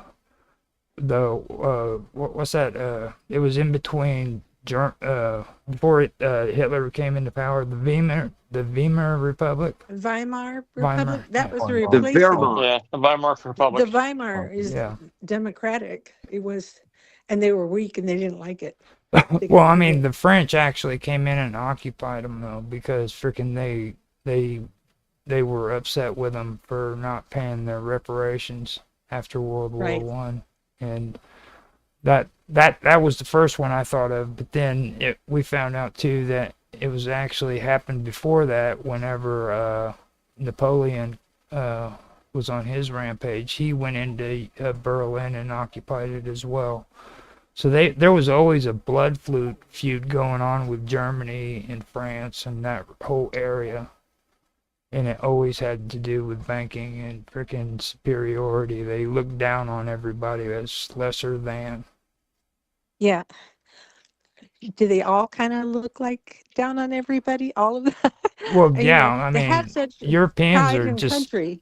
Europeans Yeah. are just dirty scum. I mean, Well, they're just very proud. They're Seriously. very proud of their own countries. Like, you can't trust French people. French people will eat your horse, dude.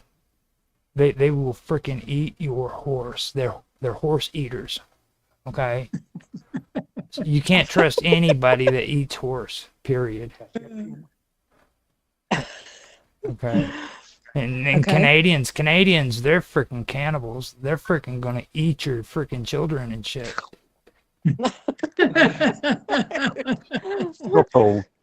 Yeah, you live next to Canada, Roger, so you probably know all this stuff. Yeah, I know. I 'Cause keep you're- trying to tell Mark, and he won't listen. He just keeps, like, okay, whatever, dude. They're your colonials. Freaking, you need to write a letter to them and say that freaking you need to stop eating freaking your children and your horses. And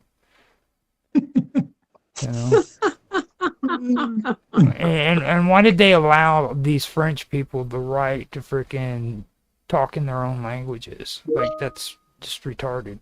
You know what I mean? French people, you're a part of Canada. You need to speak the language or get the hell out. We're sick of you. That's what you need to say in Canada. But no, want to be bilingual.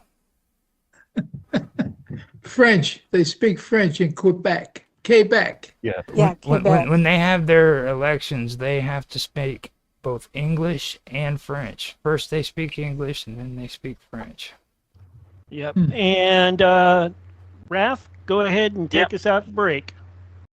All right. Well, it's already that time to go to break. So stand by, everybody. Come back in 5 minutes? 5 minutes. Yep. All right, and we'll continue for our last segment of the Brixton Vault.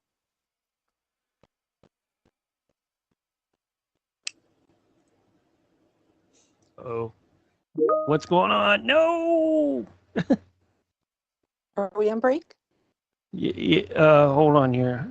He's freaking I out. got a. There's some bad news. No. What happened now? Broadcaster went down. Anyways, we'll come back in 5 minutes. Oh no. Yeah. Poor Mark. But what do we do with Venezuela then?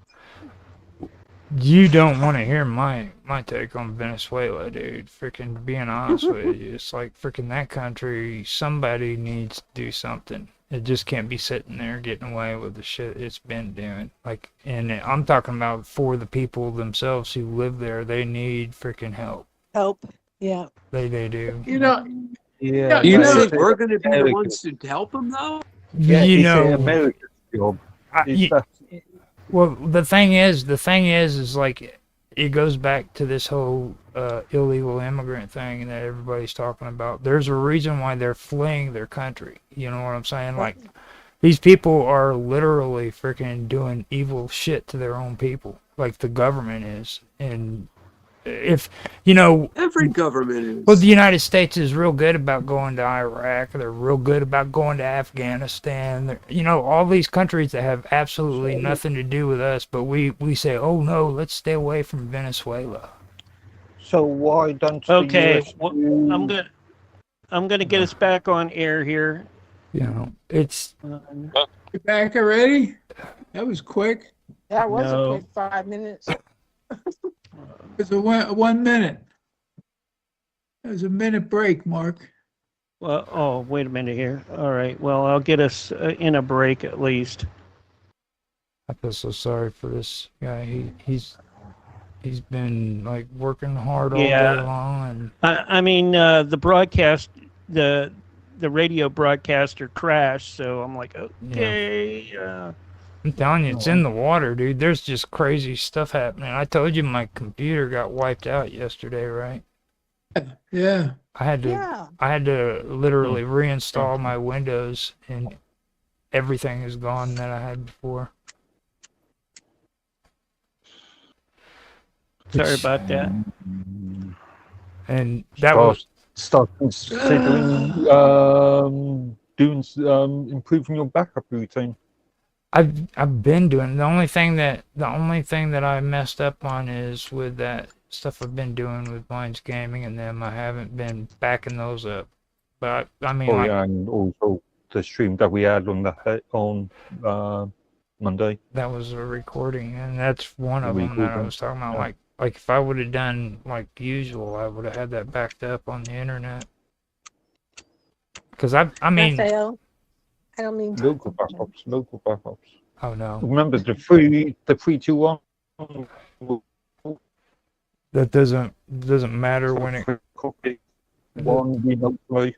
When that iOS goes out, dude, it's gone. Yeah. You see what I mean? It's like it is gone, dude. Like Windows, everything. The only thing that the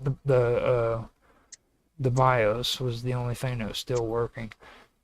It would go all the way up to my account, and everything would just turn black screen. So well, that sucks. Yeah. It really does.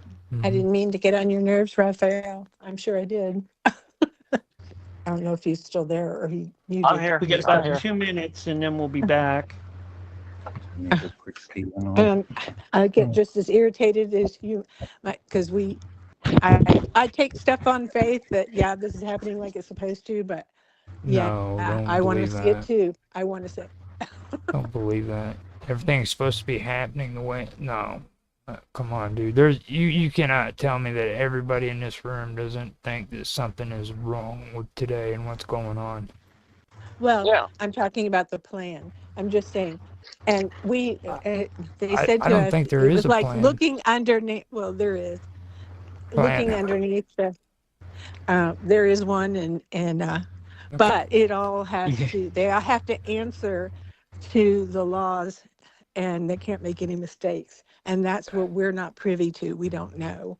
Well, I mean, what is the plan, though? That's the whole thing. I mean, what exactly? Are we still on break? Yeah. Yeah. Okay. That we're supposed to be, going over to the quantum financial system, and that all of our money is supposed to go back on gold or some other asset. Silver. Gold and Huh? silver. Yeah. Gold and Well, silver. no, for other countries, it could be diamonds. It could be oil. It's whatever the country has. 30 seconds. And everybody's currency is supposed to 1-to-1-to-1, so the U.S. won't get that hegemony, because they don't want everybody's supposed to go to a constitutional republic government. And if they don't do it, they don't get the tech. They don't get the med beds. They don't get any of the other special tech that's coming out. And here's your countdown. 5, 4, 3, 2, 1, and you're back on the air right now. And welcome back to the Vixen's Vault. Welcome back to the Vixen's Vault. This is Rafael Martinez. Sorry, I was choking on a Kit Kat here for a second. Yeah. So we were talking about the quote unquote Q plan during the break, and how it relates to Venezuela and everything else. And I've said it before and I'll say it again. It requires a leap of faith that I just cannot muster. And until I actually see, the guillotine drop on, the Clintons and all the other evil predators, that are in our government and in our country in general. I mean, I don't intend to allow pedophiles and cannibals to continue existing once this is all done. See what I'm saying? There's no way that they're going to get a free pass. There's just no way. They're not supposed to, and they haven't been. Well, we'll see. We I mean, just don't know they're it. still walking the streets. Well, maybe. I mean, it's creatures that look like the, Again, that we're walk around talking looking like it. clones, alien shapeshifters, all that other stuff. I'm not. Maybe understand. body doubles. But Right. I mean, otherwise, if you're gonna create, if you're gonna go by a narrative, you got to have something with reasonable amount of rooting in reality, in the current reality that we do know, that we can prove every day. Sky is blue, water's wet, et cetera, et cetera.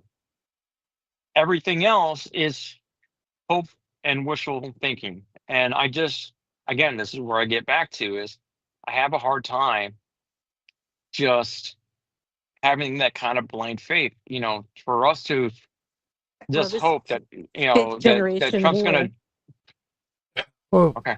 I understand you have a problem with that. Yeah, because you can't see it. You know how you guys are always big on talking about the Hegelian dialect? Yeah. Okay, so let me, I've never mentioned this before, but I want to point something out about that, okay?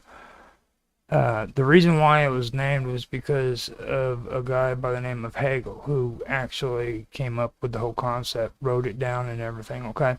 Now, I think that a naming of that was deceptive because, for one thing, when everybody hears Hegelian dialect, they think that this man came up with the whole concept and he was one person behind all that.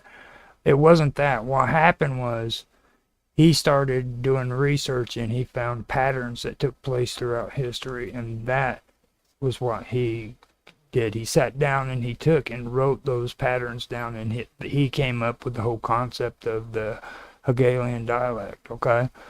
These were ideas that have been going on since the beginning of freaking known civilization that he noticed the patterns in. And like the other night, when, and I'm kind of worried about mentioning it because it actually caused my computer to collapse. We were talking, me and Nancy and Raph were about freaking duality and triality, and you get into this part of philosophy where they start talking about the third element, and that would be kind of like oxygen mixing with hydrogen, which creates water, okay, kind of thing. Now, the Hegelian dialect is a part of that. All right. This is where when you have two forces that work together intensely, it creates something entirely new. Okay. So, like when you take a look at all of the stuff going on right now, what you're really looking at are two forces, two energies that are working against one another or together, one or the other. And it's creating something new, a third thing, okay? And that's kind of what we're seeing today, in my opinion, okay? Is that the fifth generation? No, that's warfare. No, that's warfare. That's a third element, okay? That's referred to. It's literally referred to as the third element. You that leads you into the triad, okay? Which is, it goes from duality to triality, and triality is just basically the triad, a functional triad. And these are all facts. These aren't like any pseudo-scientific things or anything like that. These are things that freaking scholars actually research and they talk about. But this is all a part of that, you know what I mean? So, and it has to do with religious structures, it has to do with psychology, it has to do with freaking philosophy, all of it. Everything that we've learned has created this situation. You can blame it on aliens all you want, you can blame it on spirits, whatever, but I don't see it that way, So when you said that, that's why I decided I wanted to say that, because I hope it made sense. But Well, here's the thing, though. I mean, there was once upon a time when I was younger, much younger, and still indoctrinated. I would have been rooting for a lot of what's going on today. But now that I'm older, I'm out, and I'm not faced with the same indoctrination on a daily basis and I've spent the last, since 2012, digging into all of this stuff. I view things from a completely different lens. And so I cannot just wholeheartedly support anything the government does. Everything needs to have its T's crossed and I's dotted. And claiming, putting Nicolas Maduro on a most wanted contract for $5 million for drug trafficking, resurrecting criminal gangs that were been defunct for decades, like Trinidad, they resurrected that for this whole narrative. I think it's 50 and then million now. declaring them, narco terrorists, so they can get around War Power Act. Is my problem with the whole thing. It's not that I have a problem with killing or narco traffickers. They're some of the worst people on the planet, and they, down in Mexico, they chop people up on a regular basis. They chop them up, pull them in barrels, or they hang them naked over a street overpass.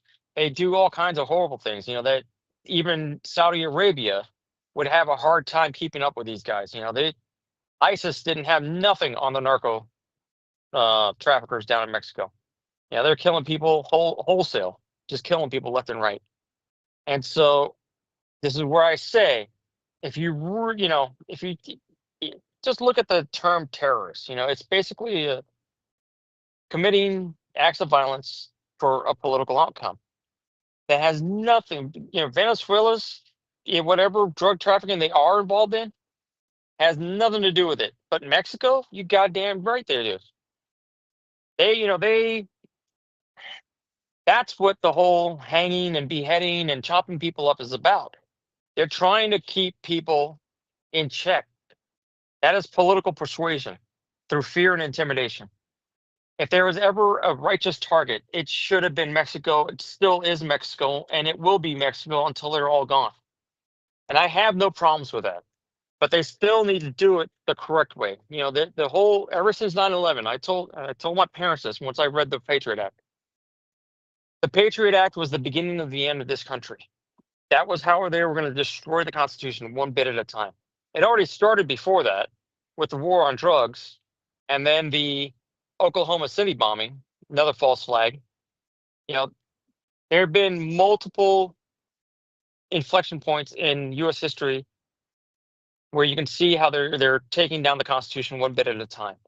But the Patriot Act, by far, did the most amount of damage in the shortest amount of time.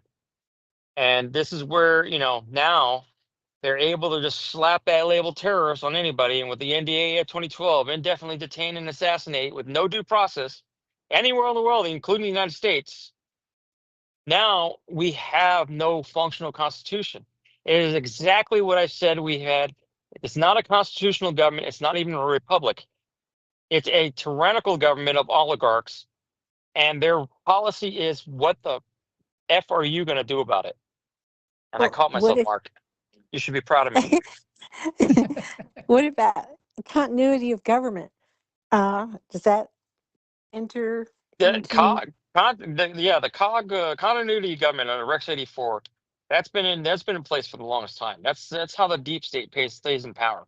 It's already there. It's already set up. That's the reason why they have the deep underground bunkers, the underground cities, the underground highway networks, all of it. It's No, I'm already talking been in about place. the one that's in place now, the one that they're using to get rid of all this stuff.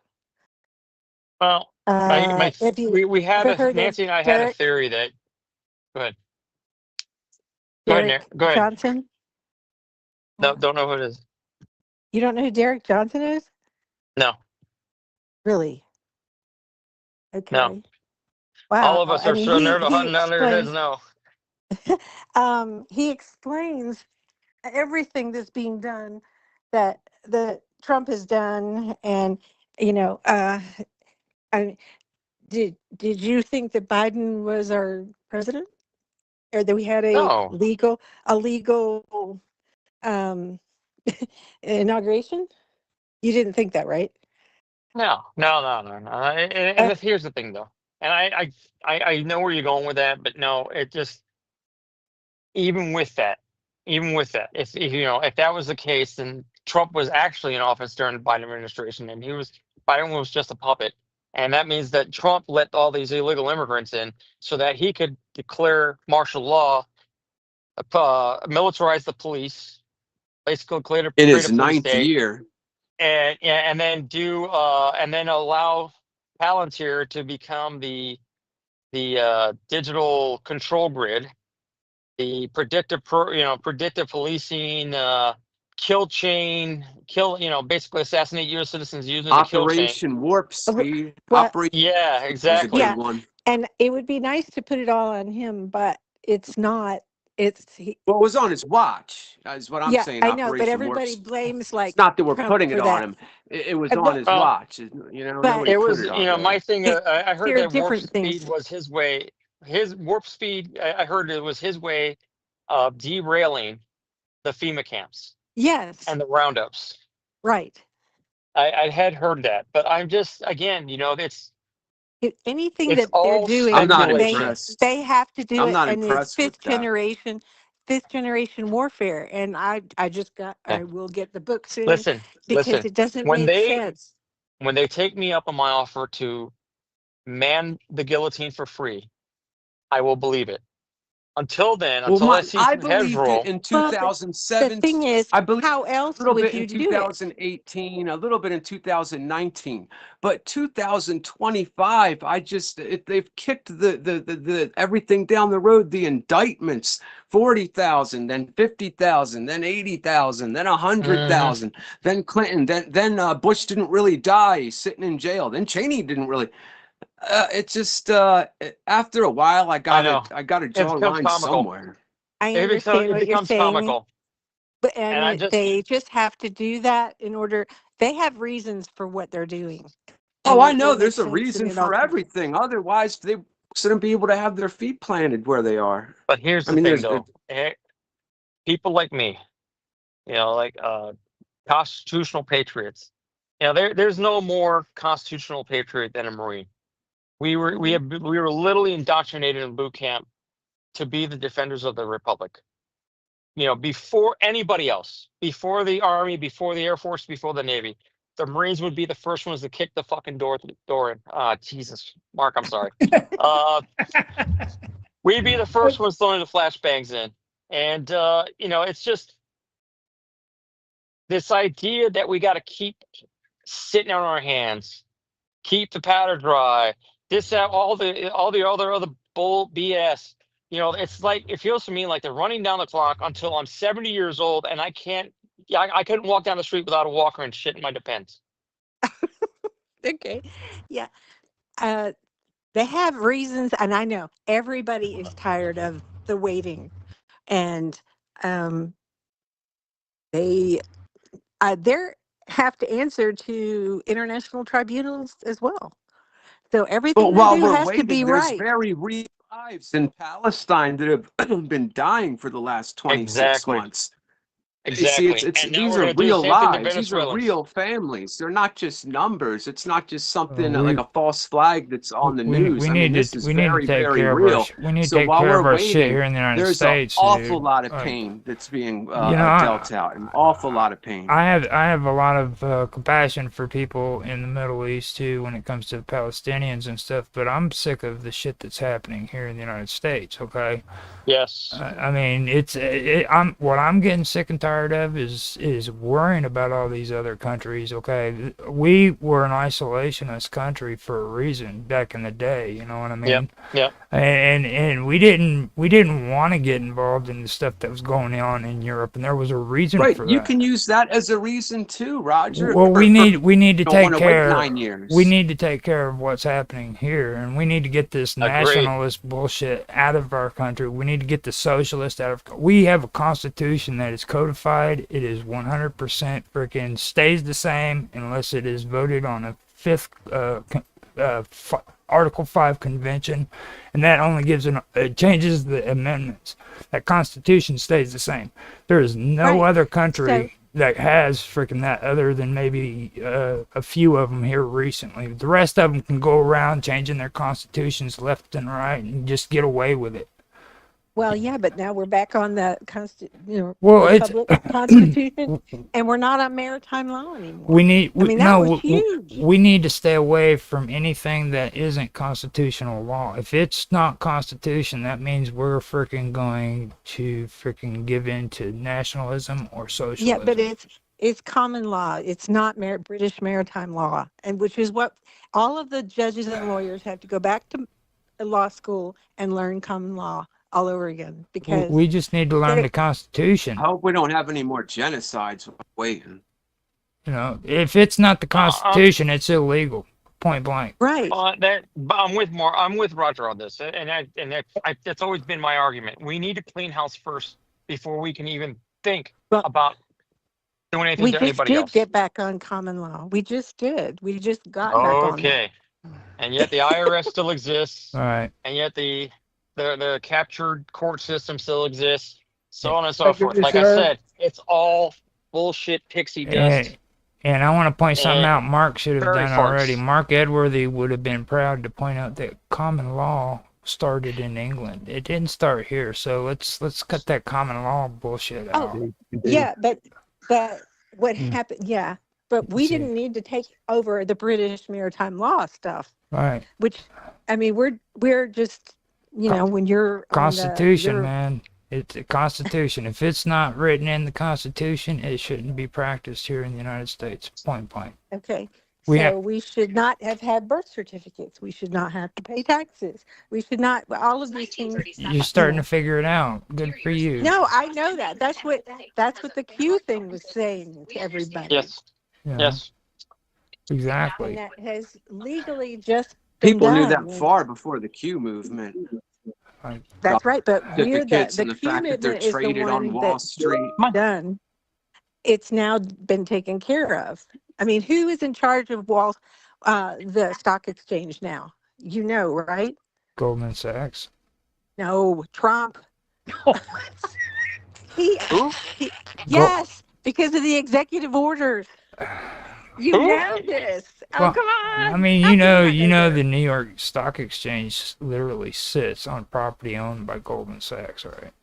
Okay, Goldman Sachs. You know that they are owned, right? That, Right.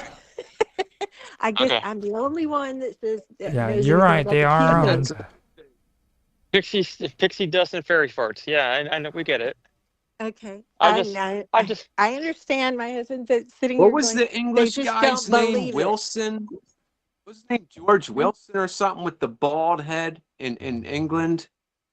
Yeah, You guys familiar with the Q guy or whatever? Not just Q, but he talked about other stuff too.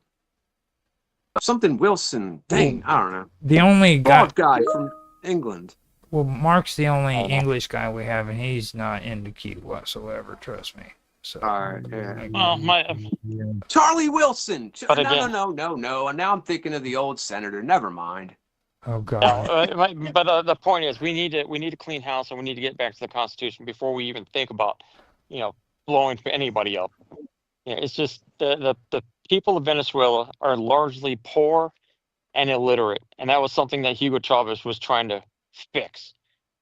For them to penalize them for using oil profits for that is wrong. And the fact of the matter is, history has already shown that this road is going to lead us, to a lot of problems in the future. We did this in Iran when Mossadegh was in power. He decided he wanted to up the amount of royalties they were getting for Iran from BP oil, and when BP oil refused, he nationalized their oil, and because of that, BP oil complained to MI6, who complained to CIA, and they ousted Mossadegh and put in the Shah of Iran, which in of itself, they try to say that he was the best leader Iran ever had. That was BS. Mossadegh was duly elected in a sectarian government, which means religion played no part in it, and we overthrew that. They had a perfectly good government, and we overthrew them for it. Now, look at us now. It's over 70 plus years later, and we're still paying for that action, that blowback. We're still experiencing the blowback from that action. So what are we going to do? We're going to do the same thing in Venezuela in our own hemisphere? We're going to do the same thing in Venezuela in our own hemisphere? We're just opening up a can of worms that we just don't need to be doing. Because Venezuela will just be the first domino in a broader, with broader implications throughout Latin America. Yeah, wanna, and they you know want to that. chase Colombia everybody. knows that. They're getting ready, etc. Well, the United States is trying to turn Colombia into basically a hopping pad. They want to create a base down there. But more importantly, though, is that they're going to drive everybody to the BRICS. They're going to drive everybody to the BRICS because they're going to see that if you don't toe their line, all the things that can happen to them. And so the global South, not just Latin America, but including Africa, is going to jump on board with Brazil and Russia, or China and Russia, because they're going to come in and say, you know what? We know that the United States is a bully and they're criminals and crooks and terrorists, and we're going to come help you. We're going to help you economically. We're going to help you militarily, and you won't have to put up with their BS anymore. We're going to drive the world into their arms. Well, They're not the 209 problem. We got to countries look are at already ourselves on in the mirror to BRICS. see it. What? 209 countries already on BRICS. We got to start wrapping up. We got about a minute and a half. Okay, so everybody, let's go ahead and start giving our contact information. We'll start with Roger. You find me here. You can find me on Teams. You can find me on Discord at the Wonderful World of Weirdness, or Roger's Hangout on Teams. I'm also on Minds at Roger_Hanson. And holy shit, we need to shorten that up. That's it. Mark, go ahead, Mark Edwards. Okay. I'm a little more easier. I'm at minds.com under the username Medworthy. David? Yeah, David Champ on Facebook. You can see my great wildlife pictures, and Amazon.com UFO spacecraft identification manual under David Campione. Jason, Vicky? go for it. Oh, Jason, Vicky. yeah, go ahead. You're muted, Jason. Thank you. Okay, MC Vicky, you have _dirty work, BitChute and DLive. Rumble, there's no underscore. It's just MC Dirty Work. Also, I got a YouTube channel, MC Dirty Work, and there you have it. Instagram, MC Dirty Work with the underscore. Bang bang. Cool. Vicky? Okay, you can find me on Telegram. My channel is For Such a Time as This, and on X, Bookland at Booklander62. All right, and you can find Nancy and myself at thevixensvault.com. We have our social links on there, on Telegram and Facebook and Twitter, et cetera, et cetera. And Mark. Yep, it's time to go. So I'm going to take us out. All right, thank you. Thank you, everybody, for joining us tonight on the Vixens Vault, and I hope to catch you next week. See ya. Thank you. There you go. We're going to get Thanks cut for your off here in a little bit. I don't want to do an after show. I got a lot of other stuff that I got to take care of. He's scared. Yeah. Sounds good. He's scared. Since we got a crash, so I'm going to try to pass this up. He's All right. been All right. been Good night, ducking out everybody. on the after shows for Yeah, a while. Good night, guys. That was fun. Always right. a pleasure. Take care. See you guys later. I'll get this up and out like I always do. All right, bye. Girlfriend, Roger. You too.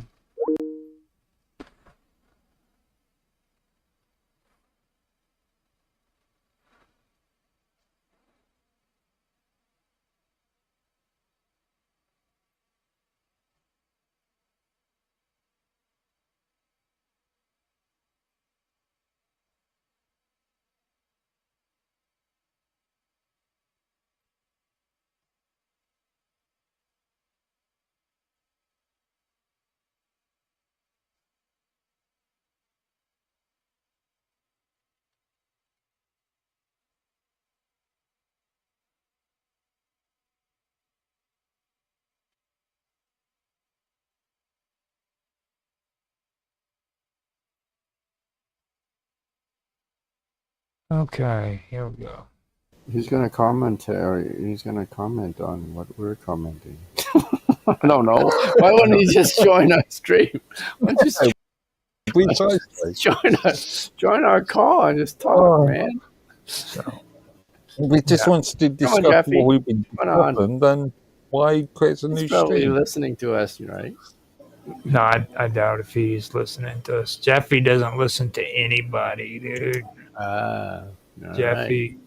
Jeffy's a leader. He's not a follower. He ain't about all that. Yeah, I understand that. And when he comes on, he would be leading.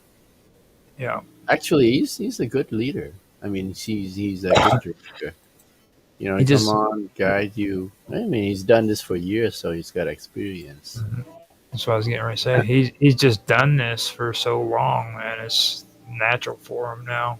He's like, the only problem is he's getting old. He's getting tired. Oh yeah, You know? yeah. I can see it in his eyes. He's just like he's talking about wanting to take a break, and I can understand why he wants to do that. You know, because like at 60, you know, is that freaking shared menopause shit has to be kicking in. It's vicarious menopause, not share. But yeah, you know what I mean. It's like all of a sudden he's itching and shit, and he doesn't understand. You know what I mean? It's like it's because your old lady. You guys hang out too much. You need to back off because you're catching when she's got that menopause shit. At least that's what I've heard. I don't know if it's true. Right. You don't know anything about menopause. Well, I don't hang out with chicks like that. You know what I mean? There's some things that I was actually smart enough to avoid, and that was getting married. Like, well, I don't know if it's smart or not, man. You're married. You should know. I mean, it's there's challenges in any marriage, but you know, it's a love-hate relationship. Yeah, You love to hate each other. I wouldn't trade it for the alternative. Right. Well, I mean, what's the alternative though? Like freedom. But single, lonely, childless. I mean, I've got. Sorry, Mark. I'm not talking about you. I've got kids, dude. I've never been married a day in my life. You know I've got no kids. I've got no kids I know about. Okay, there you go. Now, the one thing that you do miss out on by not being married is food. Like women, for some reason, home cooked meal. Yeah, like women for some reason do know how to cook food better than we do. Yeah. On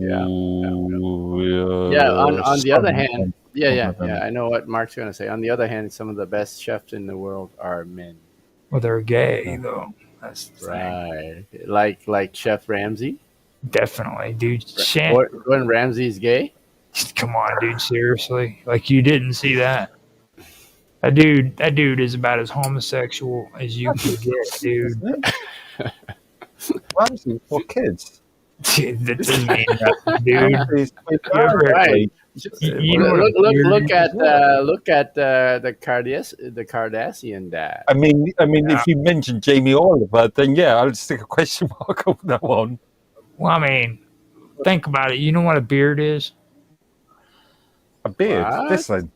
Yeah, well, that's what a beard technically would be. But the metaphor for a beard is like a woman or a man who freaking pretends to be married to Okay, we're going back to carpet munching on things.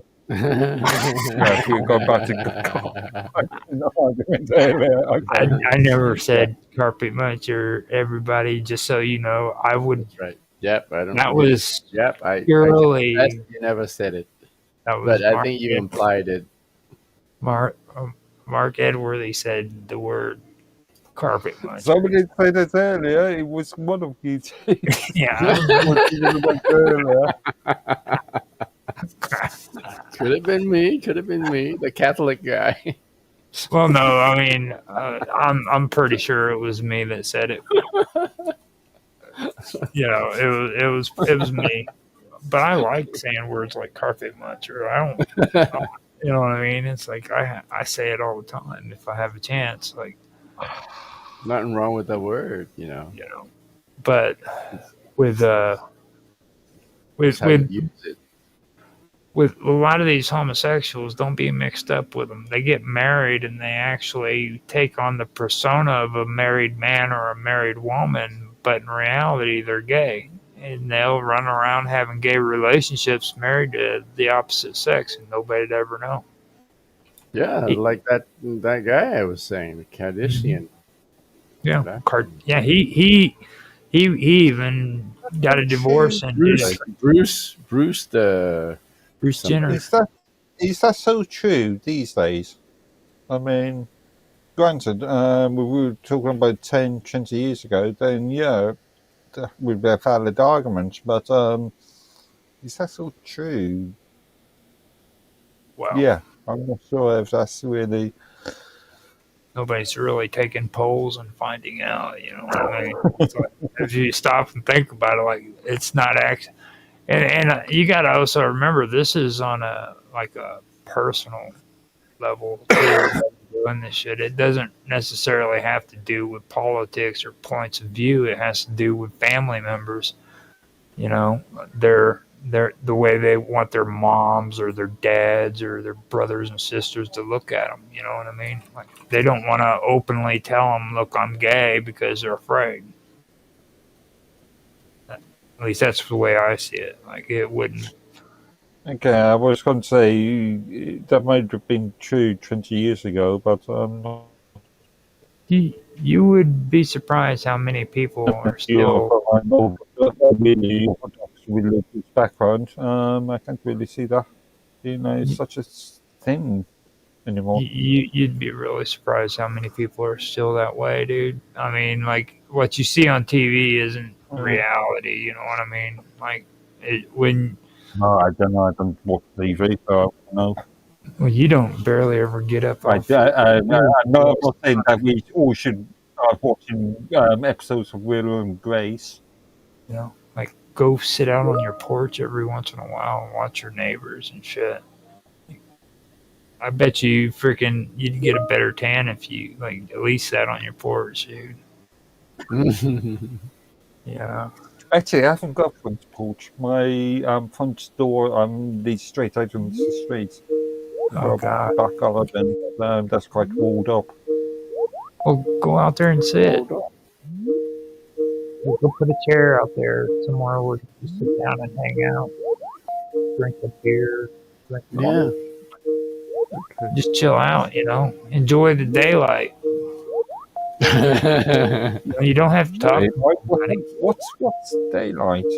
I don't remember what daylight is, but daylight saving. Yeah, just take some time out to sit outside.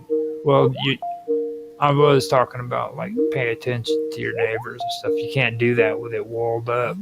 So damn, dude, you're like all by yourself and shit. You sure? Neighbor is good. Now, see, that's the rewards of being single, Dan. Yeah. You know what I mean? He can actually, like, sit around butt naked and freaking hang out, looking at other neighbors. Well, not looking at other neighbors. Like, he's walled in. He's walled in. Yeah, I'd be arrested for indecent exposure. But yeah, it doesn't. To me, man, I mean, there's your pros and cons with it too. You know what I mean? Because, like,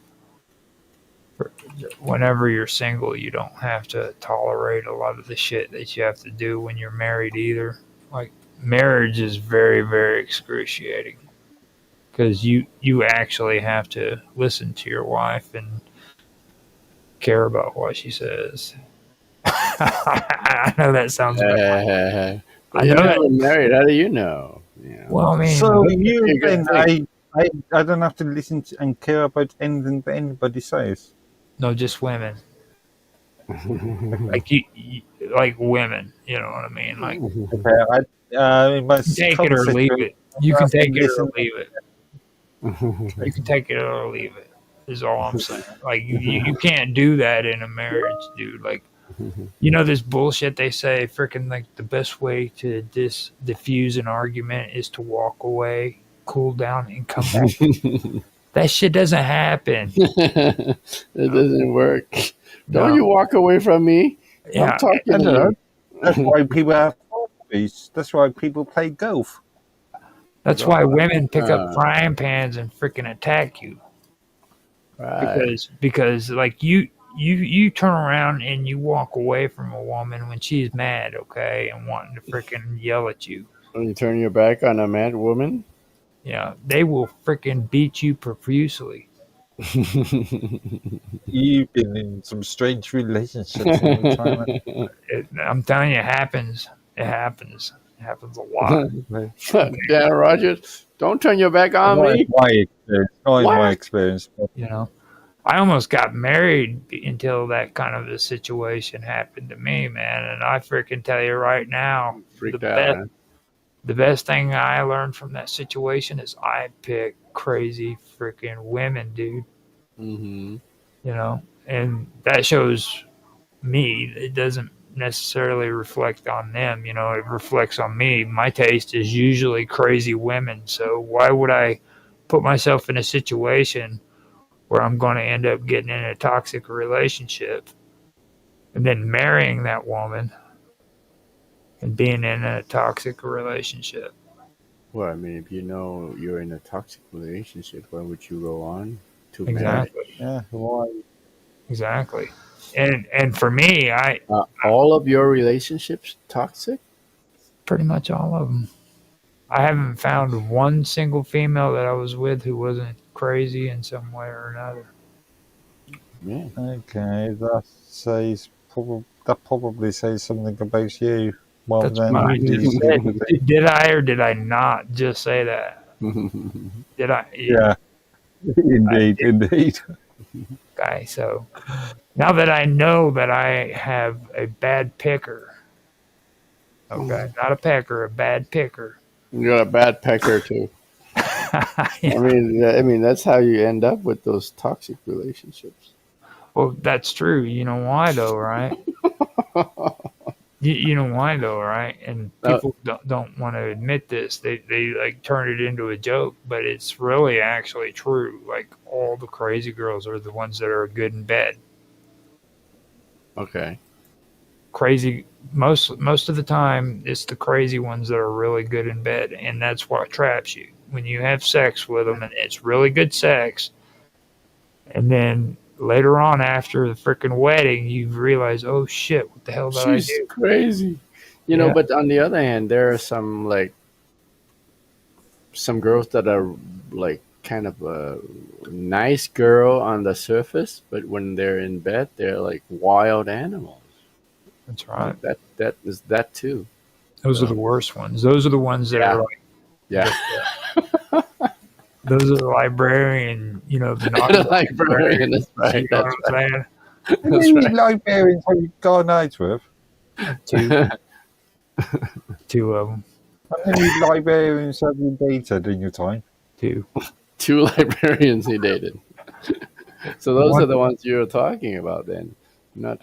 Well, no, those weren't the ones I was talking. Like those girls aren't really like crazy in a physically violent kind of way, but they're crazy in like the weird, like goofy way. Like they're really repressed craziness. That they would rather push you over the side of a freaking of a ledge of a building rather than say any kind of harsh word to you. You know what I mean? They would rather sneak up on you and push you over the freaking edge of a building rather than say something mean or hateful to you. Yeah, that's crazy. You know, so you got those kind of crazy girls. And that's the crazy librarians. So be careful, guys. You don't mess her. Well, you don't have to worry, Tan. You're like you're sewed up, man. I'm sewed up. I'm walled up. Yeah. Prison for life. You step out of line, you got like kids and a wife that'll beat the shit out of you. That's right. You know, freaking. I'm talking about like Mark Edworthy and me, and single guys who want to stay away from crazy women. So Who says I wanted to stay away from crazy women? Right. I knew. No, Mark could be that repressed librarian on the male. Oh, I guarantee you he is. You know, on the male side, he could be repressed librarian. And these women, dude, you notice how they keep looking at him and thinking like he's a stripper and shit. Yeah, yeah. You know, in thongs. Like he's just a man. Oh yeah, I think. How many people have said they want to see me strip? Well, I mean, what social media platforms are you in their posting mind, this? in their mind, you know, they imagine you in thongs and dancing the pole. You know what you become, don't you? The sex symbol. You become man meat. You're man meat. Woman meat, you mean? Well, I mean, it's all on how you look at it. Like man meat, as in like a freaking piece of beef that women can just take home. That women can objectify. Yeah. You're like man meat. So cool. Mark's so cool. He's enjoying all this roast. And okay, should I start off a new Tinder profile or something? Yeah, should I start off a new Tinder account? Yeah. Well, if you want to, it would actually help the views go up. Yeah, that's right.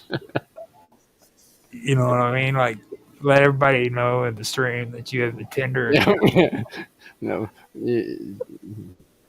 Tinder, like OnlyFans. Stream this on OnlyFans. I'm on Pornhub ads.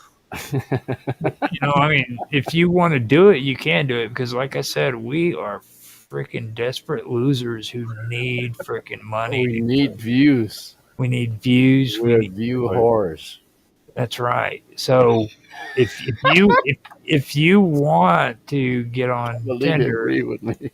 Just pass on the link, and I will push that link so that all of the women know, dude. They'll know. They're like, oh yeah, we want Mark Edworthy.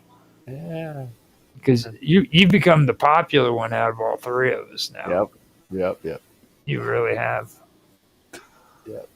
Especially after that thong photo that Sonia created. Yeah. Me, dude, I'm on cloud 9 because, like, I got this freaking sex object English dude on my show, and then I got and then we got the Asian guy. And not only is he sexy, he's knowledgeable. Right. Dude, you got like both ends going. Package. You know what I mean? Women are total package. Women are gonna freaking eat you up like a man meat. You're just like man meat. You know what I mean? Freaking, you can thank. I think I'm going to join the monastery in Tibet or somewhere.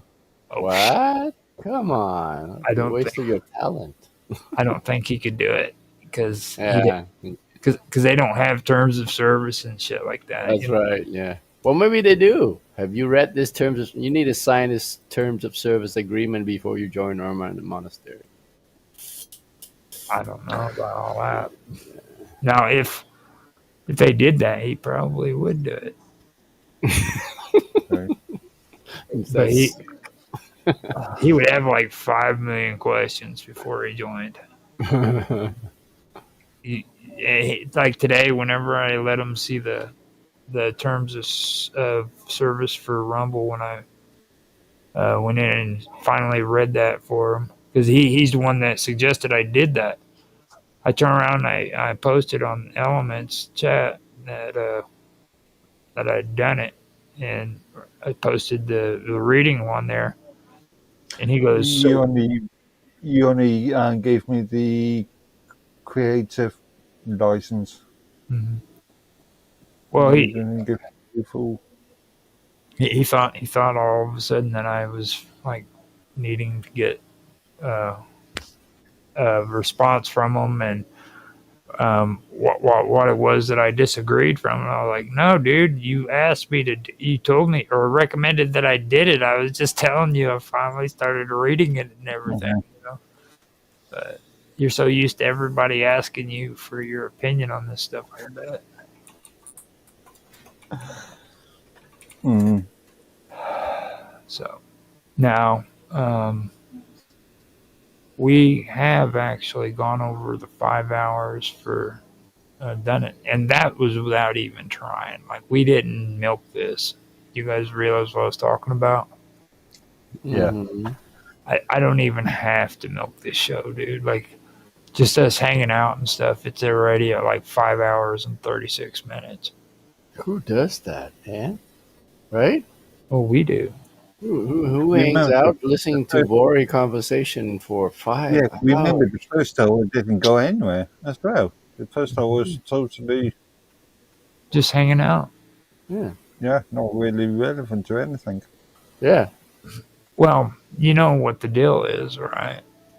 Like, Um, that's the Minds community. No matter what, it's like if we had more people in here, then that we would let them just jab away and tell everybody their day and hang out and talk about Minds, you know. And Yeah. that's kind of what I was talking about. And then later on, like I'm doing now, I can go through and find the parts that you guys want to put on there, because I know you want things that are Minds related. So I went through in the first season and I pulled out the interviews with Bashi. I did. Bashi actually did 2 episodes with us, Mm-hmm. and freaking then.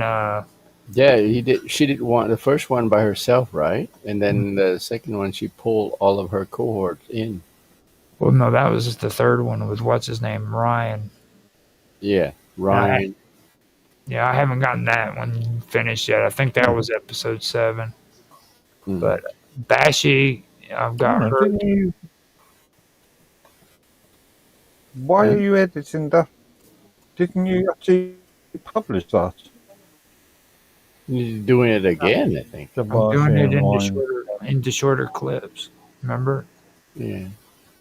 Okay. Remember you said you guys wanted to cut it down into shorter clips, and then Yeah. Well, this isn't every single post. I was just suggesting just the most entertaining parts. We got 5 viewers on Rumble. Oh. Yep. This is the lead-in sort of thing. That's kind of what I've been doing. Like I didn't do the first and second one for 2 reasons. The audio and video on that is just really shitty. Like at least we started doing this stuff. Don't get me wrong, that was good on part, but like we did really horrible in the first 2 episodes. You know what I mean? Because like those were like the actual first 2 streams that we've ever done. The first one was just you and Mark alone, right? Yeah, and that one was horrible. It was supposed to be his business interview, kind of giving his background. Mm-hmm. And you can just barely hear what he's saying, you know. And then you came on the second one, and that one had a horrible echo. Right. We could understand one another, but it still had that horrible echo. So I went ahead and skipped those 2 and just did part 3 or episode 3. 3, 4. I think I got 3, 4, 5. Wow, we got 7 viewers. 7 viewers on Rumble. There you Just go. 2 new viewers just joined. Woohoo! Roger's gonna be rich. One of these filthy days. rich. One of these days. Now, if anybody on Rumble really wants to be helpful, one of the send a letter into Twitch and tell them that they others are suck. not able to be online, that you kind of pay it forward, pass it on down the line, and let other folks take over. So does everyone have a rough approximate sense of how the campaign is structured? And it's really is a revolutionary format that we're working with. I have seen nothing like it to this point at all. Starting just with the simple fact it's zero to do with Secret Santa as it's conventionally or customarily known as and has evolved in the West. So, but welcome, whatever the case. Welcome, gentlemen. Feel free to chime in and introduce yourselves. How about that? From as far as getting howdy, folks. This is Al from Wanji, near Newcastle, Australia. Thanks, Jeffrey, for the call. Just thought I'd jump in because no one else has seemed to be saying anything. Well, yeah, Secret Santa, it's a great idea where we basically there's no real money at hand. It's just basically help your fellow man where you are, pretty much. That's a large part of it. That's right. You bet. And let us know. We want to hear about it too. Let us know. Well, that painting behind me, I purchased that off an auction for a good cause. Yep, or sailing boat, cost $200, but goes to a local cancer ward for him to buy equipment to ease suffering, shall we say? So I thought that was a good cause. Excellent. That was good. You know, yeah. We're all every gonna little bit try and give it all adds up, doesn't to our it? fellow man, but. So, and you haven't you been haven't you someone had else jump in? Well, haven't you had friends and family that too. have been afflicted or impacted and affected by cancer? Oh yeah, recently? yes. Basically, yeah, three members of one family just suddenly got turbo cancers and died, as they do. Was that you know? before or after taking the experimental After kill the shots? kill shots. Oh well, that After I the kill guess, shots. for the well, exterminator class, I guess. Fait accompli, yeah. Managed to accomplish. And I'm pretty like that. As sad as that is, I'm sure all of us have similar stories, and not just the people on the panel, but people listening. How many of us know how many people over the last couple of years have just suddenly died when they had so much of life ahead of them? Yeah, Pity about that, I eh? think Robert will have a thing or two to say to that, as far as what the master plan has been here all along and how how they rolled, implemented things. But before we get to that, just in line with what you were touching on, Alan, I was chatting with a fellow from the States, black guy, who's just a couple of weeks ago we were having lunch, and he's a fellow expat who was living here in Korea, now has moved back to the States for the time being. But his family, 3 of his family members gone, just very shortly after taking the kill shots. And that's who it affected, I guess, from what my understanding is, if you look at the demographics, the way it all shakes out or breaks down, white and black folks, they got hit the hardest. Whereas, and this is where I think Robert can help clarify things, the Han Chinese, the Finns, and how dare we say Ashkenazi Jews. It's how the story goes, folks. So don't crucify us now. But the Han Chinese, the Finns, and the Ashkenazi Jews were suffered the least impact, and it's almost really the way we've watched things unfold to this point. At least you would suspect it was deployed and put together with the intent of being a racially specific bioweapon. Robert Morningstar via Manhattan, USA. Well, what you're quoting, hello, everybody. Hi. Season's greetings, Alan, Mark, Jeffy. Yeah. Good to be here with you. Hi, Robert. Hello. Well, the statistics that Jeffy is quoting were cited by Robert F. Kennedy during the campaign last year and the year before, and he was excoriated by the press. What they didn't emphasize was that what he was quoting were statistics from the Cleveland Clinic, which is a very prestigious organization, a medical research organization that's done a lot of work on cancer. As a matter of fact, they saved my brother's life. My brother was diagnosed with prostate cancer, and they had an experimental drug to treat it. So he volunteered because the experimental drug cost $4,000 a month, but they needed volunteers to really field test it. And it worked. So thank God that it did work and he's free of it. But it did affect him. Any kind of drug therapy, especially big pharma drug therapy, has side effects, and they were not pleasant. But he went on with it for about a year, and then he told the doctor, okay, I've had enough. Fortunately, it did work, but it's all coming out now.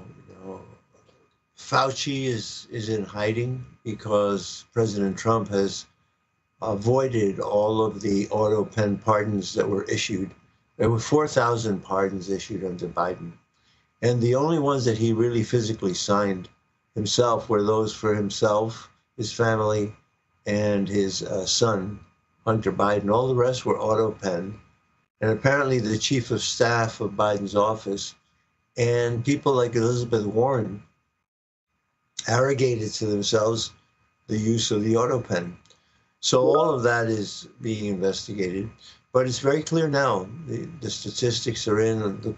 Various countries are reporting it was a targeted attack on humanity, and thousands, if not hundreds of thousands of children were affected, and with myocarditis, pericarditis, that's inflammation of the myocardia, the heart area, or the pericardium. The pericardium is it's a sheath. It's the wrapping around the heart, pericardium around the heart.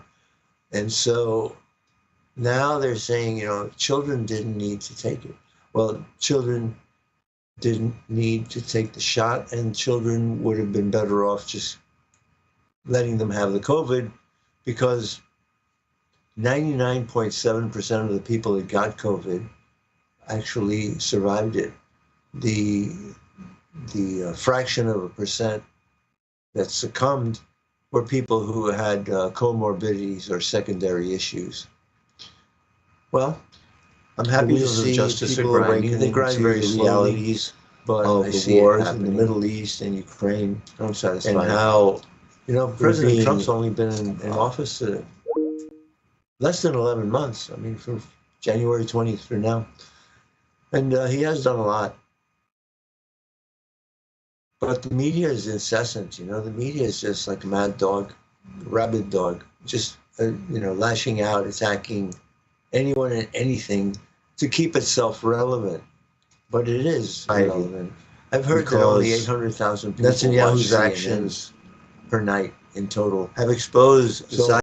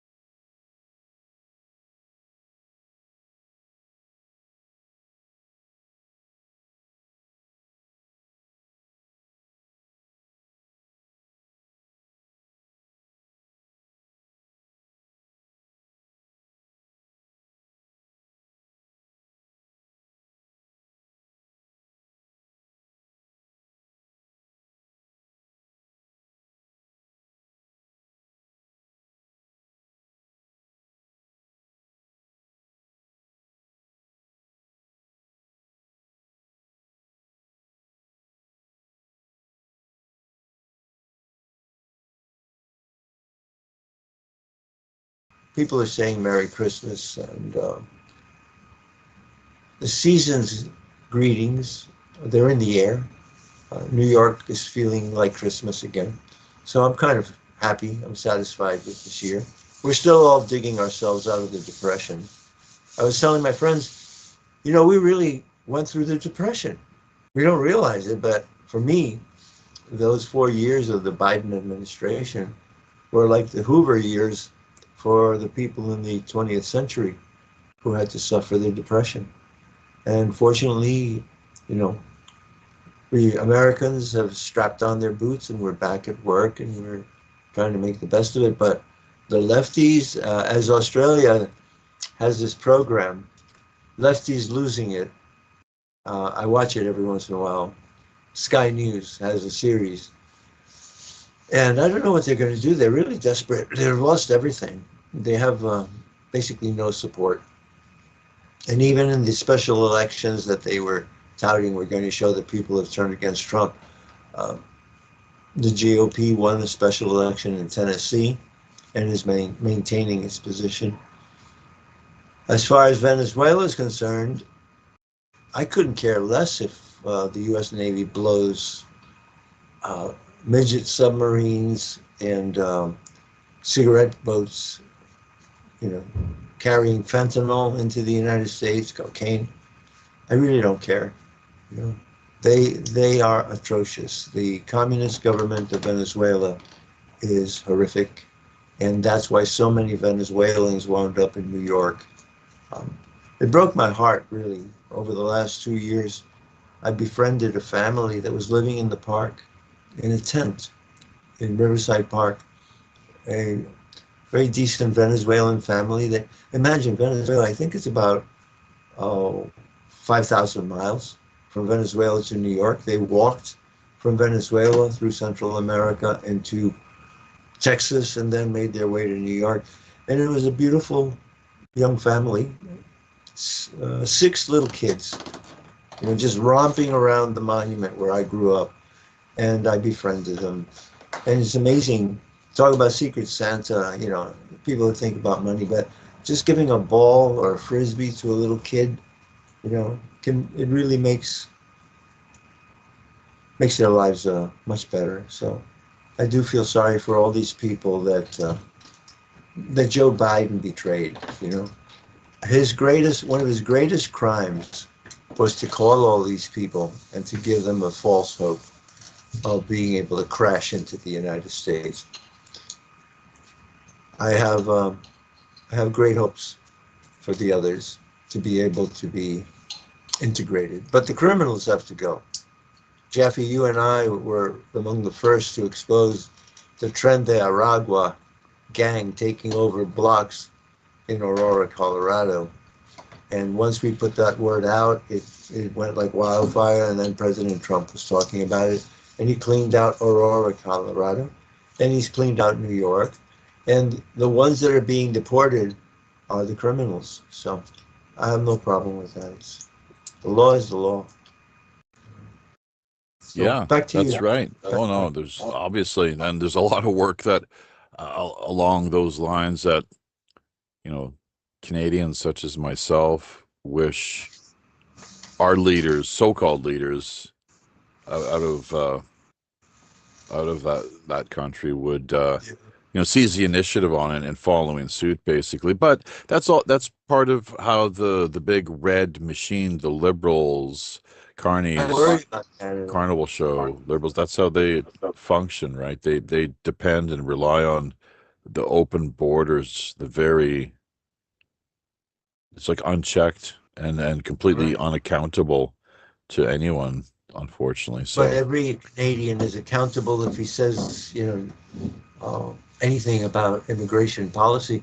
Also, they're just as desperate. Canada, the Canadian Liberals are saying they're really desperate, and the killing of the ostriches is one thing that has turned the world against them. But now they have instituted they've issued facial recognition body cams to the police in Edmonton as the first stage, of implementing that kind of Chinese social engineering policy. And I really hope that Edmonton, that Alberta, Saskatchewan, Manitoba, and British Columbia will seriously pursue territoriality. You know, I Well, believe that it's happening. I do believe that um, Denise Smith, the premier of Danielle. Danielle. Excuse Danielle, me. yes. Well, yeah, I think she's really serious, and all three of them got together after the culling of the ostrich herds and the brutality, callousness of the Quebecois government. They really went into high gear. So I understand that there are serious negotiations happening, and Quebec trying to pass laws to control the resources of Alberta. They're falling on deaf ears in Alberta. So all Albertans, welcome to the Union. We're here, happy and waiting for your friendship. Yeah, that's right. That's just what other options are there? I mean, at this stage, I'm, when I was younger, I took great pride in it's like, oh, we're Canadians, we're different than the Americans, and we have this good fences make, for good neighbors. But I'm at the stage. We're going to have one demand. You have to stop pronouncing the U in about. Yeah. Well, I don't do that. I don't so much as the Easterners. I'm not it's the Easterners from the Maritimes, the Newfies. People, you should hear people's reactions to my accent in England. People would flip out there. What is that? What are you Irish? No, I'm from New York, and you don't have much of an accent though. To me, it's you. It sounds like you could be Canadian too. You're very. I could be neutral. There are, you know what? Very strangely, there's a close connection. Morningstar is a common name in Canada. Sorry, Robert. And I saw. Raise your hand, Mark.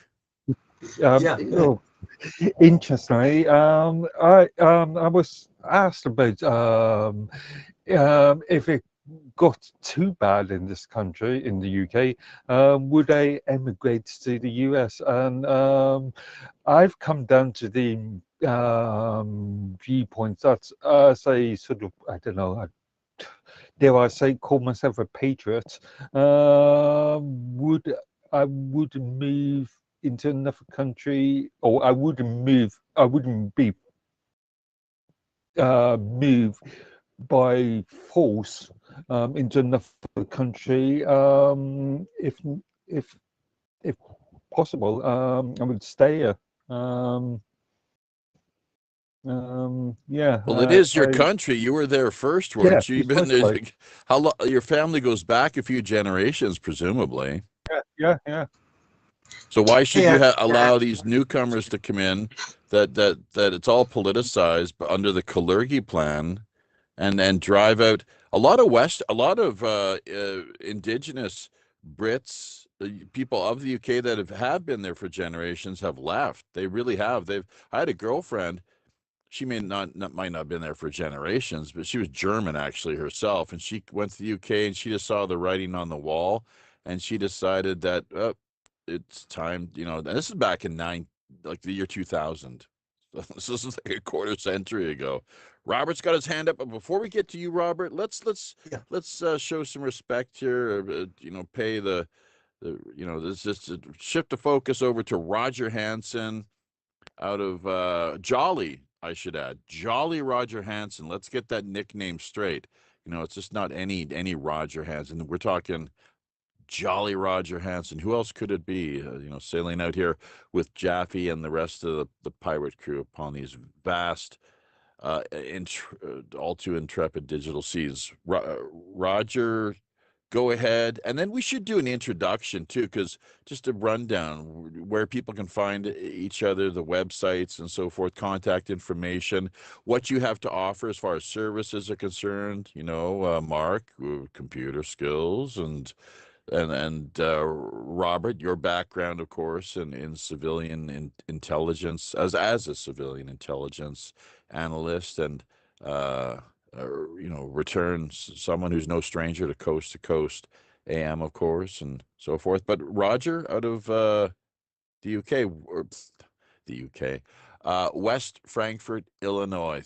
Thanks for connecting, Roger. You had something to say about cancer as well too. We saw there in the chat and area, and I've got a few things I want to share with you as well, because just to further pay my respects regarding the recent loss of your mother. She's she's transcended, I guess, as we all do. My mom went just not even a year ago, so they've gone quite closely together here, and we'll meet again. I have no doubt about. I have there's no doubt in my mind whatsoever. That's because we have the NDE cheat code.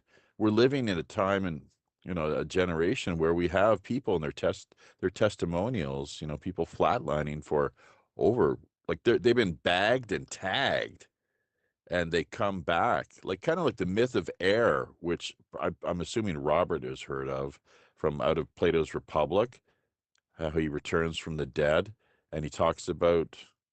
I'd have to revisit it myself, but it's like the afterlife and what you see and experience. Even our pets, we're reunited with. So it's kind of just another layer and level, like of the Matrix. It's not like we've managed to fully liberate ourselves, but we reconnect with them on some form. Roger, thanks for connected. Are you going to be helping out with Operation Secret Santa again this year? I hope so. If I can get everything in order, like yesterday, my entire computer went. I lost everything on my computer, so I'm having to get everything back together. So. Oh wow. I've had a weird week. My mom passed away 2 weeks ago. We just finished her funeral. Then the stuff with this computer happened, and today, we had the car charged up on because the battery went dead, and my nephew went out to start the car. He started it, turned it off, took the charger off, and all of a sudden we hear a bang, dude, and I went outside, and the entire front end of this car was on fire. We almost had our house burned down. What? Yes, I'm not lying to you. So wait a minute. So you overcharged the battery? I don't know. It was something happened. It just and the car was off. He had turned it off, took the charger off, everything. He left. He was gone. Like 20 minutes later, bam! The car just a big. Well, geez, has anyone ever heard of something like that happening? And we've got to get back to Robert Morningstar here in a moment or two. But Roger, before we do that, just remind people where they can find you and what you're all about. I'm here in West Frankfort, Illinois. I don't know what I'm about. To be honest. You like live streaming? You're busy with a lot of live streaming and social media activity. I do stuff. I'm involved with a lot of different topics though. Like I do the Wonderful World of Weirdness. I do stuff with Mark Edworthy, with live with Roger Hanson, and things. Roger's Real Time Talk Show. I also do things with Minds.com through Minds Roundtable. We do that, but. Is that still a thing? Has that been rebooted recently? Well, we only do it a certain time of the years because if you tried to keep a weekly thing going on with Minds, you're going to run out of content. Okay. And do better. Not if you turn to us and ask us like, hey, do you have a channel to feature today or this week? Do you have a group to feature this week? We're totally dialed in when it comes to like the legacy groups and members. Like we could definitely help you out on that front. But question is, we just got a new job, some more new work, thank God, finally, which we really needed. So our schedules kind of shifted around a little bit, and we're trying to live stream generally at the same time, but it's just they're on different days now. So for people who want to pay attention, to that from, let's see now, what we're doing here, of course, is on a Thursday in Korea afternoon, Wednesday night back in the West, same as it always was before, 8 p.m. Pacific out on the West Coast, 11 on the East. And then the feature guest end of things, Monday, 1 p.m. here in Korea and Tokyo, which is Sunday evenings, same time, 8 p.m. West Coast of the Americas, 11 out in the East. So, okay, and we'll get back to you in a moment here, Roger, but I know that Robert had his hand up there. Was there something you were going to? Yes, I have two things. First of all, Roger, my condolences on the passing of your mother and the mishaps you've suffered. I have had 2 car fires in my experience, and they can catch fire from a lot of different things. So it's just be grateful that you're all right. Yeah. Regarding your crash, I assume it's a crash drive. I suffered total loss of all of my data in 2022, but fortunately, CCleaner, which is hard drive maintenance software. I don't know if you know it. You have to clean out. I have to clean out my cache every time I have a show for it to for the programs to work correctly. But they have a software called Recover. I guess Recover with a John F. Kennedy accent. RECUVA. Recover. And that saved the day for me. I didn't even know it was a module, but I tried it, and it recovered about 75 to 80% of what I had lost in a crashed hard drive. The other things, 2 other things, the statistics about Ashkenazis not suffering the consequences of the COVID shot, it's not really accurate. Janon has many relatives, and we have many friends who were affected, their thinking, heart conditions, strokes, brain functions, fuzzy thinking, personality changes. Everybody suffered, but that was a choice people made. And the final thing I wanted to mention and ask Mark about, I saw a report, a lengthy report today about the stand down of the British, the UK police departments in light of all of the violence that they are facing from immigrants attacking them. I wonder how accurate that is, because they just stopped going to work. And the farmers' protest, Robert. Did you hear about the farmers' protest with the tractors 2 weeks ago? Not in England. I didn't hear about Yeah. that. Mark, could you fill us in on those 2 issues? So good to speak to somebody who's there. How's that? Yeah. Turn? First of all, Roger, I didn't realise that you were talking about an electric car, EV. I thought you were talking about an old-fashioned gas engine, gas powered. No, this is an actual old-fashioned car, gas-powered car. Gas powered. Yeah, that got me confused, because earlier you were talking about a car that you had since what?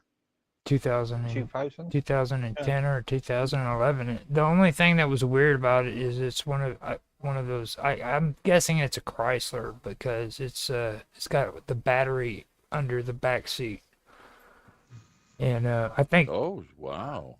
I think that's probably what saved our ass. Excuse my language, but because if that battery was up front, there's no telling what could have happened. I mean. Well, the gas tank was what I would especially want to be worried. That I was terrified about it, and I mean, I watched it start from a little bitty flame, and I was sitting there just powerless. There was nothing I could do. You know what I mean? And that flame.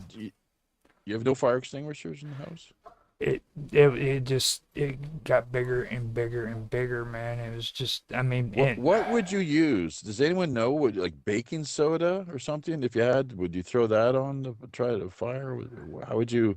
You wouldn't throw water on the fire, like that would kind of like an electrical battery fire. I don't know. I have to look that up. I guess there's some special. No, you really ought to have a fire extinguisher. I put out 3 fires in cars, and it's CO2, you know. and they have small ones. Everybody should have one. I've put out 2 fires here in my building. One was upstairs, 2 workmen. Imagine these 2 doofy guys working with varnish. They were varnishing a floor, and a guy lit up a smoke. Everything went up, and they were burned. And I heard them. And man, I have never run as fast as I have that day. My friend was leaving to go back to Massachusetts, and I heard this commotion. I said, "That doesn't sound natural." And this guy came down the stairs, and his back was all peeling from fire. His clothes were partly on fire. And I went upstairs. I saw the fire spreading through this vestibule. They took an apartment, a long apartment, and they would split them. So they created a vestibule. That's what they were working on. I bailed. I ran down 2 hallways, a flight of stairs into my apartment, grabbed the fire extinguisher, ran all the way back, and it was like a 100-yard dash, and I was able to put it out. It's not a pleasant thing. And then a friend of mine was stuck inside the car. He was inside a van, and this was almost miraculous. He was inside the van, outside the van. You know those flat nose vans where the hood just pops up and there's the engine right seated in the front, and it blew up, and I took 2 steps thinking I got to get some water, and something said, "Your friend's going to be dead, Robert. Your friend's going to be dead. You can't get the water. You have to put that fire out." And my friend he had a T-shirt and he was beating it like this, but he was actually fanning the flames. And I stopped and I drew 3 or 4 huge breaths, and I blew it. And I kept blowing, and then my brain was thinking, "Who do you think you are, Superman?" You know. And I said, "What else could I do?" And I just kept doing it. And for one moment, I blew out enough CO2 as he flapped the T-shirt, and it just went poof. It just all went out. So you should be prepared. Everybody, even in your house, you should have a fire extinguisher or 2. Oh yeah, we've got one here. They are required. Just a quick shout out to Dale with it via D Live. It's good to see a handful of people connecting with us through D Live, and a number of other stragglers, lurkers, and so forth across the various platforms. So be sure to log in, folks, and have your voices heard, thoughts, comments, questions. We've only got about a little more than 10 minutes left here, the first segment. I think, Mark, you're saying you could only maybe stick around. Actually, I can do a bit longer, I think. Yeah, I can do a bit longer. Commercial break. And Robert, possibly you're on the same page, having to call it a night, maybe. Yes, I have to. Before we finish this segment, just want to go back to Robert's questions. As far as the police forces in the UK is concerned, I've not heard any sort of. Well, it's illegal for the police to strike anyway in the UK. They just walked out. I don't think they strike. Everyone is up and just they quit. There might be some cases, and I can see the reason for certain cases, the entire DEI issue. But as far as I am aware, that there has not been any major walkouts. I came across similar information as to what Robert did, so you might want a lot of we're getting kind of a lot of AI spoofing. Let's not forget, so we got to be careful with this sort of thing. But from what I could tell, it did seem legit. Maybe you just haven't heard from the right sources or. On the second point of the farmers, I think 2 weeks ago was the second protest in Westminster. There was one last year, well, actually several months ago now. But it's the same issue as you've seen in France and other European countries. The entire sort of net zero, gotta have it. Net zero. Yeah. I was just thinking last night that this whole thing, as with the COVID nonsense, it could ultimately, even though it goes through the Rockefellers Club of Rome, people take the time, make the effort to track it back to there, and that's what you'll find. They decided years ago that it would, the limits of economic growth and the Rio Summit and role of Maurice Strong and these other elitist, either technocrats or plutocrats, what have you, that it would fit the bill. That's what they were looking for. So initially it was all about a freezing, planet, and then of course you want to blame humanity for that too. But then it, remember how we used to just hear global warming, global warming, global warming. Wash, rinse, repeat. Repetition equals truth, according to Orwell. And then it just kind of seamlessly and quietly morphed into climate change. Like something, like what's going on there? It's like the semantics, and and man-made climate change too. Whereas initially, I guess, global warming, so CO2. Not to say that we haven't had an influence on the climate. Obviously, we have had an influence on the climate, but not to such a extreme as has been suggested by people like the IPCC, whose models have been proven to be incorrect in the past. The hockey stick, was the hockey stick model, and it's just such fraud. There's just too much politicization. As you say, the model's driven by money interests, greed, frankly, just like with the COVID scamdemic bullshit, and time and again, where if they can, cook things or frame things in a way to persuade the public and other, vested interests, the audience that they're working on targeting, that something is true, that the powers that be, they will do it. And now, time and again, I always come back to this whole business of how with Nietzsche, God is dead. What is there to fill the void?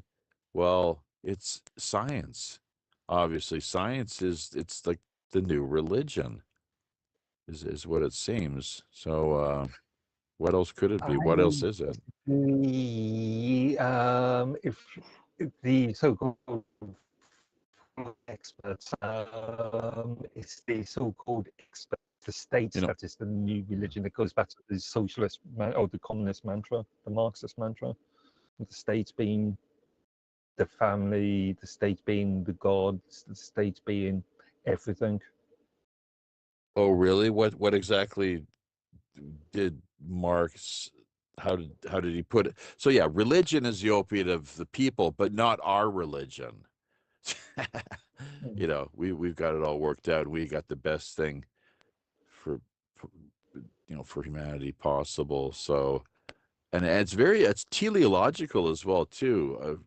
I was just reminded of the other day the kind of utopian pipe dream that Marx and his followers have been promoting for all these years. It has this end goal of revolution of the proletariat, I guess. Really, more like right now we're in the revolution of the super billionaires.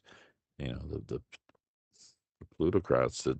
Technocracy really is where it seems to be at currently. Silicon Valley technocracy. Earlier talking about Robert was mentioning, hitting on the business of digital IDs. That's a hot issue these days, and they're all doing it. It's all the harmonization. That's key. That's one of the operative terms, where if one country does it, then they've all got to do it. And in Canada now, it's not just that they're pushing for it to be implemented on a national basis. There's a podcast or some a news streamer in the last day or so that I was listening to, talking about how now they're trying to quietly have it brought put together, implemented to the point where it's from province to province. You're going to need, from interprovincial travel. That's crazy. That's Oh crazy. yeah, oh yeah, oh, and then of course, then it'll be down to the municipal level. Yeah, well, this 15-minute city is exactly that. You're going to have to Yeah. show ID and cause for Yeah. wanting to go visit another city. But You in or your America, friend. United Oh, you want to States- visit your friend next door? Well, we need some. Yeah. we're not The gonna- United States government is trying to extort compliance. The Department of Homeland Security suggested that flyers who don't want to do the real ID be charged $18 more per flight for being put through the rigmarole. And they're also offering a quick ID. If you pay $100, you get a real ID that'll scurry you right through the checkpoints. Oh. So they're trying everything to force everyone into carrot and stick. If not the extortion. carrot, then you got the stick. So it's not just the real ID; it's the real ID. That's what they're going for now? Is that right? So, that's crazy. Yeah. Go ahead, Mark. Funnily enough, I know you saw a reference to a post I created earlier today or yesterday, my time now.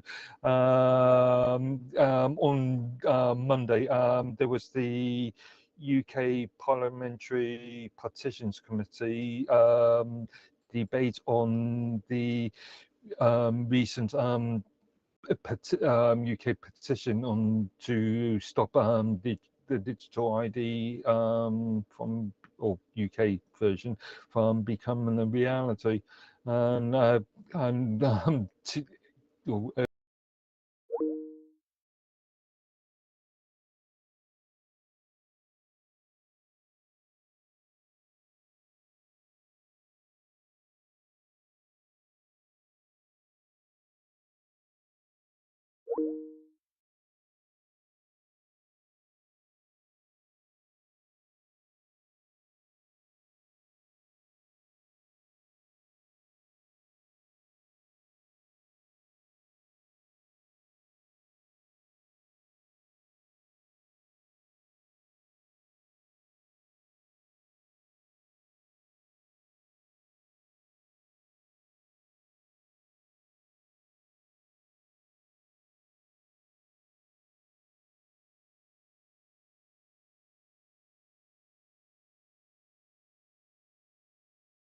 As in, they must be, or else, right?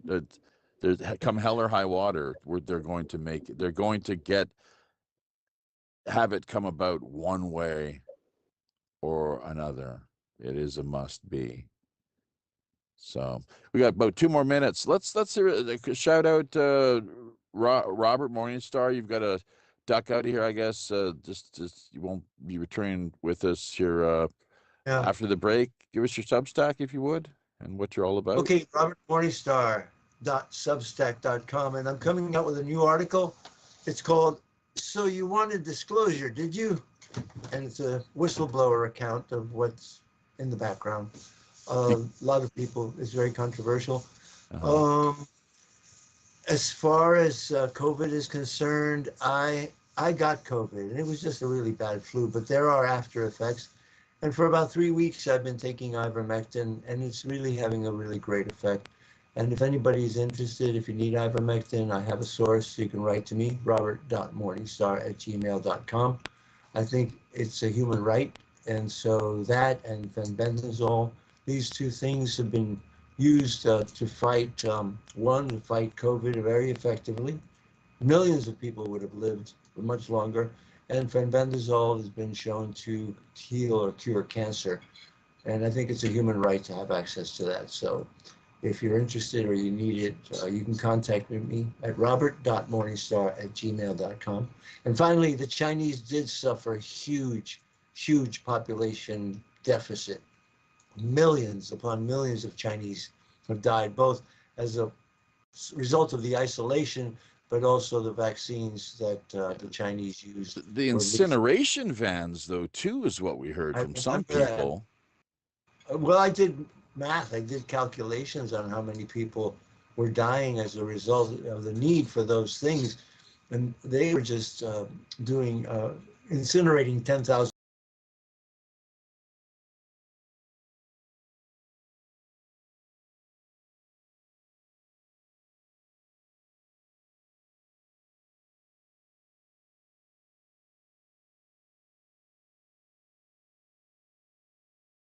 Feed here momentarily. Okay, I'm going to say So good night.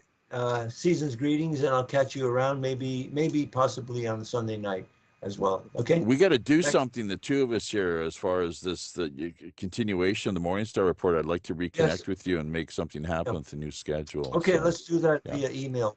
We'll send email.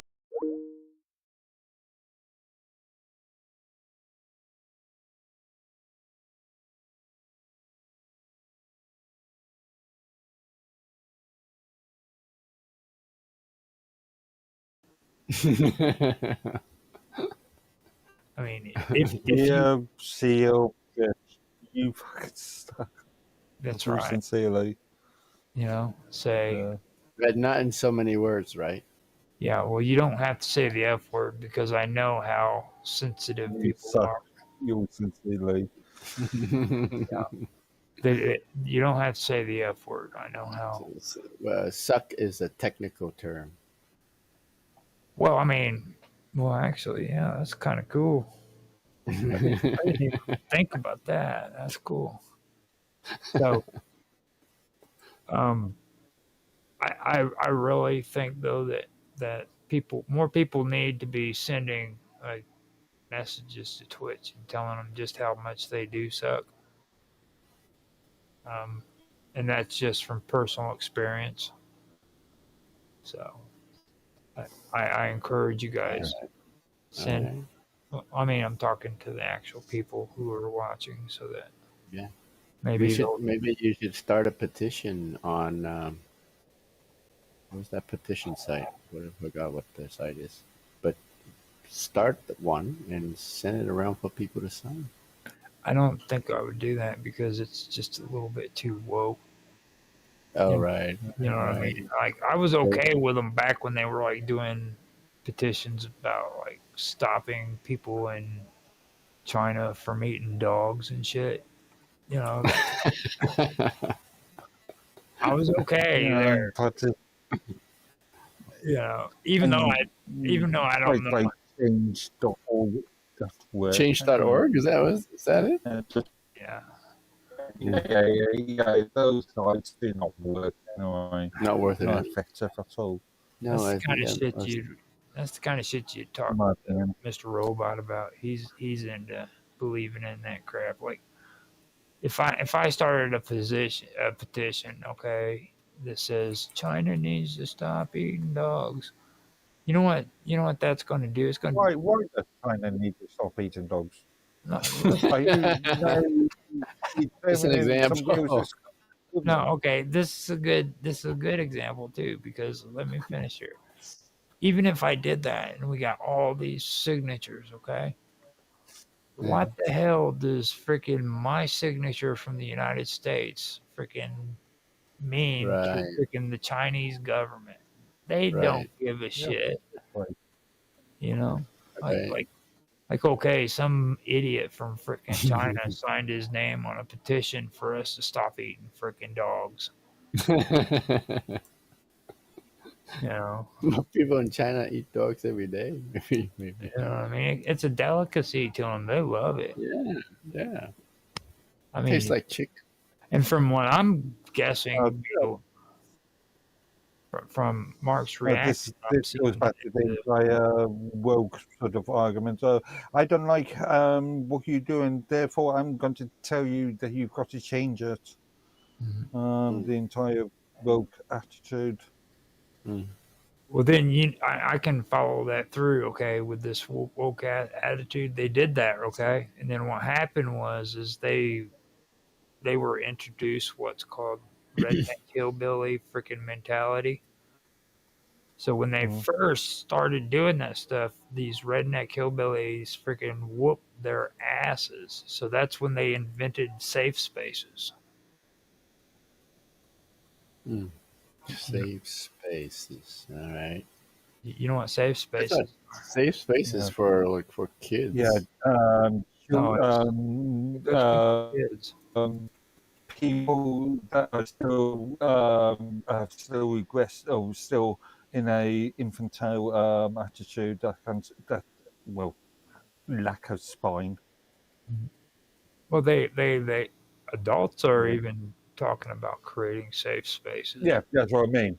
You know, I Yeah. mean, just so People, for God's sake, just grow some balls.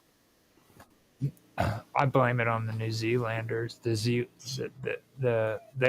have well, here recently they've gotten a lot more outspoken with their National Socialism, but like before that, dude, they were all freaking talking about safe spaces and shit, and they used to be really really bad tree huggers, like real bad. Well, only Australia, New Zealand, US, UK, Well, anything that the rogue virus has hit. Canada, though, I gotta be careful because that is true. Canada back in the day, I'm not saying today, but back in the day, Canada and New Zealand were pretty much at an even tie when it came to like that kind of stuff. But like today, man, now I always see stuff from Vinny out of National Socialist shit. You know what I mean? Which is way different than what I'm used to when it comes to freaking New Zealand. Like they've really done a big difference is all I can say is from what they used to be. And now Canadians are actually talking about wanting to move to the United States because they're tired of Trudeau's stuff. Well, Trudeau's gone. Canada. They Canadians elect their own politicians, and when it doesn't go as far as they want, they're going to run away to another country. Well, I suggest that's like I said, what some of the American liberals are doing. Mm-hmm. I mean, I suggest that yeah. If a Canadian moves here, they really do need to move to Denver, Colorado. Why Denver? I've been to Denver.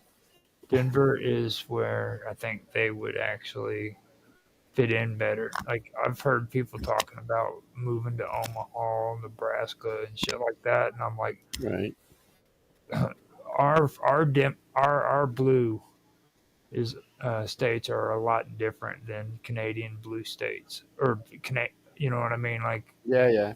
Like their form of conservative is way different than ours. So don't be moving down here to a conservative state if because like they're I mean, it's not as really bad love as this the liberal stance on- states, right?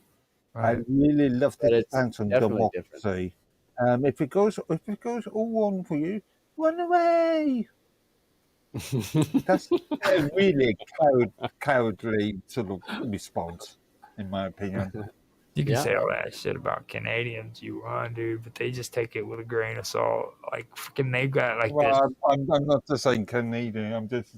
That's who we're talking about here. I mean, but it's like you can say all this shit to them, dude, and they're really nice about it. They don't. That's right. You know what I mean? They just let it roll off their back. Don't take it personal.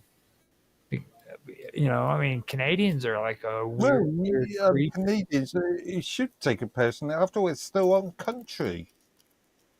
Well, I mean, we do take it personal on some stuff, like the American telling us that we should become the 51st state.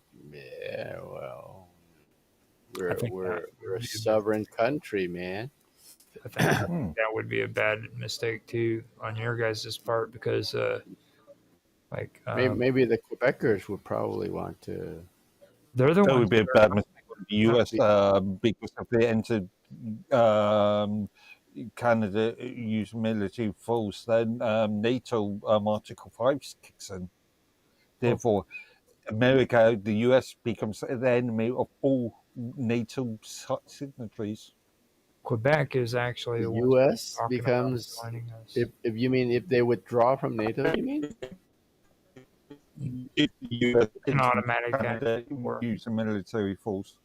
Yeah, it's well. That's an automatic at war. Yep. They They're not withdrawing, are they? They're not serious. no NATO. The Yeah, United they're States not. is NATO. It's not. Like we're the Right. ones that pay the bills. You know what I mean? Like if you can talk all you want about that shit, but like the majority of the money getting funneled into NATO comes from the United States, and there's a reason behind that. It's a political ploy to freaking dominate globally through NATO, and it's Arguably, I've made this argument before, but since the destruction, destruction of the Warsaw Pact, is there any purpose for NATO anymore? to keep England Since in the fall of the Soviet Union in 1991, what's the purpose of? to keep England and the United States on top of the game. That's what it is. Because England and the United States are the two major players in freaking NATO. Or Great Britain rather than England per se. Well, yeah, Great Britain. Because, like, look now with all the shit that's going on in NATO and the United States is backing off with Trump, guess who steps up and says we'll take the freaking lead? It's Britain, the UK. Mm-hmm. Under this current government, under Starmer's government. That's what happened. They even made a public speech in front of freaking television saying it. Yeah, public speeches are just theatre. Knickers, okay, that's my Inca. Theatre.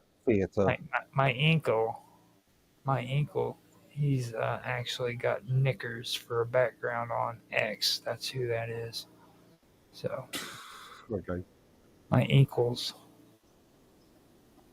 And let's see. Jaffe just sent a message. He says, "Oh, it was Robert." So yeah, I'm guessing that's just not going to happen. I haven't gotten any confirmation from him, so that's kind of cool. I'm really glad that we aren't going to be doing that tonight. You know, because. Tired. Well, I just don't really want to be staying up for Minds Roundtable until 3 in the morning. I think I've. It's already 10 to 4. Yeah. Yeah, you know that would be like 7 o'clock by the time you woke up, or no, it'd be like 5 o'clock in the morning. No. Yeah. Yeah. Oh, what is it? 10 to 4 now. Yep. Wow. Yeah, that's pretty late. So, what do you guys think? Okay, before we do bring this into an end, what do you think we should do for the next project? Tech Talk or Roger's Real Time Roundtable? What's the real time? Yeah, what is that? That's the news one that we do. But I want to. If we do Tech Talk, then I can let that one set because I can also bring out Untethered, which will be freaking all the crazy cool stuff that we can do. I can have you doing the voice of Higgins off of Magnum PI.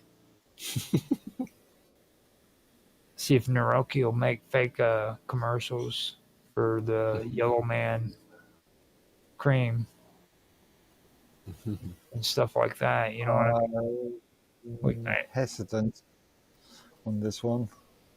And then we can talk about current events, politics, instead of it being all well, like how we do it on Roger's Real Time Talk Show, it can be like about immigration and all the stuff you like to talk about, and Austin likes to talk about. Like to talk about I usually isn't that similar to gnocchi, some sort of vinyl. No. Well, kind of, yeah. And you guys can talk about all of the stuff you want to. You can talk about those dirty freaking immigrants sneaking in the border and stuff, which I know Mark's really starting to like. He loves talking about those immigrants. Do I? Oh, you kind of get a twinkle in your eye whenever it gets brought up. You get excited. I have an interest. I have a general interest in politics. Right. Well, that's what I'm that saying. Is a political subject. Like we can get into that, and I just all I'm wanting to do is something that's not related to UFOs and aliens and freaking politics. All at, you know what I mean, by itself. If we want to have topics about, well, like the history of VCRs, like we did before, we can do that. You know what I mean? If we want to talk about, the current events that happened and something that was entertainment, we can talk about that. Like I would love to talk about P. Diddy and freaking oil. Like the whole freaking baby oil thing. Where did that tried to ignore all the stories. But where did that shit come from? You know what I'm saying? Where did that shit come from? Because I found out that Costco's never sold baby oil on their counters ever. On the counters, if I made a special order with Costco, yeah, you could have done it over freaking what's the name of that company? The one that has movies and stuff too. Amazon. Amazon, yeah. Costco has Amazon accounts. He could have done it through there. Mm-hmm. But see, and stuff like that, I think that would be cool to do for a show like that too. Then maybe have Mark run the red carpet and runaway for us. What do you think, Mark? Red carpet. You know what the red carpet is, don't you? You ever hear of fashion shows? Yeah. We'll have a black tape fashion show for you. Okay. For the ladies. You never heard of black tape fashion shows, dude? Oh God, you're missing out. When you get a chance, go on YouTube and type black tape, and you'll get it. He says, even legal. Yes, it's 100% legal, believe it or not. It says, black tape would a body tape art and alternative fashion movements. Black tape runway. Okay, I see. No, I'm not going to do that. Do you want to share that? Putting electrical tape over selective parts of the body. Just over your nipples? Just over your nipples and your privates? It's not going to happen. Well, I think it's time we should get off before we get more raunchy. Getting all raunchy. Yeah. So, what do you guys say? Before we get off here, do you want to do, like the tech talk? That's the one I think would be cool to get into. Because I think I'd be interested in the tech talk. I don't know about the real time stuff. Yeah. Yeah, if you've got some subject matter that you are thinking about, yeah. Yeah. Well, I mean, we've gone through a lot of good topics that I think throughout the this last year that we could do, which I can go back through and pull up some stuff and run some ideas by you. So it's up to you. Well, first, maybe we can talk about Olama.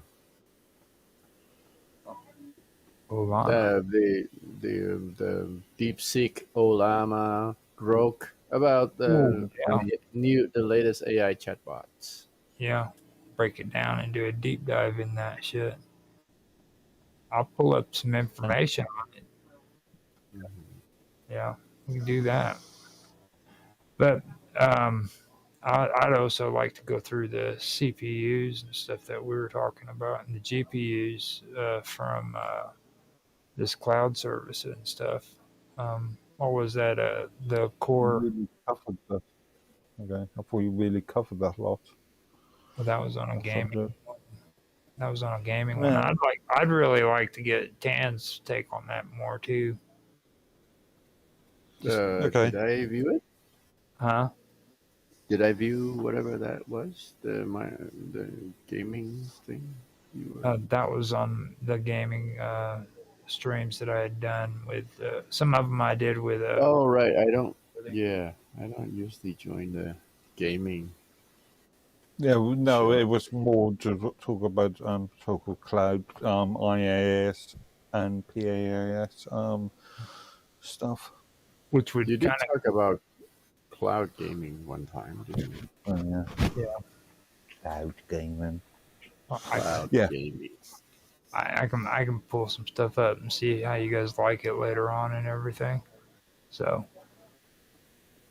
I guess that's it, man. We'll wrap it up because I know you guys are getting all glossy-eyed and Mark is drunk as a skunk. Right, mate. It's still got another pint in there that I can open up. I'm pale faced. The more I drink, the more pale I get. Plus, I'm hungry. I need to get some food. Actually, I could do with sounds good. Well, forgot. You know that on Rumble, it's still ticking away at 4 hours in the last 15 minutes or so. While on the live stream, it says 6 hours and 2 minutes. 6 hours. It's really interesting. Yeah. Did you even publish the first hour? Well, I mean, after the stream is done, I can most likely go in there and see if there's two separate videos because it could split up. Yeah. Or is that what happened last time? Or I think it's just the number. It eventually corrected itself. That was what it was. You're right. Yeah. It was actually the number on the thing was wrong. So that is true. So you want to take us out and we can go ahead and end it, Dan? Yeah. All right, let's sign off. Thanks everybody for watching our live stream. Thank you for enduring us for the past 4 hours, 6 hours, if you were able to stick with us that long. I don't think we touched about much stuff mines related. We just briefly glossed over the token stuff, but for the rest of the stuff, it was just stuff about anything. So yeah, all right. Is this the last episode of the season, Roger? So we won't have another one next week. Right. This is for the regular season episodes. It is, but will be available for special events that come up and interviews. If we get interviews, we can do them. And it's not scheduled. You know what I mean? It's when they arise. So. Okay. So there won't be another live stream this time in place of the round table next week then, right? So that's it. There's no more until further notice then, I guess. Well, it'll be next year. We'll do it. We'll do this episode, these again next year on a regular basis. Unless there's some extremely high demand for us to do another roundtable episode, right? Are you sure next year is a good time? Because that's quite a long break. That's a long time. That's really long. I thought we only in March. We're in the new year. Well, I mean, this is the end of the Minds Roundtable, folks. Come on. We could come on actually and vote for us to come back to life. actually do like other things too, and then it's not like everything has to rotate around the Minds Round Table, which it'd be cool if somebody wants to step up and say, man, look, I'm We just love your episodes, man, even though it's like long as hell, but it was good. Bring us back. So actually, whatever you do next, it doesn't have to be at this time slot, right? Maybe it's better to do it on a Right. different day, different time. Yeah. And are you smoking? And untethered, okay, is something that I want to do that's kind of like goes along the lines of this, but at the same time, I want it to be structured like you guys are talking about, not like have a minds fest like we're doing right now, So we can get a little bit of structure in there and put a little bit of comedy in there and actually make it a freaking entertainment stream. You know what I mean? What? Mhm. Hasn't this been entertaining? That's what I'm We had saying. It has been Dude, entertaining. It will this be right. more entertaining. And let me say this too. Me personally, I think this is the best season we've had so far. It was very, very entertaining, and I really got more enjoyment this year than I have out of the other two. To be honest, it's been really good. These episodes have gone by so fast. I'm amazed that we've already made 12 episodes of it. So just to say that. I mean, this is Right. a really good season. I don't know. That's up for you to decide, or it's up for you to judge. I just joined for the interactions. I enjoyed us having conversations. Right. And so, yeah, it was good. Thank you. I loved it. And since we don't know when we're gonna be back on, so I just until further notice, I just shared the screen of our Matrix chat on Element.io for anyone who wants to reach out to us. Until then, we might go on off the deep end for a long time before we come back on the air. Yeah, that's so. Yeah. If you guys don't flip out on me and say you hate my guts, it'll be January. Actually, Definitely, we'll be back January. I can't. Yeah. I'm gonna turn off my camera because it's blocking. There you go. All right. So there's a path, the URL to our chat room. If you want to, if anybody who's interested to join the Matrix chat and to look us up. And it's also Roger Hanson's on Minds. Minds.com/Roger_Hanson. Or just Roger Hanson, one word. _Hanson, you got. Yeah. All right. Thanks, everyone. Thanks, guys. Until next time. Have a good weekend. Bye. Bye.